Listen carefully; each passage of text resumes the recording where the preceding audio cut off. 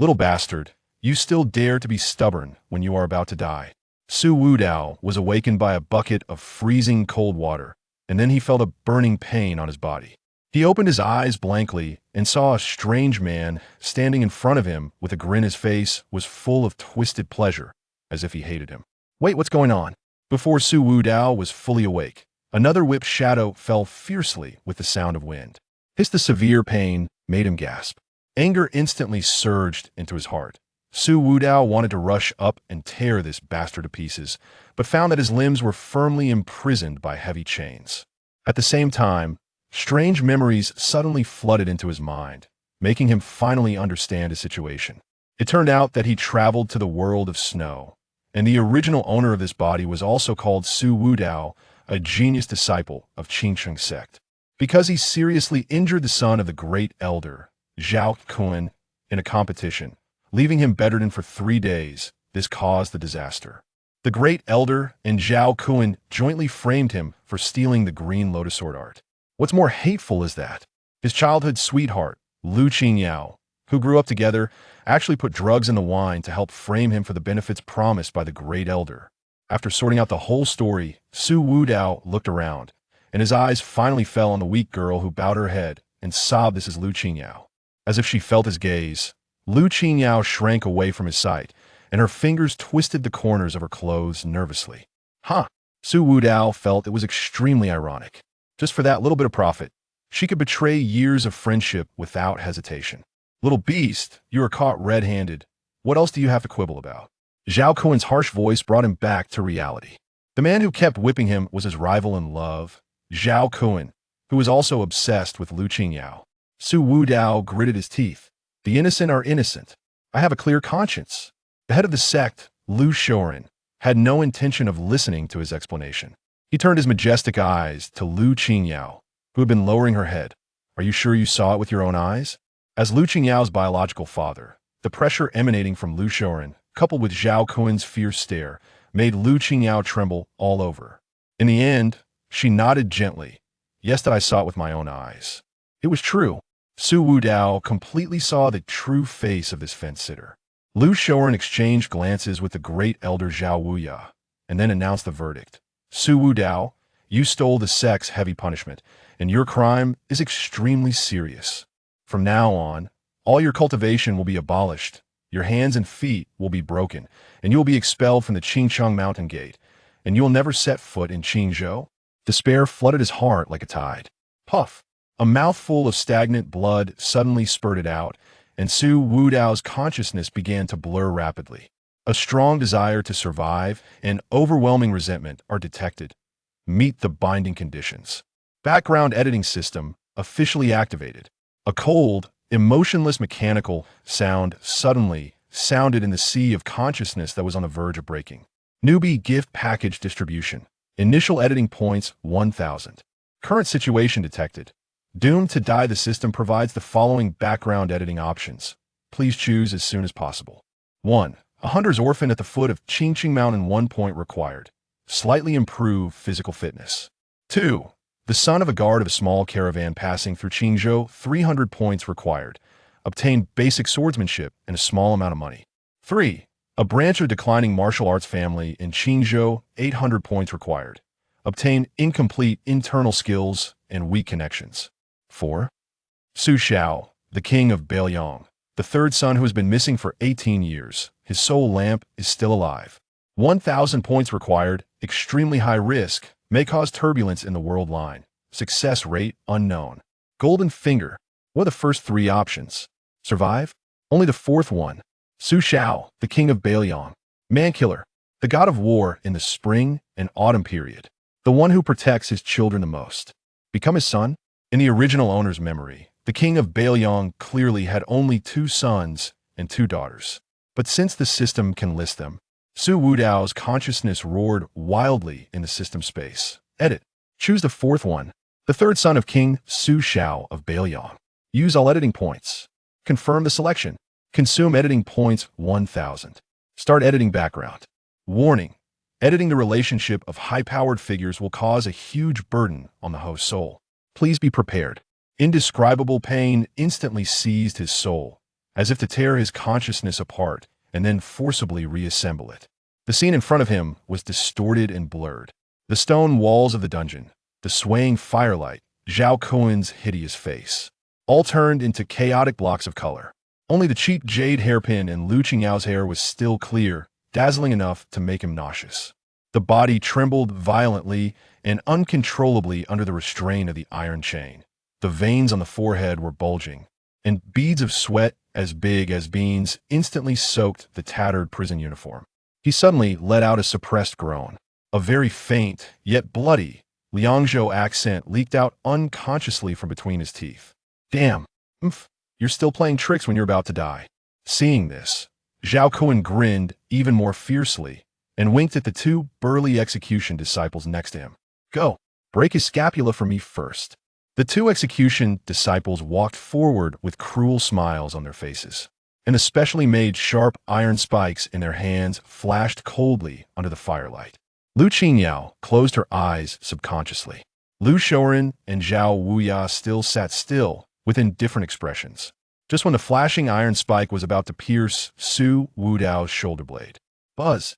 An invisible wave of air suddenly spread out around with Su Wudao as the center. This is not true qi, but an invisible pressure that comes from the deepest part of the bloodline and is extremely noble and domineering. It was the residual aftermath of the system editing. The two disciples who were about to be executed were hit hard in the chest by an invisible hammer, screaming and spitting blood, and flew backwards, hitting the stone wall behind them. The iron bar fell to the ground with a clang. In the dungeon, there was an instant of dead silence. Everyone's eyes were focused on Su Wudao, who was tied up with chains in astonishment. He slowly raised his head. On that face, covered with blood and dust, there was no longer any cowardice and despair before. His eyes changed, cold and indifferent. His deep pupils seemed to be precipitated with a sea of blood and corpses. It was a look that looked down on ants, making everyone who came into contact with his eyes feel a tremor in the depths of their souls. Zhao Kuan felt like he fell into an ice cave, and his legs trembled uncontrollably. Lu Qingyao's delicate body trembled violently, and her face was as pale as paper. Lu Shouren and Zhao Wuya stood up from their seats, their faces full of surprise and doubt. This looked at this momentum that is definitely not that outer disciple Su Wudao. Su Wudao felt the power that was slowly awakening in his body, and the heavy connection with iron and blood in the depths of his soul, and a cold and cruel arc appeared at the corner of his mouth. Editing that successfully. Then next, it's time to settle this blood debt. But at this moment, Beiliang, Qingliang Mountain, Beiliang Palace. The night was as dark as ink, and in the deepest part of the palace, there was a hall that was brightly lit all year round and heavily guarded. Here, the soul lamps of the Su family's direct bloodline were enshrined. In the middle of the hall, rows of soul lamps burned quietly, emitting a soft and stable light. However, in that special position close to the main seat, but in a corner, an ancient bronze soul lamp that had been extinguished for 18 years and whose wick had long been cold and dry. Suddenly, swish! A cluster of golden flames appeared out of thin air and suddenly burst into flames. At first it was just a faint spark, but in the blink of an eye, it suddenly exploded. The light was brilliant and dazzling. A majestic and noble aura instantly filled the entire hall with the burning of the flame. Puff! The old worshipper guarding the hall was horrified. The whisk in his hand fell to the ground. His turbid old eyes widened, staring at the soul lamp that suddenly rekindled, his lips trembling. Third young master. The soul lamp is rekindled. It's the third young master's soul lamp. The soul lamp that has been extinguished for 18 years is rekindled. The shrill, rapid, and earth-shaking alarm bell sounded, suddenly breaking through the silent night sky of the Beiliang Palace, and resounding like thunder throughout the Qingliang Mountain. Ding, ding, ding, ding, ding, ding. Beiliang, shocking change. Chapter 2. The soul lamp rekindles. The northern Liang royal manor trembles, a mournful bell tolls, piercing the night sky of the northern Liang royal manor, echoing against Qingliang Mountain. Countless figures awaken, a formidable aura surging forth. What has transpired? The warning bell of the offering hall. The highest alarm, 9 tolls. What is happening? The sound of armor clashing, hurried footsteps, and low inquiries fill the air. Boom. The heavy door of the offering hall is forcefully kicked open from the outside, splintering wood flying. A figure, as imposing as a mountain, clad in black iron armor, strides in. Su Xiao, having just escaped from a military council, still in his armor. His face is laden with the dust and fatigue of the borderlands. At this moment, his countenance is etched with disbelief, agitation, and an almost incredulous hope.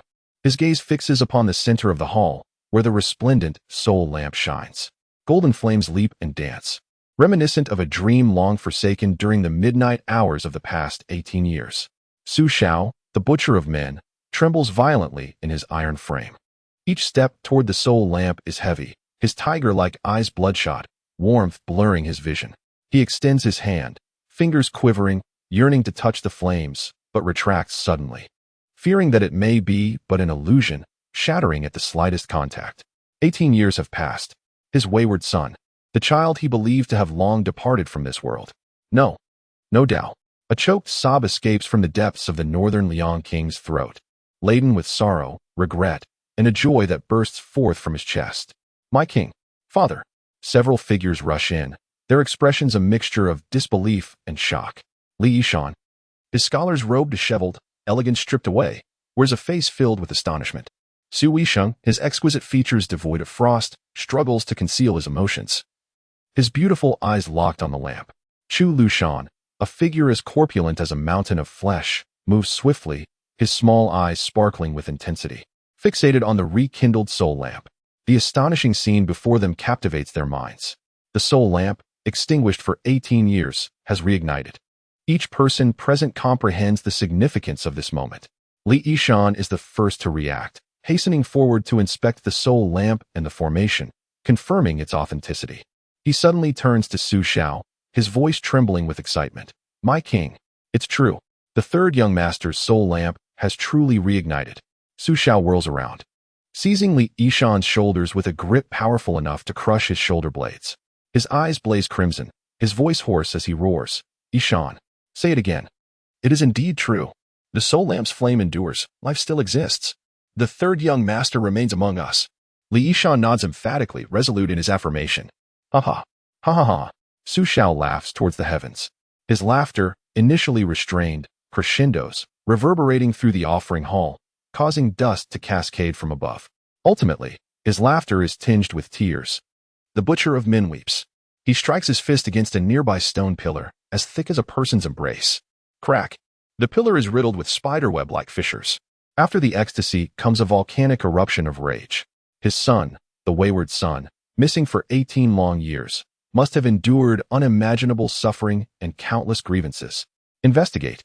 Su Xiao roared, akin to a wounded tiger's desperate howl, brimming with a murderous intent capable of annihilating the heavens and earth. Chu Lushan, mobilize all the forces of Beiliang. All hidden pawns.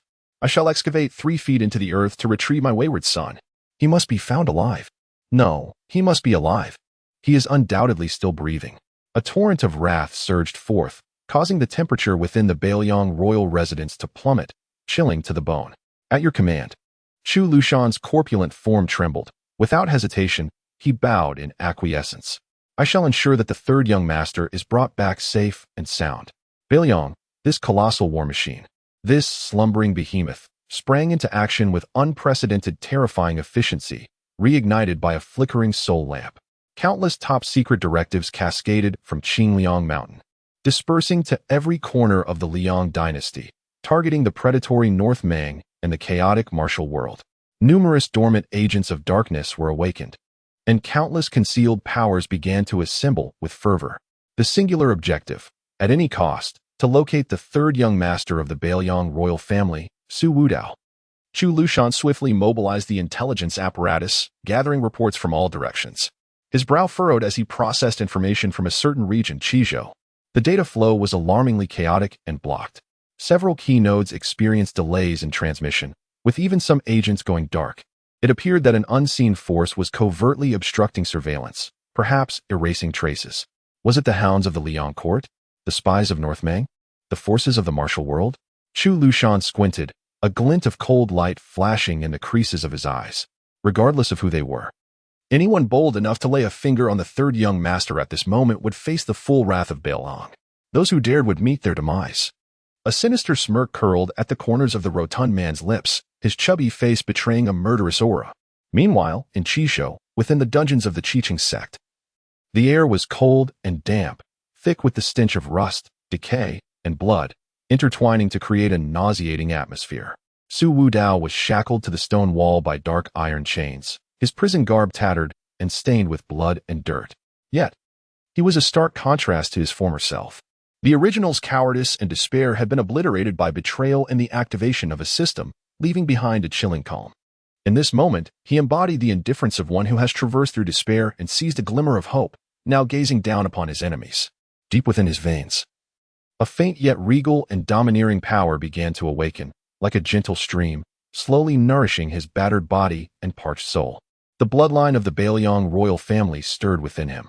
Though temporarily diminished, insufficient to break free from the chains or contend with an 8th-grade master, it heralded an essential metamorphosis. More critically, the system's edit had succeeded. He was the son of Su Xiao, the King of Beiliang. This identity, at this moment, was his greatest assurance, his strongest trump card. The dungeon lay in suffocating silence, save for the pained groans and labored breaths of Zhao Kun. His right wrist twisted grotesquely, the stark white of broken bones nearly piercing through flesh. The excruciating pain caused cold sweat to beat upon his brow, his face pale with terror as he beheld the familiar yet strange figure on the stone wall, eyes wide with incomprehensible fear. How could this be possible? This waste, this discarded individual, who had been rendered powerless, had instantaneously broken free from the chains binding a 5th-grade martial artist. With remarkable agility, he effortlessly evaded the furious punch and swiftly twisted the wrist, breaking it with precision and ferocity. His movements were quick, accurate, and merciless, exuding an unsettling coldness that sent shivers down one's spine. He appeared anything but a mere cripple, recently stripped of his powers. Zhao Kun's arrogant demeanor evaporated, leaving only a chilling fear that penetrated to his very bones. In a corner, Lu Qingyao curled up, her petite frame trembling violently, her teeth chattering in a rhythm of terror as she stared at the familiar yet alien silhouette. Her heart was engulfed by an overwhelming sense of regret and boundless fear. Was that person still her familiar senior Su? There was not a trace of warmth to be found, nor the gentle affection she once cherished. Instead, there was only an icy coldness, a bone-chilling aura, and a terrifying intent to kill that sent her soul into a tremor. Had she truly erred? Had her misjudgment begun from the very start? It was too late to ponder such thoughts now. At the head of the gathering, the law enforcement elder Zhao Wuyo wore a grim expression, his face as dark as a pot's bottom. His fists were clenched tightly, knuckles turning white. His only son, the heir he held great hopes for, had been effortlessly subjected to humiliation, his wrist shattered before his very eyes by what he regarded as an insignificant insect. What a tremendous disgrace. A blatant trampling of dignity. How dare this wretched creature resist? Seeking death, indeed. Zhao Wuyo rose abruptly. The imposing aura of an 8th-tier warrior erupted with thunderous force. The oppressive pressure filled the dungeon, causing the air to thicken and the stone walls to tremble. Several low-ranking disciples, unable to withstand the might, turned pale and collapsed to the ground. He would personally end this abomination. Not only would he render him powerless, but he would also crush him to pieces, reducing him to ashes. Zhao Wuyo slowly raised his right hand, gathering his formidable energy within his palm. A storm of wind and thunder swirling ominously, emanating a sense of impending destruction that was chilling to behold.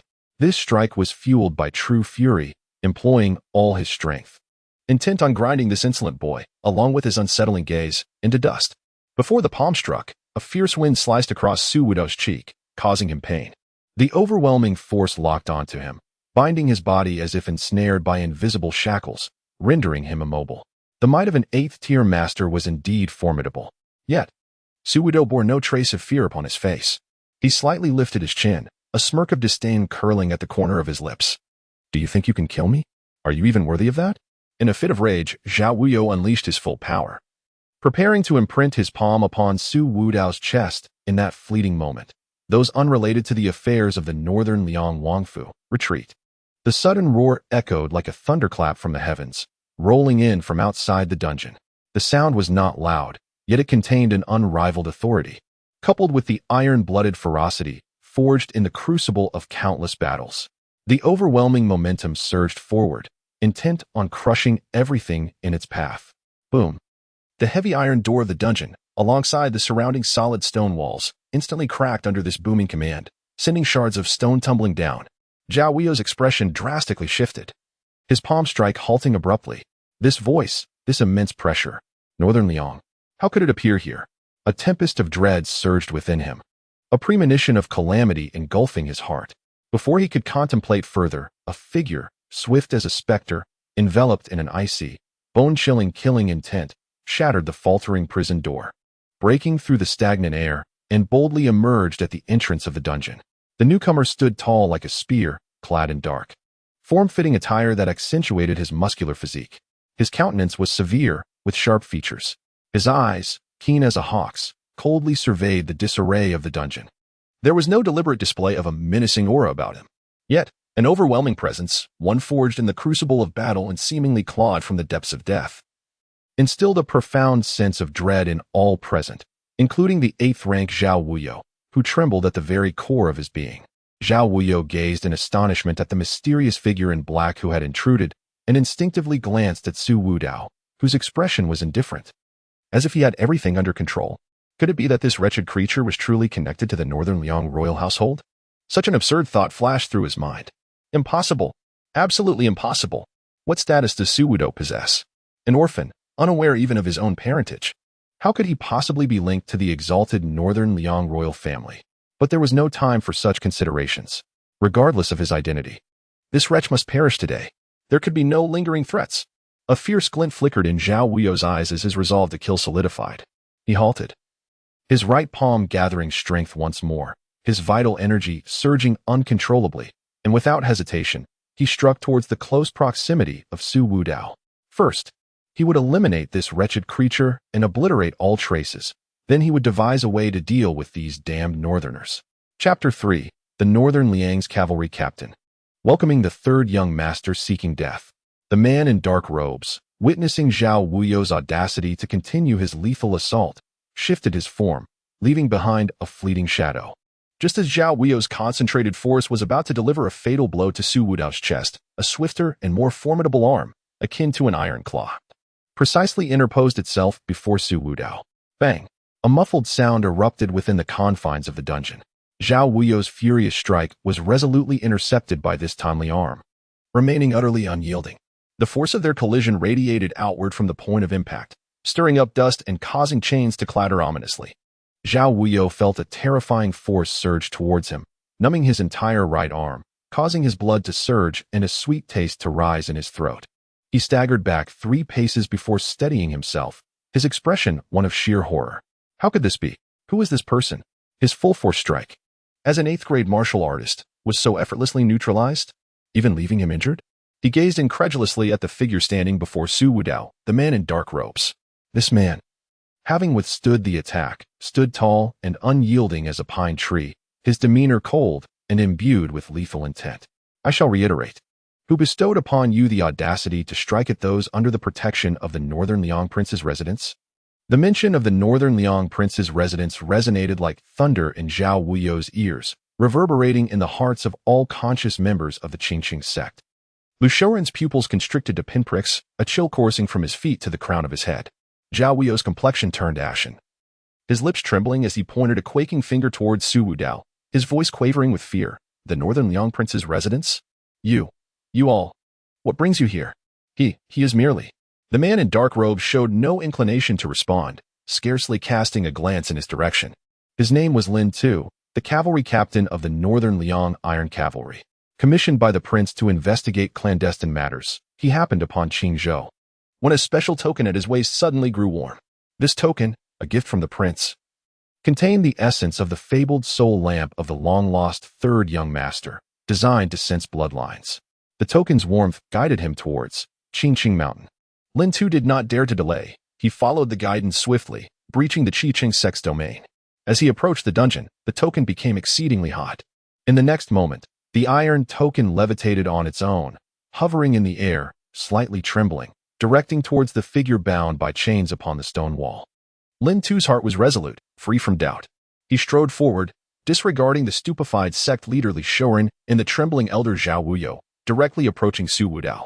Under the horrified and bewildered gazes of all present, this imposing and formidable Northern Liang captain executed an action that left everyone aghast.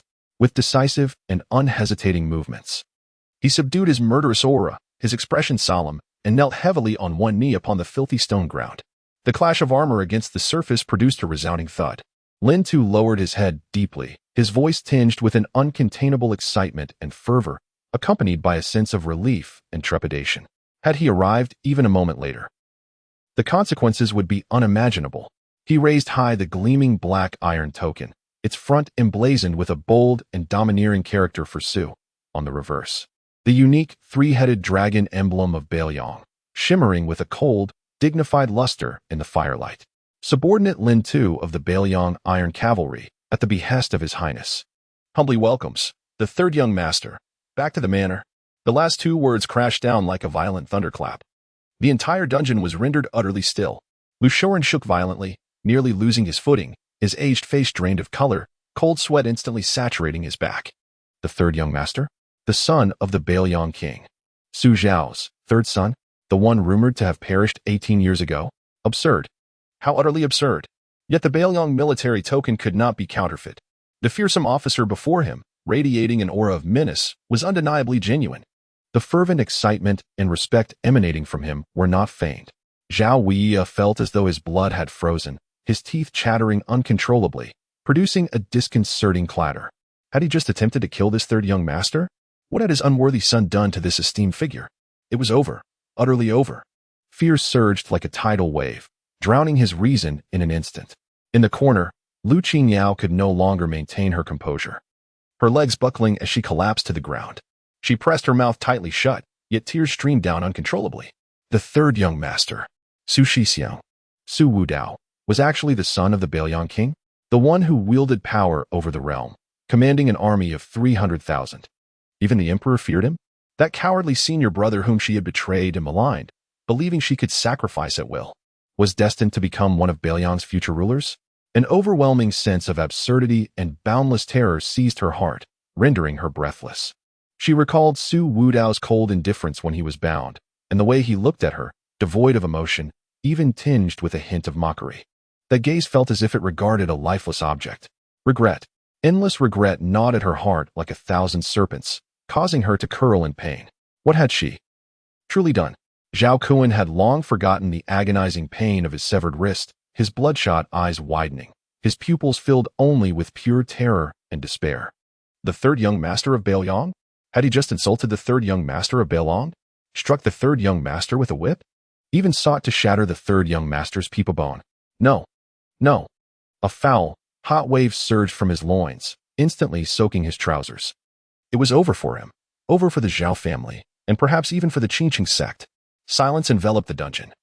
The sound of a pin dropping could be heard. Only Zhao Kuan's heavy breathing and Lu Qingyao's stifled sobs pierced the stillness. Su Wudao slowly inclined his head, gazing at the Beiliang soldier kneeling on one knee. He heard the clear utterance of third young master. Feeling within his very veins a recognition of his identity that surged forth, becoming clearer and more powerful. The effects of the system's editing are becoming apparent. Not only has the identity background shifted, but it has also subtly altered certain causations. Otherwise, how could this Lieutenant Lin appear with such precise coincidence? The lingering resentment of the original host, the unwillingness, the pent-up frustration from his crossing over, and the anger, all coalesce into a chilling sense of satisfaction. The son of the Northern Liang king, Su Xiao. This identity suffices. He leaned slightly, his cold voice resonating clearly. He raised his hand, bound by iron chains, and pointed at the crumpled figure of Zhao Kuan, who lay on the ground, defiled and pathetic. He has insulted me. He must be silenced. A glimmer of murderous intent flashed in Lin Tu's eyes as he rose abruptly, his movements devoid of hesitation, akin to executing a military order. At your command. He strode purposefully towards Zhao Kuan. The latter's eyes widened in terror, retreating frantically, yet his severed wrists and weakened legs rendered him immobile. Crack, crack, crack. Lin Tu's expression remained impassive as he brought his foot down with precision and cruelty, shattering Zhao Kuan's remaining wrist and both kneecaps. The sound of splintering bone echoed sharply in the suffocating silence. Ah! A scream, akin to that of a slaughtered pig, shattered the stillness of the dungeon. Yet was suppressed by Lin Tu's intangible malevolence, unable to reach far, amplifying the despair and tragedy. Ding! Strong emotional fluctuations detected: fear, despair, pain. Target identified as Zhao Kun. Classified as a crucial antagonist, earning 50 editing points. The system's notification reverberated in Su Wudao's mind, but he paid it no heed. His actions persisted. That bloodied finger slowly pointing towards the pale and trembling Zhao Wuyo. He has framed me. Two simpler words encapsulating a deeper intent to kill. Zhao Wuyo, heartbroken and terrified, could no longer bear the weight of his dread. He collapsed, fervently bowing his head, soon drawing blood from his forehead. Third young master, spare my life. Third young master. Please. I am blind to my own folly. I am ensnared by delusions. I beseech you, third young master, show mercy and spare my wretched life. His words tumbled forth incoherently, yet he realized that nothing could hold weight against the identity of the third young master of Northern Liang. Lin Tu did not wait for confirmation. With a swift motion, he drew the Northern Liang battle blade. The slender blade was marred with scratches, steeped in blood and malevolence. The Northern Liang blade, a flash of steel, so swift that none could react. Thud!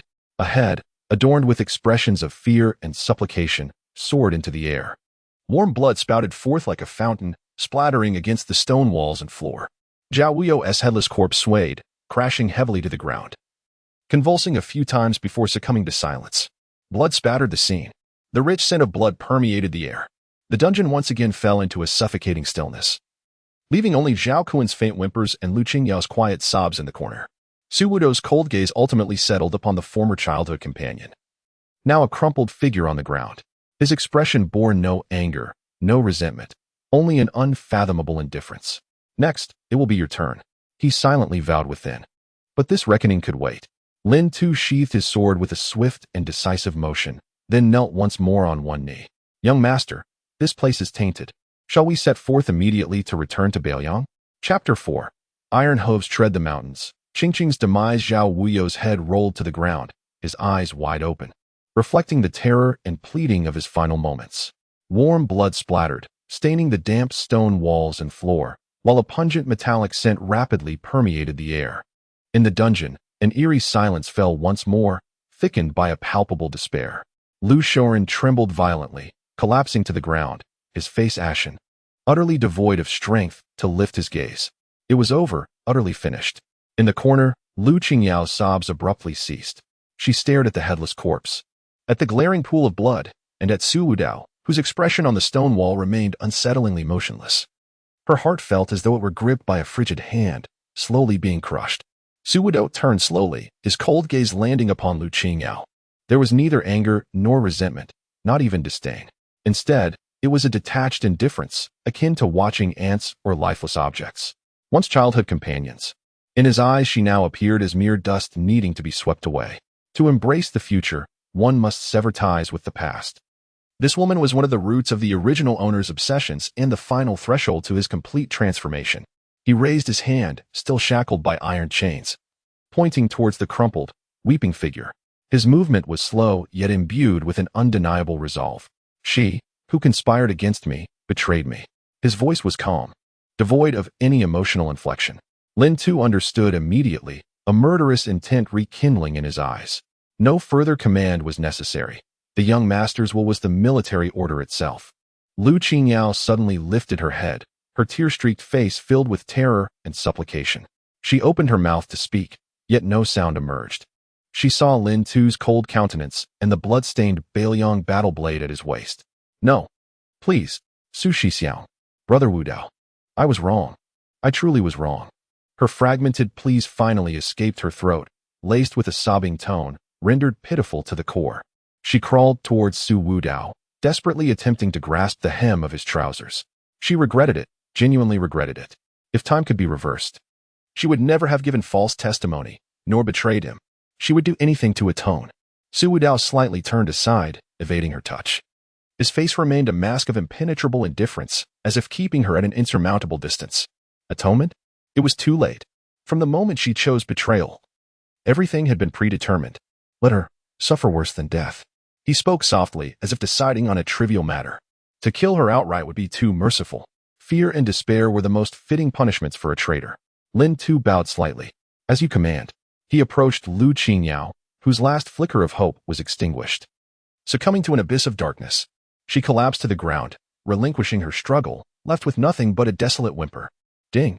Intense emotional fluctuations detected: fear, despair, regret. Target Lu Qingyao identified as a crucial plot point, gained editing points 80. Severing the ties of past causality, the state of mind elevates, and the spirit experiences a slight enhancement.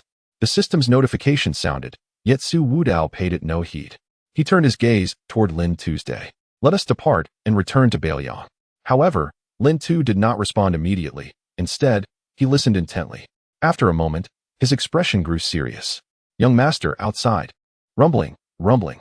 It was as if the distant thunder drew nearer, initially faint, but swiftly transforming into a deafening roar. The ground trembled, and dust fell from the ceiling of the dungeon. It was the sound of hooves, dense, heavy, exuding an unmatched momentum. Like a torrent of steel, it surged forth. The few remaining disciples of the Qiqing sect were already terrified beyond measure. Upon hearing this earth-shattering noise, they turned pale, collapsing to the ground in trembling disarray. Outside the dungeon, on Qiqing Mountain, countless disciples of the sect rushed out in terror, gazing toward the mountain gate. On the mountain path, a dark mass of iron cavalry surged forward with unstoppable force. Leading the way were hundreds of riders clad in dark armor, wielding battle blades or military crossbows. Their noble steeds galloping fiercely, sending stones flying. Their ranks were impeccably organized, exuding a menacing aura as if they were an unparalleled weapon, poised to utterly crush the modest Qiqing Mountain. Each knight radiated the fierce and ruthless energy honed from mountains of corpses and seas of blood. The Beiliang Iron Cavalry. And among them, the elite of the elite. 500 Beiliang Light Cavalry, like a black torrent of fury, instantly breached the rudimentary defenses of the mountain gate, surrounding the entire main peak area of the Qiqing sect. Arrows were drawn, blades unsheathed. A chilling atmosphere of impending death enveloped the entire mountain. A burly, resolute-faced commander, clad in the armor of a captain, dismounted his steed. He bore the Beiliang war blade at his waist and strode purposefully toward the dungeon. This was Zhou Taizan, a fierce general under Yen Wenluan. He had received Lin Tu's highest priority signal and simultaneously an urgent military order from the Beiliang royal palace. Without a moment's delay, he led the vanguard to provide swift support. Behind Zhou Taizan, his personal guards carried a tightly bound disciple of the Qiqing sect, whose mouth was gagged, struggling helplessly. This unfortunate soul had been dispatched to deliver a message but was caught red-handed. Zhou Taizan soon reached the entrance of the dungeon. Upon observing the scene within, especially Su Wudao, shackled yet composed despite his blood-stained clothing, and Lin Tu kneeling on one knee, he felt no doubt in his heart. Zhou Taizan stepped forward, disregarding Li Shouren, who lay on the ground, and knelt before Su Wudao, his voice booming. I, Zhou Taizan, captain of the Beiliang vanguard, come at the behest of the prince to provide protection. I have arrived late to your aid. May the third young master forgive me. Behind him, 2 personal guards cast the messenger disciple onto the ground. Zhou Taizan continued his report. The prince has issued a decree. His voice suddenly rose, imbued with Su Zhao's overwhelming will and fury. Any who harm the third young master shall face no mercy. Any who obstruct shall face no mercy.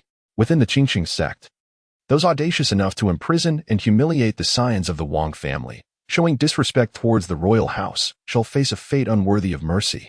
Annihilation. The final 2 words echoed through the dungeon like an ultimate verdict.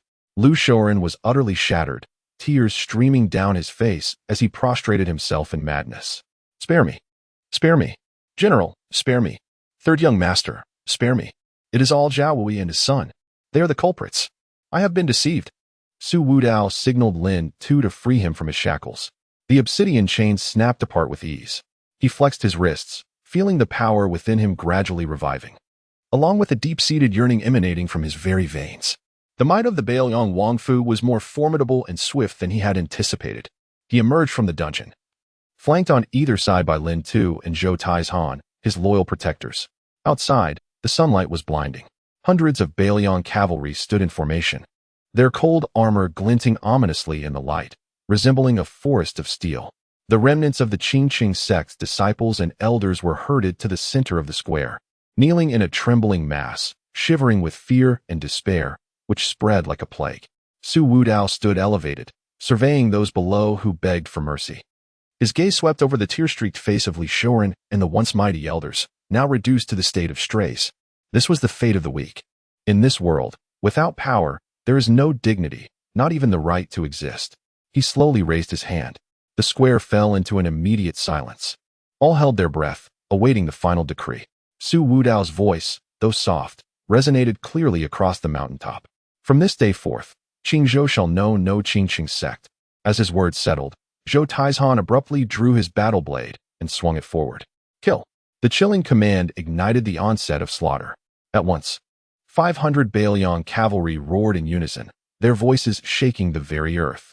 Like tigers among sheep, they charged at the kneeling disciples of the Qingqing sect. The sounds of screams, cries, and the clash of blades meeting flesh erupted in a cacophony. Resistance? Before the seasoned elite of Beiliang, the Qingqing sect disciples, at best mere 8th-tier warriors, were akin to helpless fowl. A few core disciples or elders attempted to break free, only to be swiftly overwhelmed by a flurry of blades and crossbow bolts. Observing this, Lu Shoren realized that pleading for mercy was futile. A glint of madness flickered in his eyes. He suddenly surged to his feet, his internal energy surging, revealing himself to be a 7th-tier warrior. Instead of charging at Su Wudao, he turned and fled towards the mountain gate in a desperate dash. Seeking escape? A path to death. Zhou Taizhan snorted coldly, his figure vanishing in an instant, as swift as a specter, closing the distance in a heartbeat. His spear, like a dragon, let out a piercing shriek as it sliced through the air. Thud!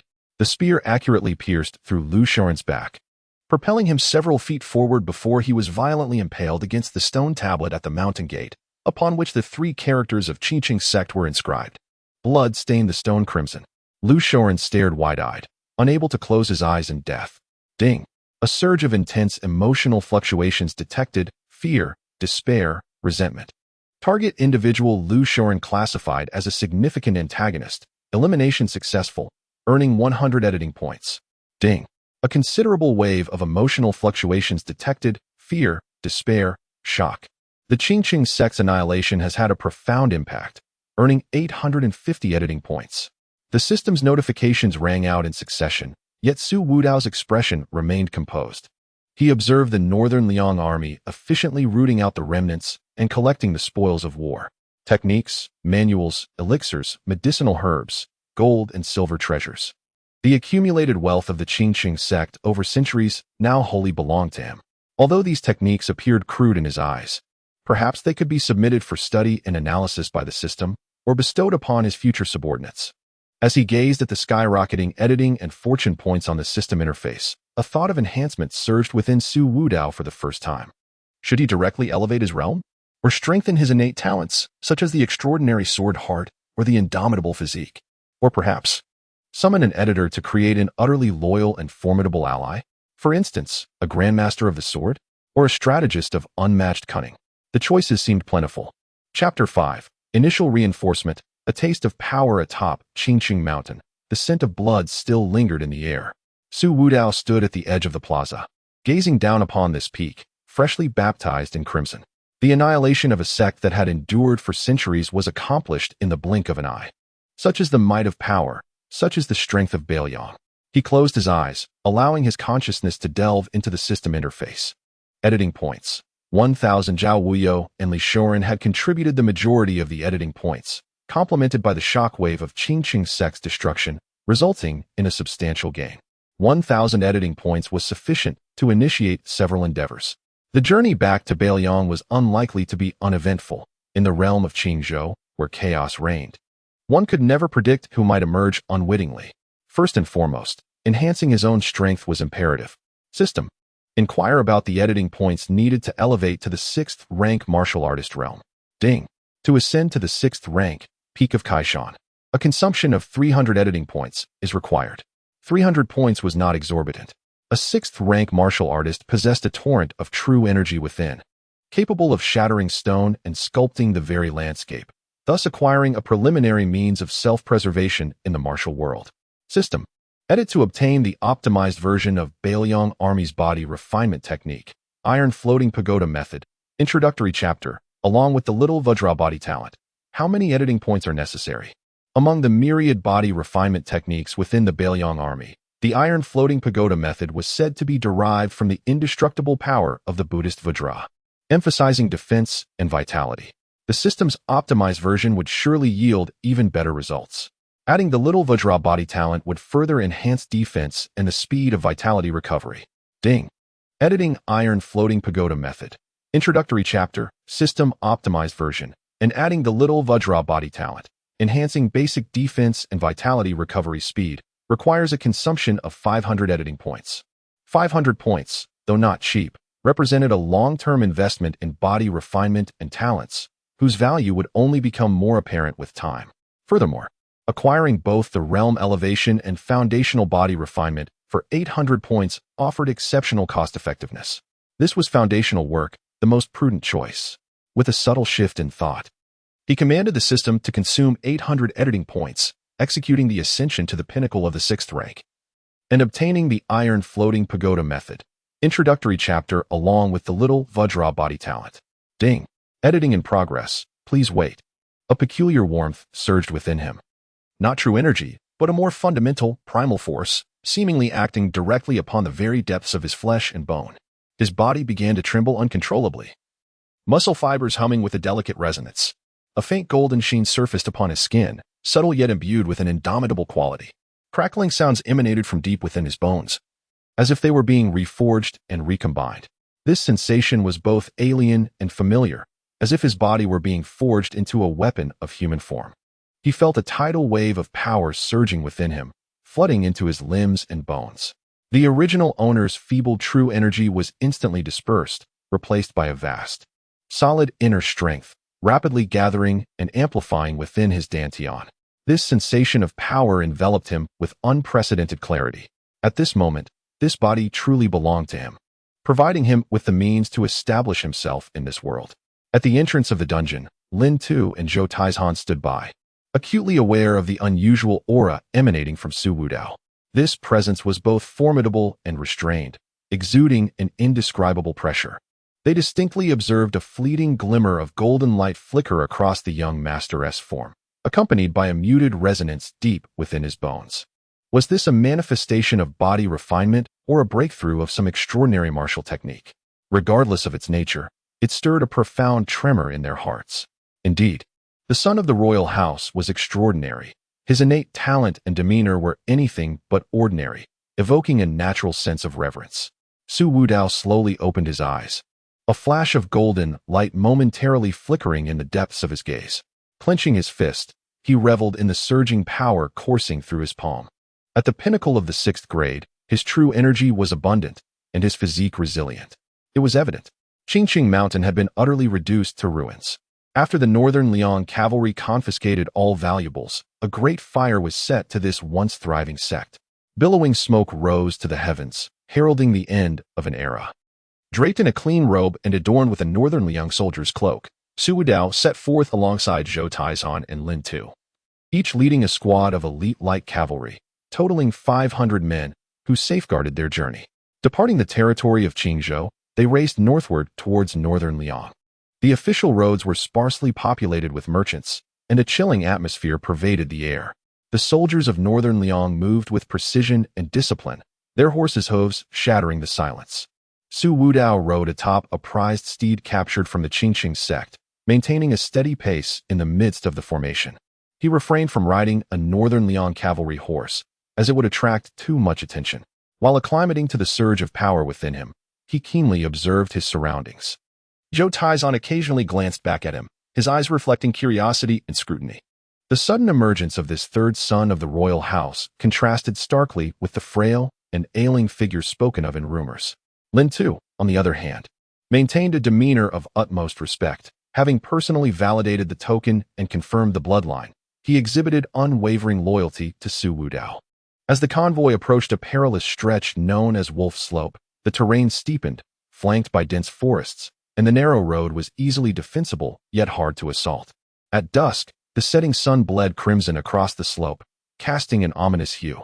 A faint scent of blood lingered in the air, causing the horses to whinny restlessly. Stop! Zhou Taizhan suddenly reined in his horse, raising his hand to signal the convoy to halt. Experienced as he was, he immediately sensed something amiss. From the depths of the dense woods, a faint metallic scraping sound emerged. Arrows. Whoosh, whoosh, whoosh. The air was pierced by the swift sound of arrows as dozens of projectiles, propelled by fierce winds, surged forth from both sides of the forest, raining down upon the front and middle sections of the convoy. The arrows struck with precision, indicating meticulous planning and coordination. Shield formation. Defense. Zhou Taizhan bellowed, and his personal guards swiftly raised their shields, forming a mobile barrier. The sharp clang of arrows against shields resonated as they struck, producing a crisp sound. Some arrows bore such force that they left the hands of the shield bearers tingling. An ambush. Moreover, it was a premeditated and organized assault. Protect the third young master. Lin Tu reacted swiftly, gathering several personal guards to shield Su Wudao within their ranks. In the dense forest, a chorus of shouts erupted as nearly 100 figures emerged, brandishing an array of weapons. Their movements were nimble, charging fearlessly towards the northern Liang army formation. These individuals wore a hodgepodge of attire, resembling wandering heroes of the realm. Yet their actions exhibited a discernible discipline, working in concert with lethal precision, far from being a mere rabble. Their objective was unmistakable, targeting Su Wudao, who was shielded at the center. Captain Zhou, Captain Lin, Su Wudao's voice rang clear amidst the cacophony of battle. Leave these men to me. This was not merely a test of strength. It was essential for him to demonstrate to Zhou Taizhan and the fierce soldiers of northern Liang that he, Su Wudao, was no mere coward hiding behind others. He needed to earn genuine respect and authority through his prowess. Zhou Taizhan was momentarily taken aback, his brow furrowed. Young master, the enemy is numerous and well-coordinated. It's perilous. Not a concern, Su Wudao replied lightly, pushing aside Lin Tu who stood in his way, and stepped forward. He drew his sword, a simple long blade seized from the Qingqing sect. The blade gleamed coldly in the waning sunlight. With a frigid gaze, he focused on the scar-faced brute at the forefront, wielding a ghost-headed knife. The man's fierce demeanor and cunning eyes suggested a tactical acumen, underscored by the disciplined formation of his advancing comrades. The third son of northern Liang? He looks so delicate, yet dares to step forth to meet his demise. Brothers, let us dispatch him and reap the rewards. The scar-faced man, a formidable presence, sneered as he swung his ghost-headed knife, a gust of bloodthirsty wind accompanying the strike. Kill. Several agile ambushers flanked from the sides, coordinating with the frontal assault of the scar-faced man. Seeking death, Su Wudao declared, his foot striking the ground, causing a tremor beneath him. Pure strength surged forth as he shot forward like an arrow. He faced the scar-faced man, his sword glimmering with intensity. There were no extravagant techniques, only the most fundamental strikes, slashes, chops, and thrusts. Yet, each strike was executed with astonishing speed and formidable force. With a swift motion, he dispatched an ambusher attempting a side attack, his sword slicing cleanly and claiming a life, blood gushing forth from the severed neck. The ghost-headed knife was now dangerously close, the air thick with its lethal intent. Su Wudao did not flinch. Instead, he lowered his left shoulder, bracing for the blow. Clang. The sound echoed like a hammer striking resilient leather. The scar-faced man felt a jolt in his hands. The blade had failed to penetrate even slightly, nearly rending Su Wudao's clothing and revealing a glimmering golden skin beneath, without leaving a single trace of blood. How was this possible? The scar-faced man's expression shifted dramatically. His strike, capable of cleaving stone, had left his opponent unscathed. What manner of monstrous physique was this? Having endured the blow, Su Wudao felt a slight numbness in his shoulder, a warm current surging from within, swiftly dispelling any discomfort. This was the essence of the little diamond body. With a swift twist of his blade, he lunged at the scar-faced man's throat with the speed of lightning. Yet, the scar-faced man, seasoned by experience, instinctively twisted away from the lethal strike, narrowly avoiding the fatal blow, though the tip of the sword grazed his shoulder, inflicting a deep wound that bled profusely. He screamed in horror, the specter of retreat creeping into his mind. Su Wudao spared him no opportunities, advancing with a sword that followed like a shadow. He felt the surge of power within him, the command over life and death igniting his spirit. The blade gleamed, striking with unrelenting sharpness. With a swift thrust, The final strike pierced the heart of the overlord of the river. The burly man with a scarred face froze, his ghostly blade clattering to the ground. He looked down at the sword tip protruding from his chest, his eyes reflecting an overwhelming disbelief and terror. He opened his mouth, seemingly to utter a word.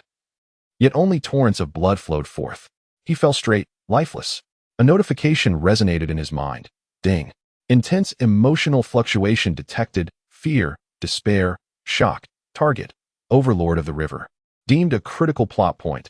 Kill successful. Earned 200 editing points. Su Wudao expressionlessly withdrew his sword, shaking off the blood from the tip.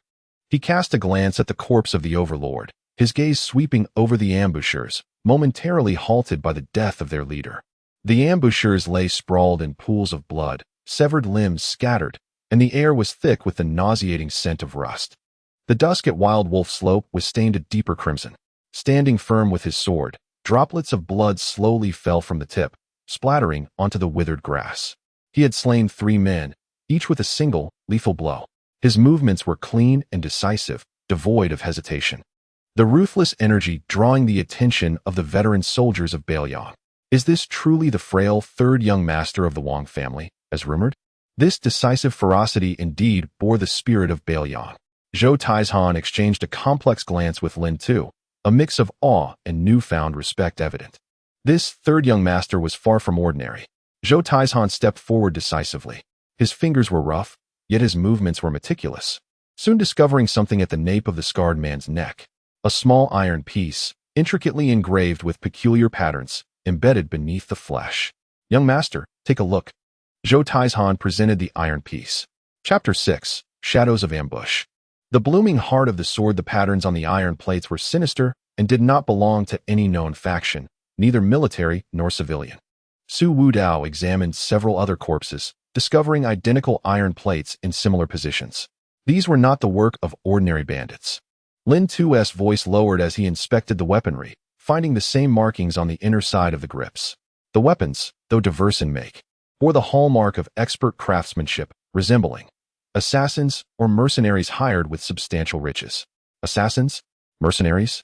Were they coming for him? Su Wudao took the iron plate, feeling its cold touch against his fingertips. Had the information leaked? Was the fall of the Qinqing sect already common knowledge? Or had he, since adopting the identity of the third young master of Beiliang, fallen under the gaze of certain observers? Liang, Beimeng, the local powerhouses of Qingzhou? The clues were scant and ambiguous. This journey back to Beiliang was destined to be anything but tranquil. Clear the battlefield, gather the bodies, and seek more clues. Su Wudao commanded, successfully thwarted a targeted ambush, altered the precarious situation, and gained 1 luck point. Detected emotional fluctuations among the Beiliang soldiers, shock, recognition. Gained 500 editing points. 1 luck point, though meager, was better than nothing, and the addition of editing points was a small boon. The Beiliang soldiers swiftly cleared the battlefield, finding no valuable discoveries beyond the iron plates and standard weapons. The hidden hand behind this was well concealed. Zhou Taizhan carefully stored the samples, preparing to return to Beiliang for further investigation. As the team resumed their journey, the atmosphere grew increasingly tense. No one dared to underestimate this silent, third young master any longer. Not only did he have the backing of the Beiliang royal family, but his methods were also sufficiently ruthless. As night deepened, the team camped in a relatively open valley. The campfire blazed, dispelling the chill. Su Wudao sat alone on a large stone, gazing at the night sky. Zhou Taizhan had mentioned that not far ahead lay the ruins of an ancient battlefield, where 2 grandmasters of swordsmanship had once clashed centuries ago. The sword aura had altered the landscape, and remnants of that sword intent still lingered. Swordsmanship. The crude techniques of the Qinqing sect flashed through his mind, soon replaced by the images of unparalleled swordsmen from the world of In the Snow. Li Chuangang opened the heavenly gate with a single strike, while Deng Taiye rode a donkey backward. The sword, a dominant force in this realm, was a lethal instrument of warfare. Powerful sword techniques were vital for survival. He possessed a 6th-tier cultivation and a robust physique, yet his offensive skills were lacking. Limited to basic sword moves. System. How many editing points are required to edit the innate sword heart talent? Edit the talent innate sword heart, possessing extraordinary affinity and comprehension of swordsmanship, allowing for accelerated learning of sword techniques and ease in perceiving sword intent, requires editing points, 800. 800 points, nearly all his savings. Yet the description of this talent was tantalizing.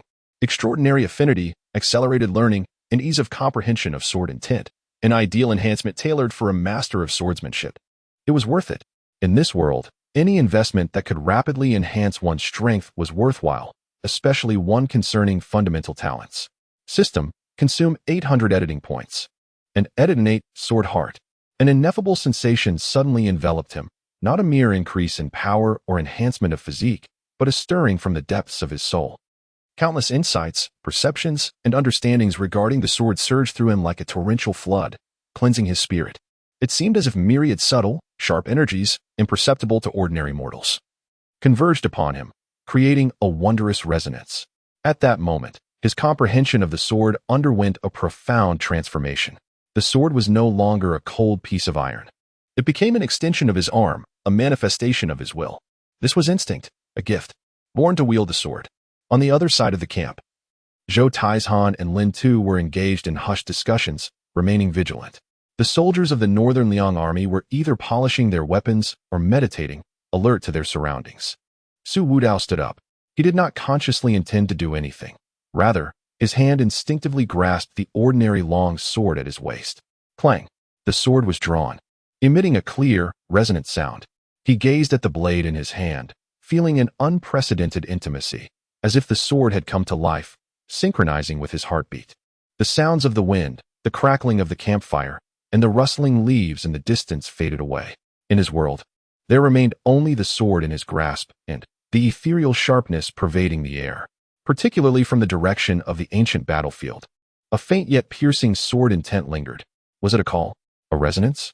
Inspired, his arm naturally lifted, and he swept the sword towards the direction of the ancient battlefield, executing a motion that purely followed some arcane trajectory without employing any true energy. Whoosh! A nearly imperceptible white streak erupted from the sword's tip. Swift, exceedingly swift, razor-sharp, unparalleled in its sharpness.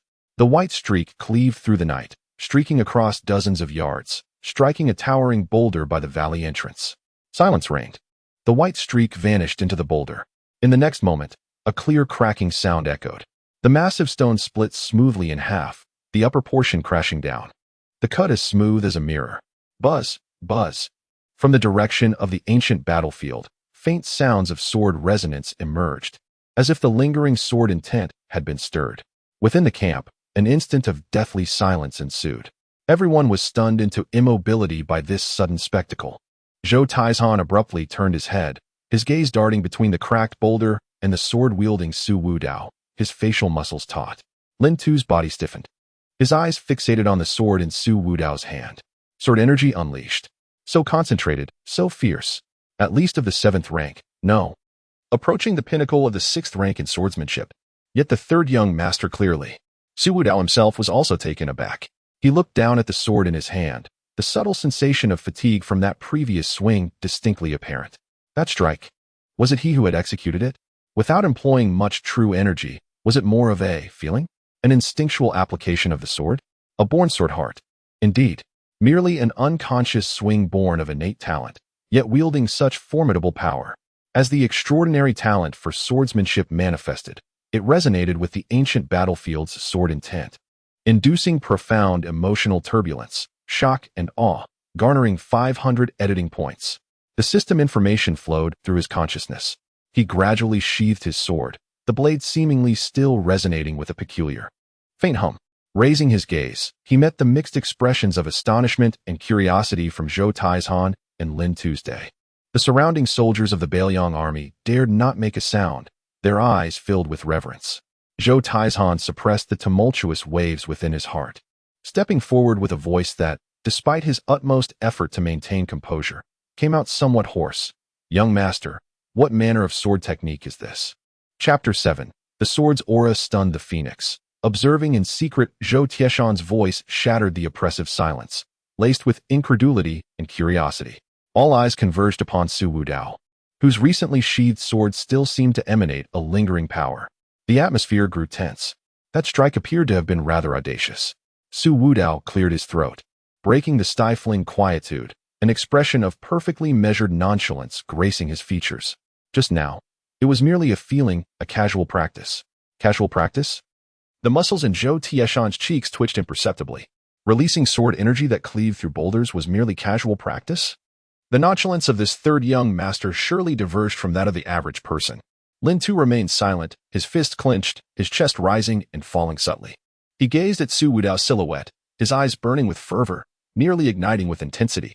The Northern Liang royal manor had indeed produced such a prodigious talent. The future is promising. Only Su Wudao understood that the sword strike just executed was more a resonance of his inherent sword heart and the ancient battlefield's sword intent. His comprehension of the sword arts had indeed surged, but to master the art of expression and reception from the heart would demand extensive practice. Nonetheless, starting from a high point is undeniably exhilarating. Observing the interface, he noted the addition of 500 editing points, combined with the previous balance, rendering a rather considerable total. However, considering the commotion just caused, aside from those within the camp, would this desolate wilderness attract onlookers? He remained composed, discreetly activating the system. Consuming editing points 10. Executing vague perception scan. Scan result, northeast direction, approximately 300 yards within the dense forest, a faint presence had been probing. Now retreated to an unknown direction. Indeed, someone was present. Whether friend or foe remained uncertain. The unpredictability of this journey had increased yet again. Lin Tu quietly stepped back, producing a small object akin to a whistle from his bosom, placing it to his lips and blowing. No sound emerged. Only a peculiar wave of energy emanated. Moments later, a jet-black messenger pigeon descended from the night sky, alighting on his arm. Lin Tu swiftly pinned a minuscule note, inserting it into the bamboo tube affixed to the pigeon's leg, and gently tossed it. The black dove flapped its wings, instantaneously vanishing into the night. Northern Liang Confidential Report. The third young master possesses an innate sword heart, channeling sword energy with extraordinary talent. In the distant Northern Liang royal manor, the study was brightly lit. Su Xiao, upon receiving the report, momentarily stunned, erupted into thunderous laughter, slamming his hand on the table, his beard quivering. Excellent! Excellent! Excellent! My son Su Xiao truly embodies the essence of a dragon among men. An innate sword heart. Ha. Seated nearby, the scholar in a blue robe, Li Yishan, paused with his chess piece suspended in midair, a fleeting glimmer of intelligence sparking in his eyes as he fell into contemplation. In another courtyard, Su Fengnian leaned against the railing, listening to the whispers of his guards, a playful smirk curling at the corner of his lips. This yet-to-be-met third brother is becoming increasingly intriguing. The team swiftly broke camp under the cover of night, hastening their pace. The emergence of the ambusher and Su Wudao's astonishing talent instilled a sense of urgency in Zhou Taizhan and Lin Tuesday. It was imperative to ensure the safe return of the third young master to Beiliang at the earliest opportunity. 2 days later, the contingent arrived at a quaint little town on the edge of Yunming's Zipan town. Though modest in size, the town was built along the water's edge, its architecture revealing an air of antiquity. The streets bustled with a diverse array of individuals, a veritable melting pot of society. And the atmosphere was permeated with the briny scent of the water mixed with a unique, rugged aura characteristic of the Jianghu. After their long journey, both men and horses required rest and resupply. In the privacy of an inn's room, Su Wudao dismissed all but himself. He sought to accumulate more points and required practical experience to hone his swordsmanship and solidify his mastery. Merely traveling was too slow and fraught with unpredictable risks. He resolved to take the initiative, seeking out opportunities. System: search the vicinity of Zipan town for any valuable resource points, prioritizing those that are concealed, challenging, and may yield fortune points. Ding. Searching. Based on the existing worldview data and editable parameters, the following information has been generated. Target: Blackwind Mountain, 30 miles north of Zipan town. The tomb of General Zhao Kuo from the previous dynasty, false. Background: system fabricated Zhao Kuo, a fierce general of the previous dynasty, met his demise in battle. It is rumored that his tomb contains weapons, armor, and remnants of military texts, along with a modest amount of burial treasures. The tomb is said to be rigged with mechanisms, possibly guarded by malevolent energy or remnants of ancient formations. Value assessment: low risk. Moderate reward: potential for minor editing points, fortune points, and ordinary items. Cost of editing points: 50. A tomb of a general from the previous dynasty? A fabricated background by the system? Intriguing, akin to grinding a minor dungeon on the outskirts of a novice village. With low risk and moderate reward. It was perfect for practice, and perhaps he could glean some benefits as well. He expended 50 editing points to confirm this information, and visions of more detailed legends and approximate locations of Zhao Kui's tomb danced in his mind. Rising, he pushed open the door. Zhou Taizhan and Lin Tu were arranging defenses in the courtyard. Captain Zhou, Captain Lin, they immediately approached. What are your commands, young master? Su Wudao gestured towards the north. I have heard that there lies a tomb of a general from the previous dynasty on Black Wind Mountain to the north of the town, and I wish to investigate it. His words were delivered with a casual air, as if he were merely suggesting a post-meal stroll. Zhou Tieshan's expression turned grave. Young master, such places are often desolate and perilous, filled with traps. It may not be wise. I believe it would be best to continue our journey promptly. The tomb of the previous dynasty sounds ominous. What if something were to go awry? Not at all, Su Wudao interjected, waving his hand dismissively. This is a perfect opportunity to refine my skills. My decision is made. He needed to demonstrate his own initiative and strength, rather than passively accepting protection. Lin Tu, select 10 elite men to accompany me. Captain Zhou, you will remain here with the others to rest and maintain vigilance until our return. A glimmer of excitement flashed in Lin Tu's eyes. The young master wishes to take the initiative in training. This is splendid. Yes, I shall obey. Zhou Taizhan, seeing their enthusiasm, ceased further objections. The third young master has made up his mind, and his prowess is unfathomable. Perhaps he truly possesses the confidence required. Young master, exercise utmost caution. Should danger arise, signal immediately. Half an hour later, Su Wudao donned a set of lightweight black attire, a long sword hanging at his waist. Lin Tu led 10 meticulously selected valiant soldiers from Beiliang, each exuding a profound aura, equipped with superior gear, following closely behind him. The group quietly departed from Zipan town, hastening towards the northern Black Wind Mountain. Black Wind Mountain, though not particularly lofty, is densely forested with rugged paths. Guided by the vague coordinates provided by the system, they navigated through the mountain for over an hour. Eventually, deep within an exceedingly concealed hollow, they parted layers of vines, revealing a moss-covered stone wall. Beneath the wall, there stood an entrance barely wide enough for a single person to pass. The edges of the entrance bore faint traces of human excavation. What drew more attention were the peculiar, indistinct runes etched upon the stone walls flanking the entrance, their lines twisted, emanating a chilling and ancient aura. Upon closer inspection, those runes seemed to pulsate with a dim light, as if they were living entities. A subtle, frigid atmosphere wafted from the depths of the cave. They had found it, the entrance to the tomb of the general from the previous dynasty. Chapter 8. Treasures of the Ancient Tomb. In the theory of luck, the mouth of the cave yawned deep, with a chilling breeze wafting through. The twisted runes etched upon the stone walls seemed to writhe in the flickering torchlight, emanating an ominous and ancient aura. Lin Tu gestured for 2 soldiers from Beiliang to step forward, brandishing their torches with caution as they ventured into the cave's entrance, dispelling some of the darkness.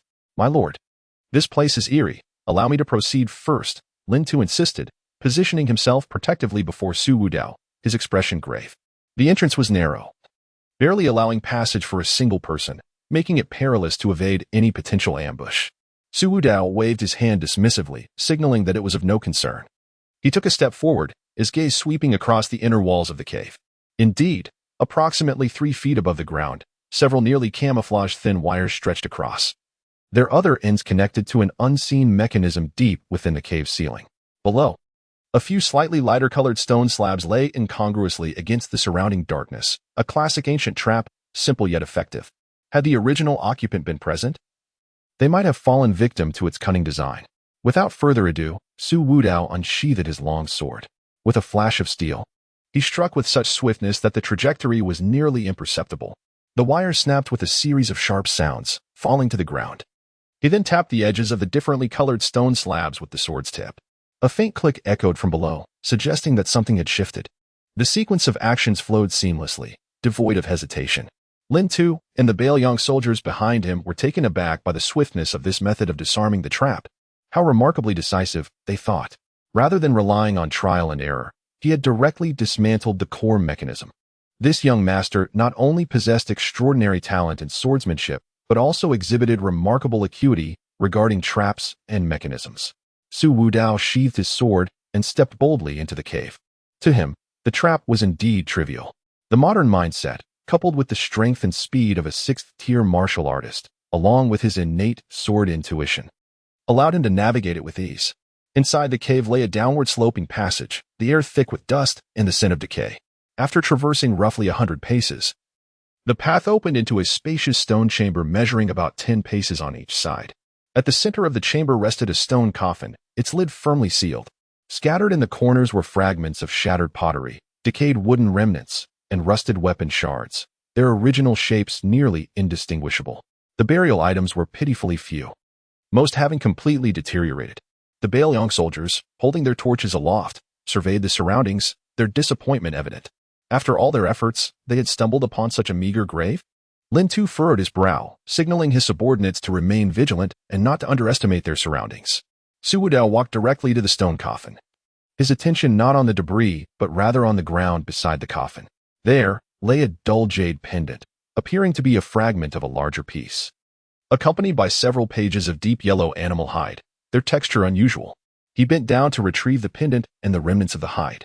The pendant felt cold to the touch, its surface smooth and warm, revealing exquisite craftsmanship despite its damaged and lackluster appearance. The animal hide is remarkably resilient, inscribed with intricate and arcane characters in an ancient vermilion ink that defy comprehension. At the moment my fingers grazed the jade pendant, a chime of notification resonated within my mind. Weak remnants of fortune detected from the tomb's owner or the pendant itself can be absorbed and converted into 1 point of fortune. Do you wish to absorb it? Fortune points? Such a thing can be found in this desolate place. Though it amounts to but a single point, even a mosquito's leg yields flesh. Absorb it. Absorption complete. Fortune point acquired. 1. A subtle yet profound sensation coursed through my body, as if a tenuous connection to some unseen cosmic order had been established. Though faint, its existence was undeniable. Fortune points could be utilized to vanquish formidable foes, alter pivotal narratives, tame the fated children of fortune, or perhaps to touch relics imbued with the essence of certain extraordinary individuals or events. The avenues for acquisition appeared more varied than I had envisioned. I tucked the jade pendant into my bosom and resumed my examination of the tattered animal hide scrolls. The script upon them was entirely foreign to me, resembling the scribbles of a ghost. Ancient Qi refining technique Xin Gui Jin Haiju fragment detected. Body refinement direction. Do you wish to expend editing points for completion analysis? An ancient Qi refining technique? In the realm of body refinement? Xin Gui Jin Haiju. The name indeed carries an air of intimidation. The body refinement methods would perfectly complement the small diamond-like physique I had crafted. However, completing or analyzing it would require the expenditure of editing points. Glancing at my remaining balance of just over 600 points, I decided to suppress that impulse for the time being. Editing points must be used judiciously. I would set this fragment aside for later, when my resources were more abundant. Perhaps the technique itself holds inherent value. I carefully stowed the animal hide scroll as. At that moment, boss, there is light inside. There must be treasures.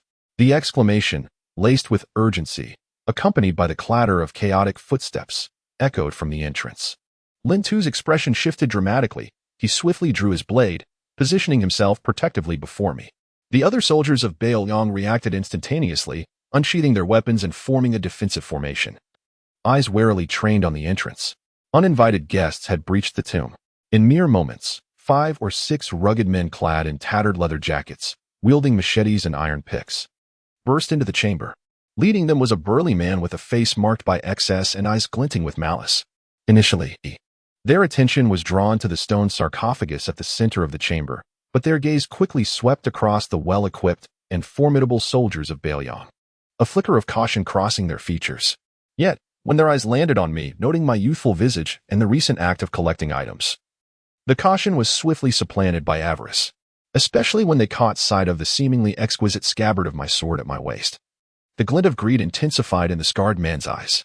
Well, I didn't expect to find someone else here before us, he grinned, revealing yellowed teeth, hefting his machete. Kid, hand over what you just picked up and whatever valuables you possess. We might consider leaving you with a whole corpse. Other tomb raiders gradually closed in, their expressions unfriendly, subtly enclosing Su Wudao and his companions. They appeared to regard them as nothing more than ordinary wealthy young masters and their guards. It was truly a stroke of fortune. Su Wudao felt no perturbation. In fact, he was almost amused. Having just acquired the innate sword heart, he had been lamenting the lack of an opportunity to practice in real combat, and now it had come to his doorstep. They were akin to novice monsters offering themselves to him outside the beginner's village. He raised his hand, gently pressing down on Lin Tu's arm, which gripped a knife. Lieutenant Lin, step back.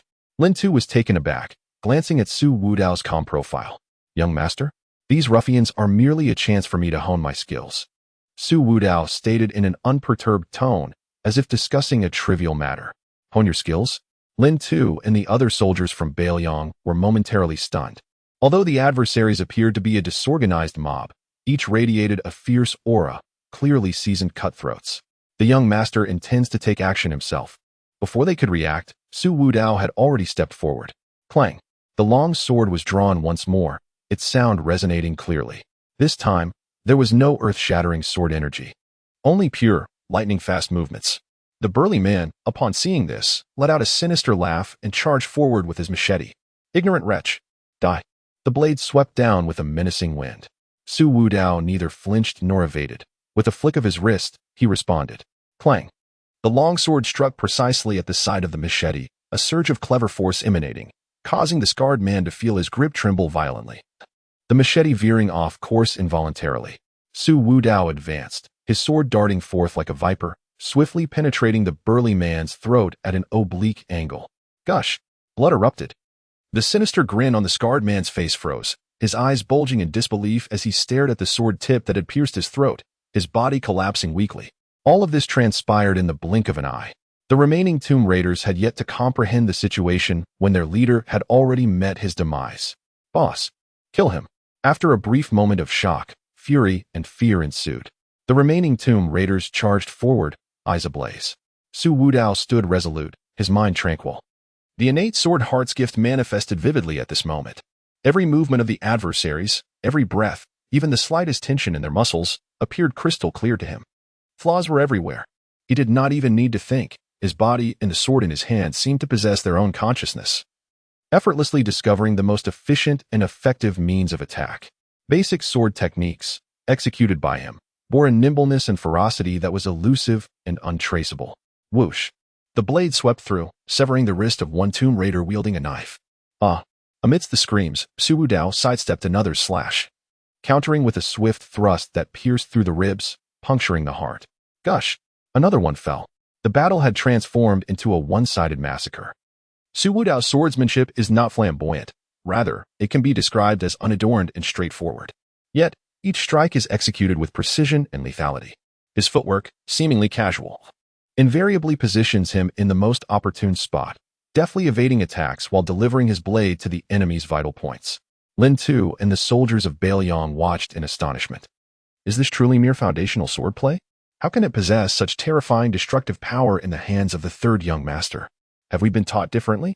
Each stroke appears as if it has been honed through countless trials, meticulously targeting weaknesses with an unparalleled simplicity and efficiency. Is this the innate essence of a swordsman? His comprehension and application of the sword arts have reached such extraordinary heights.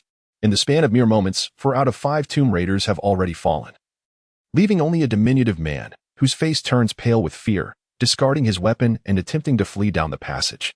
At that very instant of his retreat, Su Wudao sensed a faint tremor from the tattered jade pendant in his possession, emitting an almost imperceptible wave of energy. Chapter 9, The Jade Pendant's Might. Hidden peril. The frail Tomb Raider's body stiffened as if an invisible hand had seized his throat, a mere momentary pause. To an ordinary individual, this brief hesitation would pose no threat. Yet, in Su Wudao's eyes, it marked the boundary between life and death. No survivors could be permitted. The secrets of this place must remain concealed. More crucially, the jade pendant's effect was unexpectedly potent. A fleeting thought crossed his mind, and his actions preempted his deliberation. Whoosh! The longsword slipped from his grasp, its slicing sound sharp and piercing, transforming into a silver streak that accurately pierced the fleeing man's heart from behind. Thud! The last individual, his face a mask of terror and resentment, collapsed to the ground, silenced forever.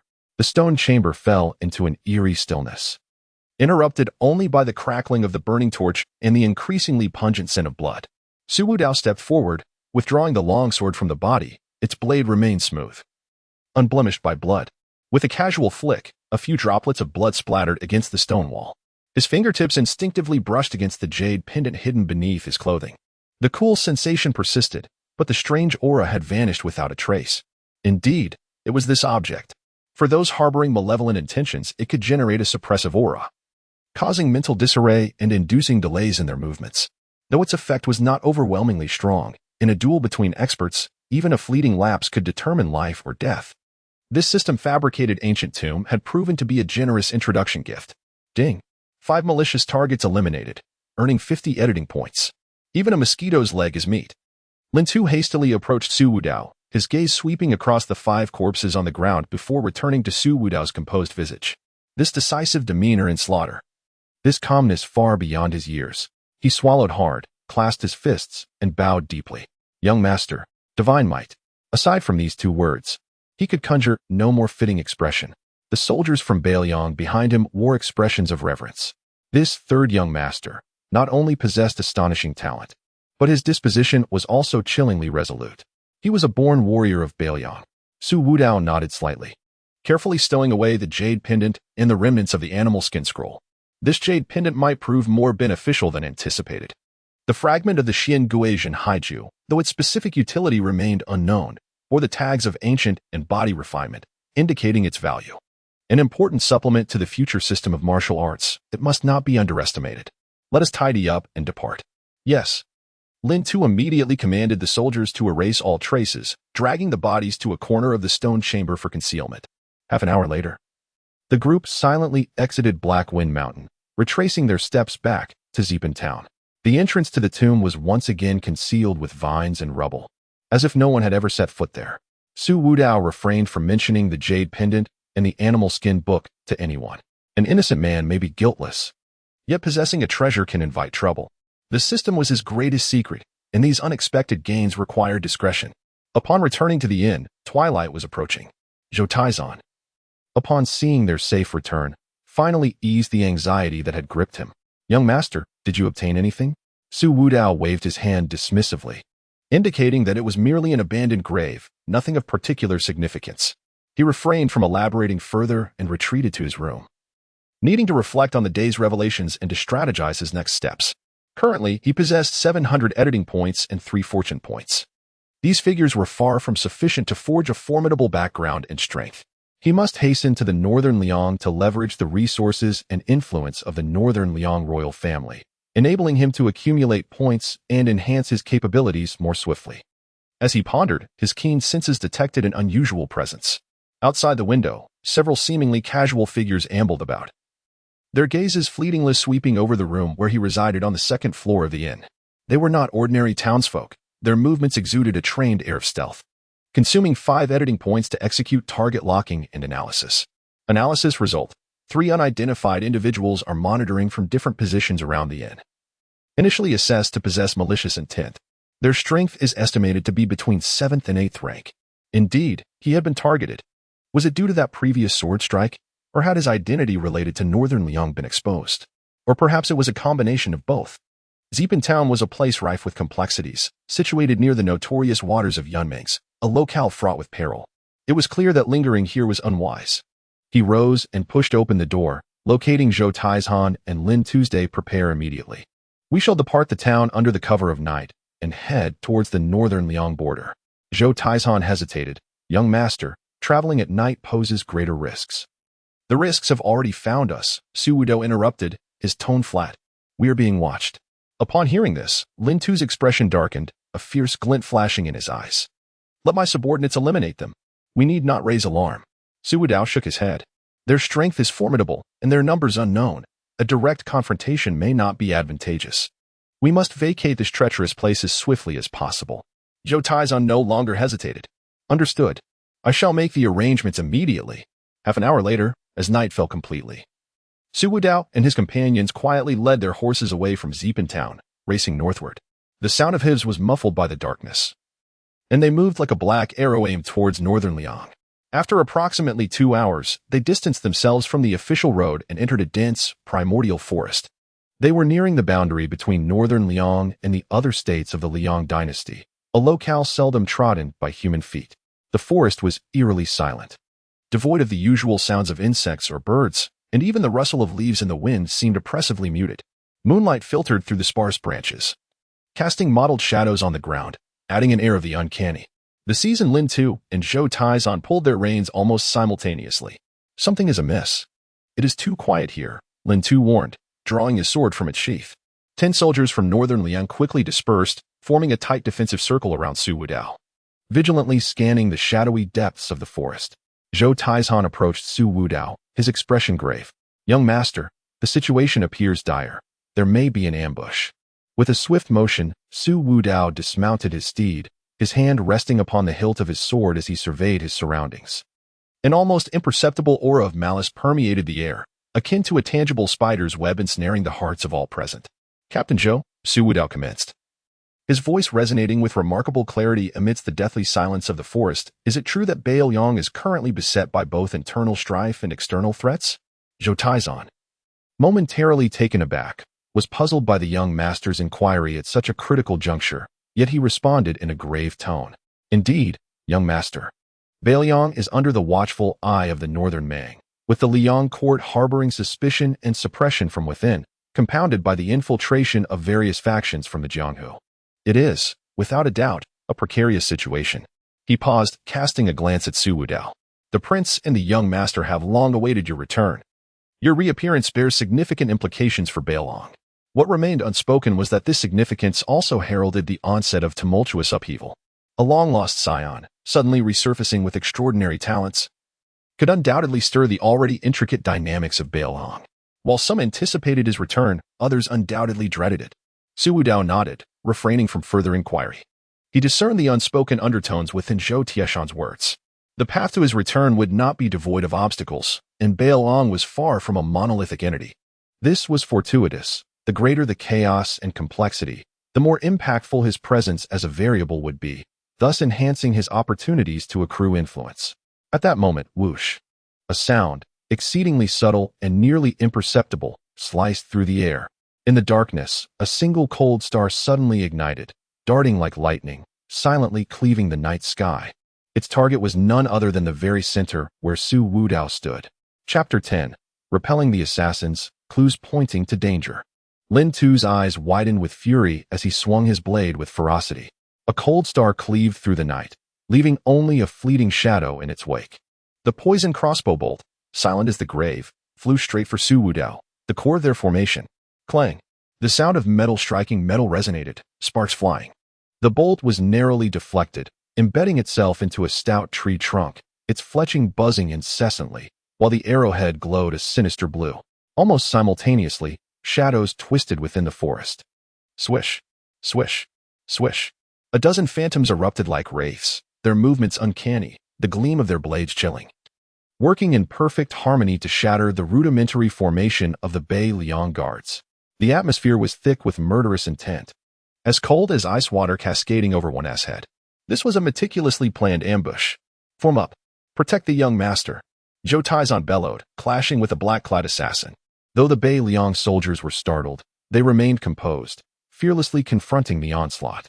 The glimmer of blades filled the once silent woodland. Screams, the clash of weapons, and the sound of flesh being torn asunder erupted suddenly. The assassins had a singular, clear target, Su Wudao. Over half of their attacks were directed at him. A chilling dread gripped Su Wudao's heart. These foes were well-trained, ruthless in their strikes, each blow aimed to kill. They were no ordinary ruffians of the Jianghu. He unsheathed his sword, its brilliance radiant. With his innate sword spirit operating at its zenith, every movement of the assassins was crystal clear to him, their vulnerabilities laid bare. Thud. With a swift slash, he severed the arm of an assassin wielding a blade. Before the assassin could let out a cry, Su Wudao sidestepped, evading another's downward strike, and countered with a precise thrust that pierced through the heart of his attacker. He fought swiftly, but the assassins were even more numerous. One of the Beiliang soldiers took a fatal blow for him, his chest torn open, blood gushing forth, yet he clung desperately to the assassin's leg. Young master. Flee. Lin Tu shouted, drenched in blood, resembling a frenzied tiger, his long knife weaving an impenetrable defense, yet he was besieged by multiple assassins, perilously outnumbered. The pressure was unprecedented. The strength of these assassins was generally around the 7th rank, with their leader nearing the 6th. Su Wudao, relying on his sharp sword spirit and 6th rank prowess, fought valiantly. The light of his sword flickered, claiming a life with each strike. Yet he bore several wounds in return. The formidable resilience of his body began to manifest, the pain from his injuries rapidly subsiding. However, at this rate, he would inevitably be worn down. He must capture the leader. His gaze fell upon a slightly taller figure directing the rhythm of the assault. That was the one. With determination, Su Wudao surged forward, disregarding the blades that threatened from either side. Flish! A deep gash was carved into his shoulder, exposing flesh to bone. The excruciating pain surged, but he pressed on, channeling his momentum into a strike aimed directly at the leader. The leader, caught off guard by Su Wudao's audacity, hastily attempted to parry. Clink! The tip of Su Wudao's sword met the leader's blade. A tremendous force coursed through. The leader stifled a groan, his grip faltering as he staggered backward. Su Wudao's eyes glinted with murderous intent, ready to pursue and eliminate this individual once and for all. At that very moment, from the depths of the distant thicket, a series of urgent hoofbeats and a faint horn echoed. The assassin leader's expression shifted subtly as he clutched his injured wrist and emitted a sharp, brief bird-like cry. All the black-clad assassins who had been besieging them hesitated for an instant, then, without a moment's hesitation, feigned a strike and disengaged from the battle. They retreated like a receding tide, vanishing into the dark woods in mere moments, leaving behind a scene of devastation and the bodies of 7 or 8 fallen comrades. Their withdrawal was decisive and swift, devoid of any hesitation. The forest fell silent once more, the air thick with the scent of blood and the sound of heavy breathing. Zhou Taizhan knelt on the ground, propped up by his blade, revealing several deep wounds down to the bone. Lin Tu leaned against a large tree, his left arm hanging limply, clearly fractured. There were fewer than 15 surviving soldiers from Beiliang, each wounded, their expressions a mix of sorrow, anger, and exhaustion. Upon counting their losses, it was revealed that 7 had perished in battle, while over 10 were gravely injured. The cost was staggering. Su Wudao gazed at the guards lying in pools of blood, a searing pain radiating from the scar on his chest. Were it not for their desperate protection, he would never have endured this far. The soldiers of Beiliang were indeed remarkable. He approached the corpse of an assassin and crouched down, meticulously searching for any clues. The remaining soldiers, despite their pain, began to scour the bodies left behind by the assassins. Soon, one soldier made a discovery. "Captain, look at this." He pulled a crossbow bolt from the embrace of a corpse, identical to the one that had been shot at Su Wudao earlier, exuding the coldness of military weaponry. Lin Tu took the bolt, his expression darkening as he ran his fingers along the shaft. Meanwhile, Zhou Taizhan discovered a shattered metal fragment inside the collar of the assassin leader's garment, adorned with a peculiar, twisted pattern. Upon closer inspection, Lin Tu's pupils constricted sharply. He snatched the fragment away, scrutinizing it repeatedly, his face paling with an unsettling fear. "Zhao Go, it is Zhao Go of the Liang royal family." Zhao Go, the most enigmatic and feared intelligence and assassination organization of the Liang dynasty.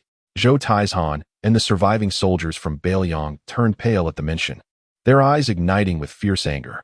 The Liang court truly dared to carry out such a nefarious act against the heir of their prince on the borders of Beiliang. Such audacity. Su Wudao remained stationary, his expression unreadable, yet the chill within him intensified.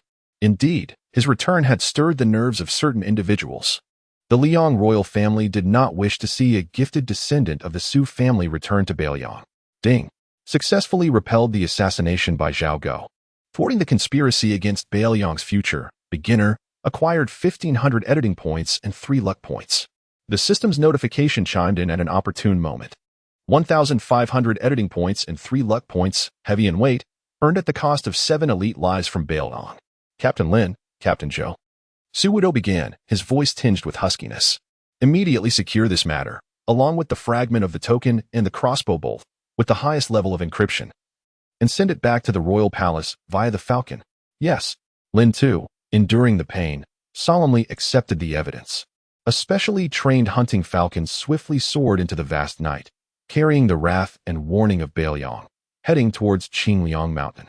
In Beiliang, at the royal palace on Qingliang Mountain, the study was brightly lit in the deep of night. When the urgent letter and evidence were placed before Su Shao, the King of Beiliang, a seasoned warrior who had taken countless lives, he remained unusually silent for a prolonged moment. The atmosphere in the study felt as though it had solidified, oppressive to the point of suffocation. After a brief pause, Su Shao slammed the table with a forceful clap. Bang! The hard zeton would surface instantly fractured with cracks. "Zhao Go," he growled, his voice laced with boundless fury and a chilling intent to kill. "Very well. Do they truly believe the Su family cannot wield a blade? How dare they harm my son on my territory? He abruptly rose, issuing a series of commands under the watchful gaze of the terrified steward. The hidden forces of Beiliang, stationed near Liang and various provinces, were ordered to launch a brutal retaliation against Zhao Gou's strongholds. The border guards were instructed to heighten their vigilance, to eliminate any suspicious individuals on site. Simultaneously, a strongly worded document, issued in the name of the Beiliang Royal Palace, was dispatched to Liangtan City, publicly condemning the heinous attack at the border and demanding severe punishment for the culprits, though everyone understood that this was merely a show of strength, unlikely to elicit a substantial response. The entire Beiliang was stirred, akin to a slumbering lion thoroughly awakened by this assassination. In Wudong Courtyard, Su Fengnian toyed with the jade pendant in his hand. After listening to the urgent report from his subordinate, the previously playful smile on his face gradually faded, replaced by a cold demeanor. His long-lost third brother was indeed not to be underestimated.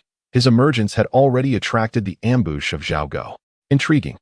Convey orders to utilize all available connections to uncover the specific details of Zhao Gou's operation and who is orchestrating this from behind the scenes. His voice was soft, yet carried an undeniable chill. By the shores of Listening Tide Lake, in a small courtyard, a stout youth with a straightforward gaze was pacing in distress upon hearing that his brother had been bullied and injured on the road. Bad guys. They hurt my brother. I will go teach them a lesson. Su Longxiang exclaimed, his fists clenched, an uncontrollable aura of power emanating from him, thickening the air around. He did not fully comprehend who Zhao Gou was, only that someone sought to harm his recently discovered brother. Whoever dares to bully my brother shall face my wrath. Chapter 11. Brotherhood and the formation of connections. The acrid scent of blood lingered in the air, yet the gentle light of dawn struggled to penetrate the dense foliage, illuminating the disheveled battlefield. The surviving soldiers of Beiliang quietly tended to the bodies of their fallen comrades, their movements heavy with solemnity. Lin Tu, having attended to a fracture in his arm with hasty bandaging, approached Su Wudao, his pallid visage contrasting with the steely resolve in his gaze. In a hushed, hoarse voice, he reported the casualties. Young master, 7 brothers, they will not return. Su Wudao's eyes fell upon the bodies draped in white cloth, a twinge of pain blossoming in his chest. 7 vibrant lives sacrificed to safeguard him, forever bound to this foreign woodland. Indeed, the blood of Beiliang was fervent. Lin Tu paused momentarily before continuing, an unusual tone creeping into his voice. Young master, when the falcon returned with news, it also mentioned the second young master. He seemed to weigh his words carefully. Upon hearing of your ambush and injury, he was so enraged that he shattered a stone table in the courtyard, declaring he would come immediately to deal with those villains personally. Su Longxiang, that simple-minded second brother, born of indomitable spirit. The corners of Su Wudao's tightly drawn mouth softened for an instant. A warmth surged within his heart, chilled by the brutality of slaughter. That unadulterated concern and protective instinct, so straightforward yet profoundly moving. Is he unscathed? Su Wudao inquired. Lin Tu managed a bittersweet smile. He is fine. He merely startled the steward of the manor. His Highness has calmed him, assuring him that everything is under control. That foolish second brother. Indeed, a wave of intense kinship and a sense of guardianship washed over Su Wudao. He turned to Lin Tu and commanded, Lieutenant Lin, please search for those trinkets we collected along the way and select a few that appear intriguing. He recalled the humble yet archaic burial pottery from the ancient tomb and the smooth, colorful pebbles purchased at Zephan Town. Also, send a message back home for my second brother and eldest brother. After a brief moment of contemplation, he added, tell him not to worry. I am unharmed. Merely superficial injuries. I shall return home shortly. As for Su Fengnian, a mere gesture would suffice. Lin Tu complied, soon returning with a rough wooden carving of a bird and several smooth river stones, carefully wrapped in cloth. Young master, is this suitable? Su Wudao nodded. Yes. Have someone deliver it back. Exercise caution. Understood.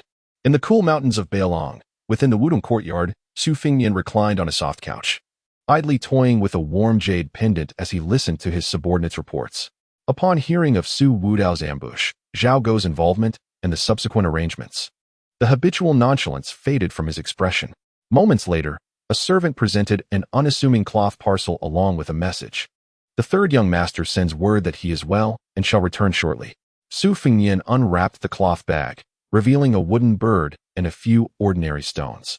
Momentarily taken aback before bursting into laughter, he picked up the ruggedly crafted bird, spinning it between his fingers. This young lad certainly knows how to make a gesture. He casually set the items aside and gazed out the window, his eyes deep with contemplation. A brother, fresh from peril and bearing wounds, remembered to bring back such a humble yet comforting token. It was neither an act of submission nor flattery, but rather a gesture of equality, imbued with the warmth of everyday life. Intriguing, far more intriguing than he had anticipated. This third brother possesses not only talent and tenacity, but also an insight and cunning that belies his youth. His return would likely stir the depths of Beiliang's waters sooner than anyone could foresee. After 2 days of regrouping, the troops received necessary supplies and medical aid at a nearby, small military fortress. Su Zhao's thunderous wrath had evidently reached the borders, prompting the fortress commander to treat Su Wudao's party with deference and to dispatch an additional 20 elite cavalry for their escort. Su Wudao sat in a hastily requisitioned barack, reviewing the system panel. Editing points, 2,200. Fortune points, 6. Having repelled the assassination attempt by Zhao Go, he had reaped considerable rewards. However, this tally fell far short of his aspirations. Enhancing his editing prowess? Summoning more formidable followers?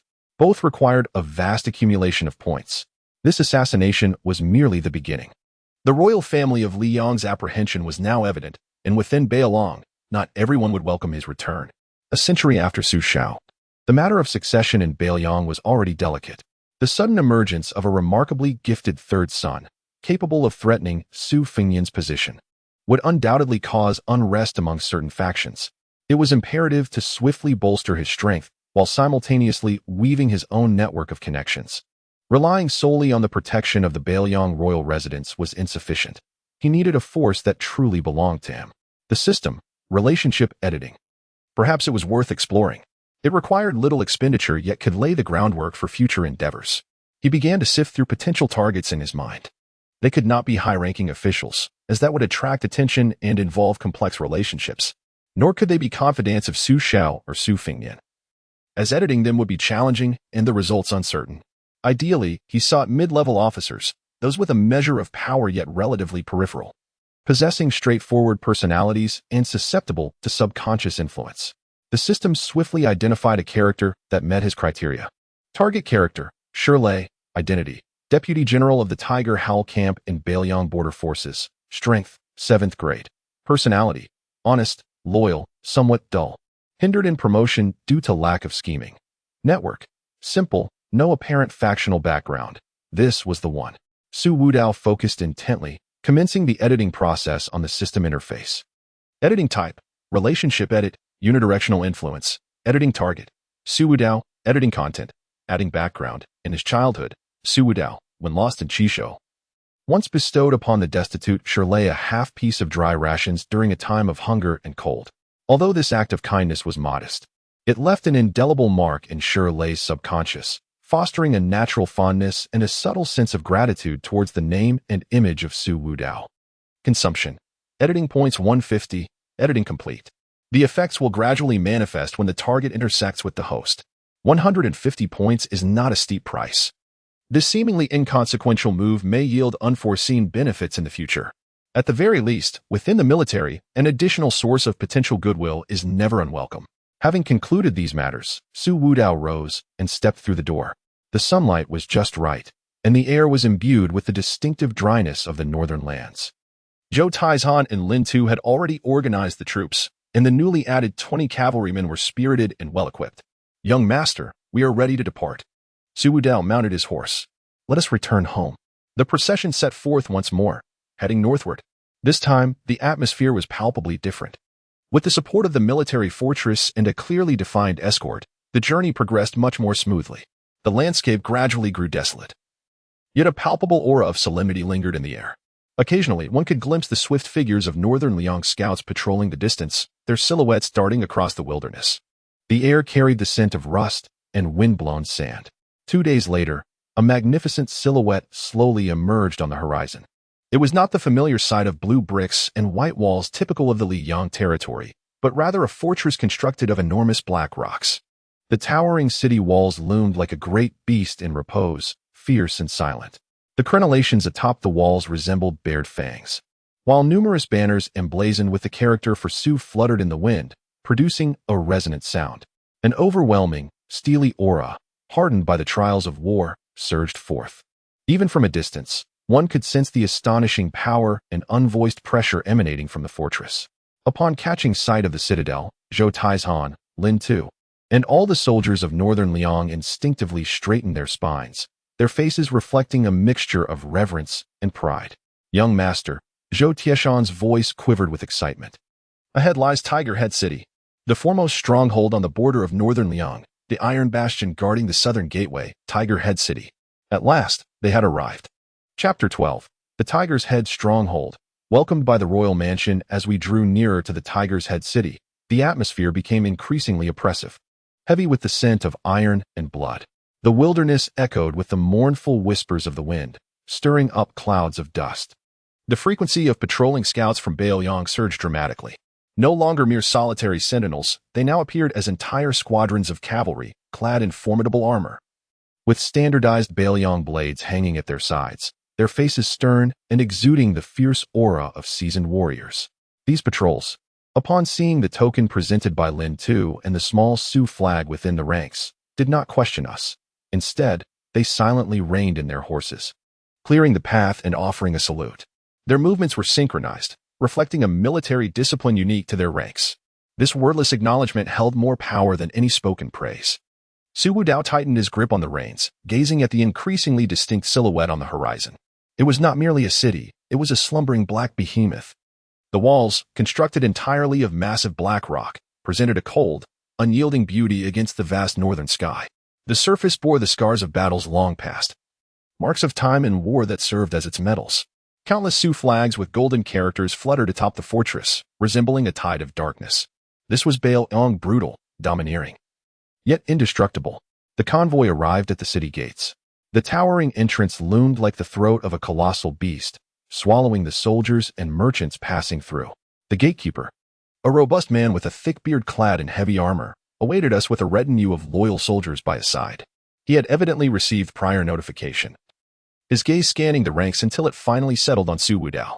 His expression was complex, filled with curiosity and scrutiny, ultimately transforming into an indescribable blend of excitement and reverence. Is this the long-lost third young master? Though young, the sharpness in his brow and the latent ferocity of his protectors spoke of anything but the ordinary. The gatekeeper stepped forward, verifying Lin Tu's token before turning to Su Wudao, clasping his fist in salute, his voice resonant as a bell. I am Chen Han, the commander of the Tiger's Head City garrison. I pay my respects to the young master. Your journey has been arduous. There was no excessive pleasantry, only the straightforwardness of a soldier. Su Wudao inclined his head slightly. Commander Chen, you are too kind. He surveyed the formidable stronghold. Inside the city walls lay a corridor broad enough for a dozen warhorses to run side by side. The architectural style within was rugged, lacking the delicate elegance of the southern lands, primarily consisting of robust stone and timber structures. The streets bustled with pedestrians, many wielding weapons, their gazes sharp and strides confident. The citizens here showed no signs of numbness or fear. Instead, they radiated a vigorous self-assurance. Upon seeing the procession adorned with the royal banner, particularly the figure of Su Wudao at its center, they paused, casting their eyes upon him.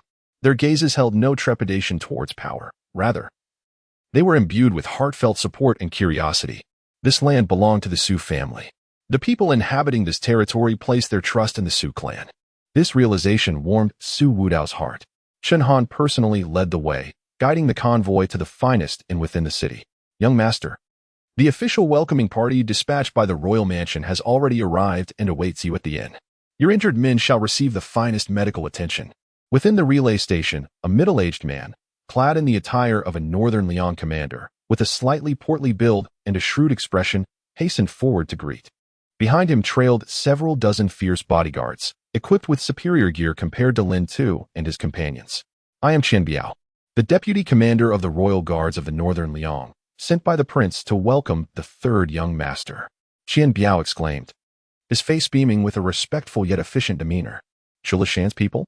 They certainly know how to make an entrance, Su Wudao mused internally. As a trusted aide of Su Shao, Chulishan was responsible for numerous matters within the royal court. By dispatching a capable subordinate to extend a welcome, he demonstrated both importance and subtlety. Qian Biao stepped aside and received a well-sealed Nama box from one of the guards, presenting it with both hands. Young master, This is a personal letter from the prince. Su Wudao accepted the box and opened it, revealing a letter inscribed on thick paper. The handwriting was vigorous and forceful, sharp as if carved with a blade, exuding an undeniable authority. The letter was succinct. It began with inquiries about his injuries, infused with a palpable concern. Following this was a torrent of fury regarding the assassination attempt on Zhao Guo, the words seemingly echoing the prince's furious figure striking the table in rage. Finally, it concluded with a simple command: return swiftly. There were no ornate phrases, no excessive admonitions, only the most genuine and straightforward paternal sentiment and an indomitable sense of protection. A warm surge unexpectedly filled his heart. In 2 lifetimes, he had never experienced such profound and authentic familial affection. This letter conveyed a sense of belonging more than any identification could. He was indeed Su Zhao's son, the 3rd young master of Northern Liang.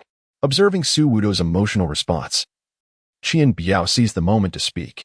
Young master, the prince, the heir, and the 2nd young master are all deeply concerned for you. The journey back to the royal court will take several days. The prince wishes for you to rest here for a day to recuperate and replenish your supplies before setting off tomorrow. Thank you for your arrangements, Deputy Commander Qian. Su Wudao replied, his emotions settling considerably. Not at all. This is merely my duty. Qian Biao promptly began to organize the arrangements. The relay station was cleared, with the finest room reserved for Su Wudao. Hot water, medicinal supplies, and clean, soft garments were all provided. The accompanying Northern Liang soldiers were also well taken care of, with the injured being sent to the military physician for treatment. After bathing, Su Wudao donned a set of black attire in the Northern Liang style. The fabric was thick and the cut fitted, accentuating his tall stature. Gazing into the bronze mirror at the slightly unfamiliar yet perfectly suited reflection, he felt an unprecedented sense of grounding. The Su Wudao of the Qingqing sect had perished. Now, standing here was the Northern Liang Su Wudao. After a day of rest, the next morning saw the assembly of the troops once more, their numbers having swelled significantly. Qian Biao's contingent of royal guards joined forces with an additional 100 elite cavalry from Tiger Head City, creating an unprecedentedly formidable escort. Lin Tu, Zhou Tai's Han, and the others had also largely recovered, standing with invigorated spirits at the front of the ranks. Young master, we are ready to depart, Qian Biao reported with utmost respect. Su Wudao mounted his horse, casting his gaze towards the north, the direction of home. With determination, they set forth, journeying back home. The procession surged forth from Huchuoqing, galloping along the wide official road towards the heart of Beiliang. The sound of iron hooves thundered, dust swirling in the air, banners fluttering in the breeze. The journey was uneventful, the path smooth and unimpeded. Within the territory of Beiliang, the law and order far surpassed that of Liang, and none dared to provoke the caravan bearing the banner of the Wang family. 2 days later, the distance to the main city of Beiliang Qingyang Mountain was less than 100 miles. After traveling for the better part of the day, a dark silhouette gradually emerged on the horizon of the official road. As they drew nearer, the outline became increasingly vivid. It was neither a city nor a military camp, but rather a vast assembly of soldiers and horses, stretching for miles, standing solemnly along both sides of the road. Countless banners waved in the wind, with the striking Su character emblazoned in gold on a black background standing out prominently. Clad in various forms of armor, the soldiers of Beiliang were arranged in orderly formations, silently standing like a forest of steel. In the distance, figures of civil officials could also be discerned. Under the sunlight, the armor gleamed, weapons stood tall, and an invisible aura of authority enveloped the scene. This display, Qian Biao's pupils constricted as he urged his horse forward a few paces, straining to discern the banners and figures ahead. A mix of shock and exhilaration crossed his face, his voice slightly trembling. Young master, it is the prince, and the heir and 2nd young master. They have come out 10 miles to welcome us. 10 miles to welcome us. Su Wudao reined in his horse, his heart jolting at the sight of the grand welcoming ceremony unfolding before him. Chapter 13, The Long Pavilion. A reunion of father and son at the end of the official road. The dark, oppressive silhouette was no mere illusion. As the procession drew nearer, the scene became increasingly vivid and suffocating. It was neither a city nor a military camp, but rather a throng of people, an immense assembly standing in disciplined formation. Stretching for miles on either side of the road was a torrent of iron-clad warriors. At the forefront stood dozens of figures clad in various robes and armor, encircling a few central figures. Behind them was a contingent of several thousand of Beiliang's most elite cavalry, the banners of the Great Snow Dragon cavalry particularly striking. The black armor glinted with the cold, hard sheen under the sunlight, resembling scales that covered the earth. Countless banners bearing golden characters fluttered in the wind, their sound merging into a rolling wave of black fury. Swords and spears stood like a forest, ominously pointed towards the heavens. Silence reigned. Apart from the whisper of the wind and the rustle of the flags, the thousands of iron riders and tens of thousands of gazes produced not a single extraneous sound. A formidable, cold, and battle-hardened aura of iron blood, mingled with an unspoken pressure, assaulted the senses, almost causing the air to solidify. Qian Biao's steed fidgeted nervously, and his own complexion turned pale, lips trembling as he urged his horse forward a few paces to confirm the banners and the figures at the forefront. He abruptly turned back, his voice trembling with shock and elation, even breaking in pitch. Young master, it's the prince. The prince has arrived. And the heir, second young master, Princess, Li the sacrificial scholar, Protector Chu, General Yuan, Captain Su. A cascade of illustrious names erupted from Qian Biao's lips, each capable of resonating throughout Beiliang. And at this moment, they were all gathered here, united and welcoming but a single individual. This spectacle was not merely a 10-mile reception. It was an all-out mobilization. Qian Biao felt as if his heart might leap from his chest. The significance of this third young master in the prince's eyes exceeded anyone's imagination. Su Wudao had already tightened the reins. He surveyed the lavish welcoming formation ahead, that silent yet imposing forest of steel, and the myriad gazes directed towards him, some scrutinizing, others curious, excited, or piercingly sharp. Even with his hardened resolve from 2 lifetimes, his heart pounded like a drum at this moment. This was Beiliang's King Su Shao. This was the father he had meticulously crafted in his mind. This was Beiliang's stance, domineering, direct, and unabashedly protective. The procession came to a halt. Lin Tu and Zhou Taizhan had already dismounted, their expressions solemn, filled with an indescribable mix of excitement and reverence, standing at attention with hands at their sides. Qian Biao hastily dismounted, adjusting his attire, hardly daring to breathe. Su Wudao gracefully dismounted, his movements fluid. He straightened his black attire, a Beiliang style prepared for him by Qian Biao back in Tiger Head City. At this moment, wearing it brought an odd sense of belonging. The past of the Qingqing sect seemed like dust from a previous life. He stepped forward, alone, onto the official road that was the focus of countless gazes. With each step, it felt as though one was treading upon invisible drumbeats. Flanking him, the Northern Liang cavalry stood like silent sentinels of steel, their cold armor and sharp weapons exuding a palpable sense of oppression. All eyes were drawn to the young figure approaching with measured grace. He appeared unassuming, even somewhat gaunt from prior injuries and exertions. Yet, he held his back straight, his stride steady, his countenance serene, devoid of any trace of timidity or fear. His dark eyes met the horizon with tranquility. Ahead, a figure loomed like a mountain, clad not in royal robes but in a set of somewhat antiquated yet still formidable black armor. It was the very armor that had accompanied him in extinguishing the 6 kingdoms and forging a fearsome reputation. He was robust, his temples touched with frost, his visage resolute, radiating the authority of one long accustomed to power and the fierce spirit of the battlefield. He stood there, no movements required, embodying the very essence of the land, as if he were the incarnation of its will. He regarded Su Wudao, whose tiger-like eyes had once instilled dread in countless heroes and tyrants, now swirling with a complexity of emotions. There was a euphoric joy at regained kinship, a long-held guilt of past debts, a contemplative scrutiny of bloodline continuity, and an exploration of the future. Ultimately, these myriad feelings coalesced into a profound, almost overwhelming paternal love. Su Shao. Beside him stood Su Fengnian, still donning his nonchalant demeanor, a faint smile playing at the corners of his mouth. Yet, in the depths of his peach blossom eyes, there lay a scrutiny, meticulously appraising the sudden emergence of his brother. Quite intriguing, far more so than anticipated. On Su Fengnian's other side stood a remarkably tall and robust young man, his face simple and honest, his gaze clear as that of a child. At this moment, he grinned broadly, exuding an air of impatience, as if ready to leap forward at any moment. Su Longxiang. Next to him was a woman clad in a green gown, her expression sharp and her demeanor as frosty as ice. Holding a sword, she stood poised, her piercing gaze assessing Su Wudao with caution. The second princess of Northern Liang, Su Weisheng. Further back, a middle-aged scholar sat in a wheelchair, adorned with a feather fan and a silk cap, his demeanor gentle. Yet his eyes seemed to penetrate the depths of the soul. Li Yishan. There was also the rotund Chula Shan, his face adorned with a sycophantic smile, and the stern Yuan Zuozong, whose waist bore twin blades. Lastly, there was Su Ying, cradling a sunflower, his expression dull, yet emanating a dangerous aura. The core figures of the Northern Liang royal family were nearly all present. Their collective gaze formed an invisible net, enveloping Su Wudao. He sensed the weight of their scrutiny, yet along with it came an unprecedented sense of belonging. He halted his steps, stopping 10 paces away from Su Xiao, gazing at the legendary figure before him. Feeling the immense aura akin to mountains and seas, countless thoughts surged within him: excitement, trepidation, a hint of the estrangement characteristic of a time traveler, and a hopeful anticipation for the future. He forcefully suppressed the tumultuous emotions within, striving to maintain his composure.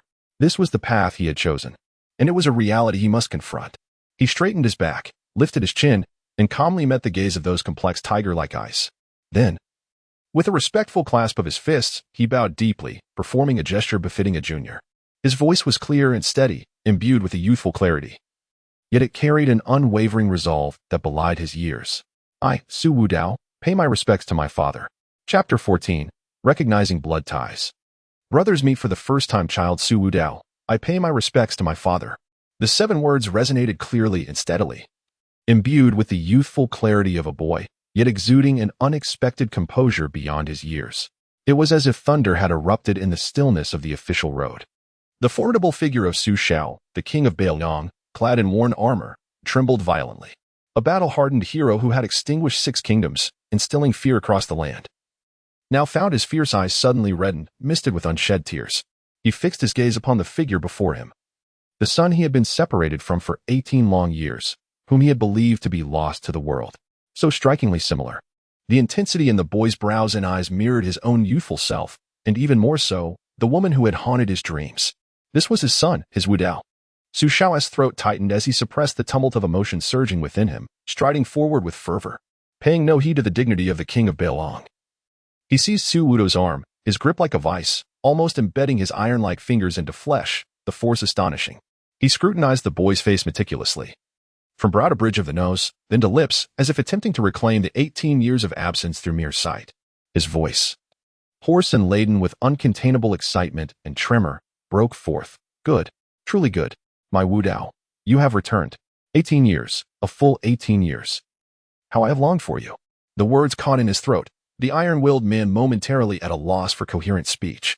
In the next instant, Su Xiao could no longer restrain himself. He pulled Su Wudao fiercely into his embrace. It was a father-esque embrace, imbued with the dust of battle, the chill of steel, yet bursting with volcanic warmth. The suddenness of the hug caused Su Wudao's body to stiffen slightly. In 2 lifetimes, he had never truly felt this pure, profound affection, devoid of any ulterior motives. This embrace was both solid and warm, filled with strength, as if it could withstand all the storms of the world. Gradually, his stiff form began to relax, and he could distinctly feel the vigorous beating of Su Xiao's heart within his chest. Somewhere deep within him, the softest part of his heart was unexpectedly stirred. This was his father. This was the sanctuary he had chosen. Father. A low call, tinged with a hint of awkwardness yet brimming with sincerity. Su Xiao tightened his embrace, tears glistening in his fierce eyes, yet he restrained them from falling. A man does not shed tears lightly, especially not before thousands of Beiliang soldiers. Yet the slight tremor of his shoulders spoke volumes. Nearby, the exceptionally tall and robust young man, Su Longxiang, could no longer contain himself. Observing the tightly embraced father and brother, his clear eyes sparkled with unadulterated joy. He broke into a wide grin, his honest face radiating happiness. With an excited roar, Su Longxiang lunged forward. He opened his arms wide, resembling a giant bear that had found its kin, and enveloped both Su Xiao and Su Wudao in a single embrace. The force was terrifying. Su Wudao felt an overwhelming force surge towards him, causing a tightness in his chest and a tumult of blood and energy. Fortunately, the system's edited golden body was robust enough to withstand such pressure. Otherwise, he would have suffered internal injuries. His foolish second brother had such a direct way of expressing affection. Third brother, you're back. Su Longxiang's voice boomed with joy as he nuzzled against Su Wudao's shoulder. I missed you so much, every single day. Su Wudao found it hard to breathe under the embrace but felt no aversion. He could sense the unreserved, pure affection and elation emanating from Su Longxiang. This was his second brother, born of the golden body realm, with a heart as innocent as a child. He raised his hand and gave Su Longxiang's impressively broad back a hearty pat. "I'm back, second brother." This simple response made Su Longxiang beam even brighter, revealing a set of pearly white teeth. Su Xiao, affected by his son's exuberance, let out a hearty laugh while patting Su Longxiang's arm. All right, you little tiger. Ease up. Don't crush your third brother." With a chuckle, Su Longxiang loosened his grip a bit but remained affectionately close to Su Wudao. At that moment, Su Fingyan approached, still embodying his nonchalant and roguish demeanor, with his peach blossom eyes crinkling in a smile, though a hint of seriousness and inquiry lingered beneath. "Oh, third brother?" He scrutinized Su Wudao with a teasing tone. "I heard you caused quite a stir in Qingzhou, even daring to tread on Zhao Gou's tail. TSK. Truly worthy of the Su family's lineage, quite ruthless." The casual remark concealed an underlying sharpness, both praise and a subtle probe. As he spoke, he reached out, seemingly casually patting Su Wudao's shoulder. The gesture was natural, akin to a brotherly affection. Yet, in the instant his palm descended, a concentrated internal force silently coursed through. Not forceful but resilient, meant to gauge Su Wudao's true strength. This elder brother was indeed no ordinary adversary. Su Wudao maintained an impassive facade, his vital energy already flowing autonomously within. The innate sword heart bestowed by the system was remarkably attuned to energy fluctuations. Su Fingyan's subtle maneuver did not escape his notice. The robust life force provided by the golden body quivered slightly, effortlessly dissipating the probing energy. His shoulder remained steadfast, as if merely receiving a light pat. And he even returned a similarly relaxed smile. "You flatter me, elder brother. Just a few insignificant clowns obstructing the path, easily dealt with. Indeed, it is your travels over the past 3 years that have truly enhanced your remarkable presence, which is genuinely admirable." In this verbal exchange, neither brother yielded ground. Their first silent contest ended in a draw. As Su Fingyan's palm withdrew, he sensed his subtle energy being effortlessly neutralized. And a flicker of surprise flashed in his peach blossom eyes. Interesting. This inexpensive brother proved to be far more intriguing than he had anticipated. He retracted his hand, maintaining his smile, though the scrutiny and interest in his gaze intensified. A family does not speak as two separate households. The mere return is sufficient. Standing to the side, Su Weisheng observed with a cold demeanor. Upon witnessing Su Wudao gracefully navigate Su Fingyan's probing and respond aptly, a barely perceptible glimmer of approval flitted across her frosty eyes. She offered a slight nod, acknowledging him, a gesture of high regard in her estimation. In his wheelchair, Li Yishan stroked his beard, a gentle smile gracing his face. His eyes, seemingly capable of seeing through all, regarded the poignant scene of father and son reunited, and brothers meeting for the first time, exuding an air of calm confidence, as if all this had been foreseen or accounted for in his calculations. The corpulent Zhu Lushan wore an obsequious grin, his excitement causing his ample flesh to quiver.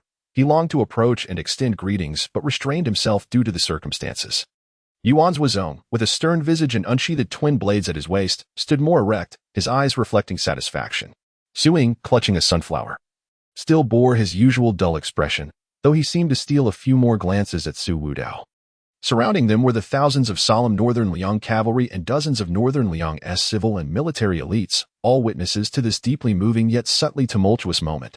The long-lost third son of the prince had been found, and it appeared he was no ordinary individual.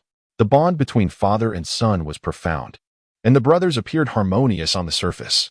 This was a momentous occasion for Northern Liang. An indescribable surge of exhilaration and fervor spread through the hearts of all Northern Liang people. A silent cheer echoed within their chests. Northern Liang has a successor. The Su family's foundation grows even more solid. This overwhelming collective emotion surged like a colossal stone cast into a lake, stirring up towering waves. Simultaneously, a chilling system notification resonated in Su Wudao's mind. Host has successfully returned to the Northern Liang royal residence, establishing connections with core plot characters Su Xiao, Su Fingyan, Su Longxiang, and others, triggering a large-scale, high-intensity emotional resonance. Her plot node of father-son recognition achieved. Acquired a significant number of editing points, 80,000 points. Acquired a substantial amount of fortune points, 10,000 points. As he gazed at the rapidly escalating numbers on the system interface, Su Wudao's heart raced in tandem. 80,000 editing points, 10,000 fortune points. The rewards for merely this recognition seen were staggering. This vast emotional upheaval, particularly from Su Xiao, Su Fingyan, Su Longxiang, and the collective sentiments of tens of thousands of northern Liang soldiers and citizens, had transformed into tangible power. He felt the energy within him becoming denser, sensing an invisible bond with this land and its people. The Su Wudao of the Qingqing sect had completely dissipated. From this moment forth, he firmly established his footing. He is Su Wudao of northern Liang. With this substantial fortune, the possibilities before him were boundless. Strengthening his prowess, editing followers, acquiring secret martial arts manuals, countless thoughts swirled in his mind. Yet at this moment, the most pressing matter was to return home. Su Xiao took a moment to steady his emotions, releasing Su Wudao, and with a firm hand, he patted his shoulder, his eyes brimming with pride and satisfaction. Good lad, just like me. Come, let us return home. He turned, waving his large hand with authority, his voice resonating across the expanse. Back to the city. With this command, the disciplined cavalry of Beiliang, akin to a frozen river suddenly thawed, sprang into motion. Their movements were synchronized, the sound of iron armor clanging harmoniously. While the warhorses neighed in unison, banners fluttered as the army began to slowly pivot, clearing the path ahead. Su Xiao grasped Su Wudao's hand, marching side by side. Su Fingyan followed closely, an enigmatic smile gracing his face. Su Longxiang pressed tightly against Su Wudao on the other side, resembling an affectionate child. Su Weisheng, Li Yishan, and Chu Lushan trailed closely behind. Amidst the throng of tens of thousands of cavalry, under the gaze of countless onlookers filled with awe and curiosity, the procession moved forward. Grand and majestic, toward the towering Qingliang mountain in the northern lands, a symbol of boundless might and glory, and the Beiliang royal palace. The path ahead led to a true home. Chapter 15. Entering the royal manor, subtle currents in the tranquil cool mountain, the northern Liang royal manor stands. Contrary to Su Wudao's imagination of resplendent grandeur, this residence, emblematic of the supreme authority wielded by 300,000 cavalry in the north, exudes a restrained, time-worn gravitas and majesty. The ground is paved with azure stones, and the tall yet unpretentious structures bear the faint marks of knife and axe. The air is suffused with a delicate sandalwood fragrance, intermingled with scarcely perceptible hints of rust and herbal essences. Su Xiao personally guides Su Wudao through layers of courtyards, leading him deeper into the manor. The servants and guards they encounter move briskly, yet upon seeing the prince and the newly arrived third master, they immediately halt, bowing with precision, their faces reflecting a mixture of reverence and insatiable curiosity. This is the embodiment of power, where every gesture is bound by decorum. Ultimately, they arrive at a spacious, serene independent courtyard. A plaque hangs above the entrance, inscribed with 3 ancient characters, listening to the Tide Pavilion. Su Xiao pushes open the courtyard door, gesturing for Su Wudao to enter. The courtyard is elegantly arranged, complete with rockeries, flowing water, and exotic flowers. The main house is particularly expansive and bright, its interior adorned with exquisite furnishings, from the rosewood tables and chairs to the intricately embroidered couches, with renowned calligraphy and paintings adorning the walls, and a treasure cabinet in the corner. Every item is exquisite, every piece costly. This abode far surpasses anything he experienced at the Qingqiang sect by 1,000-fold. Su Xiao rubs his hands together with a hint of awkwardness, surveying the surroundings. Wudao, this listening to the Tide Pavilion was once one of your mother's favorite retreats, a place of tranquility. Your father had it tidied up. Take a look and let me know if anything is lacking. He pulls Su Wudao down to sit at the main seat while he occupies the side. His fierce gaze fixed intently on his son, as if he could never gaze enough. These years, you have suffered. Su Xiao's voice drops, laden with profound guilt. Tell your father, how have you fared all this time? I've sent people searching for you for so long. Now that you're here, let us discuss the essential matters. A fleeting thought flickers through Su Wudao's mind, yet his expression betrays just the right amount of nostalgia tinged with melancholy. He weaves together the vague background crafted by the system with fragmented memories from the original owner, recounting his tale half-truthfully. He speaks of being taken in by kind-hearted souls, drifting from place to place, possessing mediocre talents, and entering a small sect, enduring scorn, until recently awakening fragments of memory and, after much hardship, reclaiming his place in northern Liang. He omits the sordid details of the Qingqing sect, merely stating he was inadvertently embroiled in disputes, narrowly escaping death. His narrative is delivered with a calm demeanor, yet it subtly conveys the profound feelings of isolation and tumult. Indeed, Su Xiao's eyes grow red at the tale, his large hand clenching into a fist, knuckles turning white. Those scoundrels from Qizhou, How dare they treat my son thus? He slams the table, his voice brimming with repressed fury. Rest assured, Wu Dao, I shall avenge this. Whoever dares to harm my Su Zhao's son, I will ensure their entire family, no, their entire lineage, is left with nothing. This domineering, reckless, and unreasonable demeanor epitomizes the northern Liang king. Yet, in this moment of tyranny, a warm current flows through Su Wudao's heart. He lowered his eyelids, concealing his emotions. Father, let the past remain in the past. I only wish to stay by your side and with my elder siblings in the future. Upon hearing this, Su Zhao's heart ached even more, and he nodded repeatedly. Yes, yes, let us speak no more of it. From now on, no one is to mention it again. The hardships my son has endured, I shall compensate you doubly in the future. He continued to inquire about many details of daily life, food, clothing, living conditions, and cultivation, with utmost care, completely shedding the heroic demeanor he had displayed at the Long Pavilion earlier, transforming into a father clumsily trying to make amends for his son. This pure paternal love weighed heavily upon him. Su Wudao responded to each inquiry with a respectful demeanor, yet maintained a hint of distance. Complete immersion would require time. Just as they were speaking, footsteps were heard from outside the courtyard. A middle-aged man, appearing to be a steward, respectfully announced, "Your Highness, the young master has arrived." Su Zhao's face broke into a smile. "Let him in." Su Fengyan entered, still clad in a brocade robe, fanning himself gracefully as he walked in. He first bowed to Su Xiao, then turned to Su Wudao with a cheerful grin. "Third brother, I have come to see how you are settling into your new abode and to present a little token of my regard." Following him were two attendants, one carrying a delicate tray. Upon the tray lay several vibrant and extraordinary medicinal herbs. These are some spirit herbs for nurturing your foundation, which should be of some assistance to you at your current level. Consider it a small gesture from your elder brother. Su Wudao accepted the herbs with cupped hands. "Thank you, elder brother." Su Fengyan waved his hand dismissively, lightly fanning himself as he strolled around the courtyard, casually remarking, "Third brother, you have just returned and are still unfamiliar with many matters." He paused, casting a knowing glance at Su Wudao, his smile carrying deeper implications. "This royal residence may seem tranquil, yet it runs deep with currents. Some may not voice their thoughts, but they may not necessarily wish for your return. Father protects you, and both I and second brother, along with our elder sister, will naturally be your shield. However, be wary of treacherous schemes lurking in the shadows. Keep your wits about you."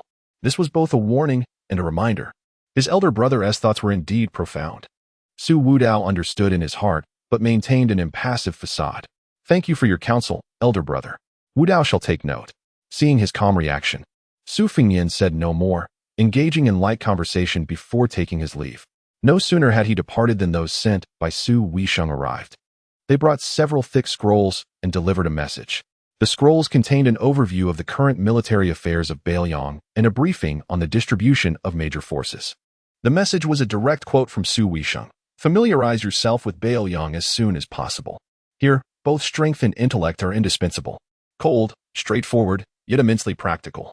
This second sister certainly had a distinct style. Su Wudao accepted the scrolls, instructing the maidservant to keep them safe. Compared to Su Fengyan's vague hints, Su Weisheng's direct provision of intelligence was far more to his liking. Before long, the courtyard door was suddenly flung open with a resounding bang. The towering figure of Su Longxiang appeared at the entrance, dragging a massive sack. Upon spotting Su Wudao, he immediately broke into a broad, innocent grin and bounded over. "Third brother, third brother." With a flourish akin to presenting a treasure, he placed the sack before Su Wudao with a dull thud. "Here, this is delicious. My favorite." Su Wudao lowered his gaze, and to his astonishment, a corner of the sack revealed a piece of jerky as large as a grinding stone, roasted to a golden brown and oozing with savory juices, exuding a rich meaty aroma. The size and weight. Gifts from his second brother were always so unpretentious yet substantial. This foolish second brother expressed his warm welcome through his most cherished delicacy. Su Wudao couldn't help but chuckle. Feeling a warmth blossom in his heart, he gave Su Longxiang's arm a hearty pat. "Thank you, second brother, I truly appreciate it." Delighted by the praise, Su Longxiang beamed even brighter, chuckling softly without uttering much more, as he settled on a stone stool in the courtyard, curiously watching Su Wudao, seemingly unable to take his eyes off him. Once he bid farewell to his clingy second brother, twilight approached. Su Wudao dismissed the newly appointed maidservants and sat alone on the stone bench in the courtyard. The listening tide pavilion was serene, with only the gentle rustle of leaves stirred by the wind. He closed his eyes, absorbing all that had transpired that day. Chapter 16. The family banquet the following day. Su Xiao announced his intention to host a welcoming banquet for Su Wudao. As night descended, the North Liang prince's residence was ablaze with lights, bright as day. Within the main hall, a grand feast was underway, with long tables adorned with exquisite delicacies, where golden goblets and jade cups shimmered, radiating warmth and vibrancy. Seated at the head of the table, Su Xiao bore a weathered visage, now adorned with a smile, his tiger-like eyes surveying the gathering with an inherent authority. Flanking him were Su Fingyan, Su Longxiang, and Su Weisheng, followed by the core civil and military officials of the prince's residence, such as Li Yishan, Chu Lushan, and Yuan Zuozong. In the outer circle were distinguished military leaders from the North Liang army, including a dark-skinned, formidable lieutenant under Yan Wenwan, as well as the steward, manager, and several influential local gentry aligned with North Liang, all sitting upright. Their expressions varied. This was the very heart of power in North Liang. An invisible net woven with loyalty, interests, ambition, and scrutiny. Su Wudao entered the hall, guided by a steward. Instantly, dozens of gazes converged upon him, some openly curious, others subtly assessing, mingled with reverence and an indescribable complexity. He had become the epicenter of a storm.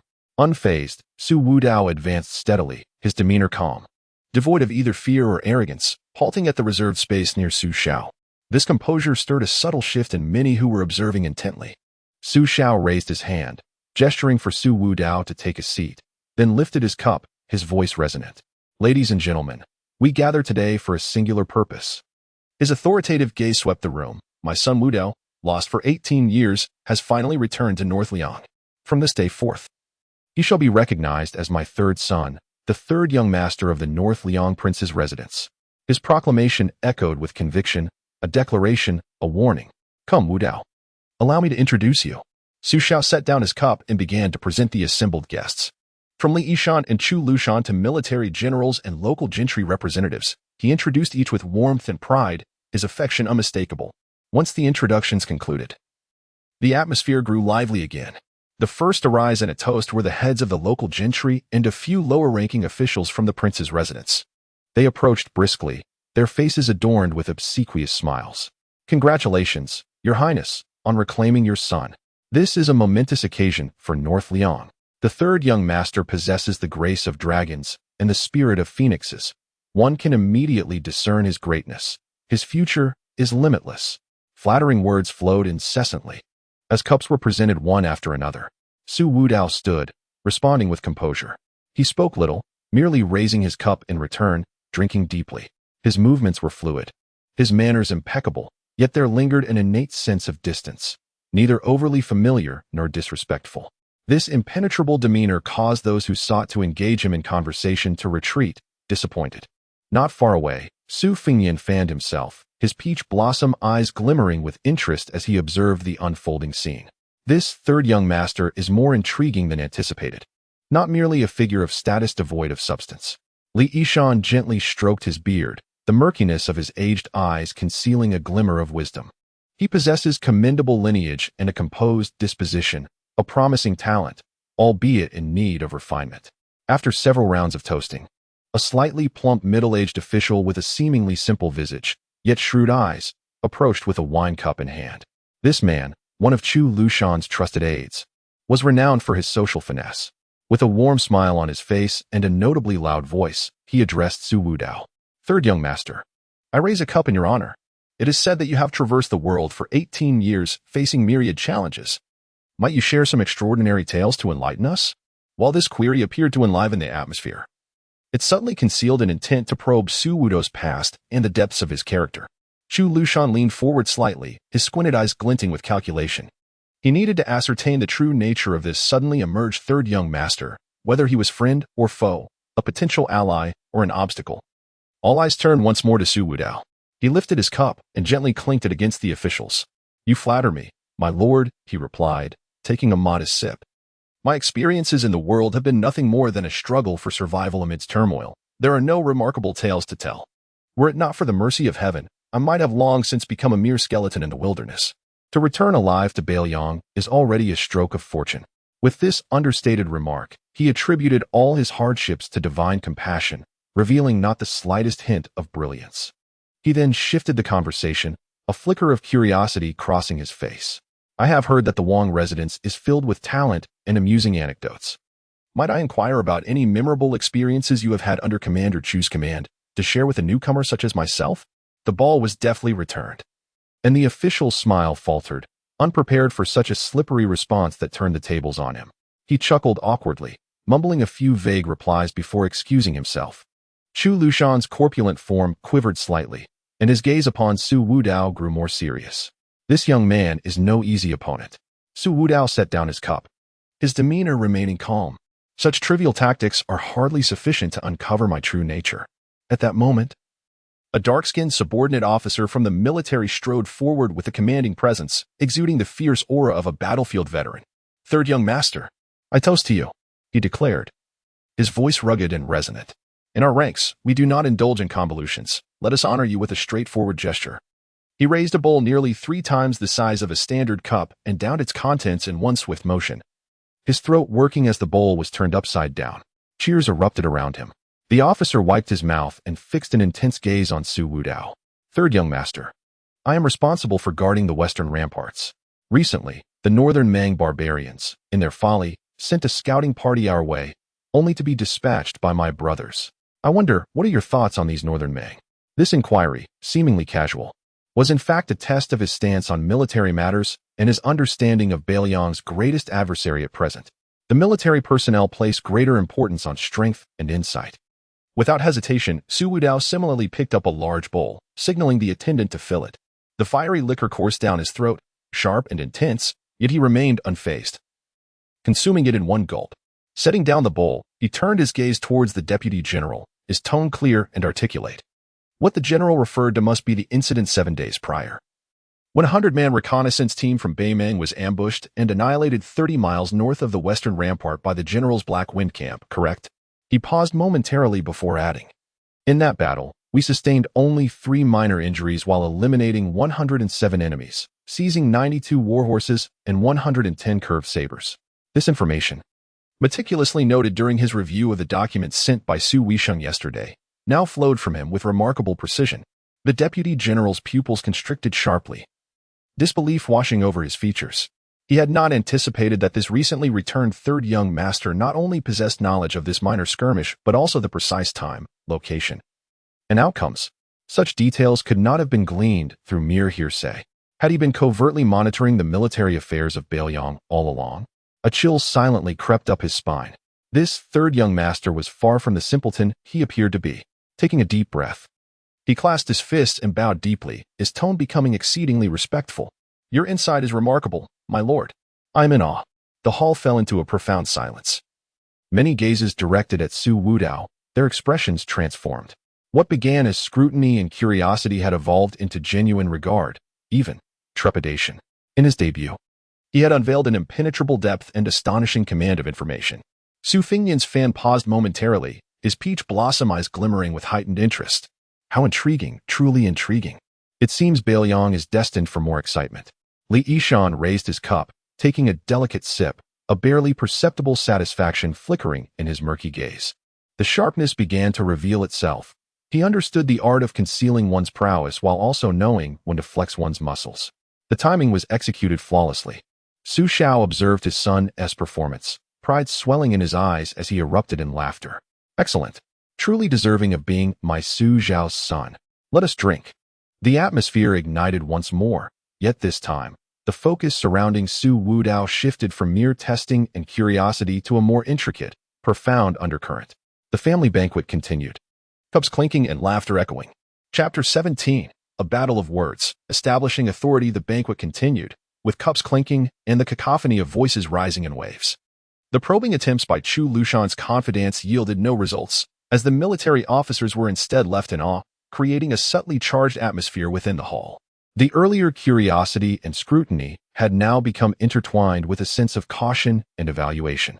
This newly returned third young master not only boasted a noble lineage, but also displayed a depth of thought and skill that surpassed common expectations. Li Yishan sat at the table, his murky old eyes occasionally glancing over at Su Wudao. His movements with the wine were deliberate, as if he were savoring both the drink and the people around him. His innate qualities were commendable, his demeanor steady, and his responses appropriate. He showed a glimmer of talent while knowing when to hold back. A raw gem, yet far from polished. Navigating the murky waters of Beiliang required more than mere composure. Su Weisheng raised her glass, offering a distant nod to Su Wudao as a form of greeting. Her expression remained frosty, but when her gaze met his, a fleeting hint of curiosity flickered in her brow. This brother of hers seemed strikingly different from the pitiable figure she had envisioned, one who had suffered during his 18 years of wandering. Intriguing. Su Fengyan fanned himself, a smile playing at his lips, relishing the unfolding drama. He occasionally cast glances at Su Wudao and the reactions of those around him, his peach blossom eyes sparkling with amusement. The beginning of the third brother's endeavor was promising. He had boldly turned the tables, far more engaging than a tepid affair. Yet, it remained uncertain how he would proceed with the subsequent moves. Just then, a somewhat jarring voice pierced the air. "Ah, third young master, your charm is truly remarkable. To garner such attention from the prince upon your arrival, how enviable we are."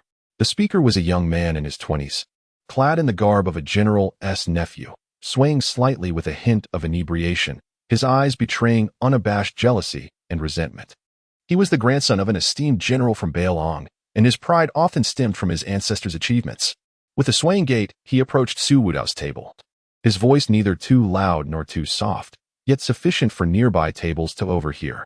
"What remarkable skills has the third young master acquired during his 18 years of wandering? I hope they are not mere trivialities that would embarrass the royal house." As his words echoed, the previously lively atmosphere suddenly stagnated. All action slowed, and the noise diminished. With gazes once again fixating on Su Wudao and the young man, the air felt as though it had solidified. Impudent. Su Longxiang slammed his palm against the table, rising abruptly, his eyes as wide as copper bells, glaring fiercely at the young man. An overwhelming aura of dominance surged from him, instantly filling the space. The young man, taken aback by Su Longxiang's intensity, felt the effects of the alcohol diminish, his face paling slightly, yet he stubbornly maintained his composure. Su Fengyan halted his fanning, his fingers lightly tapping on the table, watching with keen interest and no intention of intervening. Su Xiao, seated at the head, remained unchanged in expression, not even furrowing his brow. He simply held his glass, gently swirling it, casting a casual glance at Su Wudao. One's own son should be dealt with by oneself. In the realm of Beiliang, the law of the jungle prevails. To establish oneself, one must demonstrate true prowess and subdue all dissenters. Su Wudao slowly lowered his wine cup, the base making a soft sound as it met the table. He lifted his gaze towards the provocative descendant of the general, his expression devoid of emotion. But his eyes suddenly turned cold and deep, resembling a frigid pool. The wealth of Beiliang was carved from the lives of his father and the 30,000 iron cavalry, exchanged for the blood of countless comrades. His voice was low yet exceptionally clear, imbued with a penetrating chill that pierced the soul. It was not inherited from ancestors, nor could it be obtained through mere boastful words. It could only be earned through genuine merit. He paused slightly, a hint of mockery lacing his tone. "What accomplishments do you possess?" This soul-searching inquiry struck at the heart of the matter. The general's descendant turned pale, his complexion shifting from green to white. While his grandfather had indeed achieved great military feats, he himself merely held a nominal position and had never truly set foot on a battlefield, thus lacking any accomplishments to speak of. My grandfather is," he stammered, attempting to invoke the name of his forebear. Su Wudao interrupted him. "I am inquiring about you." Just 3 words, light yet as heavy as a mountain.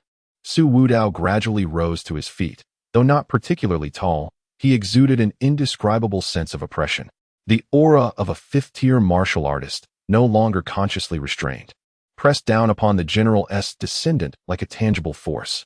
Though only at the 5th tier, far from Su Longxiang's innate prowess, this energy was concentrated, pure, and sharp with the decisiveness of a killer.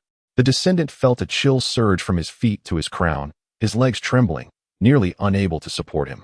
He opened his mouth, attempting to retort with some empty words, but under Su Wudao's icy gaze, he could utter not a single syllable. His bluster was merely a facade, now stripped bare. At that moment, Su Wudao seemingly casually extended his hand and grasped a steel wine cup from the table. This cup, thick and sturdy, would be difficult for an average person to even dent. With a sharp crunch, a sound that sent shivers through the teeth, The steel cup was crushed in Su Wudao's grip, transformed into a grotesque mass of scrap metal before the astonished eyes of all present. He casually discarded the mangled metal onto the floor, where it clattered with a resounding echo. The hall fell into an oppressive silence. As if a pin drop could be heard. Everyone, including Su Fengnian and Li Yishan, looked at Su Wudao with completely altered expressions. If his earlier demeanor had displayed mental acuity, this act was a raw exhibition of power. This third young master possessed not only intellect, but also formidable strength worthy of his status. This was no mere trick, but rather a solid manifestation of martial prowess. The provocative descendant of the general turned ashen, cold sweat trickling down his forehead, his body trembling as if shaken by a tempest. He stared at the twisted steel on the ground and then at Su Wudao's emotionless eyes, gripped by an indescribable fear that seized his heart. He finally realized the magnitude of the existence he had provoked. Leave. Su Wudao uttered a single word, and the young disciple of the gate, as if granted a reprieve, scuttled away in a most undignified manner, no longer daring to cast a glance back. The turmoil was quelled in an extraordinarily forceful manner. Su Wudao resumed his seat, lifted the freshly refilled goblet presented by his attendant, and his expression returned to tranquility, as though nothing had transpired moments before. Yet, all present understood that from this moment onward, the newly returned third young master of the northern Liang Wangfu would no longer be underestimated. He had established his authority in the most direct and effective manner. Su Xiao's eyes glimmered with unabashed admiration and satisfaction, and he soon burst into hearty laughter, shattering the tense atmosphere. Bravo! Truly, it is not mere words that command respect, he exclaimed. He raised his goblet. And what were you all waiting for? Drink. Let us continue drinking. The ambience grew vibrant once more, yet a heavy stone weighed upon the hearts of all. This third young master might well be a concealed dragon. Upon his arrival in northern Liang, he had already begun to reveal his prowess. However, such a formidable stance, while establishing authority, would inevitably invite deeper apprehension and perhaps further complications to come. The climax of the banquet seemed to have only just begun. Su Xiao's gaze swept across the gathering, his smile intact. Ready to announce the rewards for Su Wudao. Chapter 18. The prince's bestowal and ascendance and status within the grand hall. An oppressive silence reigned. The previously jarring sound of twisted metal, along with the discarded scrap iron strewn carelessly upon the floor, lingered hauntingly in the minds of all present. A faint aroma of wine permeated the air, mingling with the subtle scent of rust, and an even more profound atmosphere of reverence. The earlier gazes of scrutiny, curiosity, and even disdain had transformed entirely into trepidation. The looks directed towards Su Wudao were intricate and inscrutable, devoid of any hint of levity.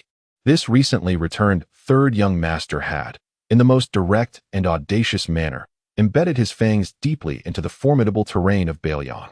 He was not a soft fruit to be easily squeezed, but rather a ferocious beast cloaked in human skin.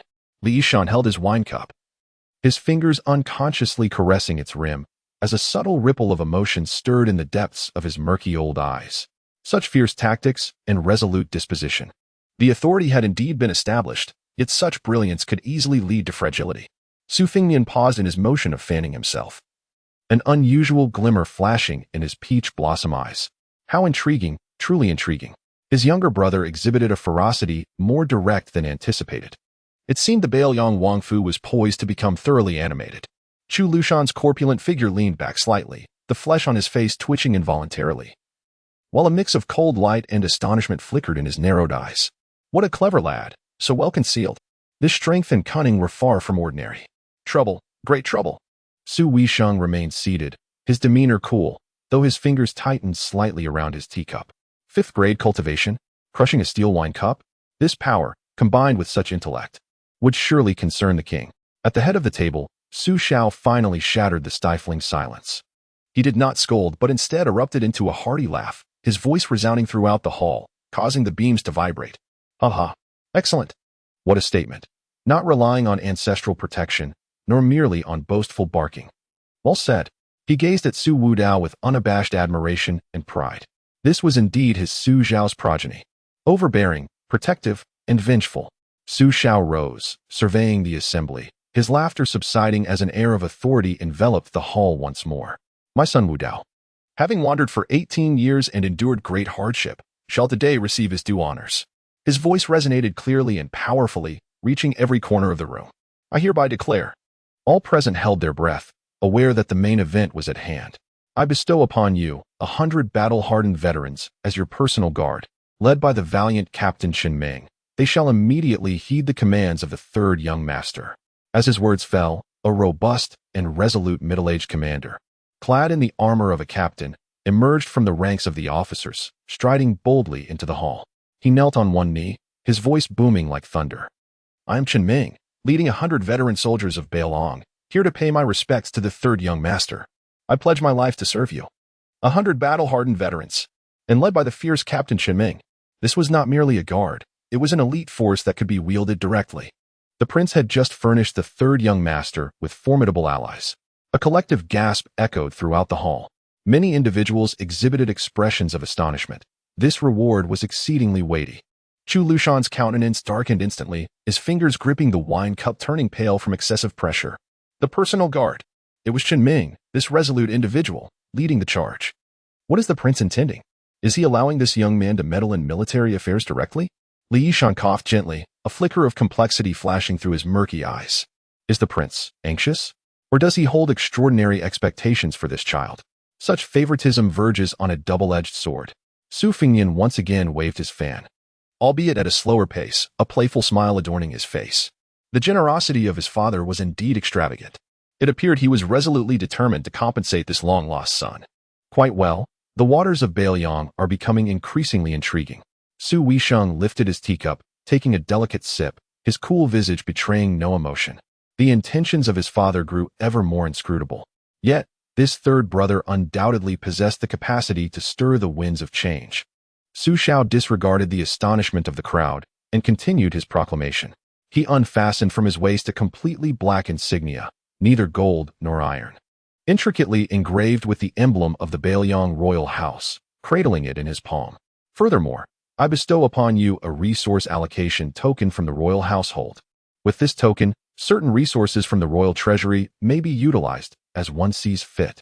If the personal guard is akin to a paw, then this token represents tangible authority.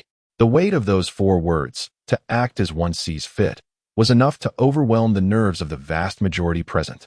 This signified that Su Wudao had acquired the privilege to mobilize a portion of the royal resources, elevating his status almost instantaneously. He had already begun to eclipse some of the veteran officials within the royal house.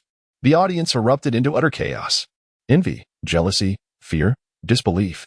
A multitude of emotions intertwined upon the faces of the onlookers. Everyone comprehended that from this day forth, the dynamics of the Beiliang royal house would be irrevocably altered due to this 18-year-old youth. Ding. Detected that the host has acquired a pivotal symbol of power, 100 battles personal guard, resource allocation token, triggering widespread astonishment, trepidation, and fervent admiration, earning 1,200 editing points. The system's notification echoed in Su Wudao's mind, yet he remained unperturbed. Power and resources arrived with such immediacy and intensity. This is Beiliang. This is Su Xiao. He stepped forward once more, accepting the heavy black iron token, its chill reminiscent of grasping a substantial authority. Bowing deeply to Su Xiao, his movements were precise and impeccable. Thank you, Father, for your immense favor. His voice rang clear and steady, imbued with an undeniable resolve. Wudao shall not betray Beiliang. There were no ornate phrases. Only the simplest, most direct promise. Yet, combined with the strength and temperament he had just exhibited, this promise resonated with remarkable potency. Su Xiao regarded him. His eyes filled with pride, nodding vigorously. Excellent. Excellent. Rise. He stepped forward, personally assisting Su Wudao to his feet, patting his shoulder firmly. His tiger-like gaze filled with affection and authority. From now on, this place shall be your home. Should anyone dare to bully you, your father shall take charge.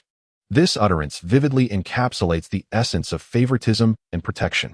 The assembly, adorned with a myriad of expressions, harbored countless thoughts, yet at this moment, no one dared to voice a single dissent. The course of events had been irrevocably determined. The atmosphere of the familial banquet, after reaching its zenith, gradually began to wane. Although cups clinked and laughter resonated, many attendees had long since diverted their minds from the food and drink. They required time to assimilate the evening's occurrences, to reassess the emergence of the formidable third young master, and to recalibrate their future strategies. As the feast concluded, Su Wudao, guided by a steward from the royal residence, departed from the brilliantly lit main hall. Behind him, Commander Chen Ming and 100 seasoned veterans, recently placed under his command, silently followed, their steps synchronized. Exuding an aura of ironclad resolve, akin to a silent, moving fortress. The night breeze, cool and gentle, stirred Su Wudao's robes. Clutching the icy black iron token, he felt the swell of energy within him, a result of the shock that had surged through his being. The first step into Beiliang had been firmly established. Yet this was merely the beginning. Chapter 19, The Tide's Armory, strict regulations the following morning, as dawn broke gently. The tumult and rewards from the previous night's banquet had already circulated throughout the royal residence, infusing the courtyard with an air of reverence. The sound of footsteps echoed from outside, steady and commanding, imbued with the distinctive rhythm of a soldier. A middle-aged general clad in armor entered, his imposing figure and resolute countenance unmistakably identifying him as Chen Ming. He did not bring along the 100 seasoned veterans, evidently arriving alone to report for duty. Chen Ming halted 3 paces before Su Wudao, clasped his fists in salute, and executed the gesture with precision and diligence. I am Chen Ming, a humble officer, here under the prince's command, accompanied by 100 personal guards, awaiting the third young master's orders. His voice boomed with vigor. Yet his keen eyes discreetly assessed the young man before him. Last night's performance had been remarkable, yet he was still youthful. Could he genuinely possess the capability to command these valiant soldiers? This personal guard was no mere ceremonial unit. They were battle-hardened elites, forged in the crucible of warfare, and even seasoned generals would struggle to maintain their discipline. The prince's favor could also serve as a test. Su Wudao met his scrutiny with composure, refraining from adopting an authoritative demeanor immediately. He inclined his head slightly. Thank you for your efforts, Officer Chen. From now on, I hope you will assist me with various matters. His tone was serene, devoid of arrogance or impatience, reflecting a calmness that sent a subtle shiver through Chen Ming.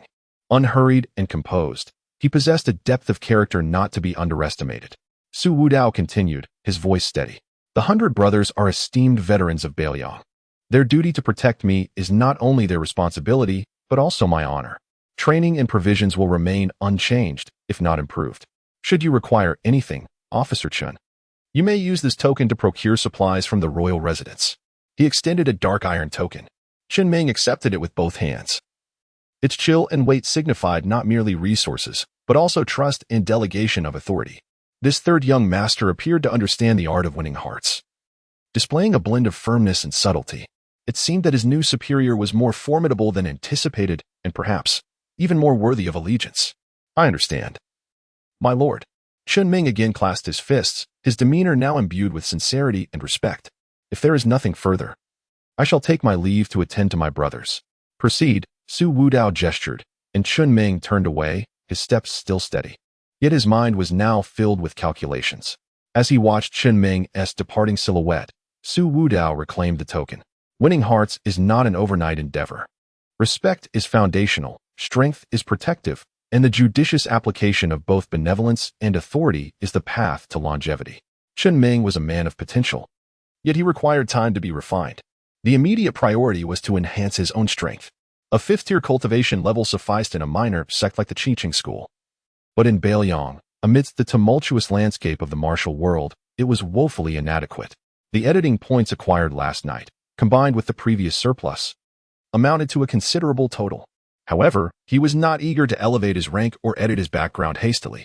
An unstable foundation could lead to dire consequences if one sought to ascend too quickly. What he truly needed were martial arts, skills, and a power system that was genuinely his own. In the northern Liang royal residence, there exists a sanctum that every martial artist yearns for, the Listening Tide Pavilion. It is a repository of the world's martial arts. Last night, Su Xiao verbally granted permission for Su Wudao to enter at any moment. Without further hesitation, Su Wudao adjusted his garments and stepped out of the courtyard. The Listening Tide Pavilion is situated in the northwest corner of the royal estate, bordering a tranquil lake, and stands as a grand wooden edifice soaring 9 stories high. The structure bears a somber hue, weathered by time, exuding an ancient and solemn aura. Surrounding the pavilion, guards are stationed every 3 paces, with sentries every 5, all of whom are elite members of the royal guard. Their presence is subtle yet formidable, their gazes sharp as falcons, ensuring the area remains impenetrable. An invisible pressure permeates the air, instilling a sense of reverence in any ordinary person who dares to approach, deterring any reckless behavior. As Su Wudao drew near, 2 guards advanced, extending their hands to halt him. Halt! This is the Listening Tide's sacred ground. Idlers are not permitted entry. Su Wudao presented the iron token he possessed. By the command of the king, I am here to peruse the texts. The guards meticulously examined the token, scrutinizing him closely before stepping aside, allowing passage. You may proceed, third young master. Their demeanor remained cold and formal, adhering strictly to protocol, showing no inclination to relent simply because he was the prince's son. Such is the law of Northern Liang. Su Wudao tucked away the token and approached the grand entrance of the Listening Tide Pavilion. There, seated before him, was an elderly man with white hair and beard. Clad in a simple gray robe, his aura tranquil, seemingly at odds with the surrounding atmosphere of intimidation. Yet, he sat there like an immovable mountain. The old man slowly opened his eyes, his murky gaze fixed on Su Wudao, calm and unruffled. Is this your first visit to the pavilion? Indeed, Su Wudao nodded. The old man rose, his movements deliberate yet imbued with an unusual rhythm. The Listening Tide Pavilion has its rules. First, the texts within may only be read, never damaged or removed. Second, any techniques learned here, without the prince's permission, must not be disseminated. Third, each visit shall not exceed 6 hours. He paused, adding, rules are rules. Even the prince's own offspring must abide by them. His tone was unembellished, yet it carried an undeniable authority. This guardian of the pavilion was no ordinary attendant. Su Wudao nodded once more. I understand, senior. The elder offered no further words, stepping aside to indicate that he could enter. As Su Wudao pushed open the heavy wooden door, a unique fragrance mingling aged ink with the weight of time enveloped him. The interior of the pavilion was dimly lit, yet not oppressive. Before him stretched an endless array of bookshelves, stacked high until they vanished into the lofty dome above. The shelves were densely populated with countless scrolls, manuals, and notes, a vast ocean of knowledge. Silence. This was the first impression one receives upon entering the Listening Tide Pavilion. Time seems to slow its pace within these walls. The expansive interior was clearly delineated into distinct areas: the martial arts section, the combat techniques section, the swordsmanship section, the spear techniques section, the boxing and palm technique section, the miscellaneous studies section, and even a small area displaying ancient weapons, radiating a faint aura of menace. Each section was suffused with its own unique ambience. Su Wudao took a deep breath, immersing himself in the rich atmosphere of martial arts that enveloped him. Here lay one of the greatest treasures of Northern Liang. He did not hasten to seek out some extraordinary and unparalleled martial arts manual. Instead, he strolled leisurely, absorbing the distinct energies of various zones. His gaze swept across the shelves, where the names of countless martial techniques flitted through his mind: the sea-covering fist classic, the mountain-cutting saber manual, the 7-star footwork, a dazzling array of texts, each varying in rank. In an inconspicuous corner near the window, where the light was slightly brighter, an elderly man dressed in a bulky sheepskin coat, with disheveled hair, was nestled in a chair, dozing off, a glimmer of drool at the corner of his mouth. It appeared he had lost several teeth, causing his smile to carry a certain breeze. Old Huang? Jinzhou Huang? Su Wudao paused momentarily. Indeed, he was here. This seemingly disheveled old servant was, in fact, a peerless swordsman renowned alongside the sword godly Chuan Gang. For the sake of the young master, he had willingly remained hidden, ultimately perishing in the battle at Wudi City with 6 swords in his possession. How unfortunate, yet admirable. Su Wudao felt a stir in his heart, but chose not to intrude. At this moment, he had no connection with Old Huang. Approaching him recklessly would be inappropriate. Old Huang seemed to sense someone nearing, and with a lazy flicker of his eyelids, he cast a glance at Su Wudao before drowsily closing them again. Returning to his slumber, as if he had merely seen an inconsequential stranger, Su Wudao withdrew his gaze and continued onward. Ultimately, he arrived at the entrance of the sword path section. An invisible yet sharp aura permeated this space, starkly contrasting with the other areas. It felt as though countless sword intents were interwoven and settled here. Ding. Post detected in a place rich with vast sword techniques. The innate talent Heavenly Sword Heart has been passively activated, enhancing the efficiency of comprehending sword-related information by 1,000. The system's notification chimed in perfectly. Indeed, this was the most suitable place for him. He stepped into the sword path section. The shelves here displayed an array of sword manuals, scriptures, and insights on swordsmanship. From the fundamentals of sword grasping and stabbing to the profound intricacies of sword intent, and sword vigor. Everything was available. Many sword manuals bore labels indicating their creators' names and ranks. As his gaze wandered, Su Wudao casually picked up a somewhat worn sword manual from a shelf. The cover read Startling Swan Quicksword, annotated as the work of a second-tier expert, the Flowing Cloud Swordsman. It was not an extraordinary secret manual, merely a seemingly inconspicuous second-tier sword technique within the Listening Tide Pavilion. He turned to the first page. Lines of text and illustrations of human figures sprang to life on the paper. In an instant, Su Wudao felt as though a light had illuminated his mind. The characters and illustrations, once mundane in his eyes, now appeared to come alive. Each stroke contained the trajectory of a sword. Every annotation elucidated the essence of the sword. The angles of attack, techniques of force application, the flow of energy, the condensation of sword intent, an overwhelming tide of information surged into his mind, swiftly analyzed, absorbed, and digested by his innate sword heart. The once obscure intricacies suddenly became crystal clear. In but a fleeting moment, the exquisite work, the swift sword of the surging swan, painstakingly crafted by this second-tier swordsman, revealed to him no secrets whatsoever. Indeed, he could distinctly perceive several redundancies in the techniques employed and subtle flaws in the transitions between sword strikes. Could this be the innate heart of the sword? Comprehending the way of the sword was as natural as breathing or drinking. Su Wudao closed the sword manual and returned it to its rightful place. A hint of a smile finally graced his face. He had indeed come to the right place, the Listening Tide Pavilion. He lifted his gaze towards the deeper recesses of the shelves emanating an ancient and formidable aura. There lay the true treasures. Chapter 20, The Awakening of the Sword Heart. A talent that astounds as Su Wudao delicately traced the final page of the swift sword of the surprised swan. He gently returned it to the bookshelf. The brief encounter with the text had left an overwhelming impact that had yet to subside. In his mind, countless sword techniques and luminous shadows continued to swirl, deconstruct, and reconstruct, each subtle alteration vividly apparent. This sensation was profoundly enigmatic, as if he were not merely learning the art of the sword, but rather, the very essence of swordsmanship was revealing its secrets to him. Suppressing the tumult within, he approached a nearby shelf and retrieved another sword manual, The 7 Styles of Flowing Springs, noted as the insights of a pinnacle third-grade swordsman from the cold stream.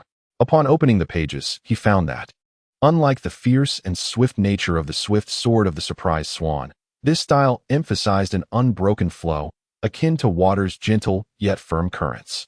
The words and illustrations sprang to life once more. The babbling brook surged and ebbed, the sword's momentum shifting seamlessly, guided by the internal breath's intake and release, all transforming into the most intuitive realizations flooding his consciousness. Thus, it became clear, the surprised swan sought speed, delivering a lethal strike with energy concentrated at a single point. In contrast, the flowing springs valued continuity, its resilience hidden within the variations of technique. He found himself murmuring softly, his fingers tracing invisible paths in the air. The methods of exerting force in both styles were starkly different, yet their application of momentum bore similarities. One accumulated in an instant, the other over an extended duration. Though his voice was soft, it resonated distinctly within the serene confines of the Listening Tide Pavilion. At the entrance of the loft, the elder guardian, who had been meditating with his form nearly merged with the shadows, subtly shifted his eyelids. Gradually, he opened his eyes, and for the first time, a flicker of clarity and surprise emerged within his murky gaze. Had he truly finished reading 2 sword manuals so swiftly? And could he accurately pinpoint their essence and differences? For an ordinary martial artist, even one of exceptional talent, mastering a single text would typically require at least a month of arduous effort. This young man possesses some remarkable insight. The elder closed his eyes once more, yet the aura around him, akin to that of a withered tree, seemed to exude a faint hint of newfound interest. Meanwhile, on the opposite side of the swordsmanship section, the drowsy old Huang, nestled by the window in his chair, appeared to be stirred by the murmured voices. Rubbing his bleary eyes, his disheveled hair accentuated his untidy appearance as he emitted a series of meaningless mumblings. He lifted his head, casting a glance towards Su Wudao. Is someone practicing swordsmanship? No. Wait, they are reading. It is rare to see someone so engrossed in a book, reciting aloud. His murky eyes glimmered momentarily with a trace of barely perceptible light before he lazily lowered his eyelids, seemingly lacking in interest. Unbeknownst to Su Wudao, he had entirely immersed himself in the vast ocean of swordsmanship. After setting down the 7 styles of flowing springs, he ventured deeper into the shelves. The tomes here were bound in noticeably older materials, exuding a more profound and sharp aura. Great Transformation Sword Chi, the ultimate skill of a first-grade master. Unarmed Sword Intent. A Master's Notes. Intercepting River Sword Finger, Insights from a Realm-Strong Practitioner. Each volume represented a towering pinnacle within the realm of swordsmanship. He did not hasten to peruse these profound tomes. A shaky foundation and the pursuit of lofty aspirations are grave missteps. While his innate sword heart may expedite comprehension, it cannot substitute for the accumulation of knowledge. What he truly requires is a synthesis of diverse strengths to solidify his foundation, rather than an impulsive leap to greatness. His gaze shifted, and Su Wudao temporarily departed from the shelves, ambulating towards the section of the loft where weapons were displayed. Here lay an array of ancient arms, swords, spears, and halberds, most of which bore the marks of rust or were incomplete, seemingly presented merely as relics of history. Yet, some of these weapons still emanated a faint aura of menace or unique significance, suggesting that their former owners were anything but ordinary. Perhaps he could glean something extraordinary from these ancestral weapons. His footsteps halted in a corner, where a long sword leaned at an angle. Its blade was concealed within a plain, unadorned scabbard, which was a dull gray and coated in dust, devoid of any embellishments, with some areas even exhibiting fine cracks. The hilt was equally unremarkable, fashioned in the most common style of wrapped cord, which had also suffered considerable wear. The entire sword, if cast aside, would likely go unnoticed, especially when compared to the other weapons nearby that boasted unique designs or exuded an aura of intimidation. Yet, for reasons unknown, Su Wudao found himself inexplicably drawn to it. In the depths of his being, a peculiar force seemed to beckon him. His heart stirred, and the innate sword heart within him appeared to awaken slightly, imparting a vague sense of familiarity. This sword was extraordinary. He extended his hand, cautiously approaching the ancient blade, his fingertips hovering just an inch from the scabbard. At that very moment, a soft yet remarkably clear hum resonated unexpectedly. The long sword, cloaked in dust and silent for countless years, began to tremble subtly within its sheath. Though the sound was faint, it possessed a peculiar penetrating quality that echoed throughout the quiet loft. Dust cascaded down as the vibrations revealed barely visible ancient runes upon the scabbard. This sudden anomaly left Su Wudao momentarily stunned. He could distinctly sense a weak yet pure sword intent awakening from within the blade, resonating with the essence of his own innate sword heart, creating an indescribable harmony. It felt akin to the joy of a long-awaited reunion or the call of a kindred spirit. Was this the sound of a sword song? Meanwhile, at the entrance of the loft, the elderly guardian, who had previously closed his eyes in meditation, suddenly jolted. He abruptly opened his eyes, which, once clouded, now sparkled with an unprecedented brilliance as he fixated intently on the corner where the softly humming sword resided. Shock, disbelief, and even a hint of excitement flickered across his aged visage.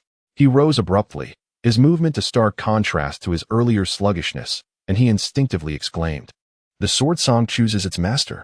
How could this be? This mundane blade, can it truly emit a sword-s song of its own accord?"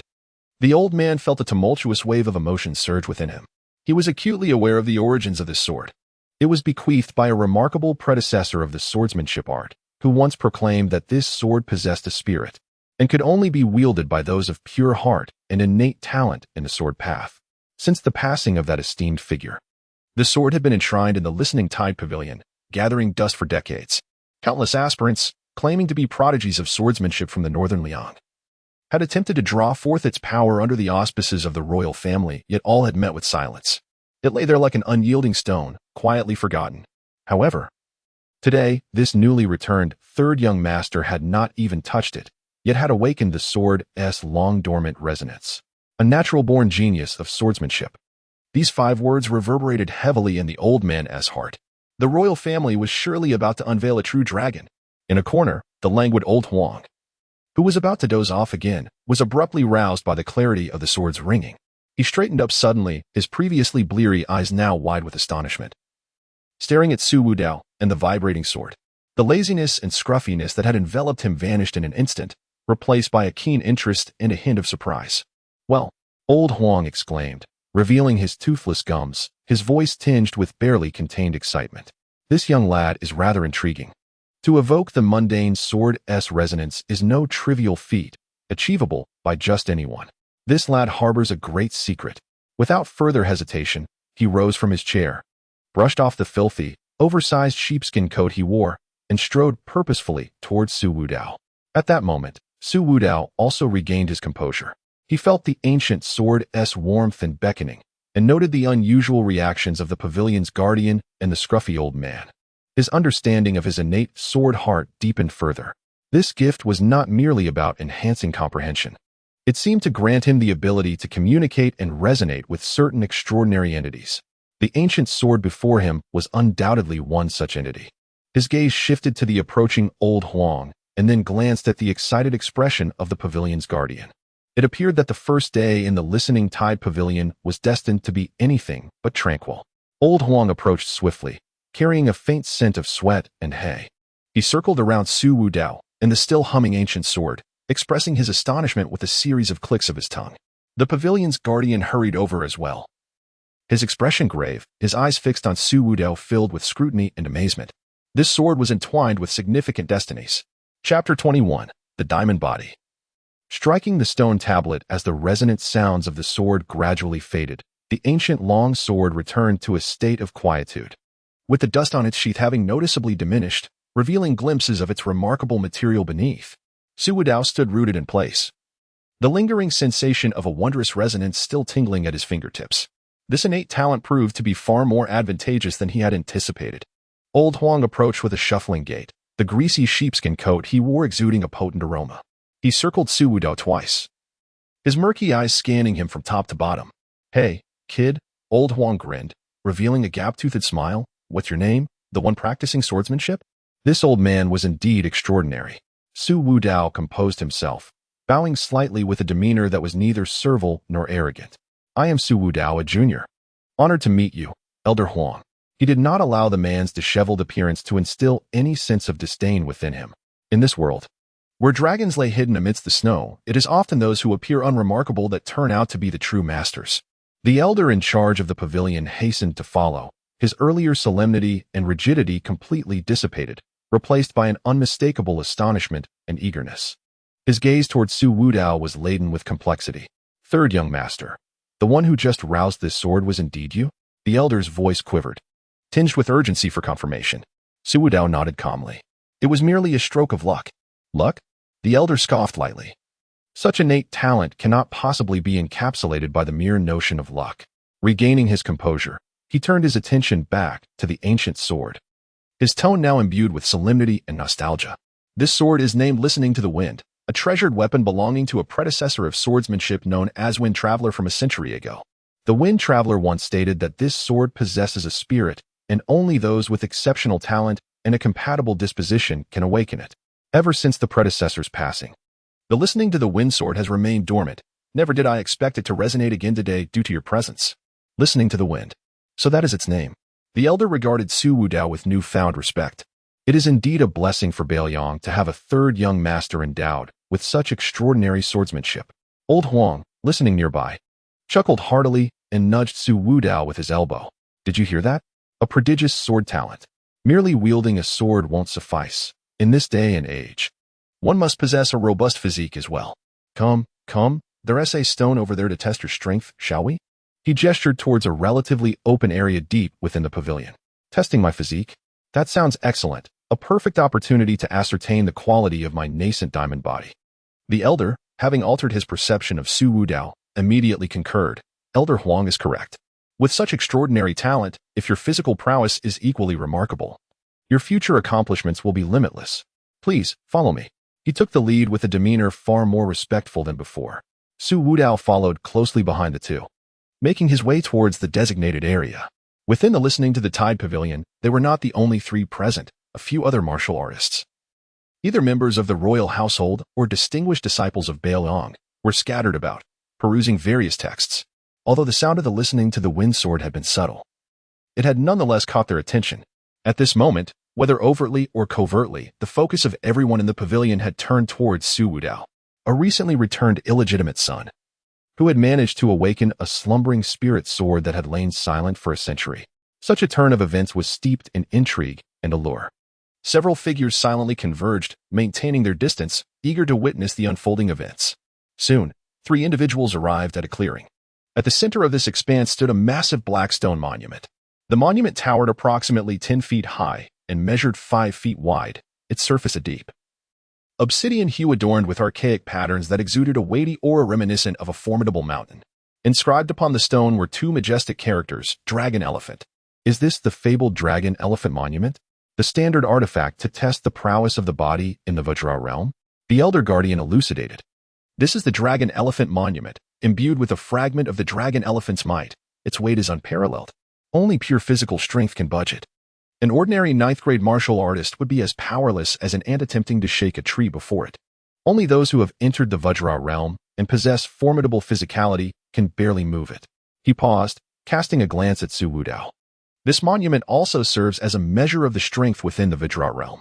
To shift it by an inch indicates the early stages of the Vajra realm. To move it half a foot signifies the mid-stages. A full foot suggests one is nearing the consummate stage of the Vajra realm. Young master, you might as well give it a try. The onlookers held their breath, astonished not only by his remarkable swordsmanship but also intrigued by whether this third young master possessed exceptional physical capabilities. It is well known that martial arts training typically focuses on a singular path. The sword and the body are two distinctly separate disciplines. Those who can master both are exceedingly rare, and achieving profound mastery in both is unheard of. Lao Huang crossed his arms, watching with keen interest, a smile increasingly evident upon his face. He was eager to see what further surprises this young man could unveil. Su Wudao approached the Dragon Elephant Monument. The stone loomed silently, an intangible pressure enveloping him, as if confronting not an inanimate object, but a slumbering behemoth of antiquity. He steadied his breath, allowing his internal energy to circulate slowly. The strength of the lesser Vajra body had long since permeated his limbs and bones, and now, at the behest of his will, it began to surge forth. A searing sensation of power emanated from the depths of his marrow, coursing throughout his entire being. His muscles subtly bulged, and beneath his skin, a fleeting glimmer of pale gold shimmered. Now was the moment.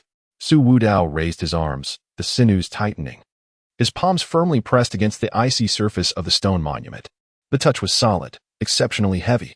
He straightened his back, his legs firmly rooted in a horse stance, directing all his strength into his arms. He let out a low exclamation from his throat. Veins bulged on his arms, and a faint cracking sound resonated from his skeletal structure. He summoned every ounce of strength he could muster. Yet, the heavy Dragon Elephant Monument remained utterly unmoved. Among the spectators, some shook their heads gently. Indeed, it was too ambitious. With a 6th-grade cultivation, attempting to shift the Dragon Elephant Monument was akin to a fool's dream. The Elder Guardian furrowed his brow slightly. Could the earlier sound of the sword truly have been mere coincidence? Only Lao Huang continued to smile, seemingly unfazed. Su Wudao's eyes widened. The power originating from his Vajra body surged once more to its zenith. Not enough. Still insufficient. Move for me. A low, resonant hum emanated from within the monument. Under the incredulous gaze of the crowd, the heavy Dragon Elephant stone tablet, its base grinding against the ground, emitted a sound that sent shivers through the onlookers.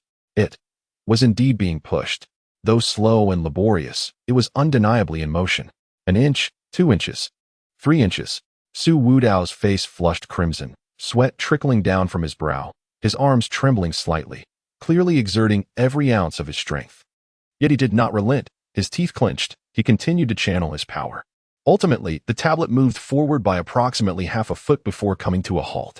Su Wudao abruptly released his grip, stepping back 2 paces, his chest heaving violently as he gasped for breath.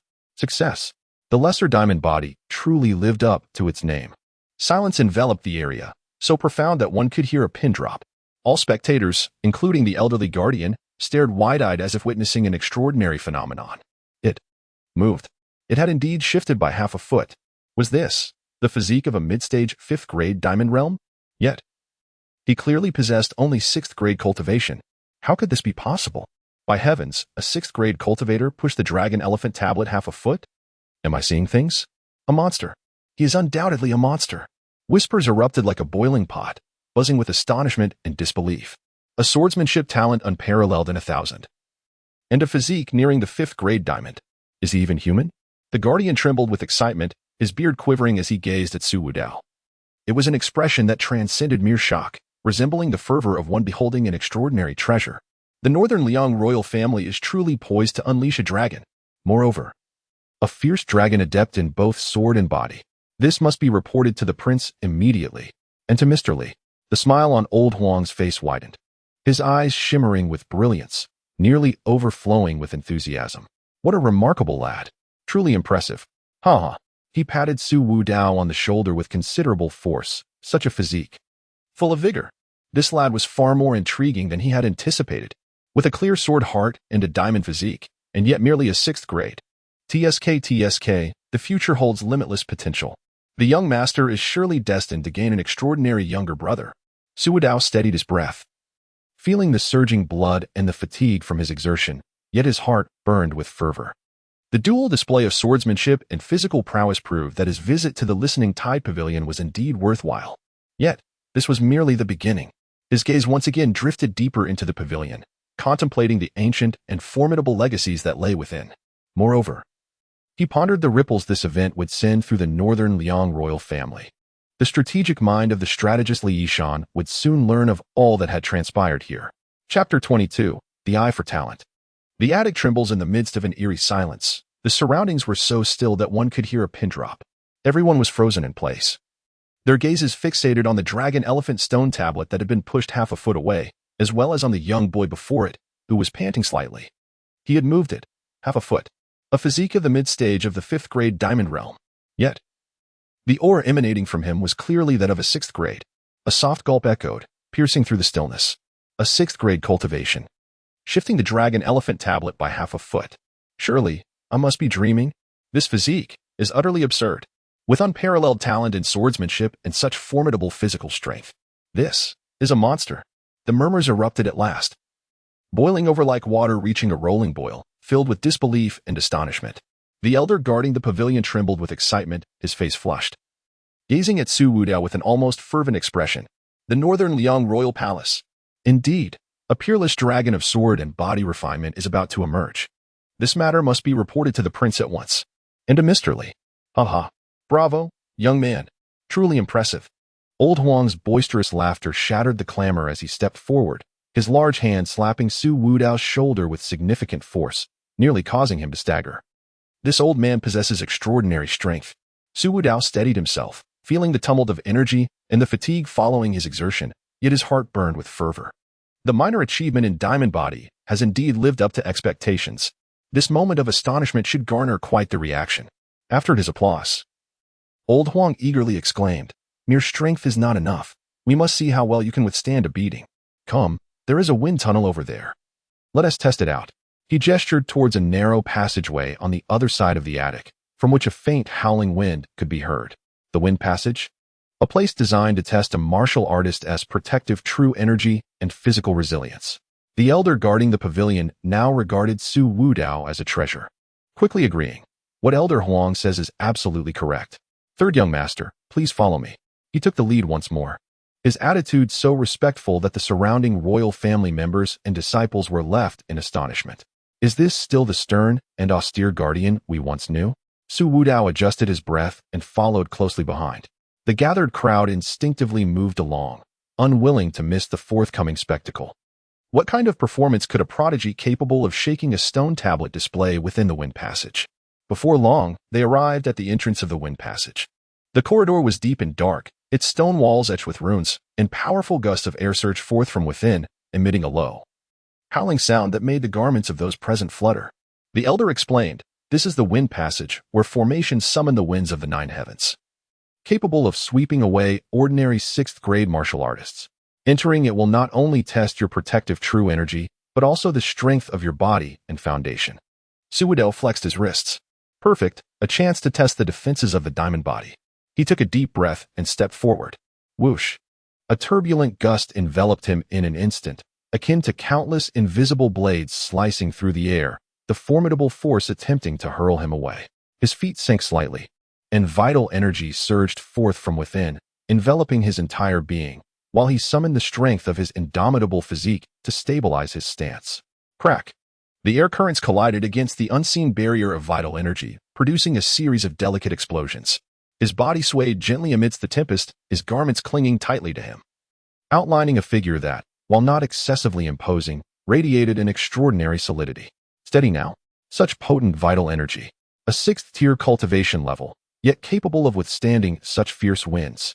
Moreover, he remained utterly unyielding, his lower body firmly rooted, displaying incredible physical strength. The astonished murmurs from outside the passage echoed incessantly. An ordinary six-tier warrior would have already been tossed about like a rag doll in this gale, or even flung away entirely. Yet Su Wudao, aside from the initial tremor, quickly regained his footing, remaining steadfast as the tempest howled around him. He even dared to take a few cautious steps forward against the gale, albeit slowly. Yet each step was remarkably stable. At this moment, no one harbored any doubts. The clarity of the sword's essence, the indomitable physique, two extraordinary talents, nearly impossible to manifest simultaneously within a single individual, were now vividly displayed before their eyes. The expressions directed at Su Wudao were not only filled with shock, but also a profound sense of awe. Just then, a notification chimed in Su Wudao's mind, signaling the system's alert. Ding. Special energy fluctuations detected in the lower tier of the B-category bookshelf, discovering fragments of a fragmented ancient body refining technique. An unexpected find? Su Wudao maintained his composure, standing in the gale for a moment longer, feigning considerable energy expenditure, and gradually withdrew from the passage. He clasped his hands in a gesture of respect towards the elder guardian of the pavilion and the old man Huang, saying, "I beg your pardon, esteemed seniors. The energy expenditure has been substantial, and I wish to browse more at my leisure while I recuperate." The elder guardian nodded fervently. "Please, young master, take your time. Take your time." Old Huang chuckled heartily, saying nothing further, though the glint of amusement in his murky eyes was unmistakable. Su Wudao turned away, pretending to browse casually. Yet his steps subtly directed him toward the B-category bookshelf area indicated by the system notification. This section was relatively obscure, with the tomes on the shelves primarily consisting of miscellaneous records, travelogues, and incomplete texts, seldom attracting interest. He paused at the lowest tier of a row of shelves, crouching down to sift through a collection of dusty volumes. Soon, his fingers grazed a cool, supple object. He withdrew it. It was a scroll crafted from an unknown animal hide, displaying a dark yellow hue, with numerous frayed edges, emanating an ancient and profound aura. The scroll was not fully unfurled, revealing only the exposed portion, inscribed with a form of archaic script, its characters faded and many entirely obliterated. A faint yet exceptionally potent energy fluctuation emanated from the hide scroll, subtly resonating with the indomitable physique within him. Indeed, this is a remarkable find, though incomplete. The essence it exudes is anything but ordinary. "Oh, young man, what are you doing with that shabby item?" Old Huang had approached unnoticed, peering at the beast skin scroll in Su Wudao's hands. He pinched a corner, examining it closely and even sniffing it. "Ah, it's quite old, reminiscent of the primeval era. Unfortunately, it's severely damaged. I can scarcely recognize a few characters. This object exudes a peculiar aura. It must be some kind of esoteric body refining technique. One must tread carefully lest they fall into madness and render themselves a cripple." Old Huang frowned, clearly disapproving. Yet Su Wudao felt a stir of excitement in his heart. There was a resonance with the diamond body. Perhaps this was precisely what he needed. Fortune favors the bold. Rising to his feet, he carefully rolled up the beast skin scroll and turned to the elder guarding the pavilion. "Esteemed elder, I have taken an interest in this item. Might I take it for further study?" The elder glanced at the tattered beast skin scroll and then at Su Wudao. To him, it appeared to be nothing more than a neglected relic, perhaps aged, but likely worth less than a complete third-grade manual. Since this exceptionally gifted young master desired it, extending a favor seemed reasonable. If the young master wishes for it, feel free to take it. However, do exercise caution. Its origins are unclear, and its aura is strange. "Thank you, esteemed elder." Su Wudao tucked the beast skin scroll into his bosom. His goal accomplished, he had gained far more than anticipated. It was time to depart. He bid farewell to old Huang and the elder, and with a measured pace, exited the listening tide pavilion amidst a myriad of complex gazes. Almost simultaneously as he stepped through the grand doors of the pavilion, news of Su Wudao, the third son of the Northern Liang royal household, possessing an innate sword heart and a sixth-grade cultivation yet boasting a physique rivaling that of a fifth-grade diamond realm, spread like wildfire. It reached every corner of the royal estate with astonishing speed: study, council chamber, martial arena, and back courtyard. All who heard the news were left stunned into silence. In Northern Liang, aside from the heir Su Fengnian and the naturally gifted young prince Su Longxiang, had another such prodigious talent emerged? Was this the rumored illegitimate child of mediocre talent, wandering in obscurity? The contrast was simply too immense. Ding. Host has triggered widespread astonishment, influencing key figures, gaining 15,000 editing points. Ding.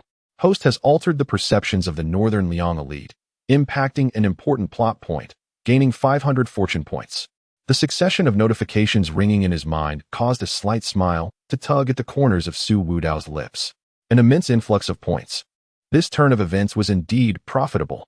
In a tranquil study on Qingliang Mountain, where the flickering lights cast gentle shadows, a gaunt middle-aged scholar clad in a blue robe listened intently to reports from his subordinates. Upon hearing phrases like innate sword heart, 6th grade shaking the dragon elephant monument half a foot, in the sword of listening wind, his once dim and murky eyes suddenly ignited with a piercing brilliance. Cough, cough. He covered his mouth as he coughed a few times, yet a subtle smile betrayed his amusement at the corners of his lips. Twin jewels? No.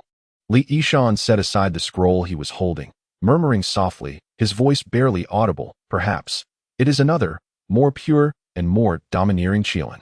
Meanwhile, in another courtyard, Su Fingyan listened to the report from his subordinate, and the playful smile on his face slightly faded, his expression becoming somewhat complex and inscrutable.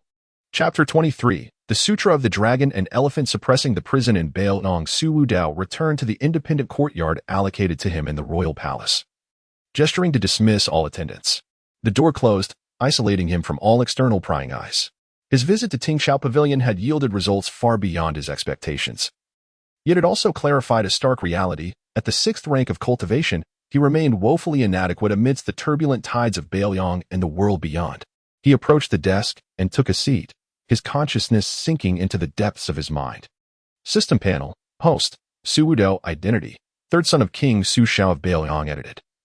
Abandoned disciple of Qi Qing sect, pending processing, realm, 6th rank, Qi accumulation, talent, innate sword heart, edited. Minor accomplishment in diamond body, edited. Cultivation method, basic heart method of Qingqing sect, brief, basic sword technique, brief. Items, listening wine sword, recognized. Editing points, 28.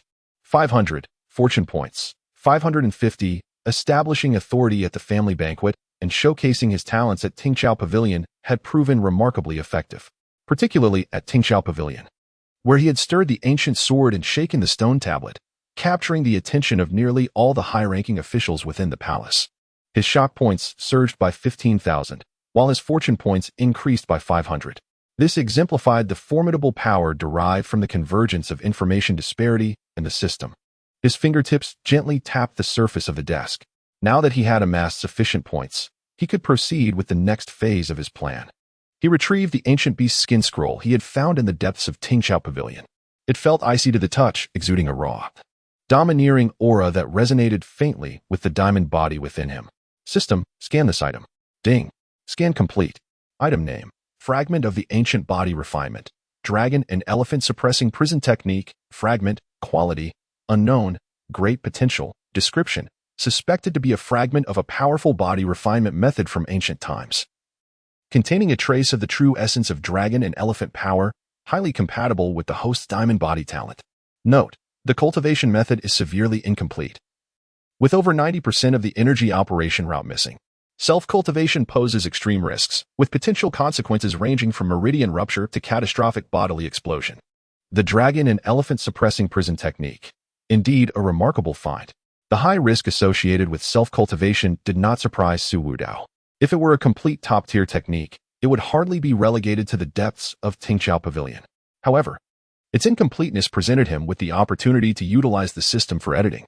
He required a truly formidable foundational method, rather than merely relying on talents conjured by the system.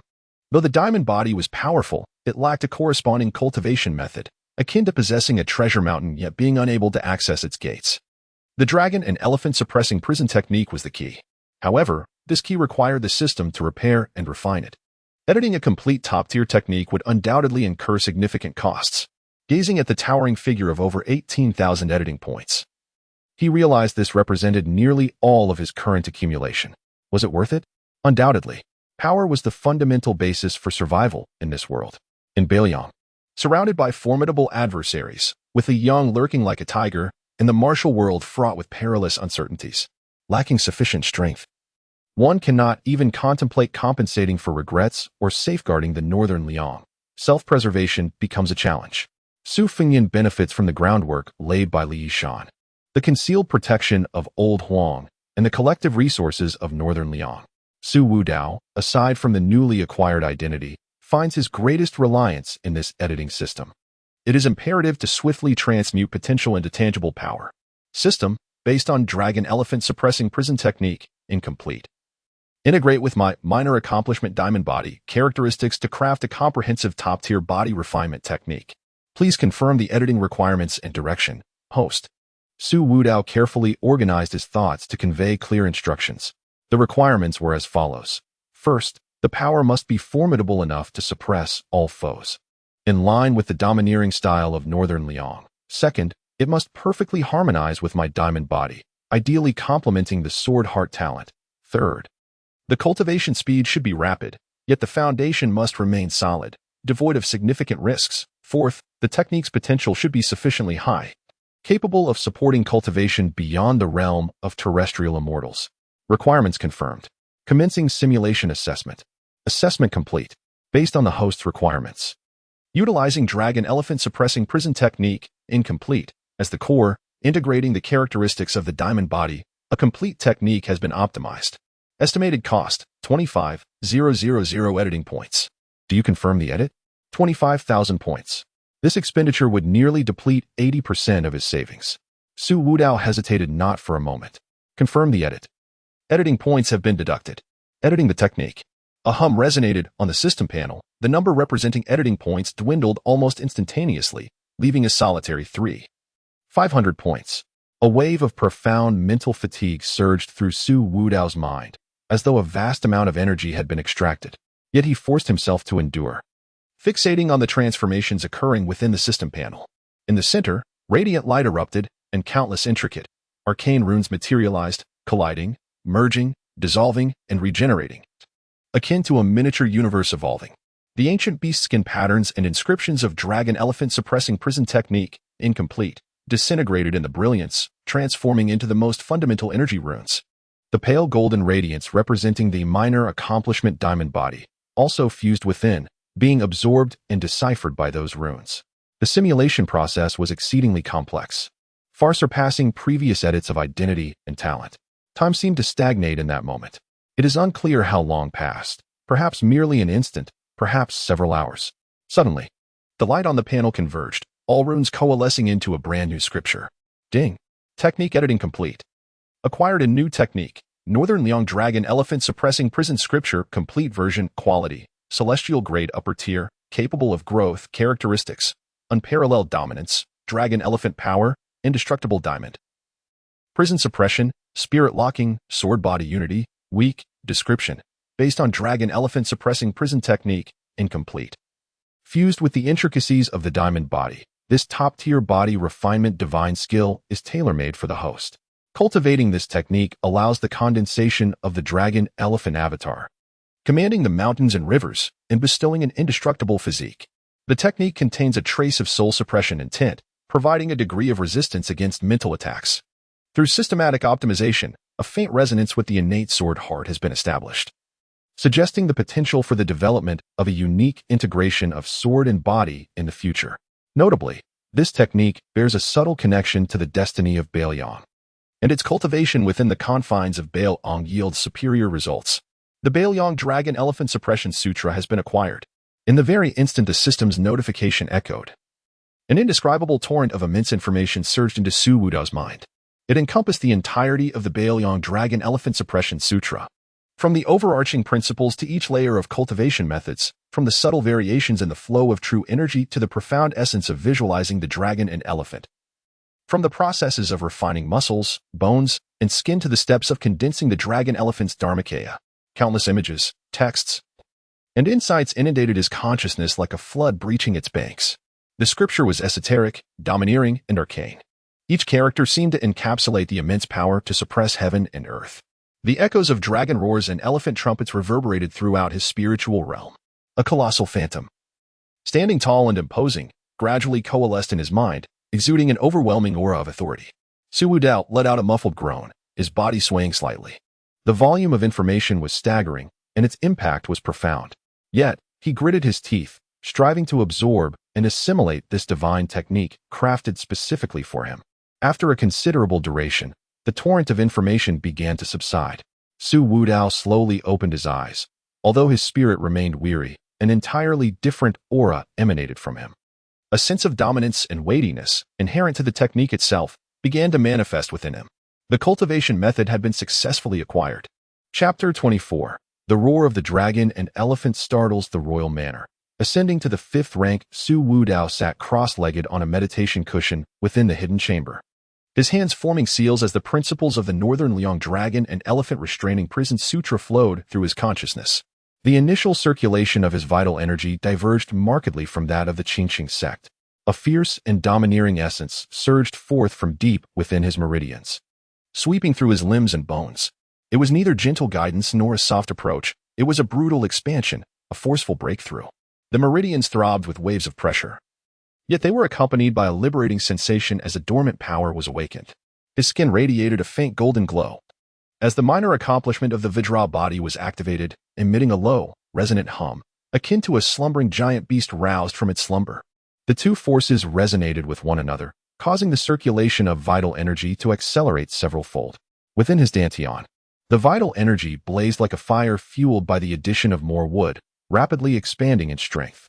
The formidable barrier of the 6th rank, once as solid as rock, now appeared as fragile as paper before this surge of power, with cracks swiftly spreading across its surface. The act of breaking through a bottleneck is typically a painstaking endeavor fraught with peril. Yet at this moment, in the presence of the meticulously crafted Northern Liang Dragon and Elephant Restraining Prison Sutra, the so-called bottleneck resembled nothing more than a thin layer of ice. Outside the courtyard, above the Tingxue Pavilion, the night sky transformed abruptly. There was no wind, yet clouds gathered and churned restlessly, forming a slowly rotating vortex. The moonlight was obscured, casting the world into shadows. An invisible, oppressive weight emanated from the courtyard, spreading outward. Within the royal manor, the slightly weaker maids and servants felt a heaviness in their chests, struggling to breathe. The more skilled martial artists sensed a chilling, untamed aura brewing in the air. In an instant, a vague, faint golden silhouette flickered within the swirling clouds. Neither entirely dragon nor elephant, its ancient contours were massive, as if it could span heaven and earth. The phantom let out a silent roar towards the sky, exuding an overwhelming essence that swept across Qingliang Mountain. This aura was pure, primal, and imbued with the power to suppress all. The apparition existed but for a moment before vanishing without a trace, as though it had never appeared. Yet the brief, explosive pressure it unleashed was indelibly imprinted upon the hearts of all who sensed it. In a secluded courtyard of Qingliang Mountain, old Huang reclined in a rocking chair, holding a wine gourd and sipping absent-mindedly. Suddenly, he sat upright, nearly dropping the gourd. Goodness! What commotion is this? Is it that young lad? He glanced toward the direction of the Tingxue Pavilion, a flicker of astonishment flashing through his murky eyes. The power of the dragon and elephant? No, it feels more like. Good heavens, what kind of fortune has that lad encountered? In the study of Qingliang Mountain. Su Xiao abruptly lifted his head, letting a military report slip from his grasp. The paper floated to the ground, unnoticed. He sprang to his feet, pressing his palm heavily against the desk, the sturdy wooden surface groaning under the weight. His gaze pierced through the night, directed at the Tingxue Pavilion. This raw force. How utterly domineering. His chest rose and fell slightly, and for the first time, a hint of disbelief broke the stoic facade that had long defined his countenance. Li Yishan's hand paused, and a drop of ink fell onto the rice paper, spreading in a blur. He paid it no mind, merely tilting his ear as if listening intently to something. On his pallid face, his eyes shone with remarkable brilliance. A dragon elephant. No, something even more ancient and ferocious. He coughed softly, yet the corners of his mouth curled into an imperceptible smile. How intriguing, truly intriguing. In a corner of the training ground, Su Fengyan was joking with several young nobles of the royal house when the lazy smile on his face abruptly froze. He turned, gazing toward the source of the commotion. The third brother? The young nobles around him also sensed the fleeting wave of terrifying pressure, their faces paling and their voices silenced.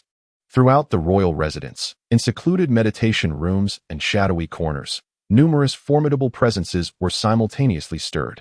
Consciousnesses, whether puzzled, solemn, or curious, were drawn toward the listening snow pavilion. This disturbance was far from a typical breakthrough. Inside the secret chamber, Su Wudao was oblivious to the external upheaval. His entire focus was immersed in the tumultuous sea of true energy within him.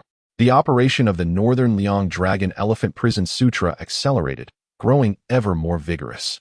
The Dragon Elephant true energy accumulated to its zenith, akin to a volcano compressed to its utmost, on the verge of eruption. There was no need for deliberate guidance. Everything flowed naturally. Charge. A resounding boom echoed, not heard by the ears, but resonating from the very marrow, through the meridians, and deep within the dantian. It was as if an ancient dragon elephant, long slumbering, awoke within him and let forth its first roar. The sturdy sixth-grade barrier shattered, reduced to powder. The obstruction vanished entirely. A new wave of true energy, far surpassing its predecessor in refinement, ferocity, and destructive power, erupted like volcanic lava, instantly filling every inch of his meridians. Fifth-grade realm. The barrier was breached. The true energy surged unceasingly, washing over his bones and skin, refining his internal organs. Inside his body, a series of crisp crackling sounds emerged, indicative of bones reinforcing and membranes toughening. Yet, the breakthrough did not cease. The technique operated with increasing ferocity, greedily pulling in the world's elemental energy from the external environment, through the swirling anomalies still lingering above his head, rapidly flooding into his body. It resembled an insatiable black hole, devouring the surrounding energy. The newly born fifth-grade true energy swelled at a visibly rapid pace, solidifying. Its ascent was such that any knowledgeable in martial arts would be rendered speechless in astonishment. Early fifth grade, stable. Mid-fifth grade, penetrating. Late fifth grade, surging. The momentum was as unstoppable as a bamboo shoot breaking through the ground, devoid of any hindrance, until the true energy barely grazed the threshold of the fifth-grade peak. Only a step away from the legendary fourth-grade Jixian realm, the frenzied advance gradually subsided. The true energy no longer surged, but began to settle and stabilize. Su Wudao slowly opened his mouth, exhaling a breath that shimmered with a faint golden hue. This breath, dense yet fleeting, traced a clear path through the secret chamber before gradually dissipating. He clenched his fist. The sound of cracking joints echoed, crisp and vibrant, imbued with an explosive vigor. Beneath the skin, the contours of muscle flowed seamlessly, glimmering with a subtle golden sheen. An unprecedented sense of strength coursed through every fiber of his being. As he raised his hand, it felt as though he could rend the very air itself. This was the first layer of the Beiliang Dragon Elephant Town prison scripture, harmonized with the might of the minor accomplishment of the diamond body. Ascending to the fifth tier's latter stages, he was on the brink of greatness. The expenditure of 15,000 editing points was well worth it. Power was the sole currency of this world. At that moment, footsteps resonated from outside the courtyard. They were measured and unhurried, yet weighted as if mountains were in motion, each step seeming to tread upon the hearts of men, radiating an undeniable authority. The footsteps halted before the tightly shut door. A tall and imposing figure obscured the light from the corridor, casting a formidable silhouette upon the window paper. That outline loomed like a mountain, exuding an aura of iron-blooded ferocity. The visitor did not knock nor utter a sound. He simply stood in silence. The invisible pressure rendered the atmosphere of the listening snow pavilion tense, so much so that one could hear a pin drop. The guards stationed outside had long since weakened at the knees, heads bowed and breaths held, wary of disturbing the formidable presence beyond the door.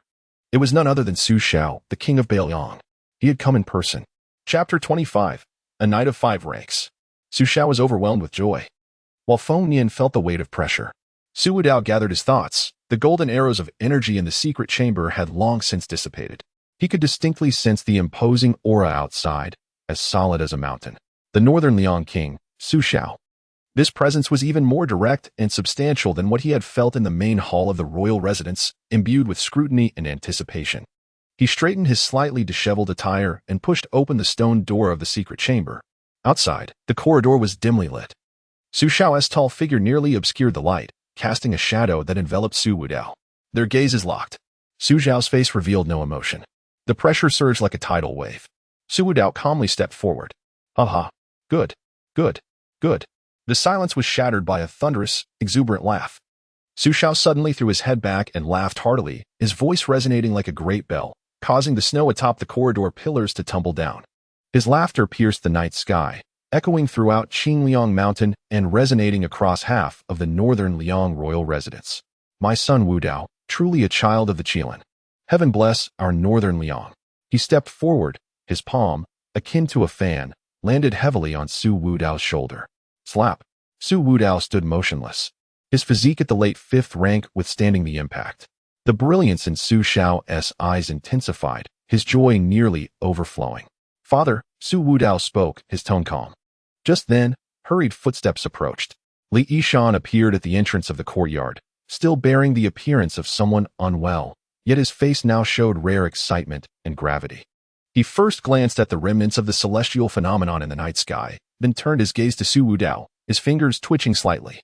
The strength of the dragon and elephant, so domineering and fierce. Li Yishan coughed a few times, his voice tinged with exhilaration. This rate of cultivation is unprecedented. The third young master is truly fortunate. Northern Liang is blessed. Beyond the courtyard, in the shadows further away, Su Fengyan stood with his hands behind his back, gazing towards the brightly lit Tingxua pavilion. The previous languor on his face now vanished. The laughter of his father and the strategist's assertions resonated clearly in his ears. This younger brother, whom he had just recognized, was repeatedly reshaping his understanding. There was joy, both for the Su family and for this brother. Yet, the pressure remained immense. He even began to reassess the path he had chosen all along. Throughout the royal residence, those who had been stirred, the offerings, and the masters, were equally stirred in spirit.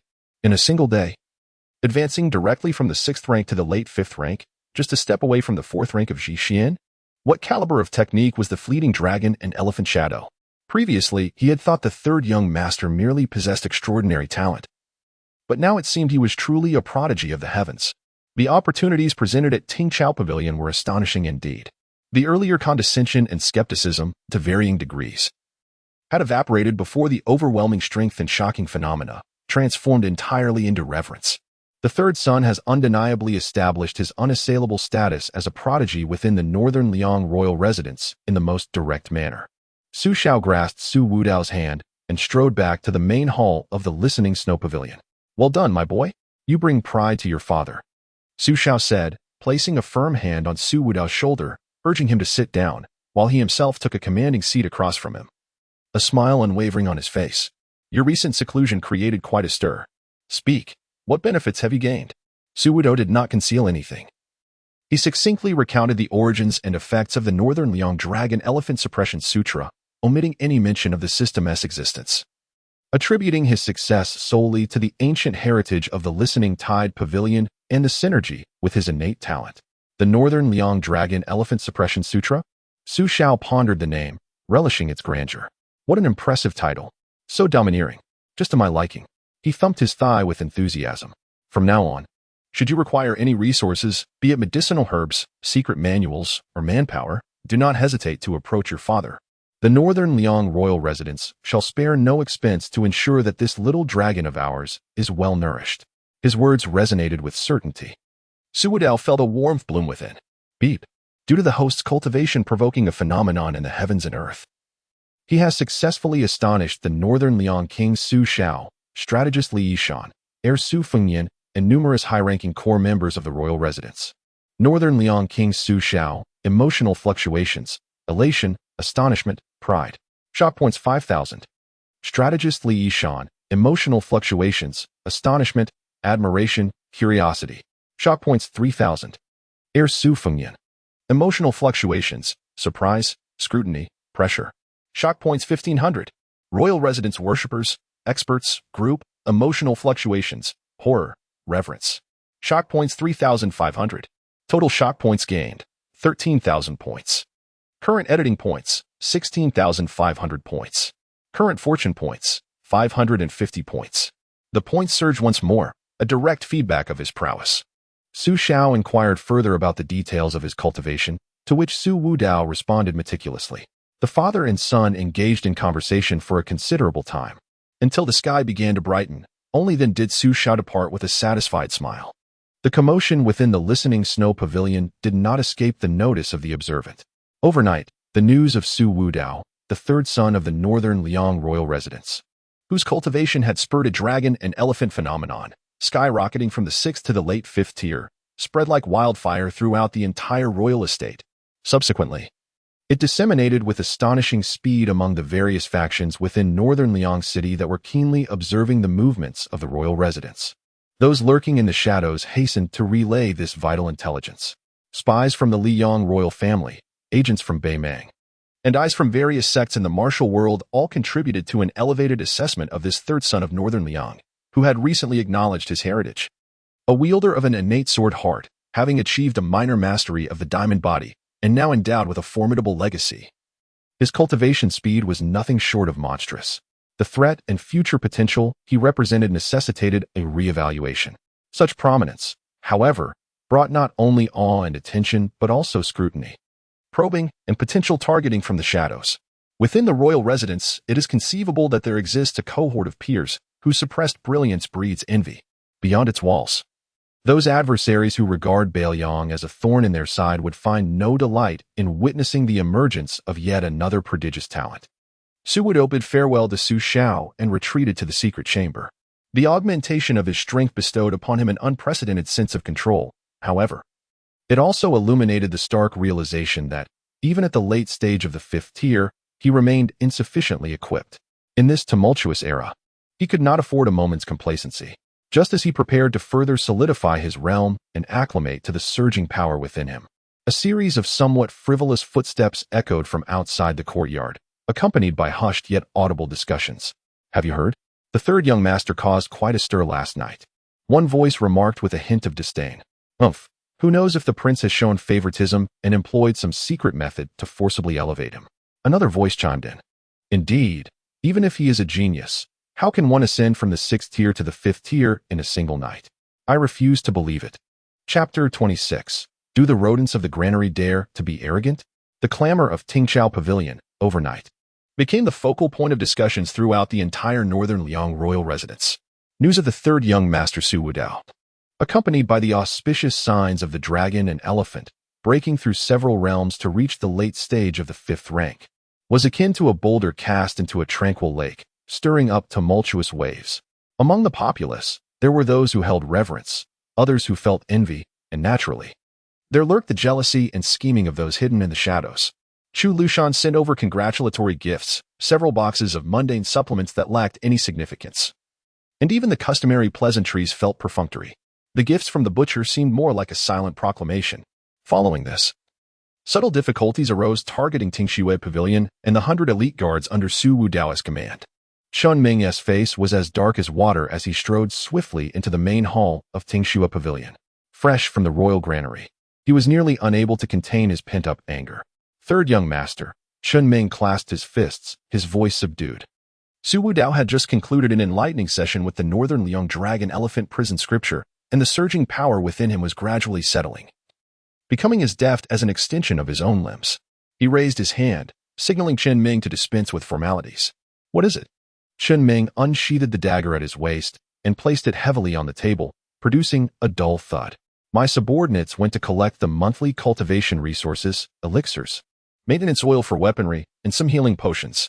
The steward of the granary, surnamed Qian, who usually treats us with courtesy, today adopted a different demeanor, claiming that the rules have changed, a reapproval is required, and there is a temporary shortage." Chen Ming's fist clenched tightly, cracking audibly. After much delay, they were granted barely 30% of their share, with the elixirs being of inferior quality and many lacking potency. As if that were not enough, he assigned our elite guard a task. Su Wudao lifted his teacup, his fingertips gently caressing the rim, yet he did not sip. "What task?" 30 miles outside the city, there lies an abandoned scout camp that has reportedly been haunted, disturbing nearby villages, and we are to handle it. Chen Ming's face flushed with indignation. "That place? I had visited in my early years. It was exceedingly desolate, with only a few dilapidated houses, not a soul in sight. What haunting? Clearly, it was a deliberate attempt to vex us, seeking to send us far away. The task at the scout camp was not particularly challenging, yet it was time-consuming and labor-intensive. A thankless endeavor. To assign a newly promoted elite guard to such trivial matters was transparently intentional." Su Wudao set down his teacup, the bottom tapping against the table with a faint sound. A smile curled at the corners of his mouth, though it did not reach his eyes. "Already trying to assert dominance over me before I have even gained a foothold? This tactic may lack sophistication, yet it is sufficiently repugnant. If I were to proceed methodically with complaints and arguments, it would only lead to endless squabbling, playing right into their hands. Chu Lushan is testing my limits and simultaneously sending a warning to those who might align with me. Su Wudao rose. Ming, at your service. Summon all the loyal guards and arm yourselves. Ming was momentarily taken aback, but soon a spark of brilliance ignited in his eyes. Young master, do you mean? To the storeroom, Su Wudao replied, flexing his wrist, the joints producing a delicate sound. We shall retrieve what is rightfully ours. What if they refuse? Ming's voice was slightly hoarse, yet it brimmed with an uncontainable excitement. Su Wudao cast him a sidelong glance. Then we shall compel them until they comply. Understood. Ming replied with fervor, turning on his heel and striding away, the earlier frustration dissipating, replaced by an invigorating sense of battle spirit. Outside the listening snow pavilion, 100 loyal guards were engaged in training. Most of them were veterans from the military or individuals who had faced various forms of suppression and exclusion. Now reassigned under Su Wudao. Initially, they believed that this newly acknowledged young master, despite his talents, would require time to mature, and they would endure yet another period of being underestimated. However, the astonishing spectacle of the dragon and elephant last night, coupled with the news of Su Wudao's ascension to the late 5th rank, had already circulated among them, igniting a mix of shock and a covert anticipation. Ming's figure appeared at the edge of the training ground. He spoke little, merely gestured succinctly. The guards halted their exercises, quickly assembling. Brothers. Ming's voice was not loud, yet it resonated clearly in each ear. I went to the storeroom to collect our monthly dues, only to be met with obstruction and deductions. A subtle stir arose within the crowd. Moreover, they intend to send us to desolate places to toil, exclaimed a veteran with a full beard, spitting in disdain. Damn it, this is intolerable. Indeed, we did not follow the young master to endure such indignities. Ming raised his hand, silencing the murmurs. The young master has given an order. Instantly, all stood at attention. Everyone, arm yourselves and follow me to the storeroom. Ming enunciated each word with clarity. We shall reclaim what belongs to us. After a brief silence, the sound of clashing armor erupted. The polished hilts of swords and the cold iron weapons were gripped tightly by rough, strong hands. These veterans were all survivors of countless battles. Having emerged from seas of corpses and rivers of blood, they feared not death, but rather the absence of dignity and hope. Now, their new master sought to champion their cause. The long-suppressed warrior spirit ignited at that moment. The 100 loyal guards, without a sound or unnecessary movements, silently checked their weapons, coalescing into a formidable, silent tide behind Ming as they advanced toward the main entrance of the listening snow pavilion. Su Wudao waited at the entrance. Clad in a sharp black outfit, a standard longsword hanging at his waist, the sole item he had brought from the Qingqing sect. Upon seeing Su Wudao, the 100 loyal guards bowed in unison, their movements synchronized, exuding an air of lethal intent. Go, Su Wudao commanded with a single word, then took the lead, stepping forward. A procession of individuals, imposing and menacing, surged toward the heavily fortified treasury of the royal estate. The servants and guards they encountered along the way were struck with trepidation, hastily making way for them. It was evident to all that the recently renowned third young master was not here for a mere visit today. Word swiftly spread. The third young master, accompanied by his 100 elite guards, fully armed, was heading to the storeroom. Rumor had it that the storeroom had withheld their monthly allowances and had assigned them disagreeable tasks. A spectacle was indeed on the horizon. This third young master was no ordinary adversary. The royal treasury was a heavily guarded, independent courtyard. The steward, Mr. Qian, leisurely savored his tea, a smug smile gracing his lips. Who stood behind him? It was Chief Steward Chu Lushan. A mere third young master, recently acknowledged, dared to challenge him? How naive. If he could quell this initial wave of arrogance, the young master would soon find himself under his thumb. Steward, trouble approaches. A treasury attendant burst into the room, breathless. That third young master and his men are attacking. Mr. Qian's hand trembled, spilling tea. What is the fuss? He feigned composure, scolding. This is the royal treasury. Does he dare to act recklessly? Before his words could fully escape his lips, the sound of heavy footsteps and the clashing of armor echoed from outside the courtyard. Crash. The massive iron door of the treasury courtyard was forcefully kicked open. Chapter 27. Su Wudao, Rules? I am the rule. The storeroom's gates stood wide open, enveloped in a haze of smoke and dust. Su Wudao stood outside, hands clasped behind his back, flanked by 100 heavily armored elite guards. silently erect like a formidable forest of steel. The palpable aura of lethal intent rendered the few guards who rushed out from within the storeroom weak at the knees, their hands trembling as they grasped their sabers. Who dares to wreak havoc in this crucial stronghold? The head of the guards, with a fierce countenance yet a quivering voice, shouted, his authority undermined by a hint of fear. Manager Qian, surrounded by several trusted aides, hastily emerged from the inner hall. His gaze first fell upon the deformed entrance, and his expression darkened, quickly shifting to Su Wudao and his entourage. Upon realizing the identity of the leader, a flicker of astonishment crossed his eyes, soon morphing into a smirk of disdain. Ah, so it is the third young master. Manager Qian stepped forward, chin slightly raised, addressing Su Wudao with feigned authority. Third young master, might I inquire your intent in storming in here, brandishing weapons and forcefully kicking open the storeroom doors? Are you attempting to emulate those mountain bandits, engaging in acts of robbery? He deliberately raised his voice, striving to claim the moral high ground. The storeroom is a vital stronghold of the royal residence, overseeing the military supplies for the northern Liang, intertwining with significant affairs. Such conduct from the third young master, if it were to spread, could tarnish the dignity of the royal house and mar your own reputation. Nearby, some servants and attendants who had heard the commotion peered curiously, whispering among themselves. Su Wudao remained impassive, seemingly impervious to his clamor. Chen Ming, at your service. Chen Ming stepped forward. I request the supplies due this month, including elixirs, maintenance oils for weaponry, healing medicines, and all other allocations, as per the list here. Su Wudao produced a silk scroll, handing it to Chen Ming for meticulous verification. Understood. Chen Ming affirmed, taking the scroll. Manager Qian's expression shifted. Third young master, what is the meaning of this? The distribution of supplies from the storeroom follows established protocols. Lieutenant Chen has already come by. Everything that was due has been dispensed, has it not? Dispensed? Su Wudao finally regarded him, his gaze calm yet unsettling, sending an inexplicable chill through Manager Qian. The so-called dispensed amounts to less than 30% of the allocation, with substandard elixirs and weapon oils mixed with sand. Manager Qian's eyelids twitched. Forcing himself to remain composed, third young master, one cannot speak so recklessly. The storeroom supplies are strained. Every faction is stretching their hands. The quantities we could allocate are already our utmost effort. As for the elixirs and oils, they are all according to the royal house's specifications, with no discrepancies. He hesitated, his tone laced with a subtle threat. Should you doubt this, you may certainly verify with Chief Steward Zhu. The allocation of the storeroom has always been personally overseen by him. Invoking Zhu Lushan was his source of confidence. In his view, a recently acknowledged young master, despite possessing some talent, would hardly dare to openly confront the chief steward, who wielded the most power within the royal residence. Su Wudao's lips curled into the faintest of smiles. Zhu Lushan. He repeated the name with an even tone. His authority here has yet to reach such heights. You.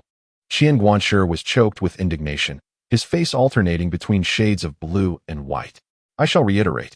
Su Wudao's voice was not loud, yet it resonated clearly in the ears of all present, as he demanded the rightful share owed to my loyal guards, presented in its entirety without the slightest omission. Otherwise, I shall retrieve it myself. Preposterous.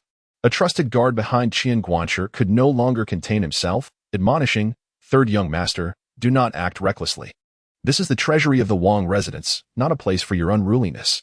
A cacophony ensued. Before Su Wudao could finish his words, Chen Ming surged forward like a fierce tiger. The guard barely had time to register the movement before he felt a crushing blow to his chest, sending him hurtling against the wall with a muffled groan, collapsing to the ground, unable to rise for a considerable time. The remaining guards, attempting to advance, were struck by fear, their steps instinctively halting. Chen Ming returned to stand behind Su Wudao, his expression unchanging as if he had merely performed a trivial act. Qian Guanshi was both astonished and furious. Su Wudao, you dare to permit your subordinates to commit violence in the treasury. This is rebellion. Truly. This is rebellion. His body trembled with rage, his fingers shaking as he pointed at Su Wudao. At that moment, a voice, somewhat simple-minded yet robust, approached from afar. Third brother, who is bullying you? The crowd turned towards the source of the voice to see a towering figure, striding heavily, thundering towards them. It was Su Longxiang.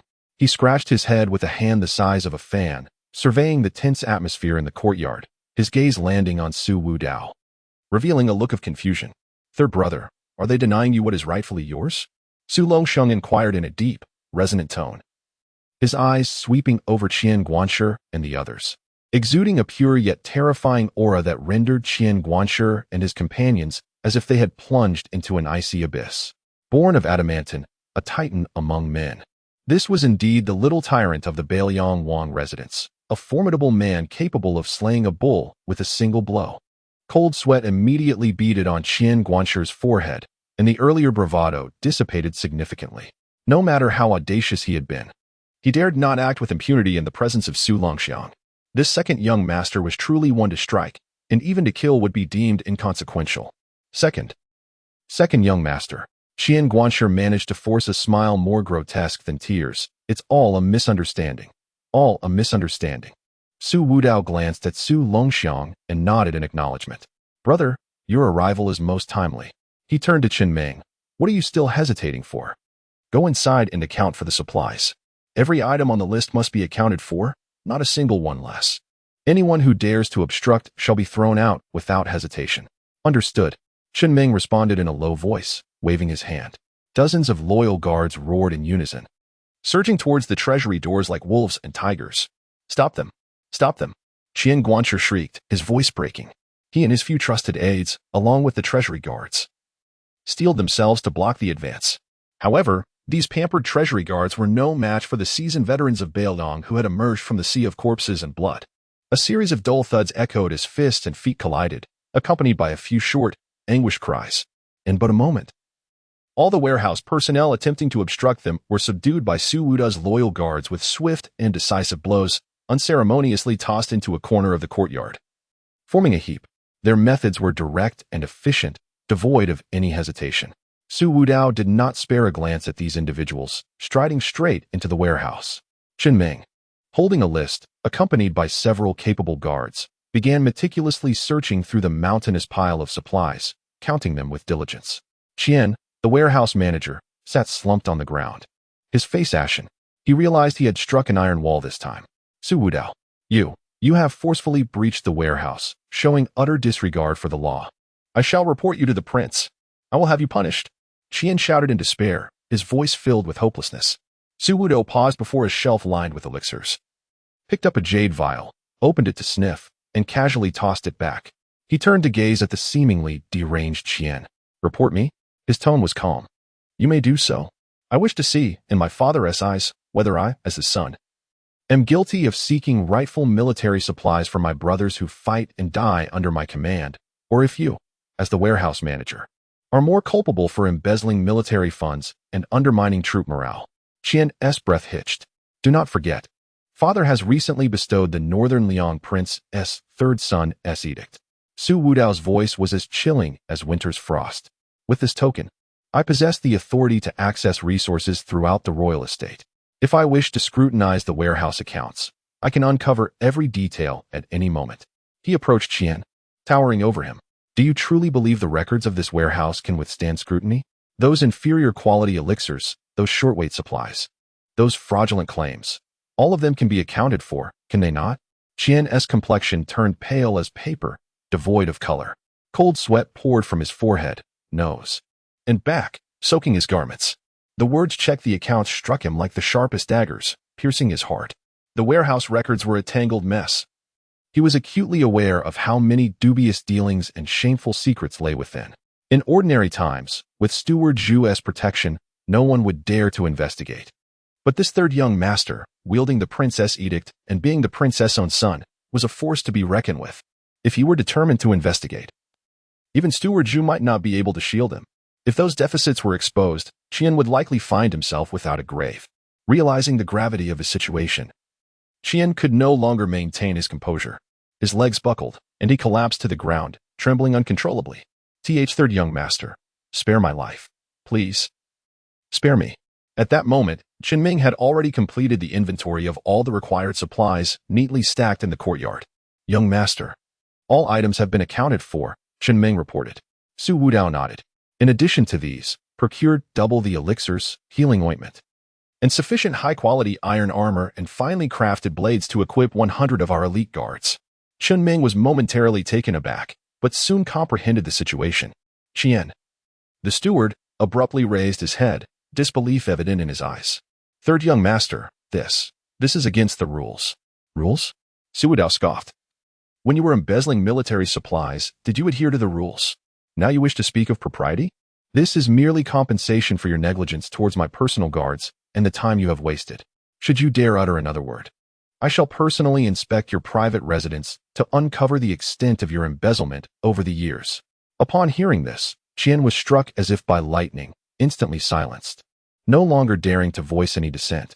Soon, additional supplies were being transported by the personal guards. Su Wudao surveyed the mountain of goods and then glanced at the dazed steward. Today's events were but a minor punishment. His tone was devoid of warmth as he continued. Should there be a next time, or if I discover you plotting in secret, it will not merely be a matter of reclaiming some items. I shall ensure your life is forfeit. With that, he turned his back on the steward and strode away. Let us depart. 100 personal guards, laden with various supplies, marched forth, spirited and resolute, departing the storeroom in a grand procession. Su Longxiang skipped alongside Su Wudao, grinning widely. Third brother, you are truly remarkable. Those scoundrels were terrified in an instant. He clapped his hands. We chased away the villains. From now on, if anyone dares to bully third brother, I shall deal with them. The personal guards of Tingxue Pavilion gazed at Su Wudao's retreating figure with fervent admiration and absolute loyalty. This third young master was not only exceptionally gifted, but his methods were also fiercely authoritative. With such a leader, who could fear a lack of opportunity? Chen Ming, trailing at the back of the procession, looked at the upright figure ahead, his blood surging with fervor. Serving such a lord was worth the sacrifice. The events in the storeroom spread like wildfire throughout the entirety of the Beiliang princess residence. Hearing the report from his subordinates, Chu Lushan's expression darkened to a near-palpable gloom. He slammed his palm onto the desk, the precious rosewood surface cracking under the force. What is Su Wudao? What an audacious young man. This was no mere test. It was a blatant slap in the face. He had initially thought that this newly acknowledged third young master was merely a talented but inexperienced youth who, with a little pressure, would withdraw. To his astonishment, the other party's methods were so direct and unyielding, completely disregarding conventionality. This was no novice. He resembled a ravenous wolf lying in wait. Prepare the carriage. We shall visit the prince. Chu Lushan suppressed his fury. He was eager to discern the prince's stance on this matter. Chapter 28, A Warning to Others. Clearing the obstacles within the confines of Tingcheakshuan, supplies were piled high, and the air was thick with the metallic scent of new armor mingled with the fragrant aroma of medicinal herbs. Chen Ming observed Su Wudao, who was meticulously polishing a seemingly ordinary long sword brought from the Qingqing sect. Third young master, regarding the reconnaissance camp's assignment. Chen Ming began, hesitating slightly. Su Wudao continued his task, the blade reflecting his calm demeanor. Go, he commanded succinctly, leaving Chen Ming momentarily taken aback. My lord, that place is clearly intended to create difficulties. It is not only remote, but also time-consuming and laborious. Chen Ming expressed his confusion. Having just established our authority. Why must we? Precisely because we have just established our authority, we must proceed. Su Wudao sheathed the sword, explaining that some individuals would not be deterred until they had been utterly incapacitated. He turned to Chen Ming. Send a few clever individuals to scout around the so-called haunted reconnaissance camp. Inquire with the local villagers, and ascertain the nature of these ghostly disturbances. Understood, Chen Ming acknowledged, accepting the order. In this world, there were no true ghosts. Merely tricks devised by men. Su Wudao was firmly convinced of this. He was far more interested in uncovering who was orchestrating these sinister ploys and what they sought to conceal. On the system panel, the figure 4 shock points had notably increased due to the warehouse incident, yet it was still insufficient. He required a greater commotion, a more thorough reckoning. 3 days later, at the reconnaissance camp, amidst the remnants of crumbling walls and flourishing weeds, a few dilapidated houses emitted mournful sounds in the wind, casting an undeniably eerie atmosphere. Chen Ming, accompanied by several loyal guards, reported to Su Wudao with a serious expression, My lord, the nearby villagers claim that every night, ghostly lights flicker in the camp, accompanied by chilling cries, instilling such fear that no one dares to approach. This has persisted for over a month. Ghostly lights? Cries? Su Wudao mused, pacing as he snapped dry twigs underfoot. He surveyed the surroundings and noticed faint traces of wheel tracks leading deep into the camp. In the air, besides the stench of decay, there seemed to be a subtle hint of grease. Chen Ming, Take your men and accompany me here tonight. The night was as dark as ink. Su Wudao, along with Qin Ming and 20 elite guards, stealthily infiltrated the periphery of the reconnaissance camp. Shortly after midnight, ghostly green lights indeed flickered in the depths of the camp, wavering erratically, accompanied by a suffocating sound reminiscent of a woman weeping, creating an unsettling atmosphere in the stillness of the night. A few of the more timid guards began to sweat from their palms. Su Wudao, however, merely smirked coldly. With a wave of his hand, the 20 guards surged forth like tigers descending from the mountains, charging towards the source of the ghostly lights and cries. A few startled exclamations were followed by the clashing of weapons and the dull thud of fists. Moments later, Chun Ming returned, dragging a bruised and battered man. My lord, we have captured one. There are a total of 7 individuals, all ruffians posing as ghosts. Within the few relatively intact barracks, the guards discovered several barrels of tung oil, phosphorus powder, and bamboo tubes used to create eerie sounds. Interrogate them, Su Wudao instructed, uttering a single word. Under the duress of torture, the ruffians swiftly confessed. They had been hired by an individual to haunt this place, earning a considerable sum each month. As for the identity of their employer, they only knew him to be a well-off overseer. A more significant discovery was made in a concealed cellar, where dozens of crates of contraband salt and unique furs from the northern wilderness were found. This smuggling operation had evidently been ongoing for some time. Chun Ming examined the ledger, his expression darkening. Young master, there are several transactions recorded here, with signatures of Qian, the steward of the storeroom. Su Wudao flipped through another ledger documenting the inflow and outflow of goods, where another name stood out boldly. Li Rui, the deputy chief of the Internal Affairs Department of the Northern Liang Royal Palace. Li Rui, a prominent figure in the faction of Zhu Lushan, had recently been quite active. A significant catch indeed. Su Wudao closed the ledger. All evidence and offenders must be brought back. In the study of the Northern Liang Royal Palace, Su Xiao was occupied with military affairs when he received news of Su Wudao's request for an audience, which surprised him slightly. Upon seeing Su Wudao followed by several tightly bound spirits and a few crates carried by his guards, his brow arched. Father, Su Wudao bowed respectfully. What is this? Have you raided someone else's estate again? Su Xiao set down his brush. I have been tasked with addressing the ghostly disturbances outside the city and have uncovered some matters that require your attention. Su Wudao presented the entire situation, along with the witnesses and evidence, detailing everything from the haunting to the smuggling of salt and furs, and the involvement of the storeroom steward and deputy chief Li Rui. Su Xiao listened intently, his expression calm, though the atmosphere in the study grew increasingly tense. He picked up the ledger bearing Li Rui's name and turned a few pages. Steward Qian, Li Rui. Su Xiao's fingers lightly tapped the table, noting the pervasive influence of Zhu Lushan. He raised his gaze to Su Wudao. What do you propose to do? According to the laws of Northern Liang, Su Wudao replied, those who embezzle military funds, engage in smuggling, and undermine the foundations of the royal palace must face severe punishment without exception.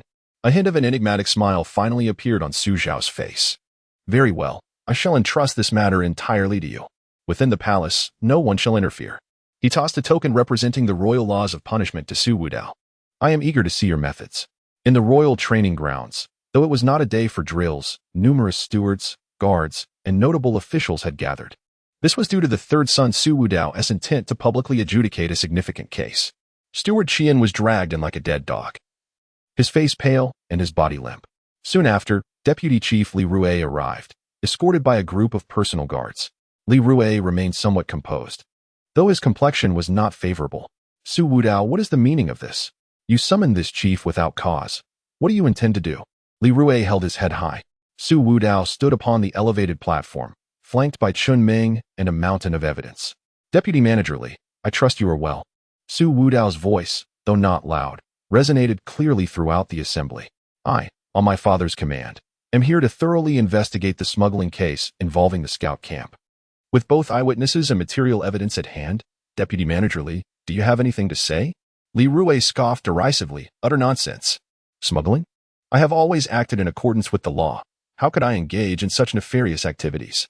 Someone must be framing me. He spoke with a sense of impunity, confident in his connections to Chief Manager Chu, who would dare to confront him within the Northern Liang royal household. Framing you? Su Wudao retorted, picking up a ledger. Is this signature not your own, Deputy Manager Li? Several literate officials leaned in closer to examine the document, nodding in agreement.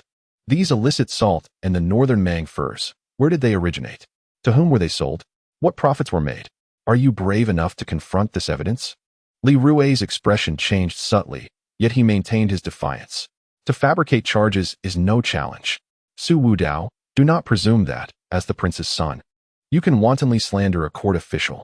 He raised his voice. I will personally report this matter to Chief Manager Chu and demand justice.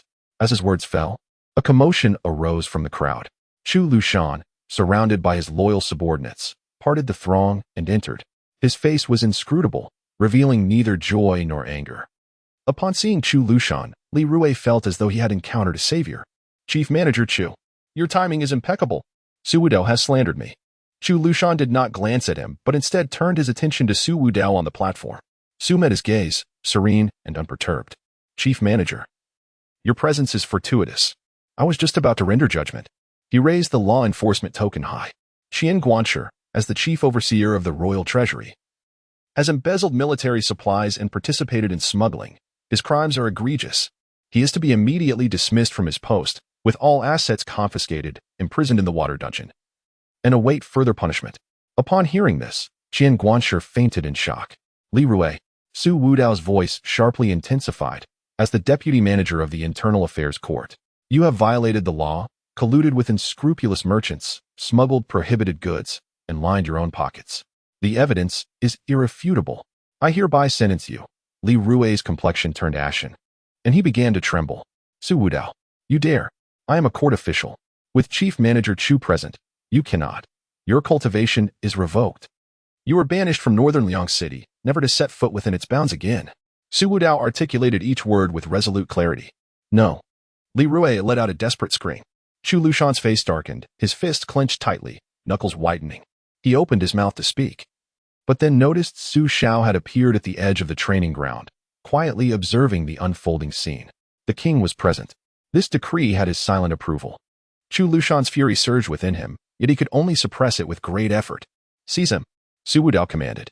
Two of his personal guards advanced to restrain Li Rui, while Chun Ming delivered a powerful strike to Li Rui's dantian. With a piercing scream, Li Rui's vitality instantly waned, rendering him as if he had aged a decade in an instant. Subsequently, two of his loyal guards hoisted him, dragging him towards the gates of the royal mansion.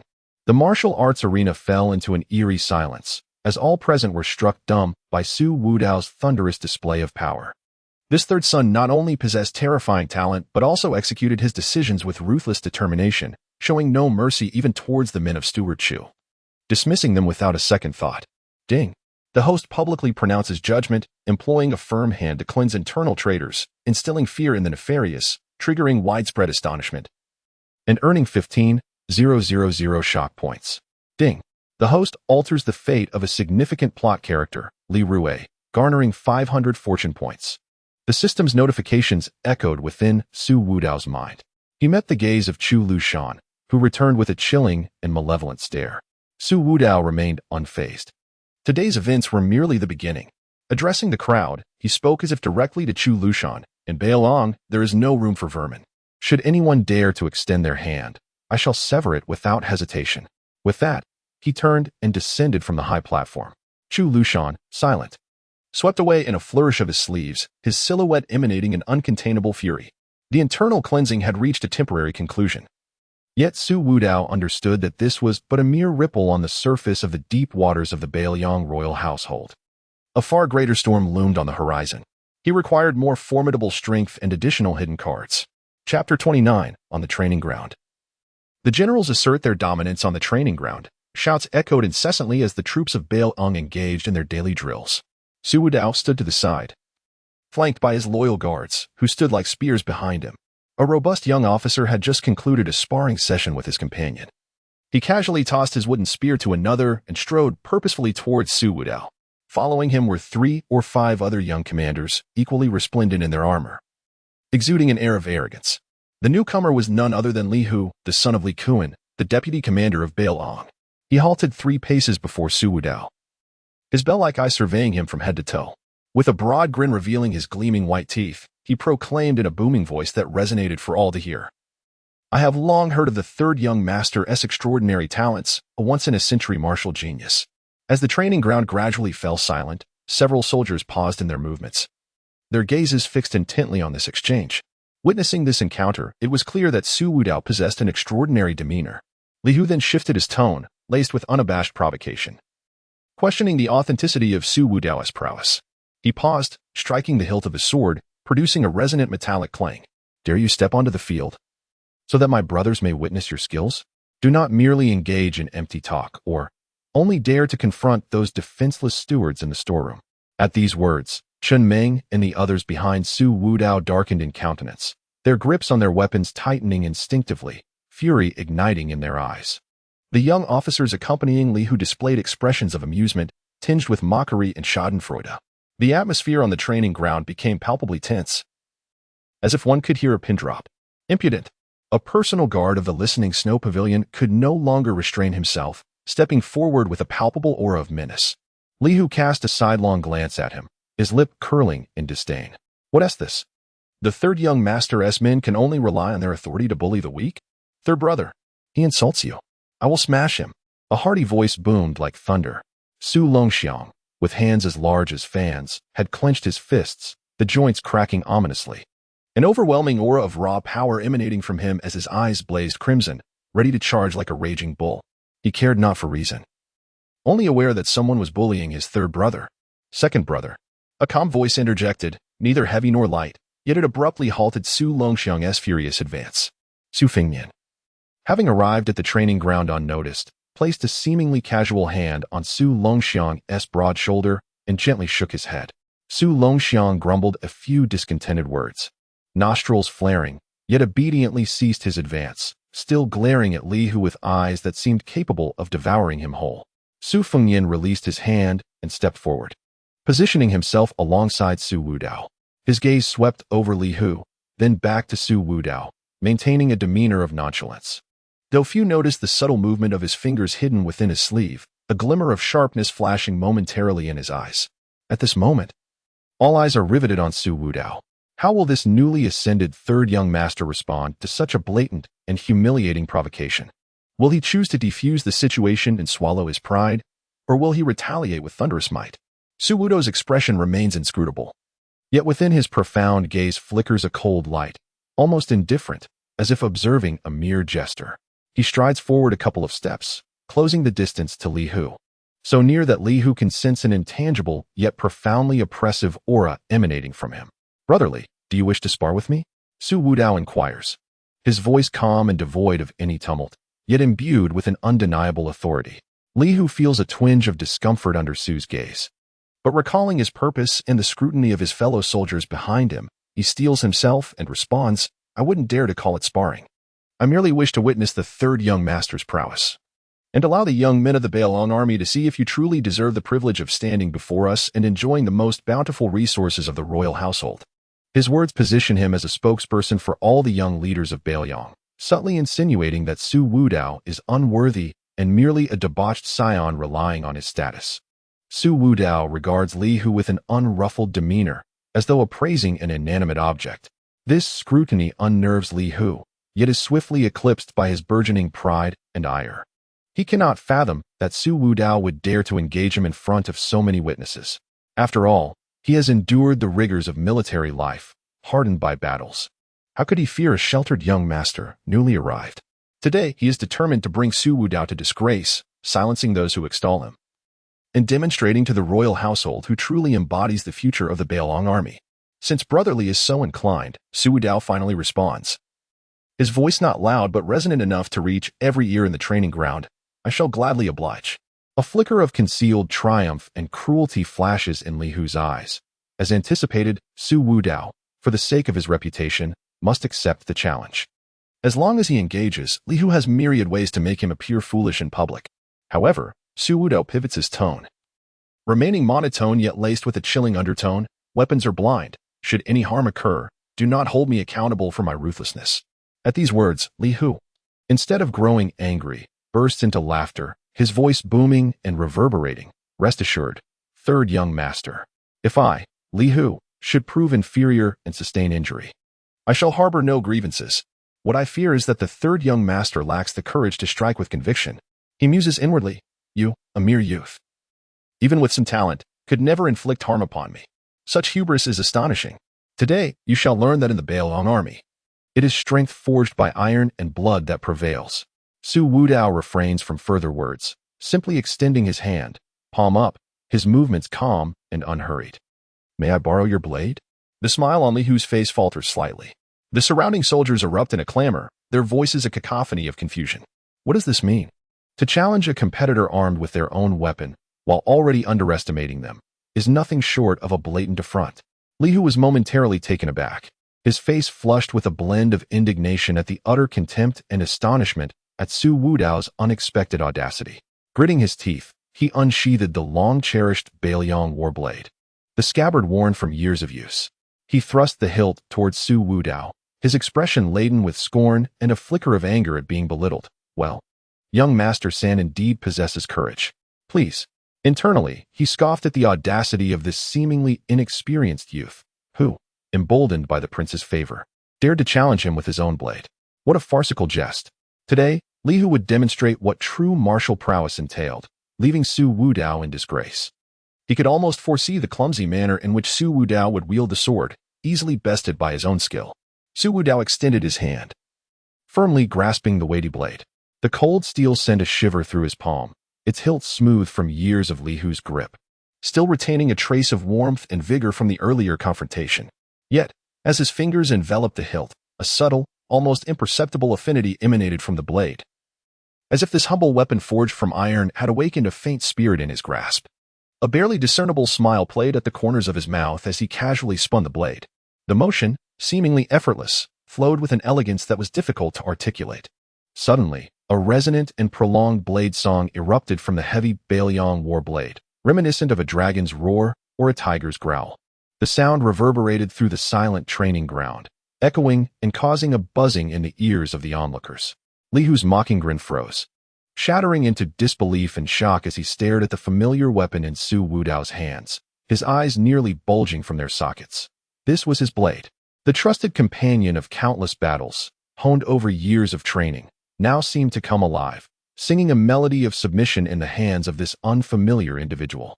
Not just him. The young commanders behind him, who had awaited the spectacle, were now wide-eyed, mouths agape in astonishment, their earlier mockery replaced by fear and bewilderment.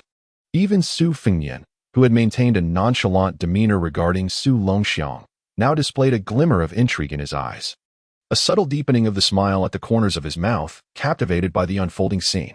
With a slight flick of his wrist, Su Wudao quelled the blade's song, casting a cool, indifferent gaze over the pale-faced Li Hu. His voice, though low, pierced like ice. Your blade seems to possess more understanding than you do. Chapter 30. The third young master defeats Li Hu in one move. Li Hu's facial muscles twitched, as the battle blade he meticulously polished day and night, which had tasted blood alongside him, now emitted a jubilant cry in the hands of Su Wudao, reverberating in his mind more profoundly than the moans of his wives. You. His throat was parched, and he found it difficult to utter a single word. Su Wudao paid no heed to his disarray, wielding the Northern Liang sword as he strolled toward the center of the training ground. The soldiers watching were as if pushed aside by an invisible hand, retreating to the sides and clearing a vast space. The air seemed to solidify, leaving only the faint sound of armor clashing and heavy breaths. Li Hu inhaled deeply several times, suppressing the shock and humiliation surging within him. He seized a standard long spear from his guard, the tip angled toward the ground, producing a dull thud as it struck. He must reclaim his honor. As the son of the deputy commander of Northern Liang, a valiant warrior of the army, how could he be intimidated by a mere youngling wielding his own sword? Third young master, please. Li Hu forced out the words through gritted teeth, the spear shaft creaking under his grip. He still believed that Su Wudao's prowess was merely built upon the accumulation of medicinal potions, devoid of true combat experience. The disparity between an early 5th rank and a peak 5th rank was significant. However, in the chaos of the battlefield, experience reigned supreme. Su Wudao came to a halt, casually allowing Li Hu's blade to hang low in his hand, the tip lightly touching the ground. He did not even adjust his grip, as if it were merely a stick he had picked up. This posture was an even greater insult in Li Hu's eyes. An invisible sword intent began to emanate from Su Wudao, not sharp and piercing, but imbued with an overwhelming weight and dominance. Su Fengnian, observing, raised an eyebrow, his fingers gently caressing each other within his sleeves. His younger brother was increasingly full of surprises. Kill! Li Hu roared, suppressing all distractions. With a powerful push from his legs, he lunged forward like a tiger descending a mountain, the spear transforming into a streak of dark brilliance, piercing directly towards Su Wudao's vital point. In the military, spear techniques are characterized by boldness and momentum, emphasizing the spirit of the attack. He aimed to defeat his opponent in one swift motion, cleansing the humiliation he had just endured. The spear tip sliced through the air with a piercing shriek.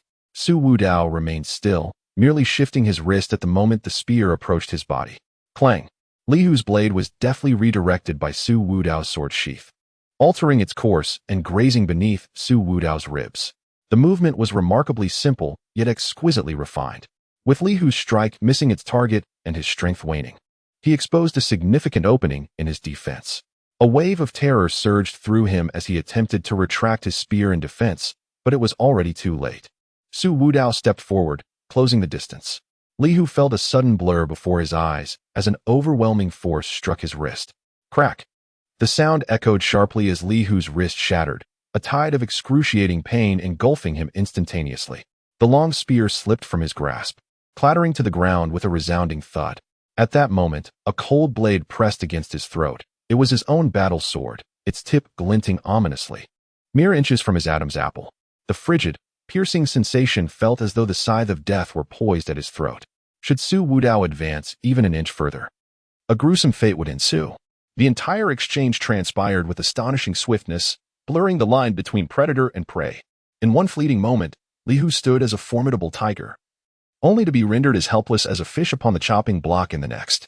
He remained frozen in place, cold sweat cascading down his forehead, trickling down his cheeks. His lips quivered as they emitted involuntary whimpers. He could feel the chilling aura emanating from the blade's tip, along with the overwhelming murderous intent that enveloped Su Wudao, a presence not befitting a pampered scion raised in a greenhouse. It was a force forged in the crucible of countless battles amidst mountains of corpses and seas of blood. Silence blanketed the training grounds. All sounds faded into oblivion after the sharp crack of Li Hu's wrist shattering and the thunderous clatter of the spear hitting the ground. The air was thick with tension, punctuated only by the howling wind and the heavy breaths of onlookers. Countless eyes were riveted to the scene, brimming with disbelief, shock, and dread. One strike. Nearly one strike. Li Hu, a renowned young general of the Beiliang army and a fifth-grade warrior, could not withstand even a single blow from Su Wudao. Astonishingly, Su Wudao had employed Li Hu's own weapon, seemingly without fully drawing it from its sheath, effortlessly neutralizing the attack and swiftly subduing Li Hu. This was no mere sparring. It was an unrelenting display of dominance. Su Wudao gripped the blade, its tip still firmly pressed against Li Hu's throat, and leaned closer to whisper in his ear. Next time, it will not be merely the blade's tip. He admonished Li Hu to relinquish his defiance, declaring that Beiliang does not harbor the worthless. Li Hu trembled violently, not solely from fear, but from an overwhelming sense of humiliation. He heard the suppressed gasps around him and felt the weight of countless scrutinizing gazes, some laced with sympathy, others with schadenfreude, but most were mocking his current disgraceful state. Su Wudao sheathed his sword and casually tossed the Beiliang war blade back to Li Hu. Instinctively, Li Hu caught it, yet it felt as heavy as lead, almost scalding in his grip, nearly causing him to drop it. His face turned as pale as parchment, and his lips quivered, though he could utter not a single word. Before the eyes of the crowd, he was so easily vanquished. His pride and dignity shattered beneath Su Wudao's heel. Ding! Host has overwhelmingly defeated the challenger, astonishing the audience and provoking intense shock, earning 8,000 editing points. The system notification resonated within Su Wudao's mind. He surveyed the young commanders who had followed Li Hu and now stood in stunned silence, too intimidated to meet his gaze. Su Wudao turned and walked towards Su Fengyan and Su Longxiang. Su Longxiang grinned, giving Su Wudao a thumbs up, exclaiming, "Third brother." Incredible. Su Fengyan's previously irreverent demeanor softened slightly as he regarded Su Wudao with a deep, contemplative look. The atmosphere in the training grounds remained oppressive. Those who had harbored discontent towards Su Wudao were now left only with awe and an inexplicable tinge of fear. The third young master is not only ruthless in his methods, but his strength is also unfathomable. Li Hu, supported by his loyal guards, left the training ground in a daze, his figure forlorn. Su Wudao cast a glance at his retreating silhouette. The display of authority today was quite effective. However, he was acutely aware that this was merely a temporary suppression. The intricacies of power among the military families in Beiliang are far more complex than a mere handful of smuggling overseers. To truly master the situation, one requires greater finesse and formidable strength. Su Fengnian approached him and nudged him with his elbow, saying, "Third brother, a true master never reveals his prowess." Yet, these rugged soldiers in the army are not so easily swayed. Chapter 31. The kindness of the elder brother and the obedient blade. The profound silence of the training ground was shattered by Su Longshang's naive excitement. His large hands, akin to a fan, clapped vigorously on Su Wudao's shoulders, causing Su Wudao to stagger slightly, his wide mouth agape, nearly showering Su Wudao's face with saliva. "Third brother. Incredible! Absolutely incredible! With a single move, you brought that so-called tiger down. Haha. Let us see if he dares to challenge you again." Su Wudao allowed the praise, his gaze steadily directed towards the approaching Su Fengnian. The nonchalant smile remained on Su Fengnian's face, yet there was a newfound depth of inquiry and solemnity in his eyes. He first cast a glance at the inconspicuous wet stain on the ground, Li Hu's cold sweat induced by fear, before sweeping over the young generals, who were now silent and hunched, and finally settled his gaze on Su Wudao. "Third brother, you truly are a master concealing his prowess," Su Fengnian remarked, his tone a blend of teasing and an inexplicable weight, to astonish the crowd with a single strike, and even compel the enemy's blade to submit. "That is a feat that leaves me in humble admiration." He referred to the jubilant sound emitted by the Beiliang battle blade in Su Wudao's grasp. That uncanny spectacle had left the audience as shaken as Li Hu's swift defeat. "Brother, you jest," Su Wudao replied calmly. Perhaps even the blade deemed its former master too noisy. Such a casual remark, laced with a subtle mockery, momentarily stilled the smile on Su Fengnian's lips before it widened once more, as he regarded his third brother with newfound interest. This demeanor hardly resembled that of the timid disciple from the Qiqing sect, but rather, it embodied an innate hero. "Too noisy?" Su Fengnian stroked his chin, pondering, finding this perspective novel. "However, third brother, your display today transcends mere intimidation." He pivoted his tone, his gaze sharpening. "If it were to spread that even weapons can choose their masters, those seasoned veterans in the Beiliang army, who pride themselves on their hardened experience, would surely find their knights restless." Su Wudao chose not to respond, patiently awaiting the continuation. He understood that what Su Fengnian was about to say would likely bear greater significance. "Father holds exceedingly high expectations for you," Su Fengnian said, standing with hands clasped behind him, his tone casual yet laced with undeniable authority. "Given your remarkable talents, you cannot remain confined at Sing Su Pavilion as a protected nobleman. That would be a grievous waste." He paused, his gaze sweeping over the soldiers on the training ground, still haunted by the earlier encounter, before continuing. "I have recently been reorganizing the Divine Martial Camp, which houses numerous rebellious spirits, each more daunting than today's Li Hu. They are seasoned warriors with military accolades, too unruly for ordinary commanders to manage. If you are interested, perhaps you could lend a hand? It would alleviate some burdens for me." Divine Martial Camp. Su Wudao's eyes flickered. Among the 300,000 Iron Cavalry of Beiliang, the camp was not the most elite direct force.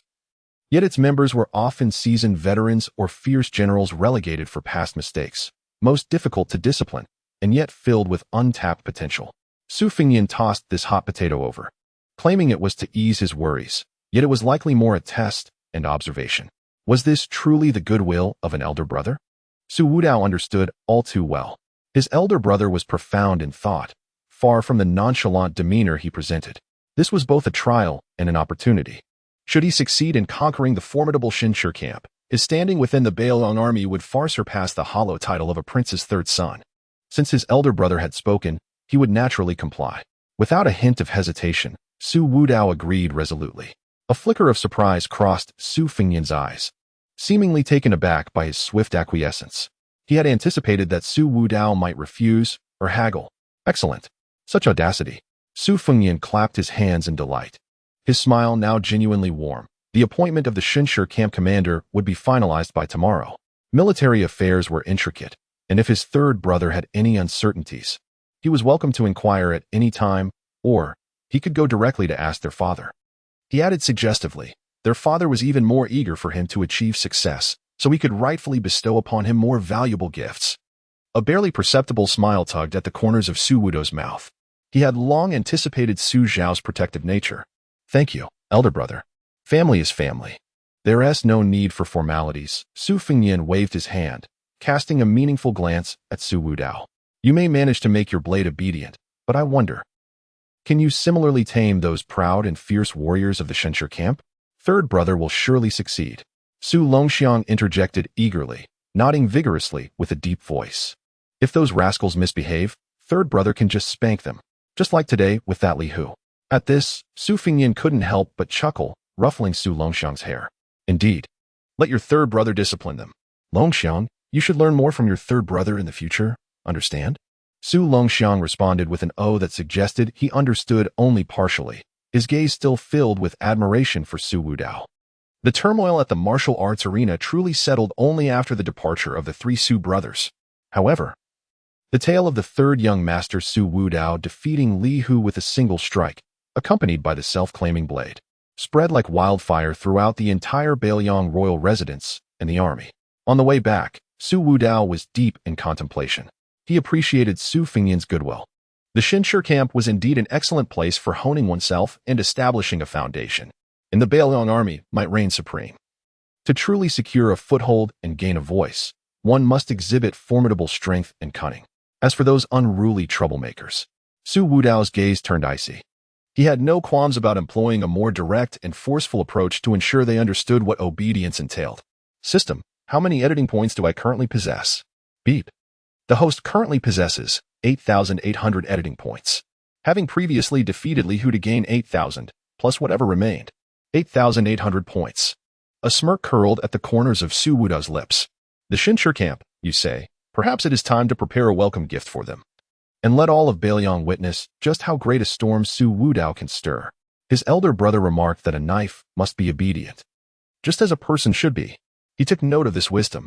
Chapter 32. The disobedient ones, not just the blade. The night was as dark as ink, and the lights in the listening snow pavilion shone brightly. Su Wudao sat alone by the window, idly playing with a smooth jade pendant he had discovered in the belongings of the original owner from the Qingqing sect, now kept close to his heart. Outside the window, the wind howled, faintly mingling with the sounds of training emanating from the martial arts arena.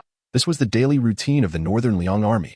Su Fengyan's arrangement today appeared to be one of encouragement, yet in truth, it placed him in a precarious position. The divine martial camp was renowned for its formidable nature, filled with unruly soldiers and fierce warriors. For an ordinary person, even entering the camp would be a challenge, let alone wielding control over it. Oh dear brother, your good intentions are indeed burdensome. Su Wudao's lips curled into a cold smile. He was not intimidated by the challenge. Rather, he felt a sense of anticipation. The Northern Liang army was a place of hidden talents. If he could subdue the divine martial camp, not only would he solidify his position, but he could also use it as a foundation to cultivate a force that truly belonged to him. In his mind, he recited, System. A light blue interface unfolded before his eyes. He glanced at the bottom and saw, editing points, 8,800. Su Wudao's gaze lingered on the balance of editing points, his eyes deepening with thought. Following the battle with Li Hu, his editing points had nearly reached 9,000. This sum would allow him to prepare a substantial gift for his impending visit to the divine martial camp. Summoning a follower? A sword servant of the Earth Immortal Realm would likely cost an astronomical amount, making it impractical for the moment. Editing divine weapons or techniques, that could work, but it would not provide an immediate solution. What he required was a striking intimidation that would silence the proud soldiers of the divine martial camp in an instant. Editing a temporary aura, Su Wudao pondered. An idea formed in his mind. If he sought to establish his authority, it must be to the utmost degree. System. Edit the temporary aura military soul. Effect. Upon activation, it emanates a bloodthirsty aura forged from mountains of corpses and seas of blood, exuding supreme military might, inflicting absolute psychological suppression and intimidation upon the soldiers. Those with weak wills will succumb to a terrifying illusion, while the resolute will feel an instinctual shudder and surrender. Duration, 1 incense stick. Range, the training grounds of the divine martial camp. Editing temporary aura Azura military soul. Estimated cost, 1,000 editing points. Confirm? Confirm. Su Wudao did not hesitate. Instantly, 1,000 points were deducted, leaving him with 7,800. Yet he knew this investment was undoubtedly worthwhile. He intended for all of Northern Liang to recognize that he, Su Wudao, could not only command the blade but also bring the fiercest warriors of Northern Liang to their knees. the following morning. The appointment document from the Northern Liang royal residence arrived at Listening Snow Pavilion, inscribed in black on white with a crimson seal, appointing Su Wudao as the commander of the Divine Martial Camp, with immediate effect. Upon hearing the news, many within the royal residence awaited the spectacle with bated breath. A mere youth with no prior military experience was to take command of the Divine Martial Camp. Was this not akin to a lamb entering a den of tigers? Su Wudao donned a set of dark black attire, with a standard Northern Liang sword hanging at his waist. Without a single soldier in tow, he ventured alone towards the Divine Military Camp. Nestled in the northwest corner of the royal residence, the camp was expansive, its entrance robust and exuding an aura of ferocity. Even from a distance, the clamor within was palpable, mingled with coarse laughter, curses, and the clanging of weapons. It resembled more of a den of bandits than a military encampment. At the entrance, a group of ruffian soldiers, carelessly donning their helmets and leaving their garments unfastened, were engrossed in gambling. Upon noticing Su Wudao's approach, they paused momentarily, but soon one of them recognized him. "Oh, isn't this our newly appointed third young master and commander?" sneered a burly man with a scarred face, his tone dripping with mockery. The others joined in laughter, their gazes filled with disdain and a lack of respect. Unfazed, Su Wudao maintained a stoic expression and walked past them as if they were mere bothersome flies. "Hey, the lad is rather bold," the scarred man exclaimed, feeling slighted, and spat on the ground, preparing to confront him. Yet, Su Wudao had already entered the camp. Inside the training grounds, chaos reigned supreme. Hundreds of soldiers from the Divine Military Camp were scattered about, some engaged in brawls, others indulging in heavy drinking, and a few even basking in the sun with bare torsos. Their armor was disheveled, and their military appearance was far from that of the famed Northern Liang cavalry. Su Wudao's presence did not attract much attention. Even those who noticed him merely cast a fleeting glance before disregarding him, evidently unimpressed by the new commander. A corpulent officer, reeking of alcohol, was guzzling from a wine jar when he spotted Su Wudao standing alone in the center of the training ground. Burping drunkenly, he staggered over. Squinting at him, "You are, hick, the one sent by the prince, that little baby commander?" Laughter erupted from the soldiers behind him, amplifying the mockery. With a calm gaze, Su Wudao surveyed the ragtag assembly, and a thought crossed his mind. System, activate Azura military soul. In an instant, an indescribable aura of dread emanated from Su Wudao, enveloping the entire Divine Military Camp like a tsunami. The previously boisterous training ground fell eerily silent, the air thickening in an instant. A chilling, bloodthirsty energy descended, intertwining with a soul-chilling intent to kill, seizing the hearts of every soldier in the camp. The corpulent officer was the first to succumb, the drunkenness vanishing from his visage, replaced by sheer terror. He envisioned a hellish landscape of mountains of corpses and seas of blood, with countless vengeful spirits wailing in agony, while Su Wudao stood atop the mountain of corpses, surrounded by swirling bloodlust, resembling a battle god from the depths of the abyss, his gaze indifferent as he overlooked all. "Ah!" The officer let out a piercing scream, his legs buckling beneath him, collapsing to the ground, a foul stench arising as he lost control of his bodily functions. Those ruffians behind him fared no better. Some stared wide-eyed, their pupils dilated, murmuring to themselves as if witnessing the most horrifying scene imaginable. Some trembled violently, as if shaken by an unseen force, their teeth clattering audibly. Others succumbed entirely, rolling their eyes and frothing at the mouth, collapsing into unconsciousness. In that moment, the training ground, populated by hundreds of unruly warriors from the Divine Martial Camp, felt as if an invisible hand had seized them by the throat, silencing all raucousness, disdain, and arrogance in an instant. An oppressive stillness enveloped the atmosphere, punctuated only by heavy breaths and muffled whimpers of fear. They seemed to find themselves on an ancient battlefield, rife with the clang of metal and the flow of blood, where Su Wudao stood as the sole monarch, capable of determining the life or death of countless souls with a mere thought. This formidable pressure was not merely a suppression of realms, but a profound dread and submission that emanated from the depths of their souls. It was the essence of a supreme military spirit, forged through the trials of blood and carnage, commanding ironclad legions. Su Wudao remained rooted in place, draped in dark robes, his expression indifferent. His gaze swept over the distorted faces twisted by fear, once filled with arrogance, now only reflecting horror and reverence. For these soldiers, a mere incense stick's burn felt like a century. As the terrifying pressure receded like a tide, many collapsed, drenched in cold sweat. No one dared to stand. No one dared to utter a sound. Su Wudao spoke slowly, his voice not loud yet resonant with undeniable authority. From this day forth, the divine martial camp is under my command. He paused, his piercing gaze scrutinizing those who barely held themselves upright. My word is law. Those who defy it have already witnessed the consequences. Should there be any further transgressions, I would not hesitate to allow you to experience it once more, or to remain forever lost in that illusion. As his words lingered, the training ground remained enveloped in silence. The soldiers who regained their senses now looked at Su Wudao with transformed eyes, filled with profound fear and a subtle, almost imperceptible fervor, akin to gazing upon a deity or demon. In the military, the strong were revered, an unwavering decree. Ding. The host has utilized a thunderous method to intimidate the divine martial camp, inciting widespread, intense shock and fear, earning 15,000 editing points. A slight smile graced Su Wudao's lips. It appeared that the divine martial camp was not entirely composed of inept individuals. At the very least, the contribution of editing points was commendable. He understood this was merely the beginning. To transform this unruly band of soldiers into a formidable blade in his grasp, more strategies were necessary. Yet today, he had successfully instilled the understanding within them, within the divine martial camp.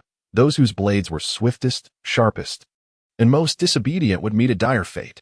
Disobedience would not be tolerated, not just for blades, but for men as well. Chapter 33, High-Level Assessment. Striking and recognition. The tumult stirred by the martial grounds and the divine military camp was akin to two colossal stones plunging into the already tumultuous depths of the northern Liang prince's residence, sending ripples that swiftly spread to every corner of the estate. Those who once held themselves in high regard within the Ministry of Revenue, accustomed to looking down upon others, now fell silent, fearful of uttering a misstep that might bring them misfortune. Meanwhile, the offspring of military families, who typically flaunted their lineage with arrogance, also tempered their haughty demeanor, adopting a more subdued disposition. Within the depths of the northern Liang prince's study, the charcoal fire in the copper basin crackled vigorously, dispelling the chill of late autumn and infusing the solemn room with a touch of warmth. The air was still permeated with the familiar, delicate fragrance of pine smoke and ink, mingling with the unique dryness of aged documents. Su Shao, with his towering figure turned away from the door, intently gazed at the imposing map of northern Liang on the wall. Li Yishan, the poison master, sat beside a low table, contemplating. That child Wu Dao has indeed employed ruthless methods within the divine military camp, Su Shao remarked, breaking the silence of the study. He directly incapacitated a lieutenant and rendered several seasoned veterans paralyzed with fear. Such commotion is not insignificant.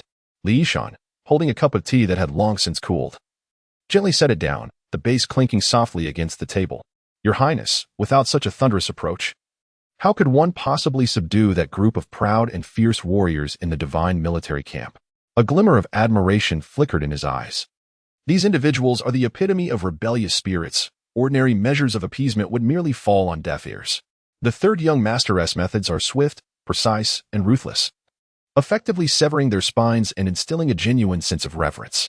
Li Yishan paused, a hint of nostalgia tugging at his lips.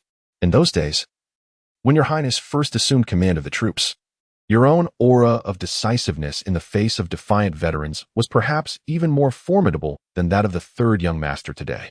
Su Shao paced and turned, casting a faint shadow on the map before him, his expression inscrutable. Humph, that lad harbors an unabashed ferocity deep within. His gaze is not veiled like Feng Nian's. Rather, it boldly proclaims, those who follow me shall prosper, while those who oppose me shall perish, if unleashed. It might indeed spill blood and leave behind not even a fragment of bone. Li Yishan inclined his head slightly, his aged visage remaining unperturbed.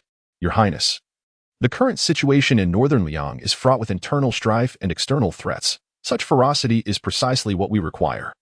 What we need are warriors who can take the initiative and tear open the enemy's throat, rather than sheep who hesitate and look back. Su Shao settled behind the desk, his fingers unconsciously tapping on the cold surface. However, this ferocity is too intense, and its wild nature is hard to tame. If this power is not guided, it is as sharp as a blade and can easily inflict harm upon oneself, without a strong rein to restrain it. I fear that this vigor may not only wound the enemy but also bring injury to oneself, or worse, turn against its own master. He picked up a confidential report from the desk, his gaze sharpening. What recent unrest has there been from Li Kuan, the former deputy commander of the Divine Might Camp and the father of Li Hu? Can he swallow the humiliation inflicted upon his son? Li Yishan replied in a calm tone. Naturally, Li Kuan is seething with rage. It is said he has smashed numerous items at home. However, his son was bested in public and rendered powerless. No matter how great his grievances, he must swallow his anger and accept his fate. At present, the royal household highly values the third young master. Even if he had 10 times the courage, he would not dare to provoke at this moment. Su Xiao scoffed disdainfully. He dares not. Does he think I am unaware of his intentions? After all the benefits he has reaped over the years, it is time for him to awaken to reality. Li Yishan nodded slightly and continued. The third young master's actions serve a dual purpose. Not only does it strike at Li Kuan, but it also sends a powerful warning to those in the army who have been sycophantic and complacent, believing themselves to be deeply entrenched. They must understand that the royal household's rules are not to be defied. This has indeed proven effective. Military discipline has significantly improved of late. Su Xiao's fingers gently tapped on the tabletop, producing a dull sound. It is still insufficient. His voice turned somber. The internal situation in Beiliang is not as unified as the outside world perceives. Some individuals have become too comfortable, forgetting whose Beiliang this truly is, and how much blood from brothers has been shed for this land. It is time to remind them of the iron laws of Beiliang. Li Yishan's gaze shifted slightly, tentatively asking, does the prince mean for the third young master to continue acting as this pathfinder? He weighed his words carefully.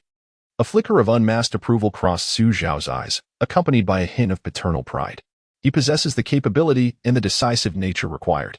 Feng Yin, that boy, is intelligent and cunning, yet at times, he overthinks, which may hinder his progress and dull his edge. Different paths lead to different outcomes. Su Xiao's tone bore a hint of reflection. Once he sets his mind on something, he pursues it relentlessly, not resting until his goals are achieved. This unyielding spirit is precisely what Beiliang desperately needs at present. Li Yishan pondered for a moment.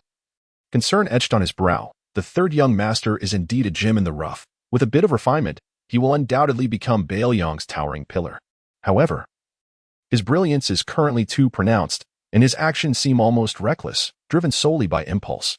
If this continues, I fear his lack of restraint may invite unnecessary troubles for Beiliang, even creating formidable enemies that could have been avoided. After all, in this world, it is not only Beimeng and the Liyang royal family that eye us with hostility.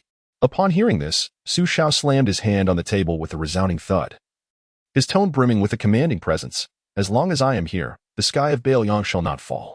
Who dares to oppose Beiliang? Who dares to lay a hand on my son Su Xiao? Come at me, and I shall strike you down. Come in numbers, and I shall annihilate your entire clan. Li Yishan gazed at the spirited Su Xiao and could not help but smile wryly, shaking his head.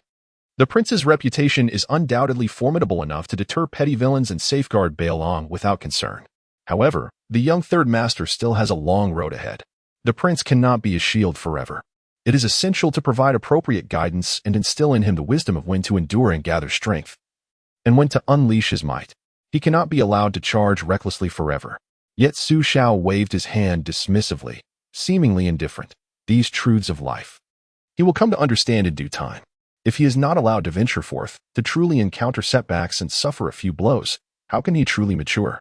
One cannot cultivate a majestic eagle in a greenhouse, nor can a steed of 1,000 miles emerge from a stable.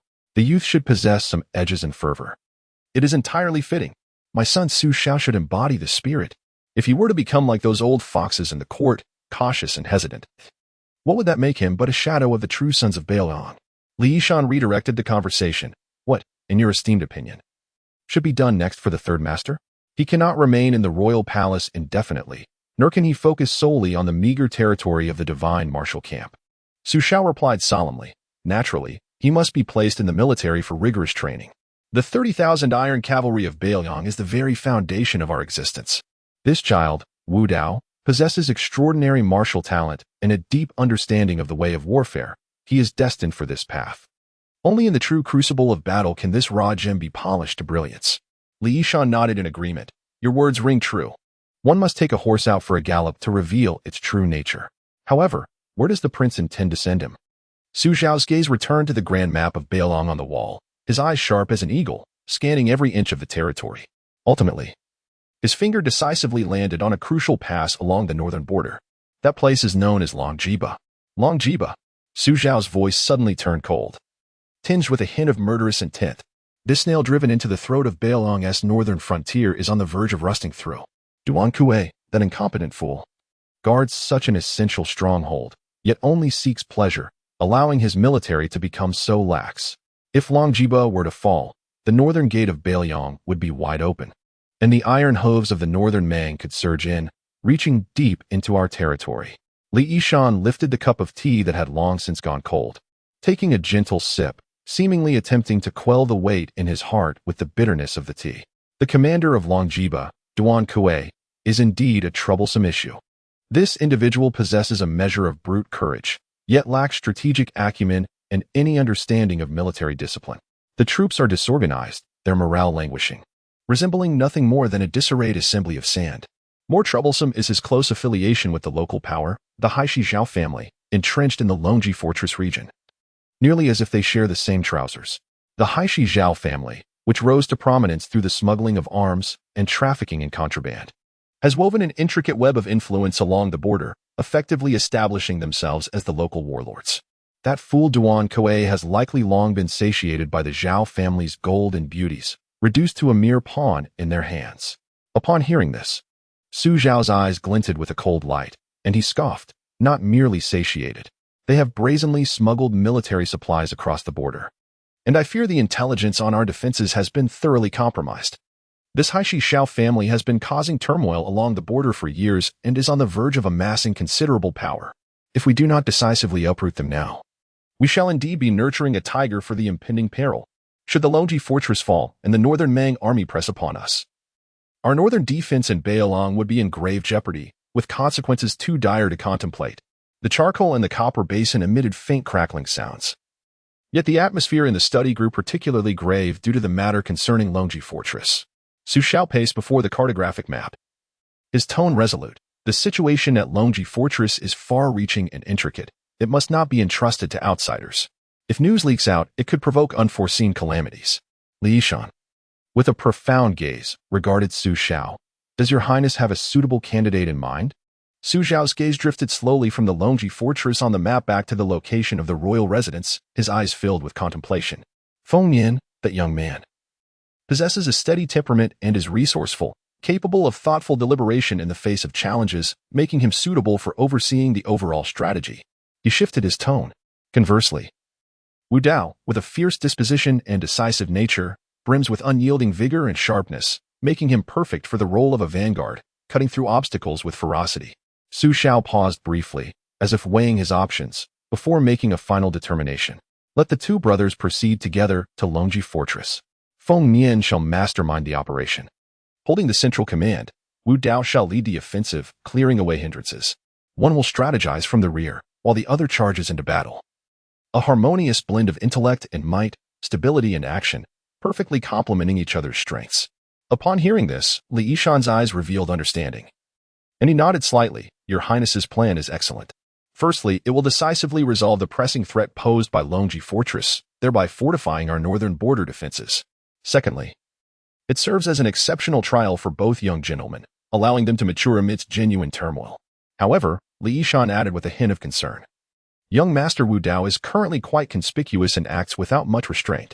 In proceeding to Longji Fortress, a place rife with complexities and varied interests, it would be prudent for young Master Feng Yin to provide guidance and restraint, lest impulsiveness lead to disastrous outcomes. Yet Su Xiao waved his hand dismissively, a carefree expression gracing his face. Every fledgling eagle must eventually take flight from the nest.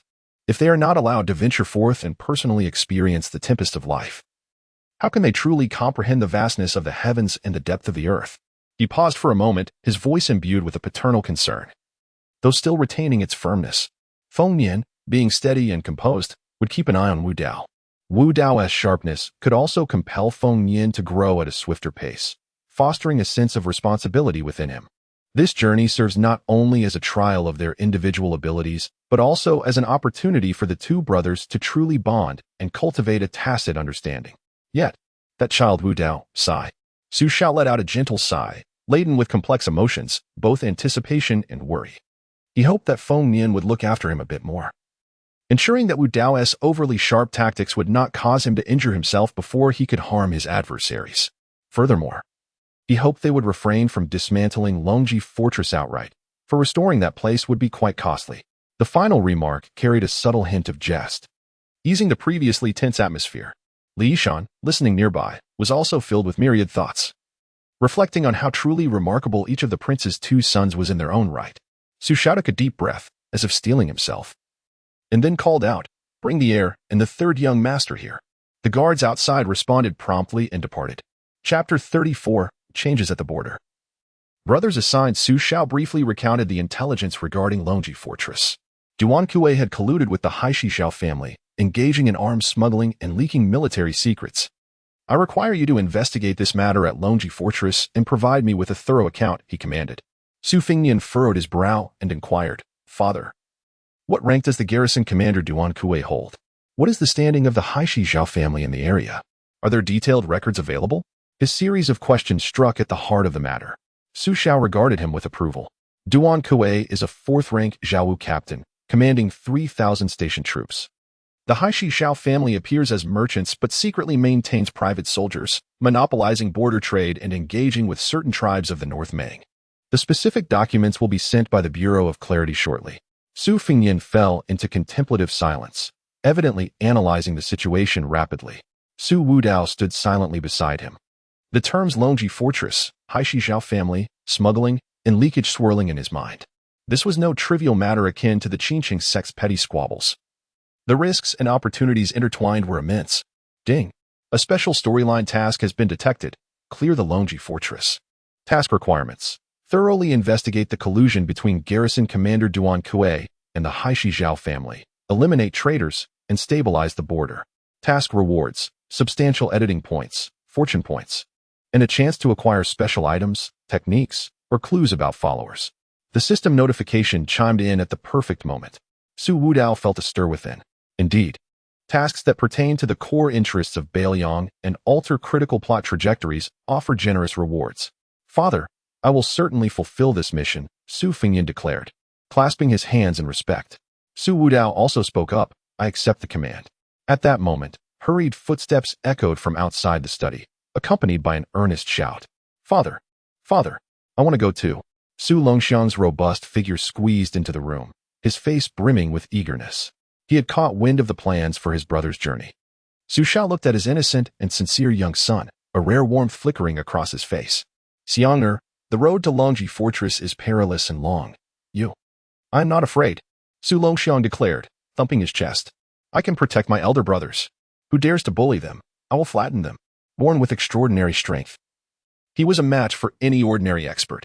Su Fingnian glanced at Su Longxiang, warmth flashing in his eyes. Su Wudao also turned to look at him, recognizing the genuine intent of his foolish younger brother. Su Shao pondered for a moment before turning to Li Yishan. Li Yishan stroked his beard and smiled. "Your Highness, having young Master Longxiang accompany you would indeed be a significant asset. At the very least, common ruffians will think twice before acting recklessly." Su Shao finally nodded. "Very well. You 3 brothers shall go together. Discuss matters thoroughly and do not act rashly." He then focused on Su Wudao, his tone growing more serious. "Especially you, Wudao. Temper your murderous intent. This mission is primarily for investigation. Do not resort to weapons unless absolutely necessary." These words served as both a warning and guidance. Su Wudao replied, "I understand, father." Yet within his heart, there lay a meticulous calculation.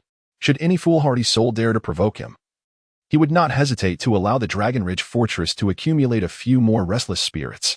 "Go forth. We shall set out in 3 days. The necessary personnel and supplies will be fully supported by the royal palace." Su Shao waved his hand, and the 3 brothers exited the study. Su Fingnian walked ahead with steady strides. "Third brother, what is your perspective on the matter concerning Dragon Ridge Fortress?" he suddenly inquired. Su Wudao walked alongside him. "When soldiers come, we shall meet them. When water arrives, we shall dam it." Su Fingnian paused, turning his head to regard him. Duan Kuei has managed affairs in the military for many years, and the Haishi Zhao family is a local tyrant. This matter is likely not simple. His third brother's approach was too forthright, often neglecting the intricate relationships that lay beneath the surface.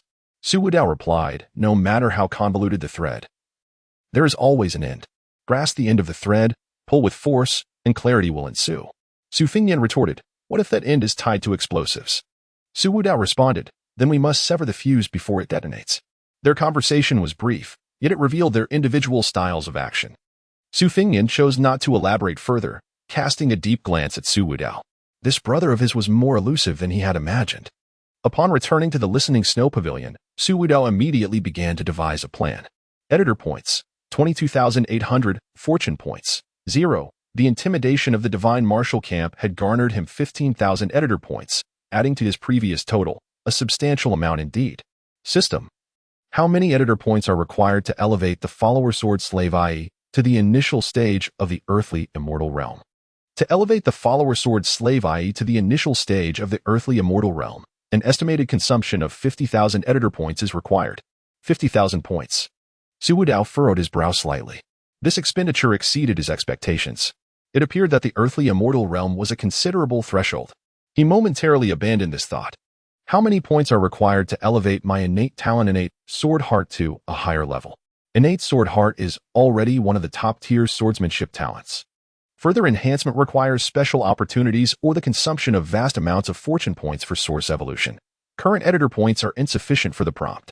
It seemed that enhancing one's talents was no easy feat. Su Wudao then turned his attention to techniques and items. His most formidable means of attack remained his martial cultivation and the temporary aura of the Azura army spirit. However, the aura had a time limit and consumed significant resources. True lethality would still rely on swordsmanship and techniques. System. Search for sword techniques or secret arts suitable for my current realm that can swiftly enhance combat power, offer great stealth, and possess substantial lethality. Searching. Recommended option 1. Shadowy 7-kill sword, an upper-tier earth-grade sword technique. With a blade that moves without a shadow and 7 kills that seize the soul. Redemption requires 8,000 editor points. Recommended option 2. Breath concealment and shadow stealth technique. A top-tier mysterious secret art that significantly reduces one's aura and killing intent, allowing integration into shadows when combined with movement techniques. Redemption requires 5,000 editor points. The third recommended option, Instant Step, a superior body technique of the mysterious tier, boasts an astonishingly rapid burst of speed over short distances, catching opponents off guard. The exchange requires 4,000 editing points. Su Wudao pondered deeply. The Shadow 7-kill sword possesses formidable power, yet its cost is exorbitant. Conversely, both Concealing Breath and Hiding Tracks and Instant Step are auxiliary techniques that significantly enhance his survival and ambush capabilities, given the turbulent currents anticipated during the expedition to Longji Fortress. Possessing more means of self-preservation and surprise is undoubtedly advantageous. He decided to exchange for Concealing Breath and Hiding Tracks and Instant Step, confirming the exchange of Concealing Breath and Hiding Tracks and Instant Step, consuming a total of 9,000 editing points. Remaining editing points, 13,800. 2 beams of light fused into his body, overwhelming insights surged forth. Su Wudao closed his eyes for a moment, and upon reopening them, his aura seemed to have grown considerably more tranquil, as if he could seamlessly merge with the surrounding shadows. He attempted to activate Instant Step, leaving a fleeting afterimage in his wake as he instantaneously appeared several zhang away. Utterly silent. Excellent. With these 2 abilities, his movements would become far more clandestine and pose a greater threat. As for the Shadow 7-kill sword, he would wait until he had amassed sufficient editing points to exchange for it. 3 days swiftly passed. The royal guard had long been prepared for departure. With Chen Ming standing beside Su Wudao as his chief guard, his demeanor solemn. Su Fingyan donned a robe of brocade, accompanied by several advisors and guards. Su Longxiang appeared exuberant, flanked by 2 robust veterans from Beiliang, sent specifically by Su Shao to look after him. Su Wudao remained clad in dark attire, a Beiliang sword hanging at his waist. Unbeknownst to all, a vague figure quietly melded into the shadows of the entourage behind him. An almost invincible presence beneath the land's sword immortals now served as his most clandestine trump card. Let us depart, Su Fingyan commanded. The convoy slowly rolled out of the Beiliang royal palace, heading towards the northern Longji fortress. Inside the carriage, Su Wudao closed his eyes to rest. Longji Fortress. The Blackstone Zhao family, Duan Kuei. He could sense an invisible net being cast ahead, and he would be the sharpest blade to tear through this web. Chapter 35. Is the water in Lingzhou deeper than the royal palace of Beiliang? As the caravan entered the frontier stronghold of Lingzhou beneath Longji Fortress, the atmosphere starkly contrasted with the orderly ambience of Beiliang City. Here, the air was imbued with the coarse scent of rust and horse manure. Wind-swept sands swept through the streets, causing the banners of the shops flanking either side to snap sharply in the breeze, while the passers-by, clad in sturdy attire, bore fierce expressions. Upon disembarking, Su Fingyan promptly instructed his accompanying aides, "Send out the invitations. I shall host this evening," inviting the local magistrate and county officials for a gathering. He surveyed his surroundings with a smile, adding, "As a newcomer, one must pay respects to the port." Su Wudao, stepping down from another carriage, exhibited little interest in the social engagements, his attention drawn instead to the locals in the corners, observing their attire and demeanor. "Eldest brother, you go ahead. I shall wander about the town with some companions," Su Wudao proposed. Su Fingyan cast a brief glance at him, offering only a nod in response. Su Longxiang, however, curiously scrutinized everything around him, tugging at Su Wudao's sleeve. "The people here seem quite fierce." Su Wudao gently patted his arm. The banquet hosted by Su Fingyan was set in Lingzhou's largest tavern, brilliantly illuminated. The local magistrate, Qian Songnian, a rotund man, trembled as he raised his cup. "With the presence of the young lord, Lingzhou is illuminated. I raise this glass in your honor." The county official, Sun Dishing, a lean man of few words, merely smiled in agreement. Su Fingyan, amiable and jovial, exchanged toasts with them, subtly inquiring about the local customs and affairs, particularly those related to Longji Fortress. "I have heard that the Haishi Xiao family is well regarded in Lingzhou?" he queried casually, picking up a morsel of food. The flesh on Qian Songnian's face quivered as he hastily set down his cup. "The Zhao family. Indeed, they are charitable and contribute significantly to the region." Sun Dishing remained silent, his head bowed. After a few rounds of drinks, a middle-aged man, appearing to be the steward, hastily entered and whispered a few words to Su Fengyan's aides. The aide promptly approached Su Fengyan and whispered, "Young lord, the eldest son of the Haishi Zhao family, Zhao Mingrui, wishes to meet you outside. He has prepared a modest banquet and invites you to join him." Su Fengyan set down his chopsticks, maintaining his gentle smile. "Zhao Gongzi is too kind. How can I refuse such hospitality?" He rose and clasped his hands in respect to Qian Songnian and the others. "Please enjoy your meal. I shall return shortly." Meanwhile, Su Wudao, accompanied by Chen Ming and A.E., who remained in the shadows, traversed the dim alleys of Lingzhou. The scenery here was a stark contrast to the bustling main street. Low earthen houses lined the way, with sewage flowing freely, and a few ragged children scrambled for a piece of stale bread in a corner. A drunken man leaned against the wall, humming an incoherent tune. Surrounded by scattered empty wine jars, Su Wudao paused before a rice shop, where the prices were exorbitantly high. "Chen Ming, inquire why the rice is priced so steeply," he commanded. Chen Ming complied, returning shortly with a grim countenance. "Third young master, they say all grains must pass through the Zhao family's granary, so naturally, the prices are dictated by them." Su Wudao fell silent for a moment. Not far ahead, several soldiers clad in the uniforms of Longji Fortress were huddled together, engaged in a hushed conversation with a figure resembling a steward. The steward discreetly handed them several bags of money, and the soldiers, their faces alight with smiles, departed. Su Wudao gestured for Chen Ming to wait in place while he stealthily followed the direction taken by the soldiers. With a slight motion, he blended into the shadows of the street corner, employing the technique of concealment. The soldiers entered a small tavern.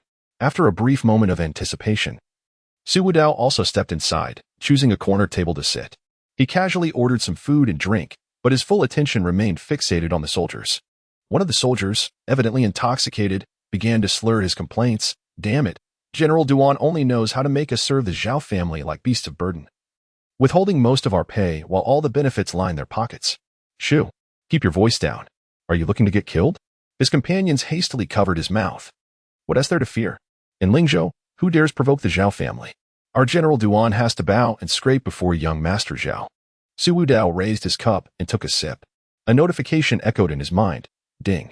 Key clue detected. The commander of Longji Fortress, Duan Kuei, colludes with the Zhao family of Haishi, embezzling military funds for personal gain. He stood up, leaving behind a few coins, and quietly exited the tavern. Returning to Chen Ming, he was soon joined by Su Longxiang, who was holding a string of candied hawthorns, his little face scrunched up in concern. "Third brother, those soldiers seem unhappy." Su Longxiang mumbled.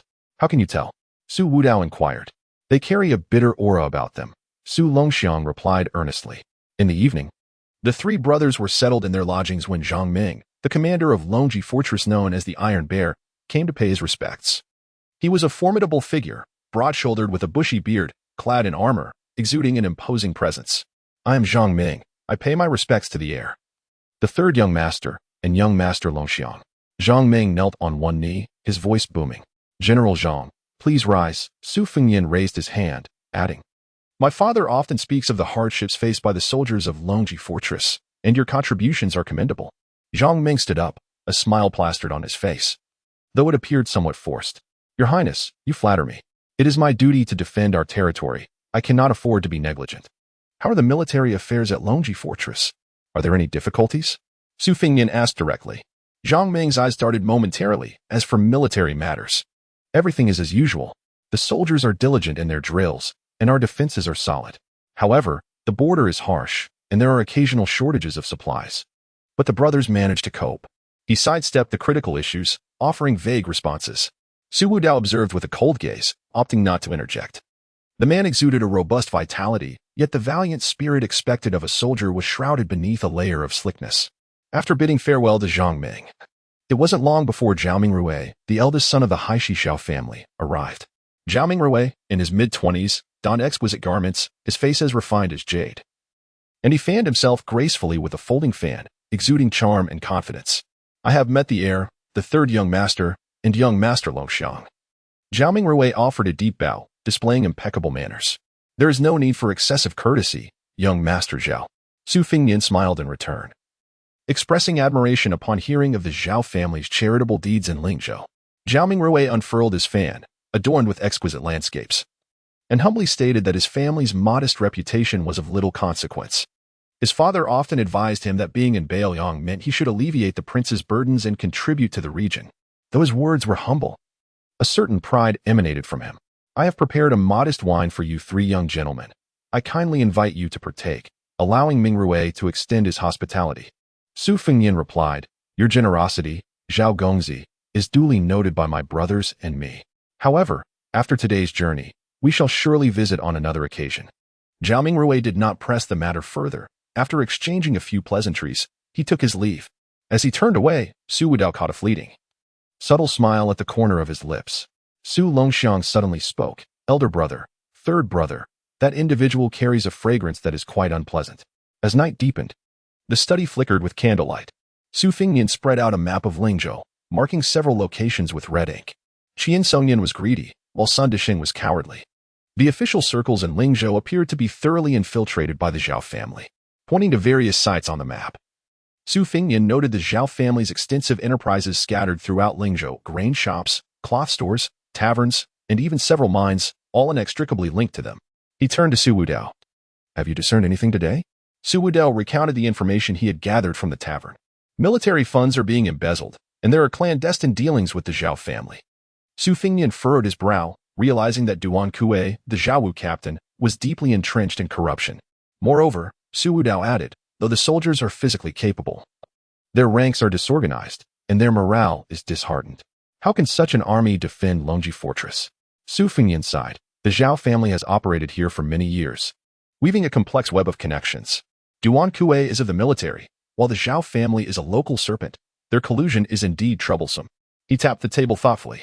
I initially intended to approach from the periphery, to first clip the Zhao family's wings before dealing with Duan Kue. However, it appears that the army's morale has already dissipated. We may no longer have the luxury of time. Su Wudao suggested, your method is too slow. We should go directly to Longji Fortress, capture Duan Kue, and then settle accounts with the Zhao family. That would be reckless. Su Fengyan shook his head. Duan Kue commands 3,000 soldiers, and the Zhao family's private troops are not insignificant. We have but 100 guards with us. A direct assault would alert them, and could even incite a mutiny. Then let them rebel, Su Wudao responded calmly. It would conveniently allow for a thorough cleansing. Su Fengyan regarded him, noting that this brother of his would not tolerate even the slightest loss or grievance. This matter requires careful deliberation, Su Fengyan insisted. Father desires results, not processes. Su Wudao rose from his seat, moving to the window to gaze into the heavy darkness outside. Tomorrow, I shall visit Longji Fortress. Chapter 36. The water of Longji Fortress. The following day, at Longji Fortress, a military stronghold looming at the northern border of the northern Liang. It appeared majestic from a distance, its walls built of massive stones exhibiting a weathered iron-gray hue. Yet, upon entering the fortress, the scene transformed entirely.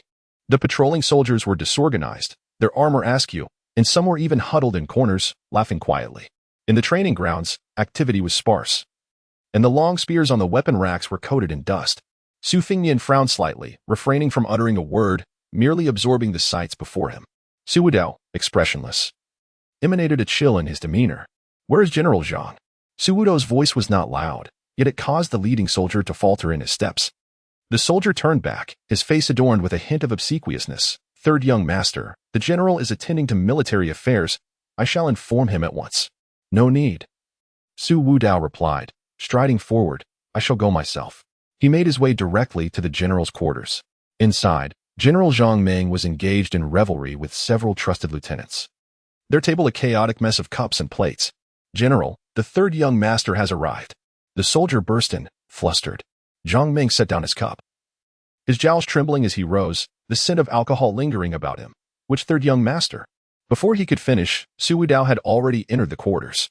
"General Zhang, you appear to be in high spirits." Upon seeing Su Wudao, and then Su Fingnian and Su Longxiang behind him, Zhang Ming sobered considerably. He hastily adjusted his attire and bowed deeply. "I am Zhang Ming, paying my respects to the young master, third young master, and young master Longxiang. I was unaware of your arrival. Please forgive my lack of hospitality." Su Fengnian waved his hand dismissively. "General Zhang, you are too courteous." Su Wudao surveyed the surroundings, his gaze resting on the scattered weapons and wine vessels. "Is this the military discipline at Longji Fortress?" Zhang Ming's smile froze, beads of sweat forming on his forehead.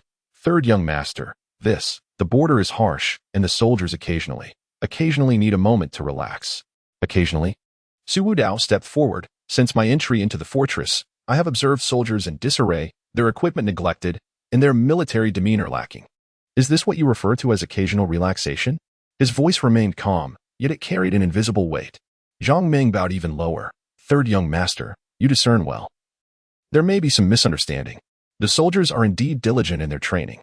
"Misunderstanding?" Su Wudao scoffed. "Then allow me to witness how the elite of Longji Fortress demonstrate their diligence." Zhang Ming's heart sank. "Third young master, the day is already waning.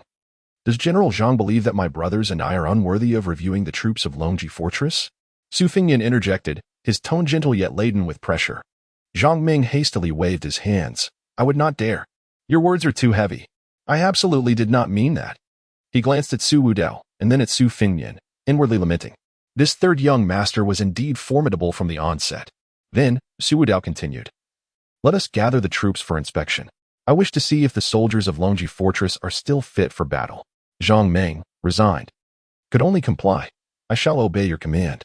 He discreetly signaled to a trusted captain by his side. Moments later, on the training ground, a sparse assembly of several hundred soldiers gathered. Despite their efforts to stand tall, a palpable air of lethargy lingered. Zhang Ming, steeling himself, announced, "Third young master, these are some of the elite troops from Longji Fortress. Please proceed with your inspection." Su Wudao's gaze swept over the assembly, his expression noncommittal. "You," he directed at a seemingly robust captain, "step forward." The captain, taken aback, advanced a step, stating, "This subordinate is Wang Yong, awaiting your orders, third young master." "Let us exchange a few moves," Su Wudao replied, detaching the northern Liang knife from his waist and casually tossing it to Chun Ming beside him. Wang Yong's face faltered as he looked to Zhang Ming for guidance. Zhang Ming cleared his throat. "Captain Wang, the third young master is in the mood for a little exercise. Do oblige him. Remember to hold back." Internally cursing, Wang Yong forced a smile. "Yes, General. Third young master, please." He assumed a fighting stance, the aura of his fifth-tier cultivation emanating, exuding a certain authority. Su Wudao flexed his wrist. "Begin." With a thunderous roar, Wang Yong lunged forward like a tiger descending a mountain, aiming a punch directly at Su Wudao's face. Su Wudao stood his ground, countering with a punch of his own. The dragon elephant suppression technique, silently activated. Bang! A muffled sound echoed. The sneer on Wang Yong's face froze in an instant, quickly morphing into horror. He felt an overwhelming force emanating from Su Wudao's fist, his arm bones creaking under the pressure. In the next moment, he was sent flying like a kite severed from its string, crashing heavily 7 to 8 meters away, unable to rise for a considerable time. A deathly silence enveloped the training ground. All eyes were fixed on the figure clad in black. This fierce general under Zhang Ming had been sent sprawling by a single punch? The muscles on Zhang Ming's face twitched. "Who else?" Su Wudao's voice shattered the silence. Several captains exchanged glances, none daring to respond. All of you. Together, Su Wudao commanded, pointing towards the captains who had just shared drinks with Zhang Meng. Their expressions shifted. Third young master, this. Are you afraid? Su Wudao's tone dripped with mockery. One among them, stirred by bravado, shouted, Brothers, let us join forces. Let us exchange a few moves with the third young master. The four captains, each at around the 6th tier level of cultivation, charged towards Su Wudao simultaneously. Fists and feet flew, blades flashed. Su Wudao moved like a wraith, effortlessly navigating their onslaught. He refrained from using weapons, relying solely on his bare hands. Each strike was precise and domineering. Crack! A chorus of pained cries erupted. In less than a dozen breaths, all four captains lay sprawled on the ground. Some with broken arms, others with shattered legs, wailing in agony. Su Wudao dusted off his sleeves, as if he had merely accomplished a trivial task. His gaze swept once more over the soldiers, who now stood in stunned silence. Is this the medal of the elite troops of Longji Fortress? Ding. The elite soldiers of Longji Fortress have been intimidated, earning you 800 editing points. The system notification echoed in his mind. A mere pittance. In Su Wudao's heart.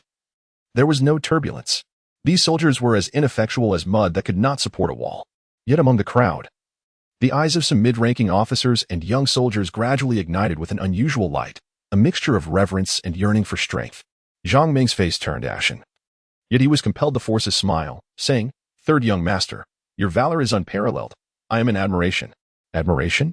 Su Wudao approached him, stating, From today onward, I shall temporarily oversee the military affairs of Longji Fortress.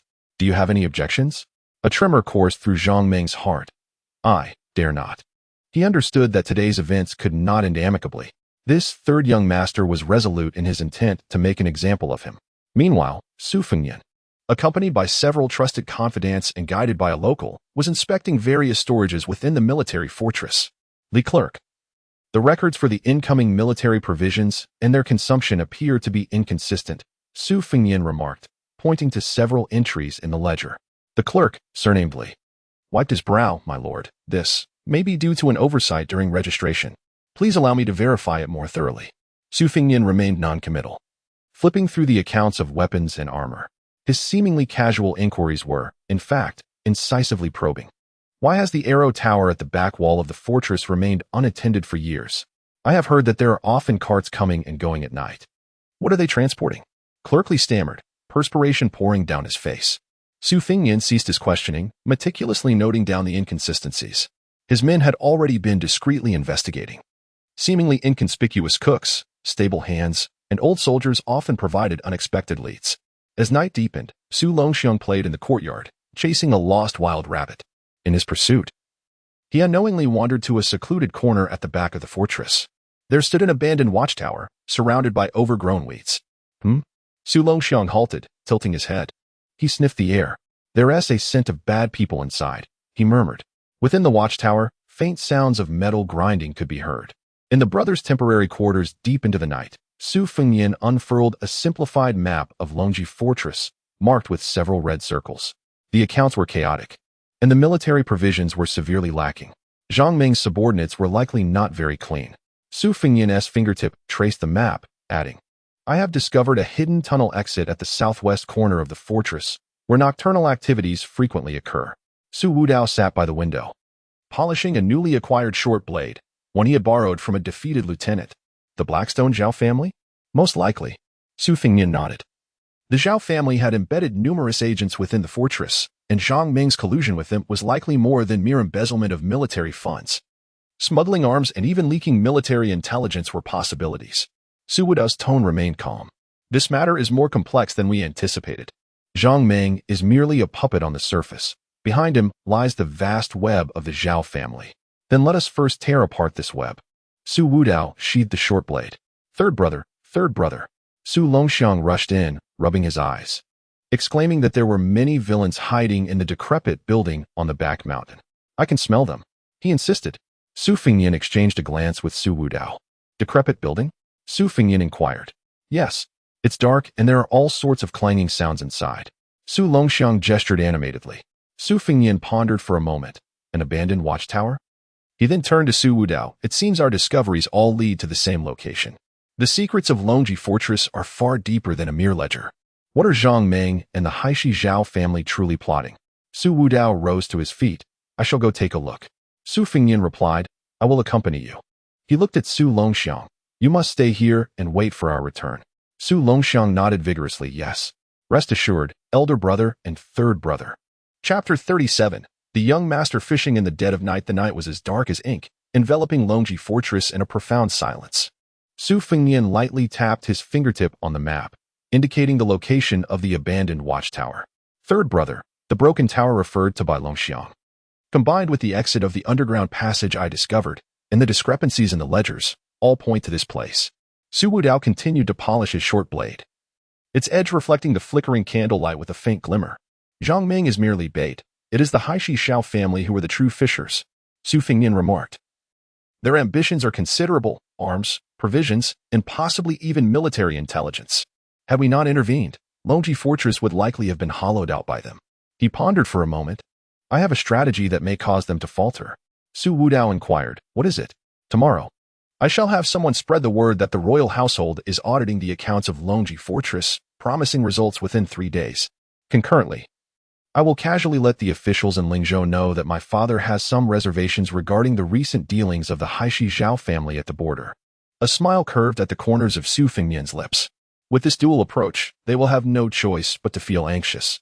Su Wudao responded. You intend to lure the snake out of its hole? Precisely.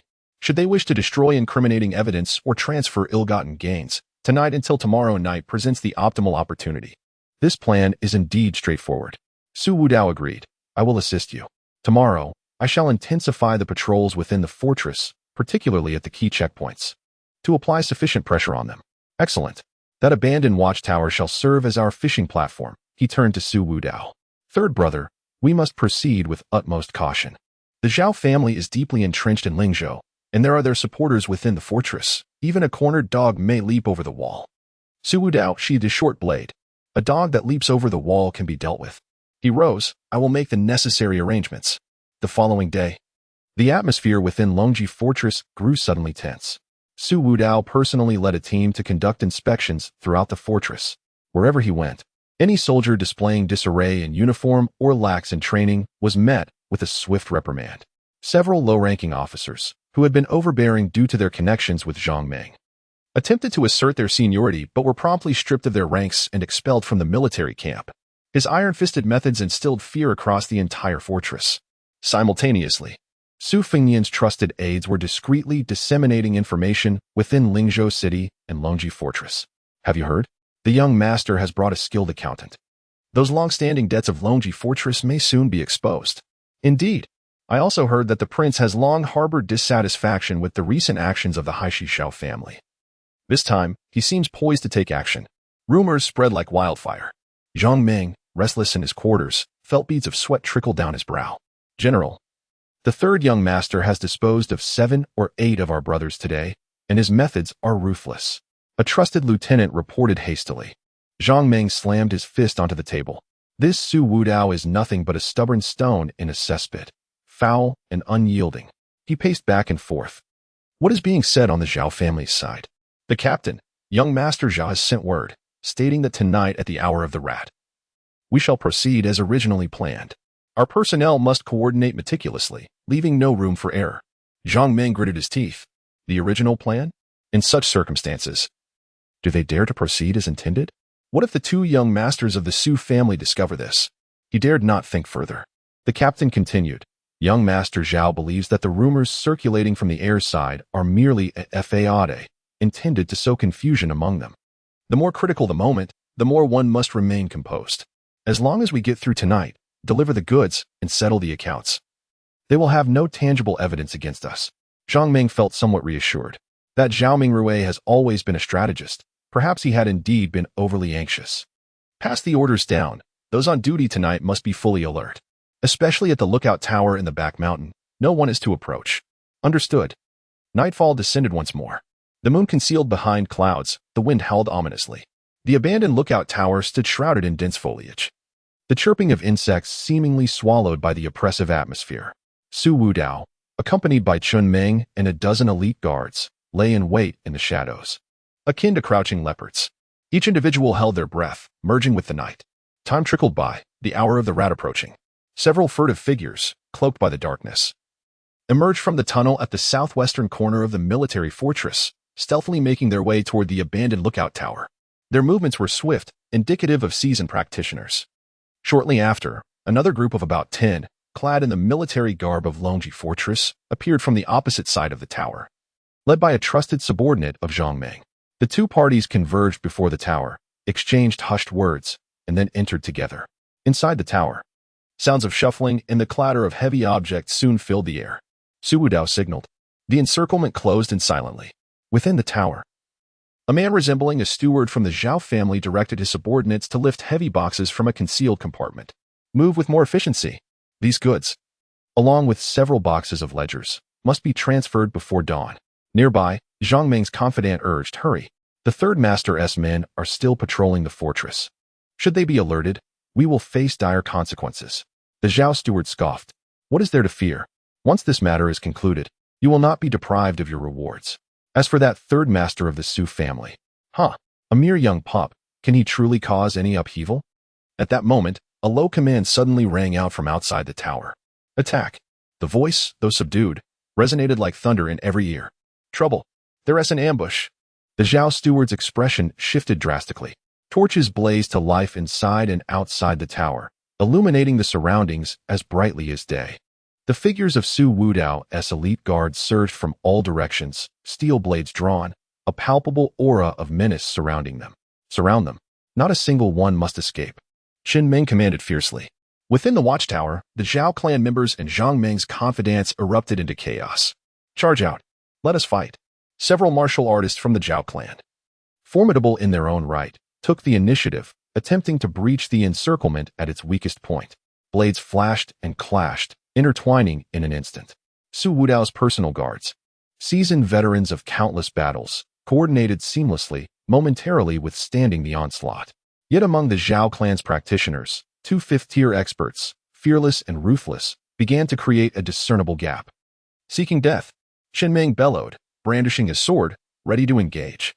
At that moment, a figure materialized within the fray like a wraith, appearing without warning. It was Ai. He did not even draw his sword. Instead, he merely extended his fingers like a blade and made a swift motion. An invisible sword aura swept through the air. The two foremost fifth-tier warriors suddenly halted, a thin line of blood appearing at their throats. In an instant, the lines widened and blood gushed forth. Clutching their necks in disbelief, they collapsed, convulsing briefly before falling silent. Ai's figure flickered again, as though merging with the shadows. With each reappearance, another adversary fell soundlessly. His strikes were simple and direct, yet executed with unparalleled speed and brutality. There were no flamboyant techniques, only lethal efficiency. The previously chaotic scene fell into an eerie silence with Yi's presence, as everyone was struck by the terror of his deadly prowess.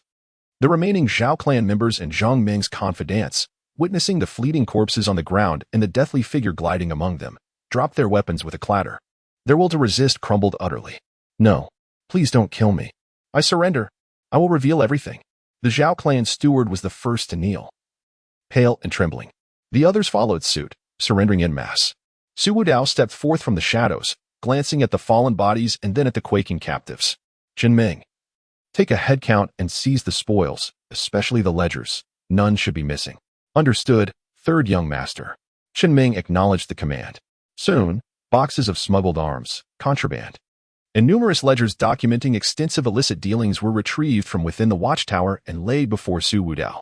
The evidence was irrefutable. The collusion between the Haishi Zhao clan and Zhang Meng, involving arms smuggling, personal enrichment, and potentially treasonous activities, was now glaringly apparent. Su Wudao picked up a ledger, flipping through its pages, each entry more shocking than the last. He tossed the ledger to the ground. Take all these individuals back to the military camp for strict custody. Yes. At that moment, Su Fengyan arrived with his men, surveying the scene before him. He nodded slightly.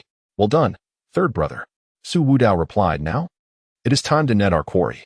Chapter 38. Concrete Evidence, the Third Young Master's Reckoning. In the temporary prison of Longji Fortress, the flickering lights cast eerie shadows. Zhang Meng was bound tightly, kneeling on the ground. His once arrogant demeanor completely vanished, leaving only cold sweat and despair on his face. Before him lay several ledgers unearthed from a dilapidated watchtower, each page resembling a death warrant. Su Fengnian sat in the main seat, his expression calm, idly toying with a copper coin, not in haste to speak. Beside him, Su Wudao stood with his hands clasped behind his back, an aura of chill emanating from him that lowered the temperature within the cell. General Zhang, do you recognize these ledgers? Su Fengnian finally spoke, his voice gentle, yet imbued with an undeniable weight. Zhang Ming trembled, lowering his head further. Young master, I am guilty. Oh, what crime do you confess? I was momentarily confused, deceived by the Blackstone Zhao family, engaging in some irregular business. Zhang Ming's voice quivered, his words tumbling over one another. Su Fengnian lightly tapped the ledger with his fingertip. Irregular? General Zhang, what is recorded here is far more than mere embezzlement of military funds or arms smuggling. For instance, 7th day of the 12th month, reconnaissance map of Beimang, 3 copies. How do you explain this? At these words, Zhang Ming's face turned ashen, as if all strength had been drained from him, collapsing to the ground. The revelation of border defense maps and treasonous collusion. Such a charge was sufficient to condemn him to a fate worse than death, perhaps even implicating his entire family. Spare me, young master. Have mercy, third young master. Zhang Ming cried desperately, banging his head against the cold stone floor, producing a dull thud. It was all the Blackstone Zhao family. They forced my hand. They threatened my family. I had no choice. Su Wudao let out a cold snort, his voice quiet yet silencing Zhang Ming's lamentations. Threatened? Su Wudao's gaze was frigid. As the commander of Longji Fortress, receiving his salary from Beiliang while colluding with bandits and betraying military secrets, you wish to evade responsibility with a mere I was forced? Zhang Ming trembled in fear, no longer daring to refute. Su Fengnian sighed, turning to Su Wudao. Third brother, what do you think should be done in this matter? Su Wudao's tone was devoid of any fluctuation. Zhang Ming, the evidence of treason is irrefutable. By law, he should be executed. Those officers under his command who participated must also be dealt with accordingly. Upon hearing this, the last glimmer of hope in Zhang Ming's eyes extinguished, leaving him speechless on the ground. Su Fengnian pondered for a moment. Zhang Ming has guarded Longji Fortress for many years and has contributed to some extent. Executing the commander directly at the military fortress may incite unrest among the troops. It would be better to strip him of all his positions and escort him back to Beiliang City for my father to decide. Su Wudao frowned slightly but did not directly oppose him. He understood Su Fengnian's consideration for the stability of the larger situation. Very well. Su Wudao nodded. However, we must dispatch absolutely reliable individuals for the escort, ensuring strict supervision along the way to prevent any slip-ups. As for those involved, each and every one of them shall face immediate justice as a warning. Agreed, Su Fengnian responded. And what of the Blackstone Zhao family? Su Wudao turned his gaze toward the direction of Lingzhou City, his eyes deep and contemplative. Once this web has been torn, there is no rationale for mending it. Su Fengnian remarked, the Haishi Zhao family has long been entrenched in Lingzhou. Their influence is considerable. Should we resort to drastic measures, it may incite instability in the region. In my opinion, the principal offenders should be executed, their assets confiscated. The remaining peripheral relatives, who were only lightly implicated, should be exiled to the borders to ensure the tranquility of Lingzhou. Brother, if we do not eradicate the roots, the grass will regrow with the spring breeze. Su Wudao turned, his tone unusually grave. Treason against the state is a crime that warrants the annihilation of a clan. The Haishi Zhao family dares to extend their hand toward the northern Liang army's defenses, they must be prepared to face the wrath of the heavens. If we spare some of these so-called lightly implicated relatives today, how shall we deal with their resentments and potential collusion with foreign enemies tomorrow? His words, though softly spoken, pierced the heart. Moreover, Su Wudao's gaze was as sharp as a blade. Having recently arrived, if we do not intimidate the unscrupulous with a show of force, we may see a second, or even a third Haishi Zhao family emerge. The rules of Northern Liang must be established with blood. Su Fengnian observed the unwavering resolve in Su Wudao's eyes and fell silent. He understood that his younger brother's words were not without merit. In these tumultuous times, mere leniency would only breed greater calamities. Ultimately, Su Fengnian nodded. Let it be as you say, brother. The Haishi Zhao family, the principal offenders and their core members within 3 generations, shall all be executed. The remaining implicated relatives, the men shall be exiled, and the women sold into servitude. Their assets shall be entirely confiscated for the Northern Liang treasury. This decision was undeniably severe. Yet, for traitors, Any semblance of mercy would be a desecration to the 300,000 iron steeds of northern Liang. The following morning, at the training grounds of Longji Fortress, the cold wind howled, and the atmosphere was suffused with an air of impending doom. Thousands of soldiers stood in regimented silence, their ranks perfectly aligned. On the high platform, Su Fingnian wore a solemn expression, while Su Wudao's face was as dark as the depths of water. Zhang Ming, held by 2 personal guards, appeared haggard and weak-kneed. Behind him stood dozens of similarly bound commanders from Longji Fortress, along with key members of the Haishi Zhao family, who had been captured overnight from Lingzhou, each one ashen-faced. Chen Meng held a scroll, his voice resounding as he proclaimed the crimes of Zhang Ming and the Haishi Zhao family. Collusion with foreign enemies, leaking military secrets, smuggling arms, these are heinous offenses that the heavens cannot tolerate. With each transgression read aloud, the expressions of the soldiers grew graver. Upon hearing about the leakage of reconnaissance maps from Beimeng, many soldiers' eyes ignited with fury. Those secrets were one with the lives of their comrades. Once the reading concluded, Chen Meng looked towards Su Fingnian and Su Wudao. Su Fingnian stepped forward. Commander Zhang Ming of Longji Fortress, derelict in duty and guilty of treason, is hereby stripped of all positions and taken back to the royal palace to await the king's decree. The other implicated commanders, guilty of treason, shall face execution. The Haishi Zhao family, the principal culprits in this treason, shall be executed as well, to serve as a warning to others. Su Wudao's chilling voice followed, like a cold wind from the depths of the abyss, brushing against the hearts of all present. Execute them. With a single command, the executioners, prepared in advance, raised their blades. Thud, thud, thud. Heads rolled to the ground, staining the earth beneath the high platform with fresh blood. A thick, metallic scent of carnage permeated the training field. The soldiers of Longji Fortress bore witness to this gruesome spectacle, many of their faces paling, while some were unable to suppress their retching. Yet, in the eyes of the majority, there resided a profound shock, a seething hatred for the traitors, and an innate reverence for the 2 young lords upon the platform, particularly for the 3rd young master, Su Wudao, whose demeanor remained unyieldingly stern throughout. This 3rd young master wielded truly ruthless methods. Yet it is precisely such fierce tactics that cleanse the corruption of Longji Fortress and instill fear in those who might dare to conspire. Chapter 39, After the Iron Fist. A new wind blows at Longji Fortress. The stench of blood had not yet dissipated from the heights below as the biting cold wind swept through, amplifying the chill in the air. The thousands of soldiers at Longji Fortress stood in solemn attention, the gruesome scene etched like a scar upon their hearts. Fear, shock, and an inexplicable sense of stability. Yes, stability. It felt as though a festering wound had been thoroughly excised. Though painful, it had severed the roots of decay. Su Wudao stepped forward, his gaze piercing like that of a hawk, surveying each face below. Zhang Ming and the Haishi Zhao family had colluded with the northern Mang, trafficking military secrets. This was treason. They deserved death 100 times over. His voice, though not raised, resonated clearly through the training grounds. For whom do the soldiers of Beiliang fight? For what purpose do they fight? No one answered, only the howling wind responded. For the sake of their parents, wives, and children. For the vast expanse of land beneath their feet. For the 300,000 brothers in arms of Beiliang. Su Wudao's tone suddenly escalated. We eat the king's grain and are loyal to the king.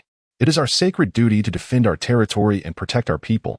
Military law is as solid as a mountain. Anyone who dares to betray Beiliang, to sell out their comrades, faces but one fate. He extended his hand, pointing to the blood-soaked earth below. Death. That single word, cold as ice, yet resounded with authority. From this day forth, Longji Fortress shall embody the essence of Longji Fortress. Those who are lax shall be punished. Those who fear battle shall be executed. Those who collude with the enemy shall be exterminated.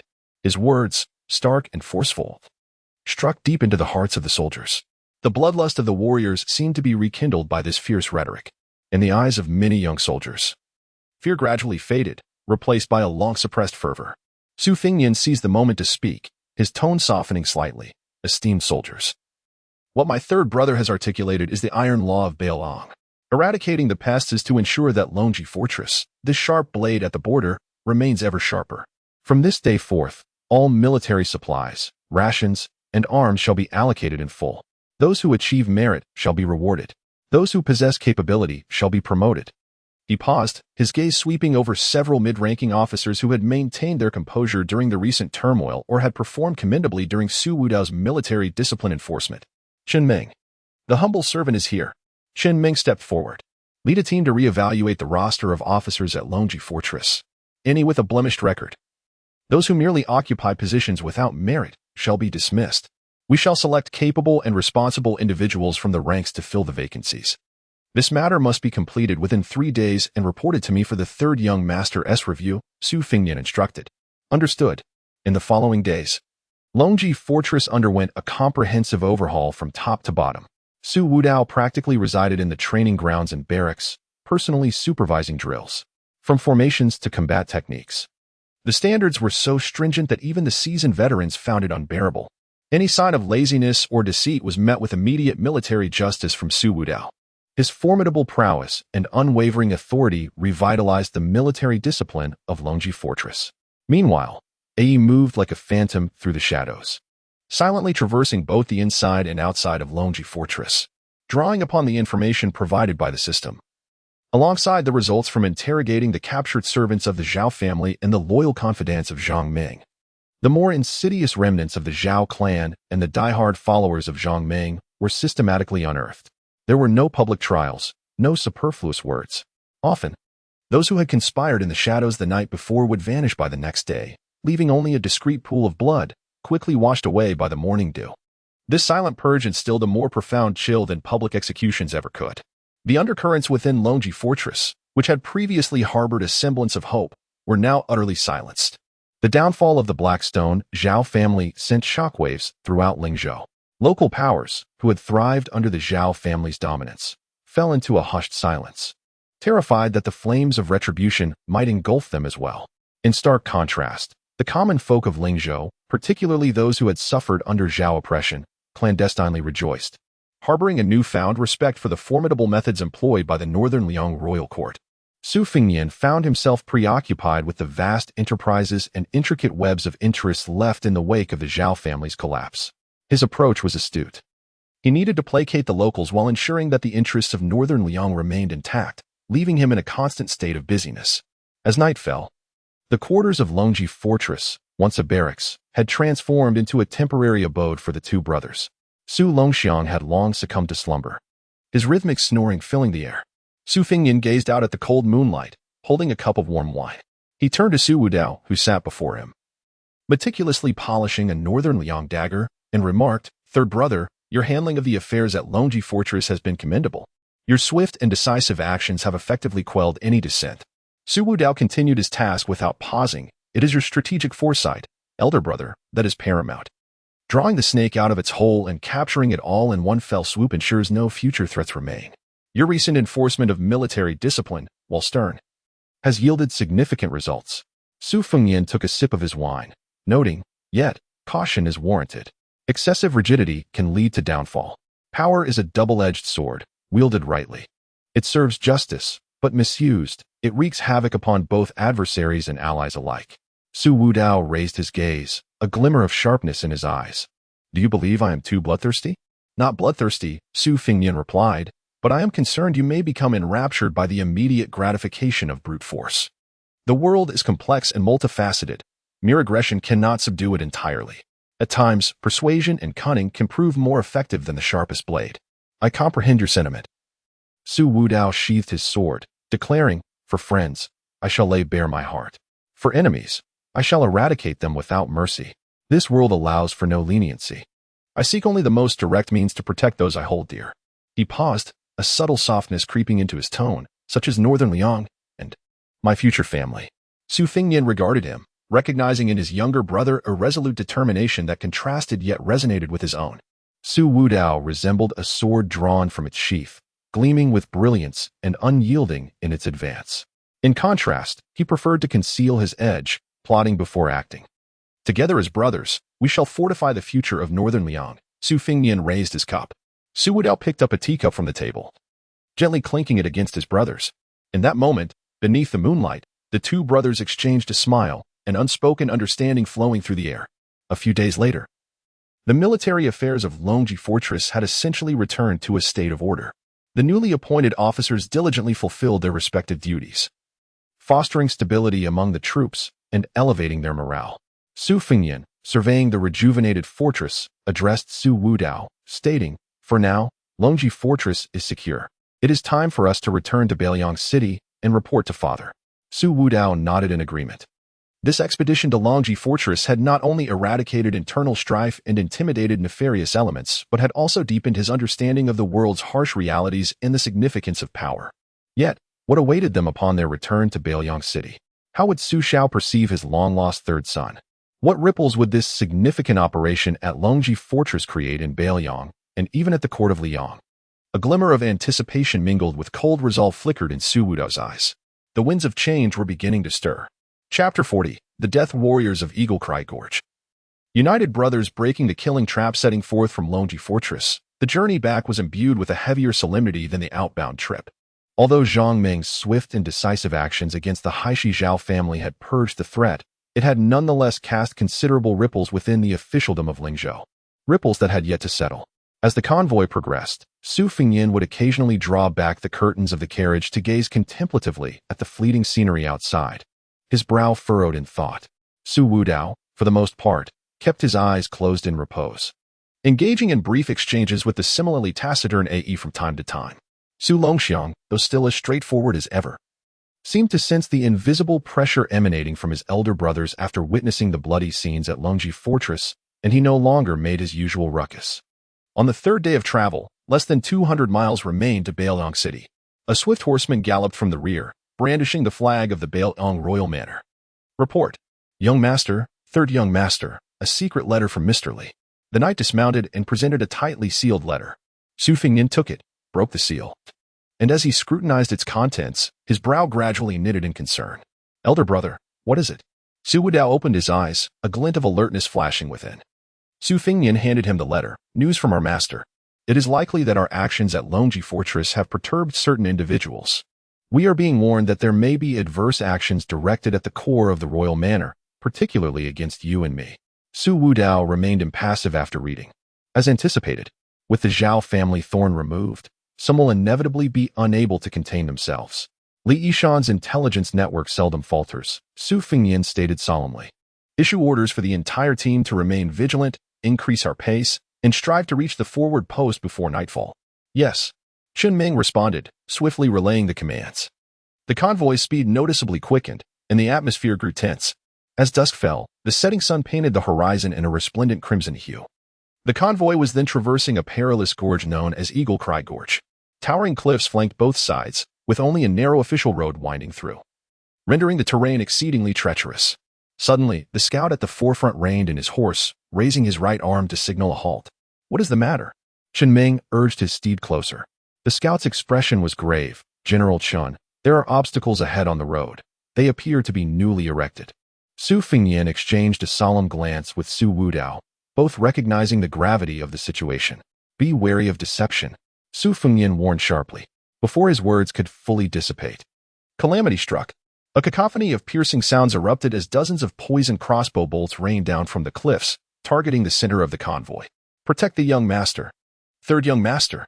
Chen Ming's eyes widened with fury as he brandished his blade to deflect the onslaught. The royal guard reacted swiftly, raising their shields to encircle the carriage. The clash of arrows against shields resounded, and several guards, caught unawares, howled in agony as they were struck, their wounds rapidly turning black. Enemy attack. Form ranks. In the chaos, Su Fengyin directed with calm authority. Roar. A deafening roar echoed as Su Longxiang leapt from the carriage. Unarmed and audaciously swatting away the arrows aimed at him with his bare hands. His formidable physique rendered ordinary projectiles ineffective, yet the crossbow bolts, imbued with immense force, left deep gashes on his arms. Seeking destruction. Su Longxiang's eyes glowed crimson as he fixed his gaze upon the shadowy figures concealed on the cliff. Second brother. Do not act impulsively. Su Wudao urgently grasped him, unsheathing his Beiliang blade, its glint slicing through the air to deflect several cold arrows targeting Su Fengyin. On the cliff above, indistinct silhouettes suggested a multitude of hidden adversaries. Kill. With a hoarse command, dozens of dark figures descended the cliff like agile monkeys, brandishing weapons and launching themselves toward the convoy with palpable bloodlust. Each individual among them was nimble and coordinated, their eyes devoid of fear, unmistakably seasoned assassins. Among them were several formidable masters, their powerful auras betraying their renown in the martial world. Protect the young master. Chen Ming led the elite guards into the fray, and in an instant, combat erupted. The Beiliang guards, Seasoned veterans of countless battles, were fearless in the face of death, yet they were outnumbered and confronted by numerous experts. Almost immediately, blood was shed as one guard fell, pierced through the chest by a Master's blade, yet clung desperately to the assailant's leg in his final moments. "Release me," the Master bellowed, shattering the guard's skull with a single palm strike, albeit delayed for a brief moment. Witnessing this, Su Longxiang's fury intensified. He charged into the enemy ranks like a raging bull, devoid of any formal technique, relying solely on instinct to throw punches and bulldoze through. One assassin attempted to cleave his arm with a blade, but was seized instead, and Su Longxiang brutally tore the arm and half the body apart. Blood and flesh flew in all directions, and he reveled in the carnage like a demon. His ferocity temporarily intimidated some foes. Yet it also made him the target of many. Several masters immediately converged upon him, unleashing a flurry of blades that carved deep, bone-deep wounds into his seemingly indestructible form. "Second brother." Su Fengnian's eyes widened in desperation as he commanded the remaining guards to use the carriage as cover, struggling to hold their ground. With his longsword dancing in intricate patterns, he fought valiantly but could only manage to protect himself from the onslaught. "A swarm of ants dares to covet Beiliang?" Su Wudao's voice was icy and piercing as he surveyed the injured Su Longxiang and the fallen guards, his eyes aflame with murderous intent. The Beiliang Dragon Elephant Suppression Sutra surged to its utmost limits. A faint golden light emanated from his skin, and in the ethereal glow, a colossal dragon elephant specter roared behind him, exuding an overwhelming and domineering aura that soared skyward. Su Wudao stepped forward, the ground trembling beneath him. His Beiliang blade appeared to shimmer with a golden hue, and as its edge sliced through the air, it emitted a sound of fabric tearing under immense strain. "Die!" He plunged into the melee, targeting the masters besieging Su Longxiang. In a flash, the blade gleamed with astonishing speed. A fourth-grade master, poised to ambush Su Longxiang from behind, was abruptly blinded by the radiant golden light, only to feel a chilling sensation at his throat before collapsing in disbelief, clutching his neck. Su Wudao moved with lightning speed, his form a blur as he wielded the Northern Liang blade with grandiose flourishes. Each strike was imbued with the might of a dragon and elephant, exuding an unparalleled dominance. A skilled master wielding dual hooks attempted to counter with a crossblock, only to be cleaved away by Su Wudao's blade. Sending both man and hooks hurtling through the air, his ribcage shattered, blood spewing forth, a grim fate all but sealed. Meanwhile, a Yi's figure flitted like a phantom along the periphery of the battlefield. When he chose to strike, it was always with lethal precision. An assassin clad in black, attempting to flank Su Fengnian, was abruptly seized by a sharp pain in his back. Glancing down, he found the tip of a sword protruding from his body. Unbeknownst to him, Yi had materialized behind him, delivering a swift, lethal blow before sheathing his sword as if he had never moved at all. The explosive ferocity of Su Wudao, the reckless might of Su Longxiang, and Ae's pinpoint assassinations momentarily altered the tide of battle. Yet, the enemy forces were overwhelming in number, unyielding and fierce, with more black-clad figures emerging from the woods, seemingly inexhaustible. The casualties among the personal guard mounted alarmingly. With Qinming drenched in blood, a grievous wound on his arm exposing bone. "My lord, third young master, you must lead young master Longxiang to break through." I will hold them off," Qinming roared, cleaving through an enemy only to be struck by another from behind. A flicker of resolve crossed Su Fengnian's eyes. "If we flee, we shall do so together. Northern Liang has never forsaken its comrades." Su Wudao repelled two formidable foes with a single stroke, his brow furrowed as he beheld the ceaseless tide of adversaries. The scale of this ambush, the strength of the enemy, far exceeded all expectations. Who, indeed, possessed such audacity and resources to orchestrate this deadly assault on the son of Su Shao within the borders of Northern Liang? Within the depths of Eagle-Worry Gorge, the cacophony of battle resounded, and rivers of blood flowed abundantly. Chapter 41. A Yi's sword strikes the profound cold. The third young master, enraged by the remaining scum the slaughter within the canyon, had reached a frenzied pitch. The black-clad assassins surged forth like an unrelenting tide, crashing against the already tenuous defense. The elite guards of Beiliang formed a barrier with their very flesh and blood. As one fell, another immediately took their place. The cries of battle and the clash of weapons reverberating through the heavens. Su Longxiang was drenched in blood, his chest, arms, and thighs marred by grievous wounds that exposed the bone beneath. Even his indomitable physique could not withstand such relentless attrition. With every punch he threw, he claimed the life of an assassin, yet each strike only deepened his own injuries.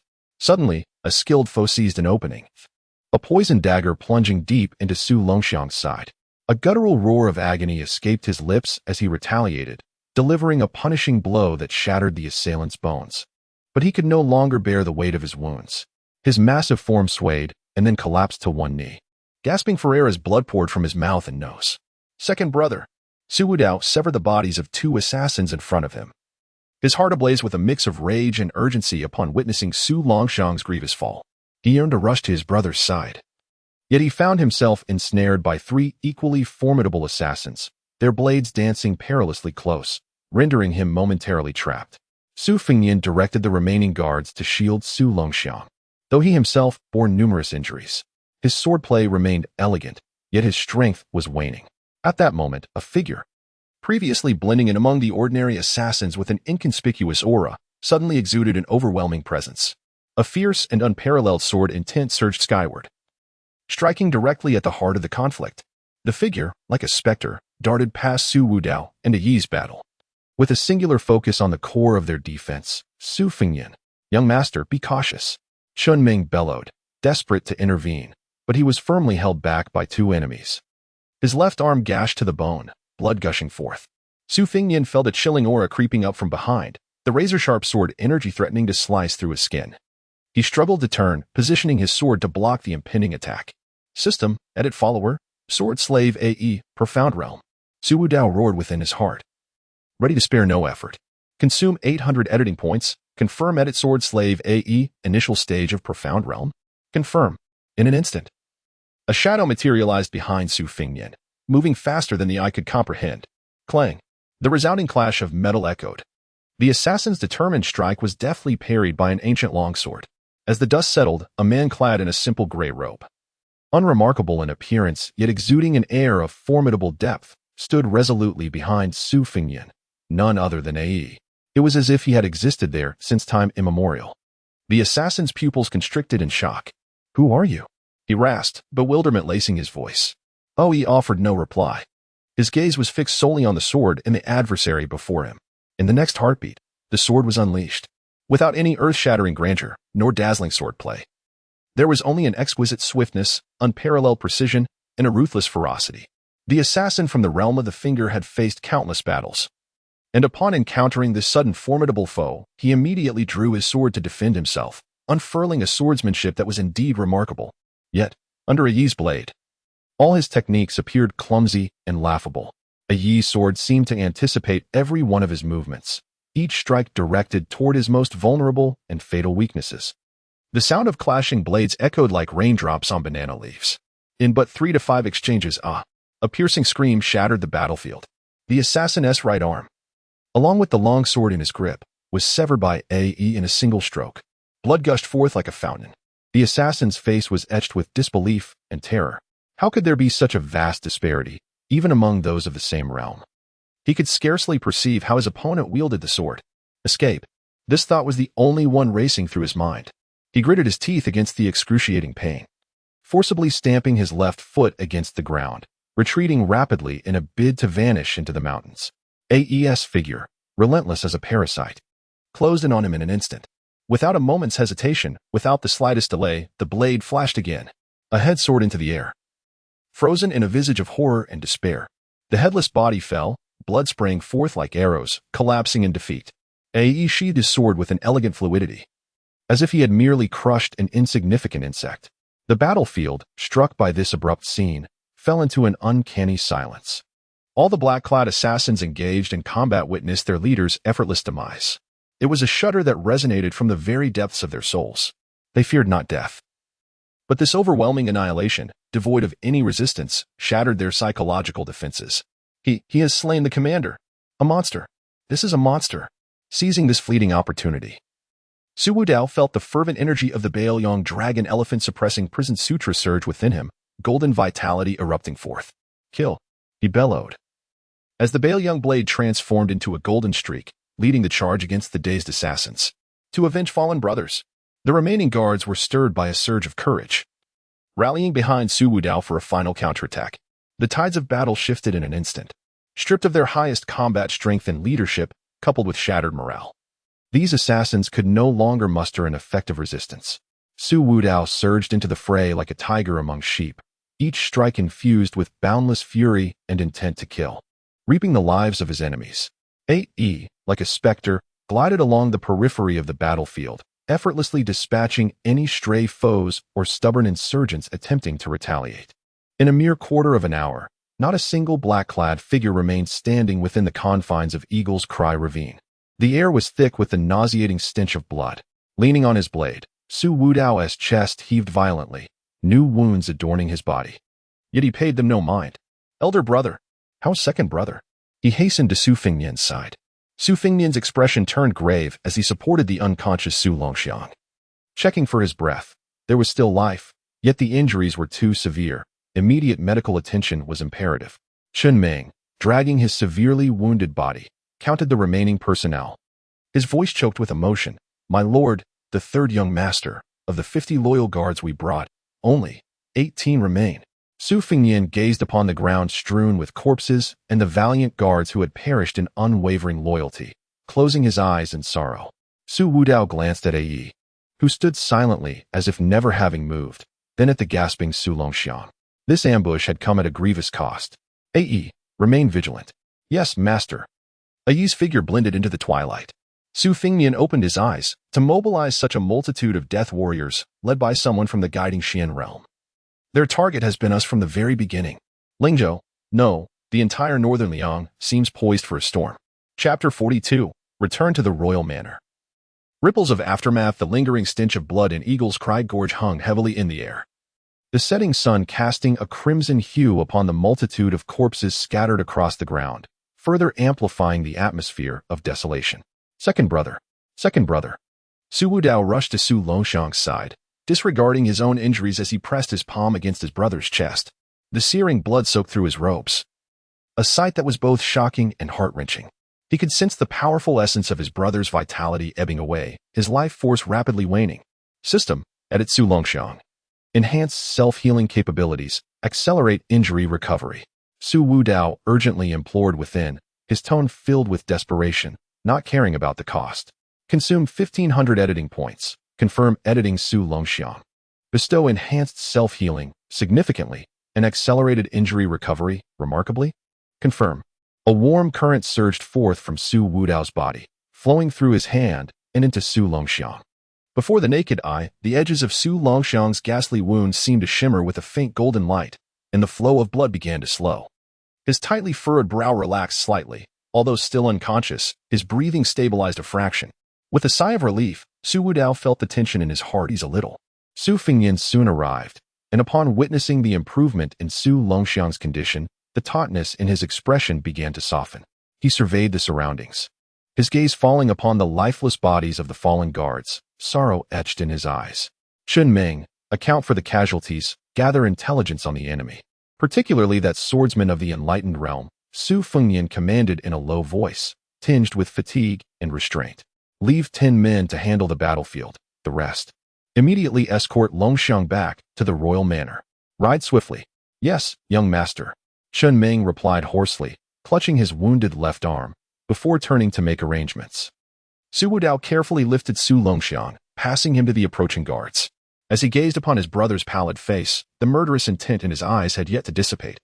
Oh, he stood silently beside them, his ancient longsword sheathed, appearing as an ordinary person yet emanating an aura that deterred others from approaching.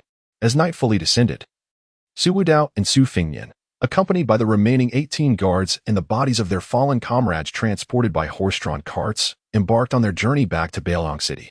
The night wind howled, failing to disperse the pervasive stench of blood or the gloom that lingered in the hearts of the two brothers. Upon returning to the Beiliang royal manor, it was already deep into the night. The news of the young master and third young master being attacked, and of Longxiang's severe injuries, sent the manor into a frenzy. The guards at the gate and the patrolling sentries wore grave expressions, enveloped by an oppressive atmosphere that pervaded the entire estate. Su Xiao awaited in his study, when he beheld Su Longxiang, bloodied and carried in by the guards. The typically playful demeanor on his face was instantly replaced by an expression of dark fury. Who did this? He bellowed, his voice booming like thunder, causing the beams of the room to tremble. The only foreign prince of the Liang dynasty unveiled his most terrifying visage at that moment. Only upon seeing the similarly injured yet upright Su Fingnian and Su Wudao, along with the body of the slain swordsman from the enlightened realm being carried in behind them, did Su Zhao's rage begin to subside, albeit slightly. He strode forward, meticulously scrutinizing his two sons. Only after confirming their safety did he solemnly inquire, what transpired? Speak in detail. In the study, Li Yishan had also arrived upon hearing the news, seated in a wheelchair. His expression grave as he listened to the accounts of Su Fingnian and Su Wudao. Su Fingnian briefly recounted the events at Longji Fort, then focused on the ambush at Eagle's Cry Gorge. As he mentioned the formidable number of enemies, Su Zhao's countenance grew increasingly grim. That assassin of the finger manifestation realm wielded a vicious sword technique, targeting both me and Longxiang. At this juncture, Su Fingnian paused, casting his gaze towards Su Wudao. Su Wudao took over the narrative, his tone calm as if discussing a trivial matter. In this critical moment, I was fortunate to have a friend I met during my travels come to our aid. He gestured toward the figure standing in the corner, Mr. Ai, who possessed profound swordsmanship. It was he who had slain the assassin of the finger manifestation realm. Su Xiao and Li Yishan's attention instantly shifted to Ai. Oh? Su Xiao squinted, scrutinizing the seemingly ordinary man in gray robes. To easily slay someone of the finger manifestation realm is no trivial feat, something only the most exceptional could accomplish. In the Jianghu of Liang, those of the finger manifestation realm are rare, each known by name. When had such an unnamed master emerged? Li Yishan's brow furrowed, his sharp gaze seemingly attempting to pierce through Ai. The earlier statements about meeting during travels and referring to him as a friend felt rather vague. Yet his presence there, coupled with his ability to kill a finger manifestation, suggested a complex background. This gentleman Li Yishan began, his tone laced with curiosity. Ai remained silent, merely nodding slightly to Su Xiao and Li Yishan in acknowledgement, offering no further indication. Mr. Ai is not fond of conversation, Su Wudao explained. He has graciously chosen to accompany us, and we owe much to him. Otherwise, the consequences would have been dire. Su Xiao studied Ai intently for a moment, choosing not to press further. He trusted his son's judgment and the undeniable reality before him, the corpses on the ground and the safety of his two sons.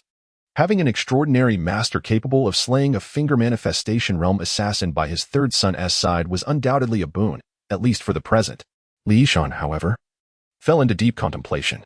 The pinnacle of combat power within the Northern Liang royal household, aside from the prince himself and a few concealed figures, consisted of only a handful of openly acknowledged individuals of the finger manifestation realm. The sudden emergence of an unknown figure of this caliber, who was completely obedient to the third son, introduced variables that necessitated cautious evaluation. Whoever this individual may be, the assassination attempt must be thoroughly investigated. Su Xiao slammed his hand onto the table, exclaiming, "To dare act against my sons within the Northern Liang territory is a death wish. Your Highness. The intelligence and covert divisions have been mobilized to pursue the matter with utmost urgency," Li Yishan replied. From the training marks on the dead assassins and the sword techniques of that finger manifestation assassin, there appear to be traces of a hidden force within Liang. Though we must not discount the remnants of Northern Mang or factions that the third son has previously unsettled. The atmosphere in the study grew heavy once more. This assassination was not merely an affront to Su Fingnian and Su Wudao. It was a provocation against the authority of the Northern Liang royal household. Fortunately, under the care of the finest healer in the Wang residence, coupled with the covert interventions of Su Wudao's system, Su Longxiang's injuries have healed remarkably swiftly. In less than 3 days, although he is still unable to engage in vigorous activities, he is already able to sit up and partake in food, his spirits considerably lifted, allowing Su Xiao to finally set his anxious heart at ease. However, as Su Wudao gazes upon his elder brother's endearing smile, he cannot shake the haunting memories of the bloodshed in Eagle Morning Gorge. This time, with a Yi's presence and the system's temporary enhancements, they managed to prevail. But what of the next encounter? The enemy's tactics are ever evolving, and their strength continues to escalate. Relying solely on makeshift repairs and summoning is ultimately not a sustainable strategy. He requires a more formidable trump card, a power sufficient to confront any crisis that may arise. In his mind, the system's interface materializes once more. Those editable options and the points required for their acquisition now appear to him not merely as numbers, but as tangible strength, as leverage to safeguard those dear to him. It is time to embark on the next crucial background edit. He needs a foundation that will empower him to establish a stronger foothold in this merciless world.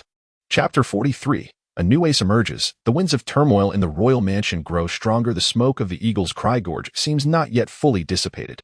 In recent days, he has maintained an outward calm, accompanying Su Xiao in managing subsequent affairs and soothing Su Longxiang. Yet, deep within, an unprecedented sense of urgency gnaws at him. The prowess of Ae is indisputable. Assassins of the Jixin realm fall beneath his blade within 3 moves. However, the ambush at Eagle's Cry Gorge, the sheer number of foes, their meticulous preparations, and the ruthless assailant intent on killing from the Jixin realm have sounded alarm bells for Su Wudao. What if the next adversary were of the Tianxiang realm? In the stillness of the night, Su Wudao sits alone in the secret chamber, flickering candlelight illuminating his profound gaze. He understands that relying solely on Ae is insufficient to confront the potentially more perilous situations that may arise in the future. The enemies of Beiliang will not relent after a single defeat. He requires greater strength, unwavering loyalty, and guardians capable of decisive action. With a single thought, the cold system panel materializes in his mind. Editing 12870, Fortune Points, 350, the eradication of the Haishi Zhao family at Longji Fortress, as well as the counterattack against the assassins at Eagle's Cry Gorge, especially Yi's display of Jixin power in slaying the enemy leader, has yielded substantial editing points. This considerable sum is sufficient to facilitate a significant edit. System, edit follower. Su Wudao's voice resonates within his consciousness. Please select editing direction or template. After a moment of contemplation, Su Wudao's goal becomes clear, primarily focused on protection and assassination, a master of the sword. Detected that the host already has a follower. Sword Servant Ae. You may choose to strengthen or edit a new follower. Editing a new follower will consume more points. Without hesitation, Su Wudao opts to edit a new follower. Ae's role is already well-defined. What he requires is a complement, or even a partner capable of forming a sword array. The system interface displays a plethora of intricate options. Su Wudao carefully considers, immersing himself in the task, meticulously setting the background and abilities of the new follower. Editing follower template in progress. Loyalty setting, absolute loyalty, non-changeable. Type setting, swordsman, realm setting. Pinnacle of Jixin realm, current limit. Possesses potential for growth to Tianxiang realm. This particular aspect Su Wudao emphasizes, as he desires immediate combat capability as well as future potential. Specialization setting, stealth, assassination, protection. Mastery of sword arrays, name setting. After a moment of reflection, since Ae embodies the first, it follows naturally that the new follower shall be named accordingly. Name, Aer, template construction complete. Estimated consumption, 1,000 editing points. 100 fortune points, due to advanced characteristics such as potential growth to Tianxiang realm and mastery of sword arrays. Confirm edit? The magnitude of this consumption far surpasses any previous edits made for Ae. Su Wudao can even sense an indescribable weakness surging from the depths of his soul, as if a fragment of his intrinsic power has been siphoned away. Yet there was no trace of wavering in his gaze. For the sake of absolute power, to protect those he cherished, this price was worth paying. Confirmation. Editing points and luck points have been fully deducted. The follower, Sword Servant Air, begins to manifest. In an instant, Su Wudao felt a veil of darkness descend, an overwhelming fatigue crashing over him like a tidal wave, nearly causing him to collapse. He steadied himself, sitting cross-legged, silently regulating his breath.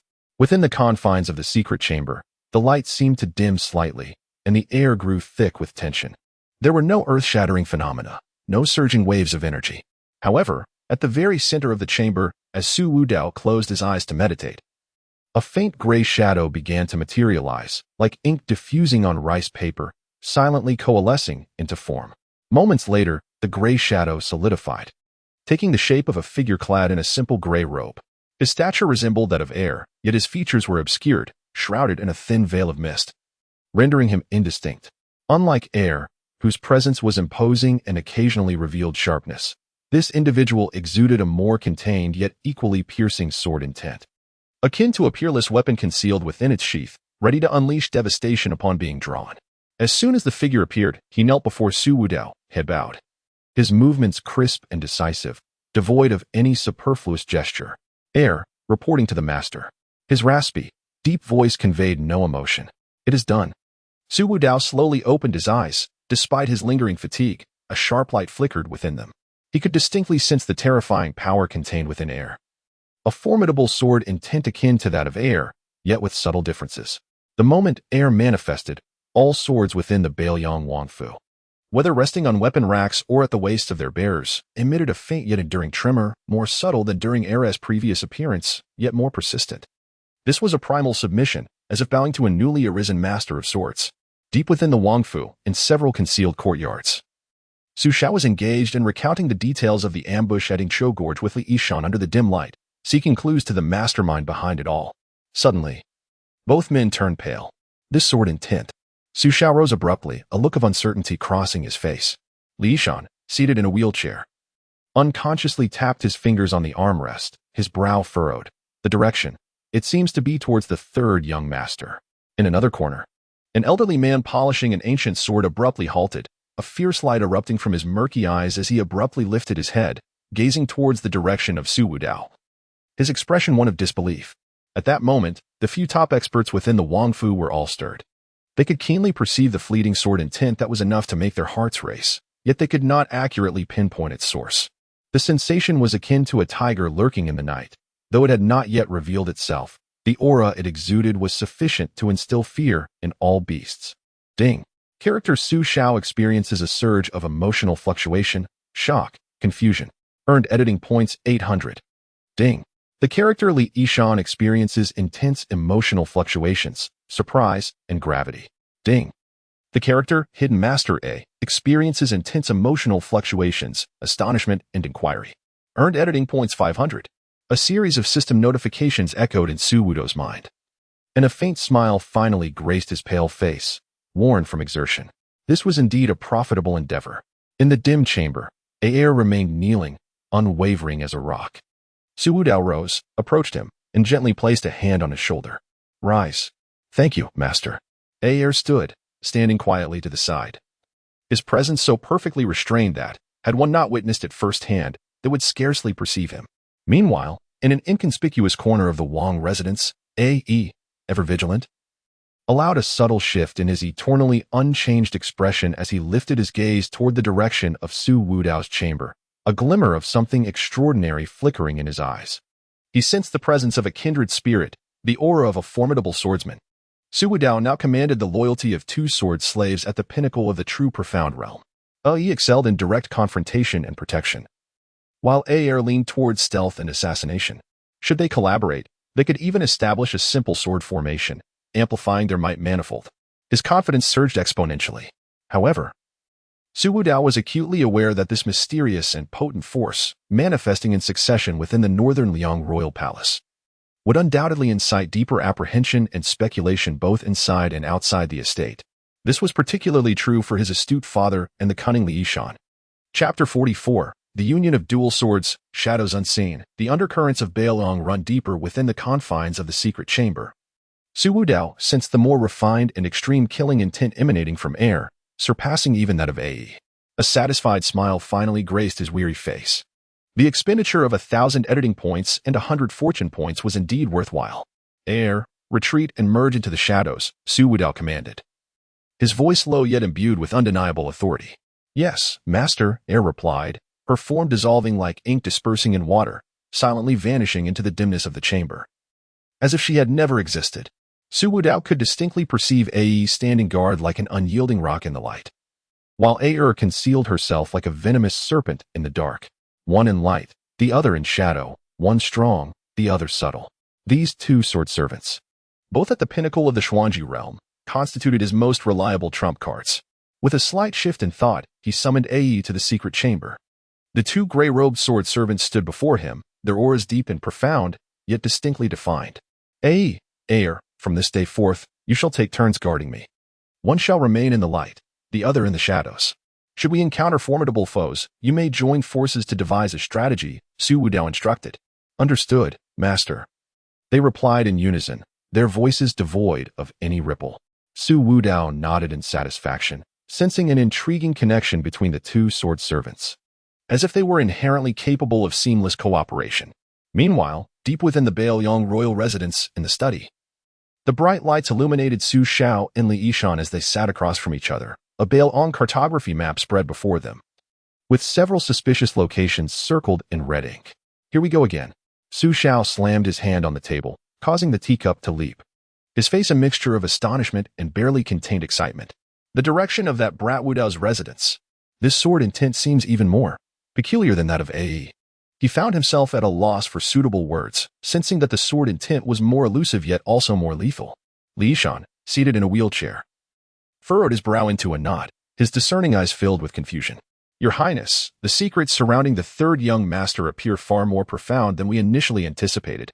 This newly emerged sword intent, in terms of purity and sharpness, is certainly on par with A.E. and perhaps even surpasses it in certain aspects. The source remains the residence of the third young master. The cunning poison master felt, for the first time, that events were slipping beyond his control. One A.E. was already astonishing enough.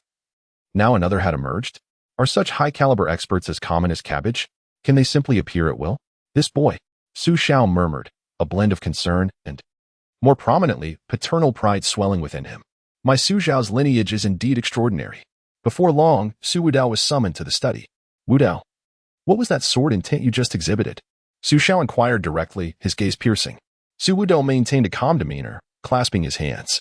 Father, Mystery Shan. This individual is named A.Er. Like E, she is a guardian I encountered during my early travels, forged through a unique secret method. Their loyalty to me is unwavering. They will only heed my commands and are not external recruits. Unique secret method? A glimmer of brilliance flashed in Li Yishan's eyes. Might the third master elaborate on this method? If it could be disseminated, it would greatly benefit our northern Liang. Forgive me, Mystery Shan, Su Wudao replied, shaking his head. This method is heavily constrained and costly, nearly impossible to replicate. It can only be wielded by myself. The existence of A.E. and A.Er is already its limit. He partially fabricated an explanation, attributing everything to an elusive secret technique. Upon hearing this, Su Xiao waved his hand vigorously. Excellent, excellent. My son Su Xiao should indeed possess such extraordinary means, as long as he is your loyal subordinate. That is all that matters. This matter shall be classified as the highest secret of the Wangfu. No one must divulge it, lest we invite unnecessary covetousness and trouble. Though he remained skeptical about the origins of this secret method, the safety and enhanced strength of his son were of utmost importance. Regarding the finer details, as long as they posed no threat to northern Liang, he preferred not to delve deeper for the time being. Li Yishan cast a deep gaze at Su Wudao, refraining from further inquiry. He understood that Su Wudao was unwilling to divulge more, and further questioning would be futile. However, the unease regarding the unknown in his heart only intensified.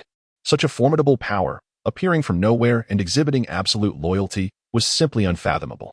In the ensuing days, while the Wangfu appeared tranquil on the surface, hidden currents surged beneath due to the emergence of these enigmatic sword intents. Various factions discreetly probed and speculated about the origins of these two forces, and Su Wudao's name acquired an even deeper layer of mystery in the minds of many. Meanwhile, Su Wudao began consolidating his power. He summoned Qin Ming and the 18 surviving personal guards. Third Master, Qin Ming and the others knelt on one knee, their voices hoarse yet filled with strength.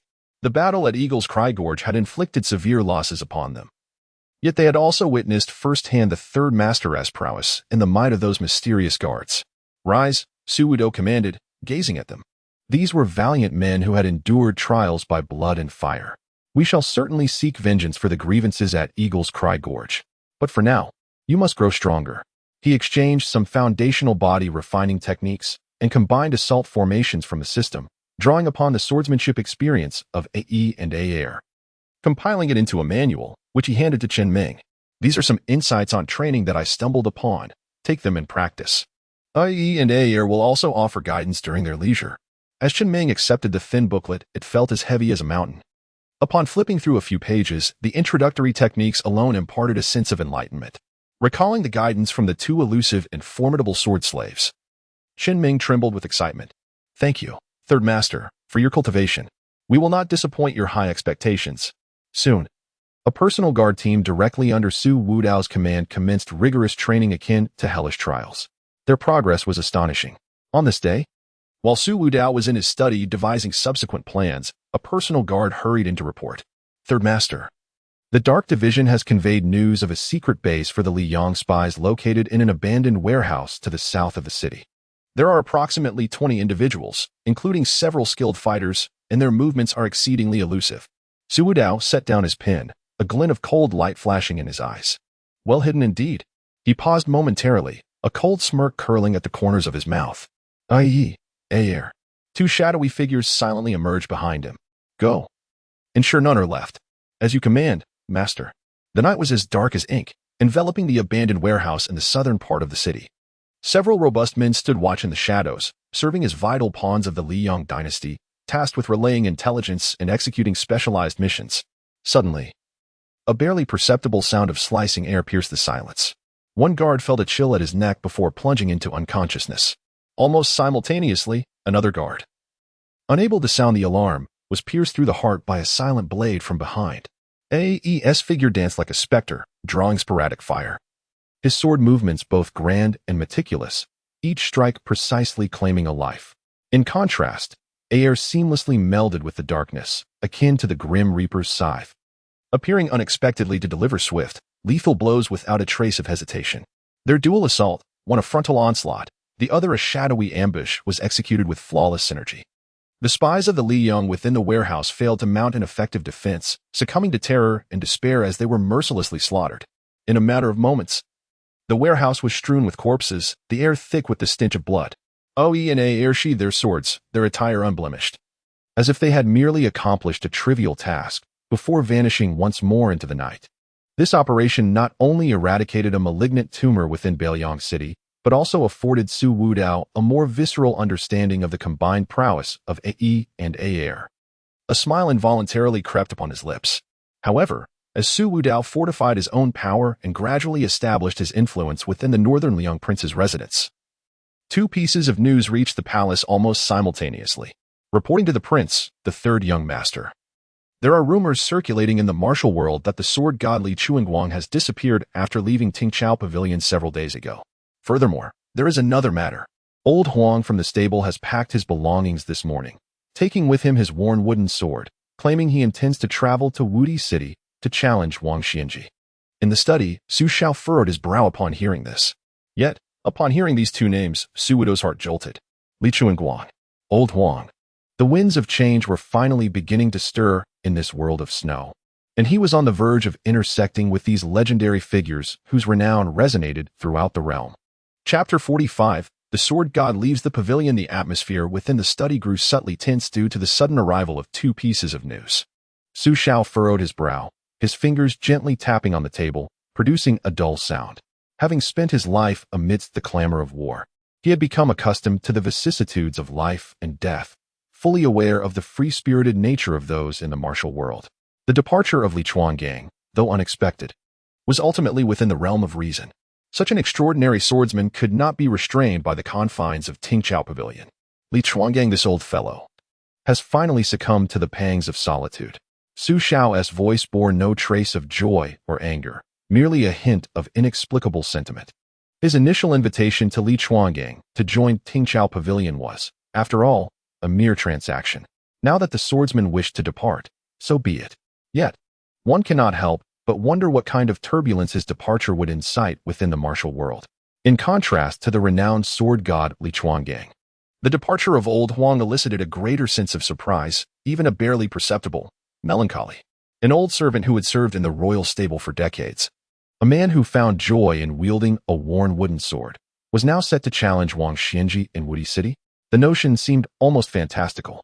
As for Old Huang, Su Xiao paused, glancing at Su Wudao and the recently arrived Su Fingyan. He was about to head to Wudi City. What were their thoughts on this matter? Su Fingyan maintained his usual nonchalant demeanor, though a complex glimmer flickered in the depths of his eyes. His bond with Old Huang ran deep, far beyond the ordinary. Meanwhile, Su Wudao was engulfed in a tempest of thoughts. Li Chuangang, Old Huang. These two names resonated like thunderclaps in his mind. The narrative of the world in the snow had finally begun to advance toward the nodes he was most familiar with, eagerly anticipating yet simultaneously dreading. The sword god Li Chuangang, having been confined in Tingchao Pavilion for 20 years, would undoubtedly unleash a storm upon the martial world upon his liberation. The phrase "the sword comes" would forever echo in his heart. As for Old Huang, Huang Zhentu, the old servant with a toothless grin, who resolutely faced death in Wudi City for the sake of his master's dignity, his demise would be one of the most heart-wrenching moments in the story of In the Snow. System. Su Wudao called out in his mind. Ding. Significant changes detected in the fate trajectories of key narrative figures Li Chuangang and Huang Jintu, Old Huang. The host may attempt to intervene. Optional missions released. Mission 1. The Sword Path of Reflection. Engage with the sword god Li Chuangang to gain his recognition or guidance on the sword path. Mission rewards: 30 to 80 editing points, 100 to 300 fortune points, contingent upon the level of recognition and the efficacy of the guidance. Special reward: if one can facilitate a breakthrough in Li Chuanggang's sword path or restore him to his peak state. A once-in-a-lifetime insight into the heavenly sword will be granted, significantly enhancing sword talent and understanding. Mission 2. Defy fate in Wudi City, prevent or alter the inevitable fatal outcome of Huang Jintu, Old Huang, challenging Wang Xinji in Wudi City. Mission rewards: 5,000 editing points, 200 fortune points, if successful in ensuring his survival and maintaining his strength. An additional reward of Old Huang's sword box, containing the diagrams of his lifelong sword techniques and 3 special swords, will be granted. Failure penalty: none. However, the host should be aware that forcibly altering a predetermined fate may trigger unpredictable chain reactions. As Su Wudao gazed at the clearly listed tasks on the system panel, his heart raced uncontrollably. To change Lao Huang's destiny. This was not merely a task assigned by the system, but also a long-standing obsession that had dwelled in the depths of his heart since his arrival in this realm. He was acutely aware of the outcome awaiting Lao Huang. That battle, though a glorious defeat, signified the end of life. He could not bear to witness that venerable elder vanish like a fleeting firework. As for Li Chuangang, receiving guidance from this sword master would undoubtedly yield immeasurable benefits for the development of his innate sword heart. Moreover, the rewards from the sword comprehension that day were tailor-made for him. Father, elder brother. Su Wudao took a deep breath, suppressing the tumult within, and spoke slowly. Senior Li Chuanggang's return to the martial world may not be a bad thing for us in Beiliang. At the very least, a portion of the world's attention will be drawn to him, alleviating some pressure on our side. Regarding Lao Huang, Su Wudao turned to Su Fengnian. His tone laced with subtle seriousness. Elder brother, Lao Huang holds sincere loyalty towards you. His journey to Wudi City, under the guise of a challenge, is truly a battle to the death. Given his strength, facing Wang Xinji is akin to courting death. You must persuade him otherwise. Su Fengnian's smile faded, and he fell into silence. He understood all too well the peril that lay ahead for Lao Huang. It's futile, he remarked. Lao Huang's sword, hidden for decades, must finally be revealed to the world. Yet Su Xiao seemed to take it all in stride, or perhaps he understood the stubbornness of those in the martial world better. If you wish to go, then let him go. My Su Xiao's royal mansion has no place for cowards. Whether he lives or dies is his own choice. That said, a flicker of complex emotions crossed Su Xiao's eyes. Su Wudao realized that mere words would be insufficient to sway Su Xiao's decision or alter Lao Huang's resolve. He needed to take action. Father, I wish to venture outside the city. Su Wudao bowed respectfully. Oh, Su Xiao raised an eyebrow. At this time? What do you intend to do? I have heard that Senior Li Chuangang seems to be heading towards the Beiliang border. My sword talent is fairly decent, and I wish to try my luck to see if I might gain some insights from him. This would greatly benefit my future cultivation. Su Wudao crafted a reasonable justification. Seeking Li Chuangang at the border? Su Xiao pondered for a moment, his gaze shifting across Su Wudao's face. Since his resurrection, this third son had displayed remarkable qualities. And now with 2 Xian realm sword servants as protectors, his ambitions clearly extended beyond the confines of Beiliang City. Very well, Su Xiao nodded. Young man, it is a good thing to venture out. With AE and AR accompanying you, your safety should be assured. However, one must not be overly demanding. Individuals like Li Chuangang possess peculiar temperaments, and whether you catch his eye depends entirely on your own fortune. Thank you for your support, father. Su Wudao felt a surge of joy within. Fengnian, you have no pressing matters at the moment, so accompany Wudao on his journey. It would be prudent for the 2 brothers to look out for one another. Su Xiao then turned to Su Fengnian. Su Fengnian was momentarily taken aback, then smiled and replied, As you wish, my child. It was an opportune moment to visit the old sword god and ascertain whether he truly possessed 3 heads and 6 arms. Yet, deep within, he understood that his father intended for him to keep an eye on Su Wudao, while also encouraging him to venture forth and gain experience. Li Yishan, remaining silent, listened intently. At that moment, his profound gaze flickered towards Su Wudao, seemingly trying to discern something beneath his calm demeanor. This third son was becoming increasingly inscrutable. He sensed keenly that Su Wudao's journey was likely motivated by more than a mere desire for guidance from Li Chuangang.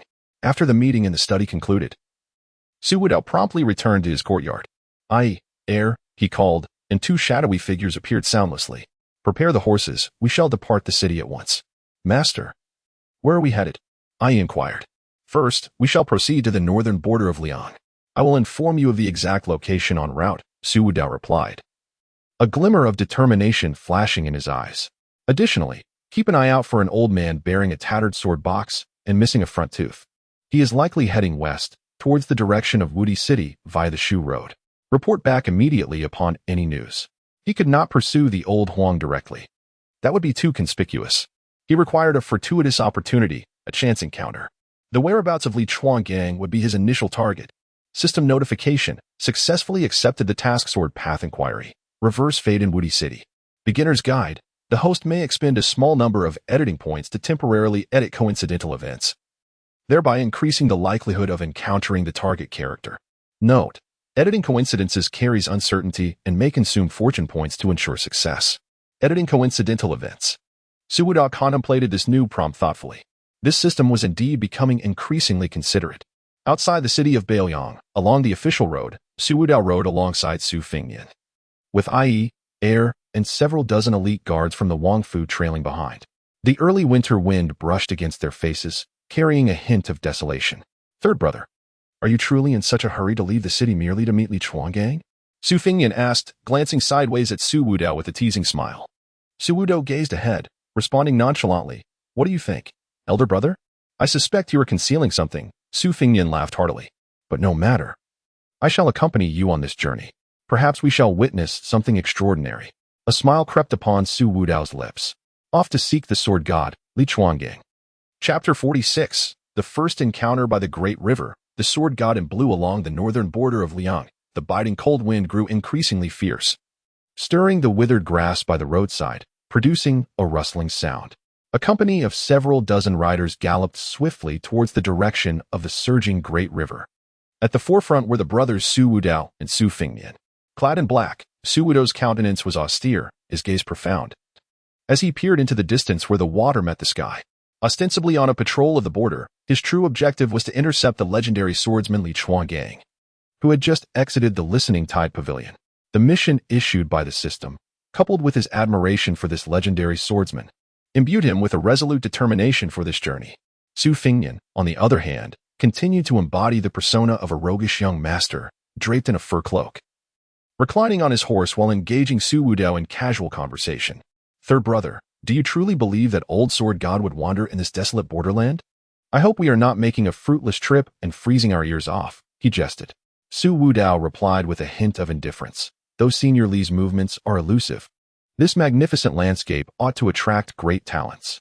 Yet, he felt a considerable level of confidence. The coincidental events crafted by the system, albeit consuming some editing points, would likely prove advantageous. The troop halted by a vast stretch of land near the riverbank, where reeds flourished.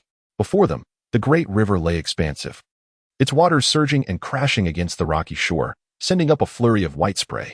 The river wind howled, causing the garments of the onlookers to flutter dramatically. What a magnificent scene! Su Fingnian's playful demeanor faded as he marveled at the sight. At that moment, Su Wudao's gaze sharpened, focusing on a large boulder on the riverbank not far away. There, a figure clad in azure stood with their back to them, holding a simple bamboo fishing pole, seemingly engaged in fishing. The figure appeared somewhat desolate, standing solitary against the river wind. Beside them lay an ancient wooden horse, adding to the air of solitude. Despite the distance, Su Wudao's innate sword heart, enhanced by the system, keenly detected a faint yet profound sword intent, as deep as the ocean.